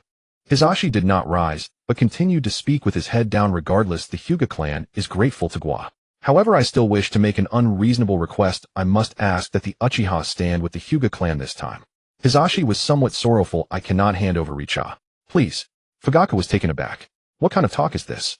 If they don't hand over Uchiha, are they expecting to hand over Gua? That's ridiculous. Is your head that valuable? Is it gilded? You want to exchange one of my clansmen for a mere bow? Fugaku no longer bothered to help Hizashi. Let this old man stay down. Hizashi got up on his own, wiping away a tear. This time is not a free favor, nor is it to ask the Uchiha to hand over Gua in place of Uchiha. This is something we Hyuga cannot do. Gua is our benefactor. Please, clan leader Hizashi, speak frankly. Fugaku furrowed his brow. He wasn't perceptive enough to understand what the other party was trying to do. Then I will speak plainly. I want the Uchiha to form an alliance with our Hyuga clan. Hearing this, Fugaku was startled. He recalled those two words, rebellion. The Hyuga want to rebel against me. Is that right? The Hyuga clan will exist alongside the Uchiha clan as allies in Konoha. This incident can be easily resolved. The third may pressure the Hyuga clan, or he may pressure the Uchiha clan, but he will never pressure both the Hyuga and Uchiha clans simultaneously. Hizashi spoke with such conviction. It was clear that he had done his homework before coming. Fugaku was intrigued. According to Hizashi, the true culprits were two individuals, Uchiha and Gua. To quell Yun-in's fury, they either had to pressure the Uchiha or the Hyuga clan. The two clans did indeed appear to be tied together. Hizashi was not willing to sacrifice his own brother, and he would not hand over Gua either. Moreover, if the third used this matter to pressure the Uchiha, they would likely retaliate directly. The third should be aware of this, which is why he concealed Gua's involvement in this matter. Fugaku might not be the sharpest, but he was not foolish either. He quickly grasped the crux of the matter. Standing with the Hyuga this time did not offer much benefit to the Uchiha. However, the prospect of a sustained alliance. Fugaku was truly intrigued. Alright, this matter quickly reached the ears of the third. Upon hearing the news of the Uchiha and Hyuga alliance, the third simply could not believe it. The Hyuga clan. They were one of the four noble clans. Until the joint letter from the Uchiha and Hyuga was placed on the third's desk, he became dispirited and sat absent-mindedly in the Hokage's office, smoking for an entire day. On that day, the third did not meet with anyone. Even Daku waited at the door all day without being able to step inside the Hokage's door. To be Hokage, must have a thunderous approach. In the end, it was Danzo who kicked open the third's door after hearing about this matter, his cane thumping against the Hokage. The room was filled with secondhand smoke obscuring the third's face. If the Hyuga clan colludes with the Uchiha clan, then eliminate them. Eliminate until there are no Uchiha left in Konoha. Eliminate until there are no Hyuga left. Danzo's cane struck the Hokage's desk, making a loud noise. The third remained silent, and Danzo's tone grew more severe. Until, snap, the ashtray fell to the ground, and the third's figure slumped, leaning back in the Hokage chair. Danzo was first taken aback, then greatly alarmed. He hurriedly stepped forward to support the third. The third had already lost consciousness. Checking for a pulse, there was breath, but he was merely in a faint. Danzo picked up Rijan and rushed outside, moving at the fastest speed he usually exhibited, even discarding his cane, heading straight for the medical room. Open the door. Open the door for me. Medical ninjas. Bring the best medical ninjas over. The Hokage office was in chaos. Danzo burst into the medical room, surrounded by several medical ninjas gathering around the third, carefully checking him. What's the situation? It's all right, Lord Danzo. The third is just overworked and emotionally overwhelmed, coupled with smoking too much in a short time, leading to a temporary faint. I administered a nutritional injection, and he will be fine after a few days of rest. The medical ninja explained in detail.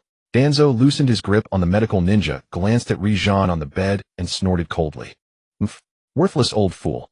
Danzo turned and walked away. After exiting the medical room, a ninja wearing a root mask appeared in a flash. Lord Danzo, strengthen the surveillance here. Yes. When word reached him that the third Hokage had been taken to the medical ward, Orochimaru was still in Gua's room, idling alongside him. What? The third? How could this be? In the living room, Nai couldn't help but cry out in shock upon hearing the news Dashin had brought. Shoo, keep your voice down. There are others in the room. Dashin pointed toward the adjacent room where Gua was staying. Inside, 5 people, Orochimaru, Gua, Kakashi, Itachi, and Quan, were all idling. Even though Nai had lowered her voice, the people in the room still heard. Sensei. Orochimaru's vertical pupils narrowed slightly.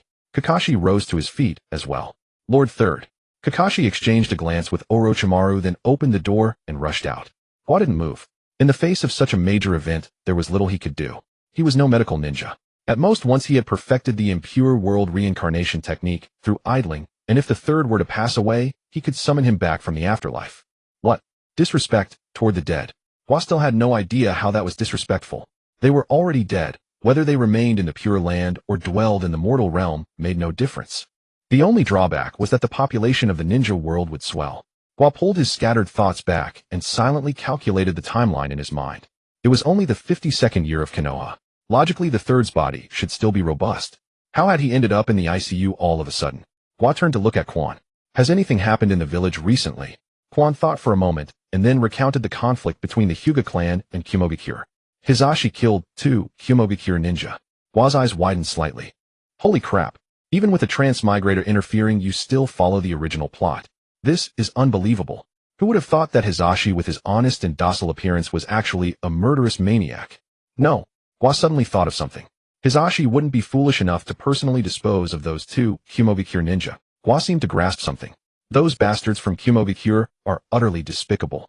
One day when I grow strong enough, I'll go to your village, capture every last one of you, and beat the truth out of you. That makes sense now. Kumogakure threatened to take the Byakugan, and the third was consumed by rage and anxiety. Gua had already formed a judgment in his mind. Unexpectedly, Itachi added another juicy piece of information that even Quan hadn't heard. The Hyuga clan had met with my father. I heard from my father that the Hyuga and the Uchiha seemed to be forming an alliance. Gua, well, I thought I had mentally prepared myself, but it turns out I wasn't ready at all. What do you mean the Uchiha and the Hyuga are allying? What the hell do you mean by that the Uchiha and the Hyuga are allying? Incredible. At this rate, Konoha might really split. One Konoha, 2 sides. Oh, my clan leader. Gua felt like smashing his head against the wall. He wasn't opposed to the Uchiha finding allies, nor was he against them rebelling. But of all things, you should never have openly formed an alliance with the Hyuga clan. Even 6-year-old Itachi knew about the alliance, which meant it was hardly a secret. The Uchiha and the Hyuga weren't trying to hide it. They didn't even bother to pretend. If you're going to ally, do it in secret. Secretly ally, bide your time in the shadows for a few years, accumulate resources, and then the Hyuga and Uchiha might truly be able to overturn the heavens and reshape the earth. At that point, the Hyuga would still be Konoha's founding elders, and the Uchiha the founding heroes. But instead of even starting, you've gone and slapped the third and Danzo right in the face. With insufficient strength, how dare you do such a thing? And now the third has suddenly fallen ill. The sole moderate has thrown in the towel. You'd better pray he wakes up. If the third dies on the spot, the Uchiha might as well pack their bags and leave their homeland. As for the Hyuga clan, they would probably choose to remain in Konoha, albeit after suffering a major hemorrhage. The village would eventually accept them back. This Hyuga clan has truly brought ruin upon us Uchiha. If I had known, I would never have stepped into this muddy water. Let their little princess be captured. What the hell did it have to do with me? I was too nosy myself. Why did I have to dwell on that damn pain that day? Gua felt like slapping Itachi twice. He couldn't slap himself. It would hurt too much. Slapping Quan was out of the question since she was a girl. Slapping Itachi seemed just right. Why didn't he persuade the clan leader, and instead came here every day to idle with me? Damn it. Why are you staring at me? Itachi blinked, his expression innocent as he looked at Gua. Gua, nothing. On the surface he appeared calm, but inside Gua was already on the verge of tears. He stood up. I'm going out to take a look. Look at what? Itachi rose too, looking puzzled. He still wanted to idle. Lately he had discovered that letting his mind go blank while idling was surprisingly enjoyable. To see how the Hokage is doing. Gua had already walked out the door. Itachi and Quan quickly followed. They found it hard to understand. Why had Gua suddenly become so concerned about the Hokage? Such high and mighty figures weren't something elementary school students like them should worry about. You heartless lot, he's our Hokage. Gua felt that the villagers of Konoha lacked patriotic sentiment. Not like him. He was genuinely worried about the third. Third, don't die. If you breathe your last, I'll have to pack my bags and run the very next moment. At that thought, Gua quickened his pace. There was no help for it. He was desperate. When they reached the entrance of the medical ward, a route operative suddenly jumped out and blocked their path. Halt. State your business. We've come to see the third Hokage, Gua said. The route operative sized them up. Entry forbidden. Turn back. 3 elementary school students coming to visit the Hokage. It was absurd. To translate it into Gua's previous life concept, it was as ridiculous as elementary school students standing in front of the White House, shouting, I want to see the president. Gua realized he couldn't get in. So he waited at the entrance, hoping to catch Orochimaru and Kakashi when they came out. Soon he saw Kakashi, but not emerging from the medical ward. Instead, Kakashi jumped down from a tree. Gua was utterly baffled. What were you doing in the tree? Aren't you in the umbu? You should be protecting the Hokage. Kakashi seemed to read Gua's confusion and shook his head with a bitter smile. I can't get in. Gua was taken aback. Even Kakashi couldn't get in. Gua turned his head slightly to look at the masked man behind him. Only then did he see clearly. It wasn't umbu, it was Root. Gua gasped, his heart sinking halfway. Would Danzo take the opportunity to usurp power? Then from inside the medical ward a somber announcement would come: the Hokage has passed away. Immediately after, a ninja would pop out and shout, I heard him. The third said, he passes the title to Danzo. At that, everyone else would chime in agreement. Danzo, overcome with grief, would don the robe of the 5th Hokage. The surface of the hexagram appeared calm, yet his heart was burning with anxiety. This hatred, his obsession with physical techniques and vision, had led him to never don the hexagram again since he first relinquished his perception. If only he had cultivated some perception, it should have been more than this.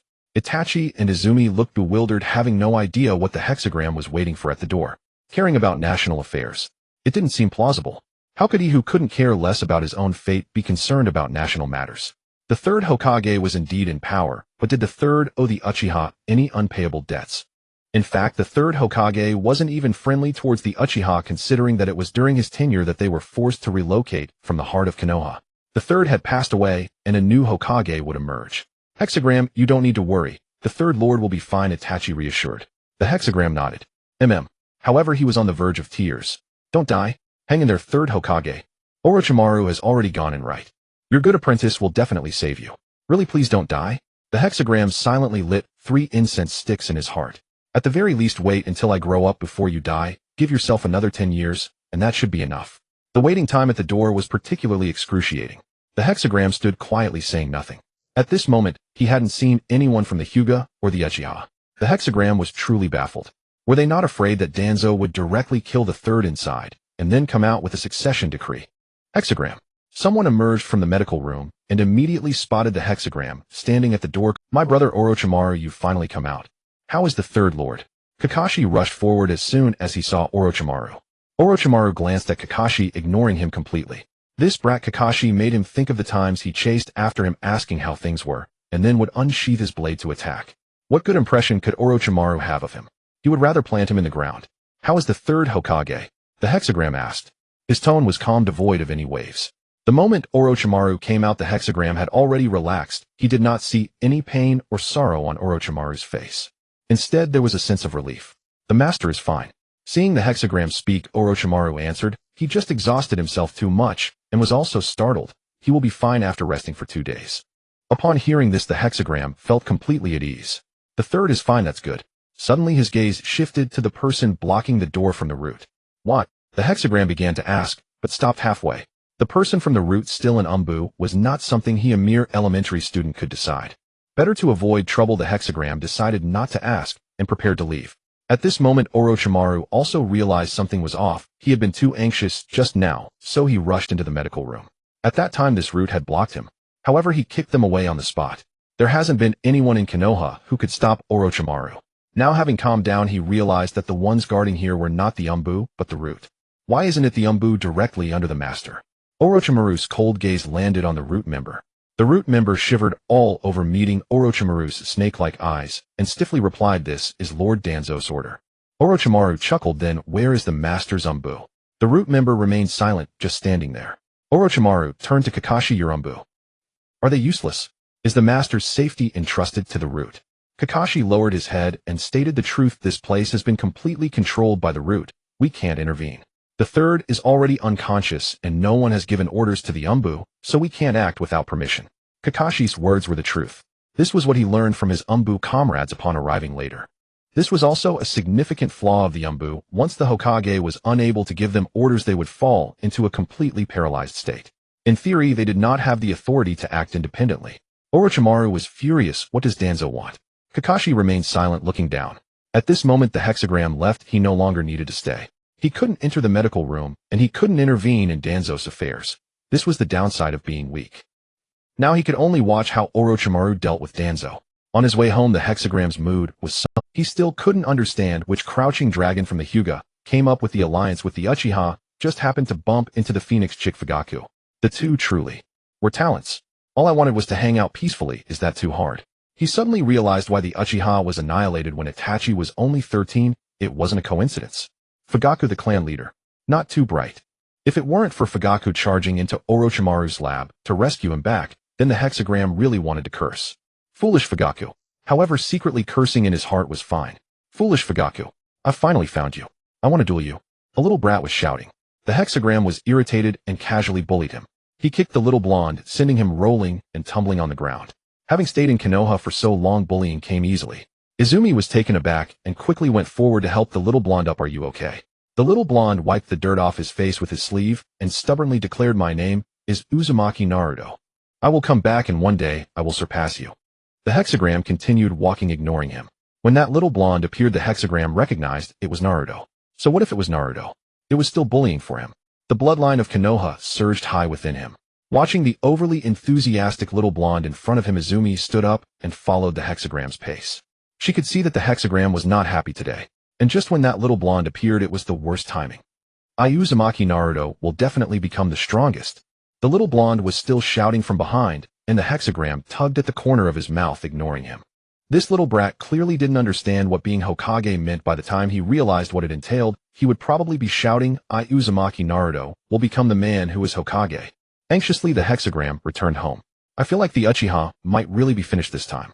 He had never felt such a deep sense of crisis, even when facing Itachi back. Then he knew the extermination was still more than a decade away. Now, the hexagram felt that the extermination was just a snap of the fingers away. Sure enough, a day later, the village announced the third is critically ill, and Danzo has assumed the role of acting Hokage, stamped with the Hokage seal and signed by Nara Shikaku and Mido Kazuma. Hokage office. A person in good spirits is cheerful. Danzo, having attained the Hokage position in his old age, wore a somewhat pleased expression. Sitting in the Hokage's seat, he stroked the armrest, a look of reminiscence appearing in his eyes. Recalling Danzo's younger days following the second Hokage, facing the pursuing forces of Kimogakure. Just one step away. The monkey had snatched the credit that was within his grasp. He had clearly been about to utter the words, "I will stay," but the monkey was a step faster. Thus he had missed the Hokage position by a whisker for decades. Ha, ha, ha ha, ha ha ha. Danzo's laughter began low, and then grew unrestrained, howling with excitement. "I will prove it.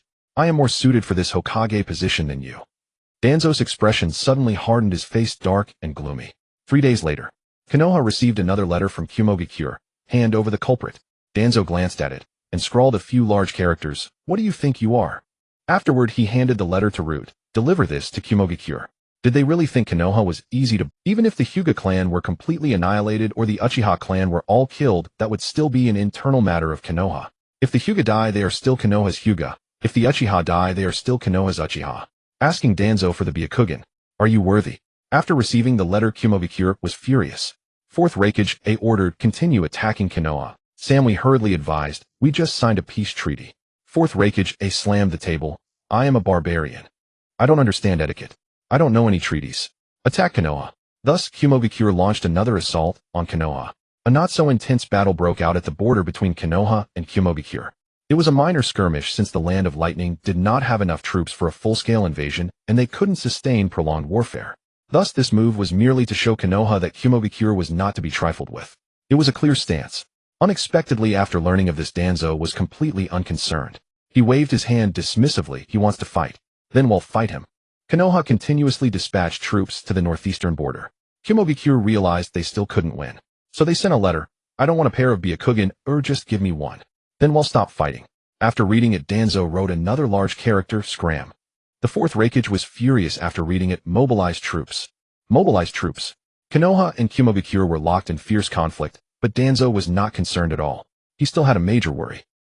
Of course, it wasn't the third Hokage who was still sleeping, but the Hyuga and Uchiha.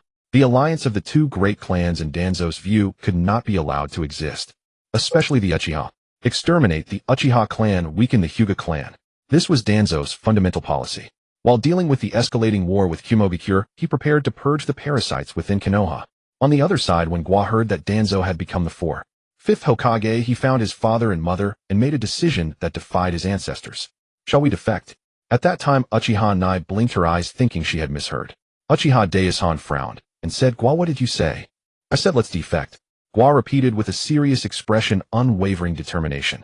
This time, both his mother Nai and father Daisuhan heard clearly. After a long silence, father Daisuhan said, okay. Mother Nai said, all right. Gua was slightly surprised. His parents didn't ask why. He said they would defect, and they agreed. Don't you want to know why? Gua was curious. Father Daisuhan shook his head. We know you were caught killing someone. Gua was startled. Father Daisuhan continued. That day you went on a picnic with Shursui. When you came back, there was no smell of cooking fire, but a smell of blood. Your mother and I guessed it then, but we support you. We believe our son is not a bad person. Gua was stunned. After a while he spoke. It's not because of that. Mother Nai put down the package she was packing. Why did you do something even worse? Gua's mouth twitched. The alliance between the Uchiha and Hyuga. That's a good thing. Father Daisuhan said. Actually, it's not. Gua explained the pros and cons to his parents and gave his conclusion. I predict that within a month, the Uchiha will be wiped out. Upon hearing this, Father Daisuhan and Uchiha Nai were greatly shocked. Danzo has become Hokage, he might move against us Uchiha. Father Daisuhan murmured. He was a man of the Uchiha clan, often involved in clan affairs, so he was not particularly politically astute, but he was not a blockhead either. He immediately said, makes sense. Let's flee quickly. However, Mother Nai was reluctant. Not to mention his mother Gua himself didn't want to defect either. It's so nice to stay in Konoha village.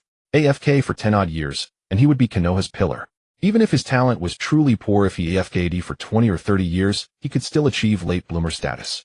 Now if he defected, he would be living in constant danger with a bleak future. Everything was packed, but Gua hesitated. Mother Nai also hesitated. Father Daisuhan stood at the door for a long time, sighed deeply, and said, how about we wait and see? Maybe it's not too late to leave before Danzo makes his move. After a moment of silence, Gua nodded. Mother Nai also nodded. The wind was blowing before the storm, but Gua still wanted to take a gamble. No choice. The village the Uchiha clan was his home. Although Konoha was a bit drafty, it was still better than wandering outside. A golden nest or silver nest is not as good as one's own dog kennel. And so Gua's family stayed. But they didn't fully commit. They had already packed, and as soon as they saw signs of trouble between Danzo and the Uchiha and Hyuga, they would grab their bags and run. During this time, Gua also went to see Itachi. He intended to prepare Itachi to escape in advance. Unexpectedly, Itachi refused decisively. If it comes to that, I will live and die with the Uchiha and my father. Gua was silent. He had cursed Itachi his whole life, but in the end, he had become the Uchiha spy. Gua's feeling at that moment was as shocking as if when Tianxiang had heard that Lu Xiufu, whom he had cursed his whole life, jumped into the river with the young emperor. If even Lu Xiufu jumped, what more can I say? But Gua was not that kind of person. He had his own principles of conduct and his own logic of thinking. I came to you. That's my business. Whether you run or not is your business. As for you perishing with the Uchiha clan later, I can only say, I did my best. At worst he'll come back later and avenge you. Gua really had no other options now. A single Kumogakure suddenly caused so much trouble for Konoha. He was about to cry. The third Hokage had gone to sleep saying he would wake up in a few days, but in the end he had been sleeping for over 10 days. Gua had not yet figured out the philosophical question from before, and now a survival crisis was present. Time flew like an arrow and the sun and moon shuttled like a shuttle. Danzo had been enthroned for half a month already. The fourth and a half Hokage had already warmed the seat while the third was still sound asleep. It seemed as if he was making up for all the sleep he had missed in half a lifetime. And after Danzo became the acting Hokage, he didn't idle for a moment. In the northeast, he was directly at war with Cloud, demanding something from our leaf. You barbarians, do you even deserve it? At the same time, he was said to have had a fierce argument with Orochimaru in the Hokage's office. The two even came to blows, and the Hokage's desk was smashed to pieces. In the end, Orochimaru was subdued by Danzo and a group of root members. After that, no one knew where Orochimaru went to enjoy himself. The next day, a new Hokage desk was carried into the Hokage building. Up to this point, it still sounded normal. But what happened next made Gua feel a sense of crisis. Danzo, in his capacity as acting Hokage, began to muster troops and call the major clans to meetings. Only the Hyuga and the Uchiha. Run, Gua said to his father and mother the moment he heard the news. The Uchiha and Hyuga stood no chance in a full-scale confrontation with Konoha. There was no benefit in staying here. It was better to preserve the Uchiha's flame and wait for another day. 30 years on the east side of the river, 30 years on the west. Gua will return. That very night, Gua led his parents and slipped out of the Uchiha clan grounds. The moment they left, a group of shadows had already begun staking out the Uchiha compound from the darkness. The Hyuga clan faced the same predicament. Gua fled. He escaped. The Uchiha escaped the village. It was the farthest he had ever traveled. He wasn't physically tired, but his heart was weary. No matter how strong his mental fortitude, some things would inevitably touch him. The Uchiha clan where he had lived so long, the village where he had lived so long. Why are there tears in my eyes? Because I love this land so deeply. Mom, you're crying. On the escape route in the darkness, Gua could still see the tears at the corners of his mother's eyes with the vision he had gained from idling. Uchiha Nai wiped her eyes and smiled at her son. No, it's just that I haven't traveled this fast in a long time. I'm too tired. Then let's rest a bit. Uchiha. Gua nodded obediently. The three of them had run out of Konoha in one breath using the back gate, as they dared not take the main gate. At this moment, behind them, faintly visible, was a towering rock face with some firelight reflecting from the side. Dim and indistinct. Once they had been part of that place. Gua sat on a stone gazing back at Konoha in the distance. His eyes fell on a cluster of lights on the outer ring of the village near Izumi's home. He couldn't take Itachi with him, nor could he take Izumi. Izumi was no longer a true Uchiha in theory. Even if Danzo acted, he wouldn't target a child like Izumi. He would only liquidate pure-blooded Uchiha. Otherwise, if he killed all the Uchiha who had married out within a few generations, not even Danzo the scapegoat could bear the consequences.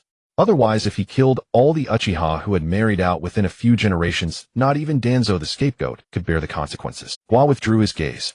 He sat on the stone and idled for a while. Idling calmed him. After resting for a long time, Uchiha Dashin stood up. Let's go. Mother Nai nodded. She had become somewhat silent. Gua also stood up. They had already discussed the escape route. Go north all the way, then turn west. The destination was the land of Earth. It was their only option. To the northeast, Cloud and Leaf were at war, so they couldn't go there. To the southeast was the land of water. The fourth Mizukage was enforcing some blood mist policy, closing the country off. Not only was it isolated, but it was said to be extremely chaotic internally.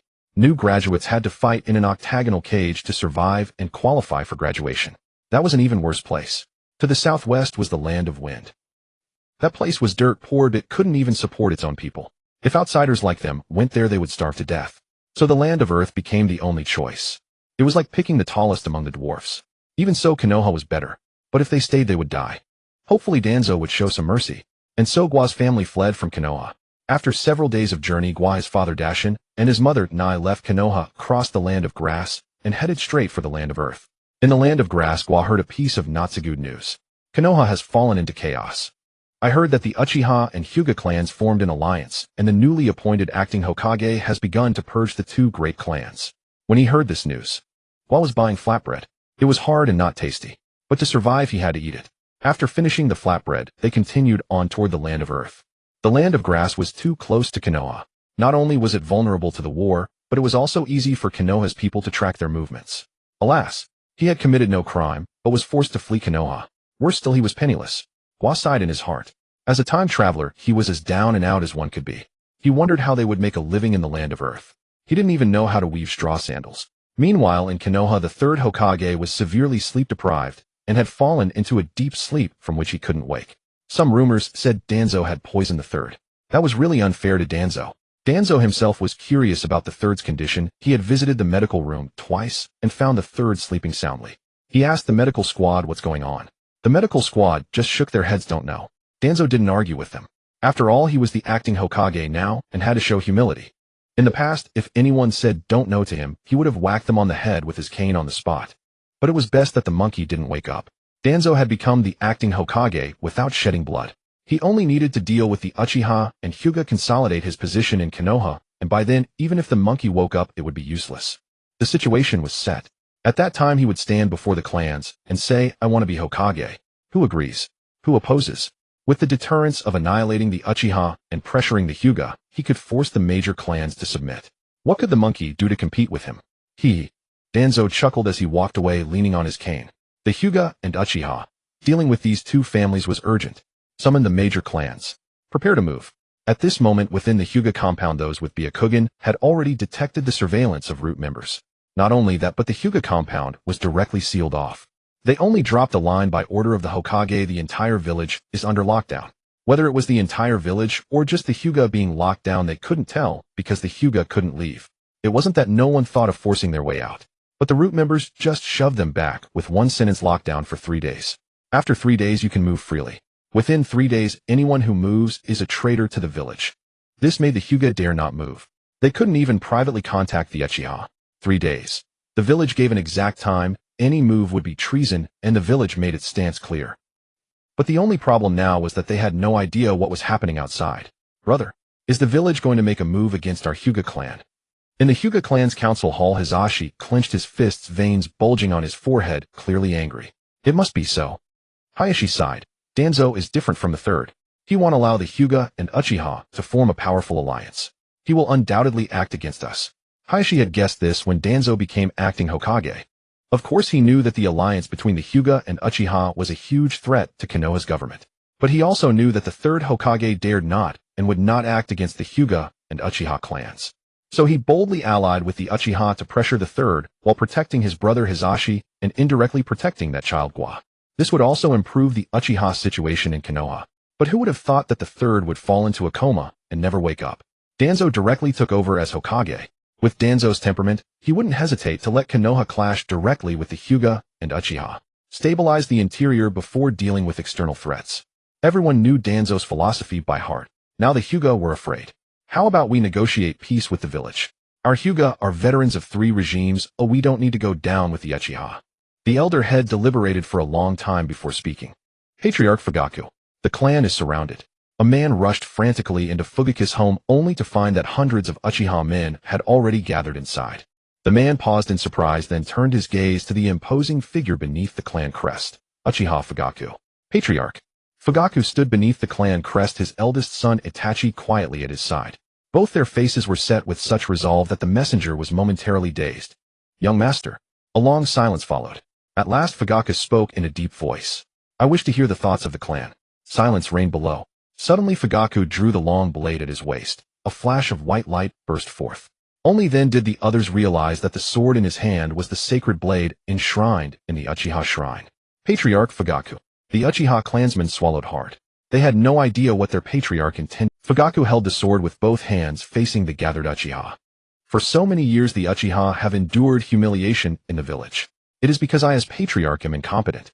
And now this calamity has arisen from my actions. The alliance with the Hyuga was my doing, and the defiance against the village is also mine.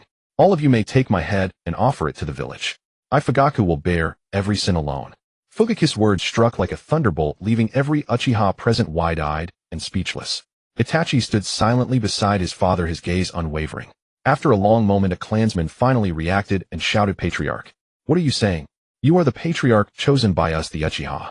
For all these years you have devoted yourself heart and soul to the Uchiha. We have all witnessed it.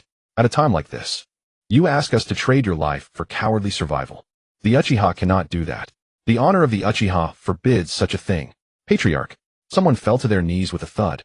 Tears glistened in their eyes. Then one after another, thud, thud, thud, more knelt down.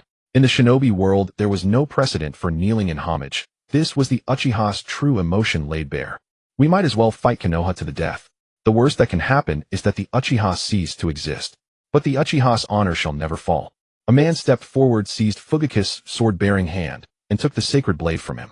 Fugaku, my friends, if you are willing to trust me, Fugaku, then fight to the death. For the honor of the Uchiha. The response thundered from below. For the honor of the Uchiha. For the honor of the Uchiha. For the honor of the Uchiha. With a clang, Fugaku slashed the sacred blade into the corner of a nearby table. Clang.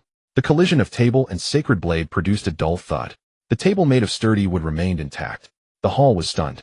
Unflinching, Fugaku said, the Uchiha are like this sacred blade enshrined in the shrine, unyielding against Konoha, and the outcome will be only one. Again, Fugaku raised the sacred blade high, chakra surging along its edge. Swish. With a single stroke, the table corner was cut cleanly away. That is, our Uchiha shall surely triumph. The crowd below rose to their feet, faces ablaze with passion. Uchiha victory. Looking at the Uchiha before him, Fugaku's heart was bitter, yet a trace of relief flickered within. The rift between the Uchiha and the village was no accident, but an inevitability. Since it had come to this, let them fight. Days earlier, when Danzo was acting Hokage, Itachi had come to him and explained the stakes. At that time, Fugaku was greatly alarmed. Who told you this? Itachi replied bluntly, it was Gua.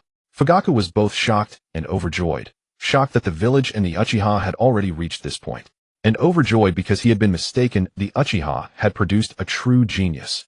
Gua tells us to leave. Itachi then conveyed Gua's stance. Fugaku knew it was the best choice, yet he refused. I am the patriarch. I cannot flee. But he told Itachi, you must make Gua leave, and it would be best if you go with him.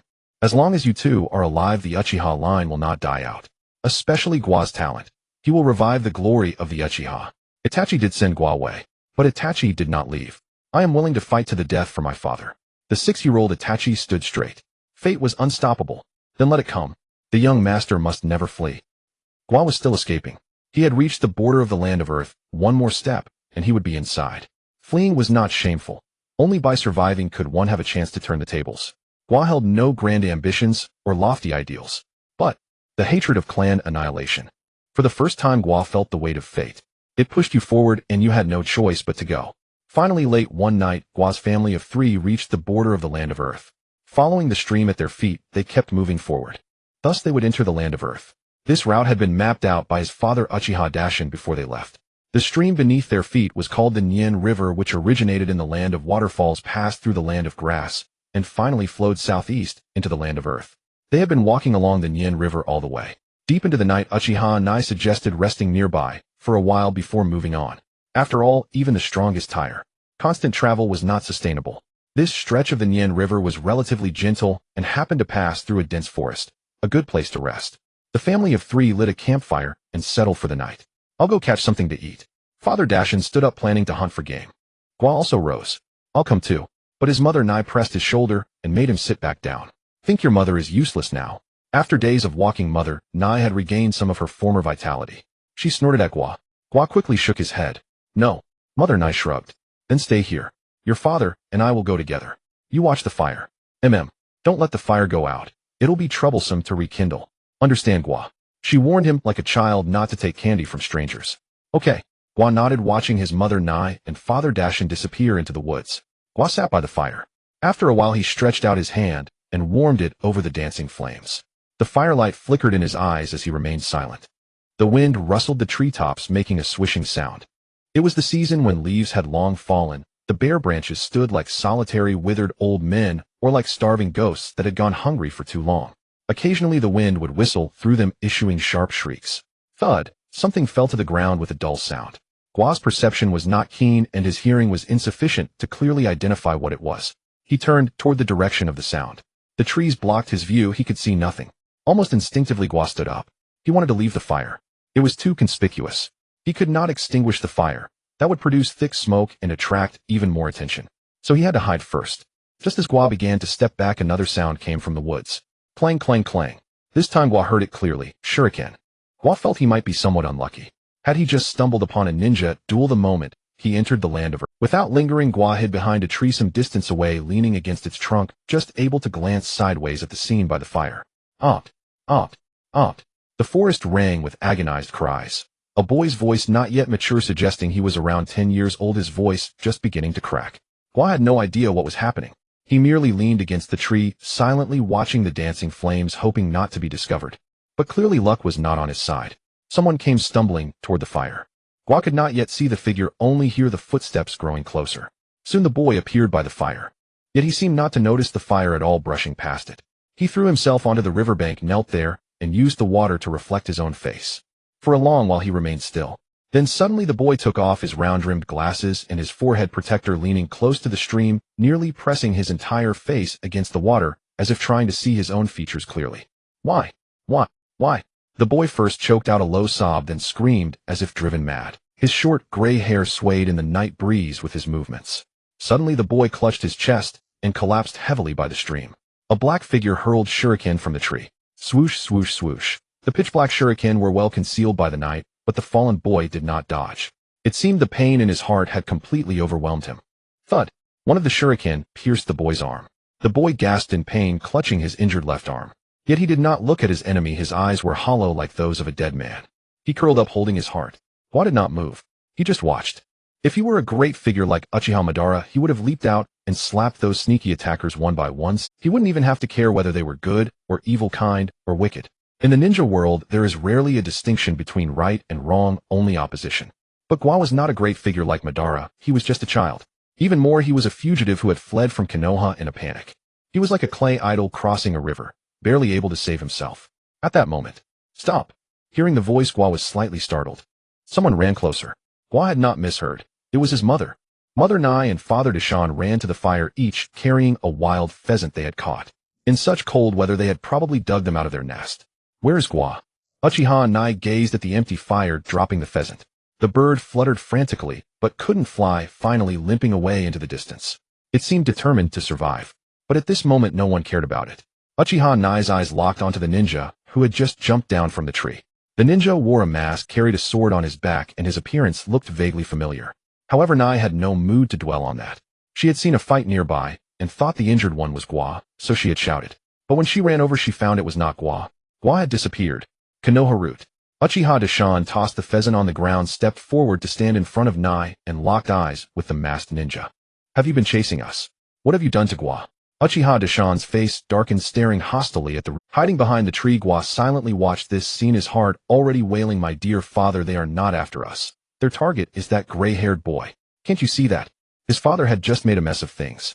Gua wondered whether he should come out. Just then 2 wild pheasants limped past his feet. These were exactly the dinner his parents had caught. Could Gua let them escape? Since things had already come to this, he might as well secure tonight's meal. In a flash, Gua acted like thunder, stepping on both pheasants in one swift motion. The 2 birds let out a long cry and fell silent. That noise drew the attention of the root ninja, Uchiha Deshawn, and Uchiha Nai. The 3 of them kept their guard up and turned their gazes toward Gua. Gua walked out holding the 2 dead pheasants. Gua. Uchiha Nai's expression turned excited when she saw her son was unharmed. Gua nodded. I'm fine. Uchiha Deshawn's face first stiffened, then relaxed considerably. They had thought Gua was missing from the fire and feared something had happened. But their son wasn't foolish. Now it was the root ninja's turn to be bewildered. Who are you people? We were just carrying out our mission, and you suddenly appeared out of nowhere. And they recognized me as Root at first glance. Konoha people. The root ninja looked the 3 over, and suddenly his pupils quivered. Uchiha Gua. Even he had heard of this child's name. Once Danzo had shown them a photo of this boy, and said, who can kill this child? At that time this root ninja had thought the kid looked weak, and was about to volunteer. He had wanted to earn some extra money. But another root operative snatched the mission first. He had regretted it for a long time. Later he heard that both of those colleagues had died. According to Danzo-sama, Uchiha Gua was involved. Now this root ninja felt his head spinning. A week ago Danzo had sent him on a mission after Kabuto Yakushi and Nono Yakushi had both been gravely wounded. He was to eliminate the remaining threat. The remaining threat meant whoever survived between the 2.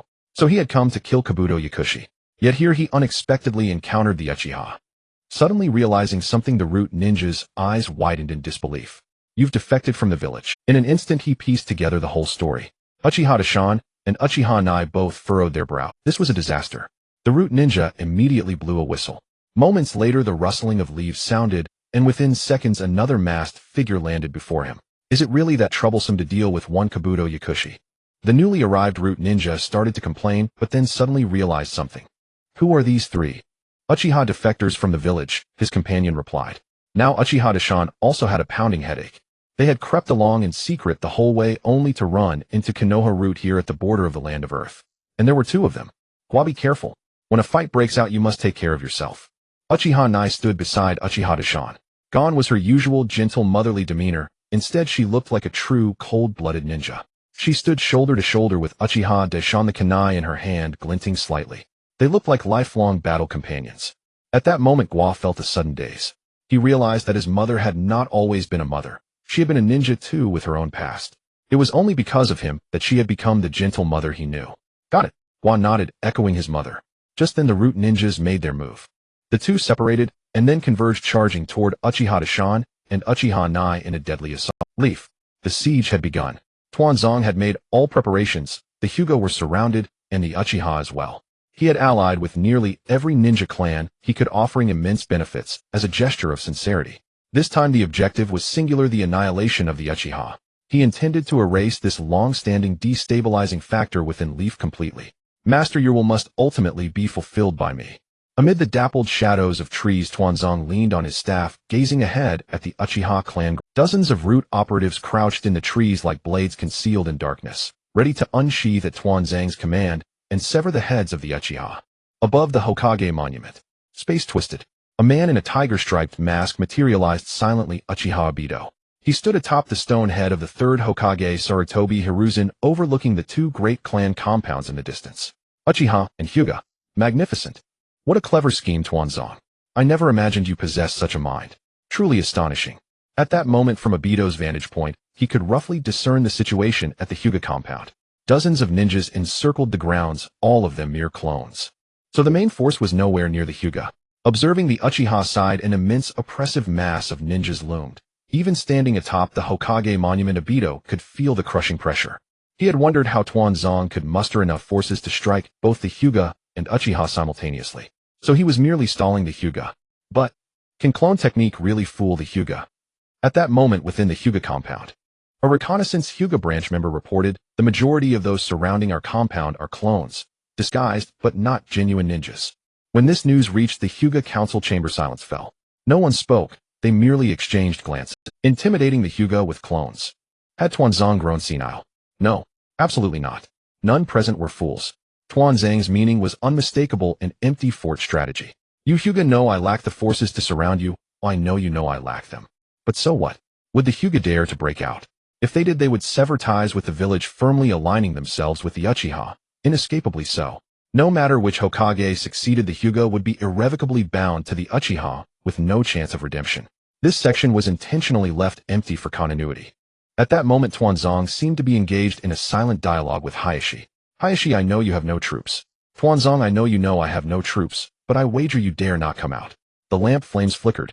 Hayashi sat for a long time until distant cries of slaughter echoed. The massacre of the Uchiha had begun. At that instant, the Hyuga compound fell into an absolute stillness. Hayashi could only watch. Though he had dragged the Uchiha into this, it was their destiny. It was not his fault. Not his fault. Hayashi's face twisted with pain, unable to convince his own heart. He suddenly slammed the table and rose. Follow me. Rescue the Uchiha. The elders were all stunned. Even Hisashi could not fathom his elder brother's folly. Seeing no one move, Hayashi stood there, his cold gaze sweeping over them. As the clan head of the Hyuga, I order the entire clan to mobilize. Rescue the Uchiha. This time no one dared remain silent. All rose. Yes. Hisashi bowed slightly and turned to leave. The branch members had been waiting outside for half the night. Fascinating. Truly fascinating. Old villain Tuanzong, you lost your bet. Master Obito's voice carried a playful tone as he watched the flames rising from the Hyuga compound. Seems today is indeed special, a spectacle that occurs once in a century. He was about to sit down. This section was intentionally left empty for continuity. Suddenly he paused. That's Jiraiya. At the Uchiha compound. Just as the Uchiha and the village ninjas were about to clash, a figure appeared standing between both sides. A man with long white hair, a forehead protector bearing the oil symbol, wooden sandals, and a massive scroll strapped to his back. One of the Sannin, Jiraiya. Jiraiya faced the village ninjas, his back to the Uchiha. Both Uchiha and village ninjas halted. The Uchiha wondered why Jiraiya, one of the Sannin who had long left the village, had suddenly appeared here. After all, he was a true high-level combatant. The village ninjas were equally curious. Why had Jiraiya appeared? Withdraw, Jiraiya declared solemnly. The village ninjas were stunned. Did Jiraiya even know what he was saying? Ignoring them, Jiraiya produced a document from his cloak. By the Hokage's decree, all village ninjas are to leave the Uchiha compound immediately. The village ninjas were even more bewildered. Hokage? Which Hokages? Jiraiya frowned. Leaf has only one Hokage, the third. What other Hokage could there be? The ninjas exchanged uncertain glances. But Lord Tuanzong. At the outermost edge of the Uchiha compound, Tuanzong stared incredulously at Sarutobi Hiruzen before him. Monkey, you. Weren't you supposed to be lying in the medical ward? Sarutobi Hiruzen took a long drag from his pipe, exhaling smoke. His voice was even. Tuanzong, is this how you act as Hokage? Tuanzong's eyes bulged, nearly breaking down. Why the hell did you show up now? I was about to finish off the Uchiha. Sarutobi Hiruzen gave him a deep look. You are too arrogant. Before Tuanzong could grasp the meaning, a ninja landed beside him and whispered in his ear. Tuanzong's expression shifted drastically. This? How is this possible? Hayashi. How dare Hayashi? Sarutobi Hiruzen heaved a heavy sigh. Wrong is wrong, Tuanzong. This ends here. Tuanzong slumped, nearly collapsing. Sarutobi ignored him and walked forward slowly. Figures flickered behind. Umbu operatives followed. What happened tonight ends here. Sarutobi Hiruzen spoke. His voice was not loud, but it carried clear. All the clan ninjas turned to Sarutobi. Third Hokage. You. Have you awakened? At that moment at the Hyuga compound. Just as the Hyuga were about to charge out, a figure blocked their path. Clad in a green coat with bright yellow hair tied in a bun behind her, her front was striking, unmistakable. Lady Tsunade.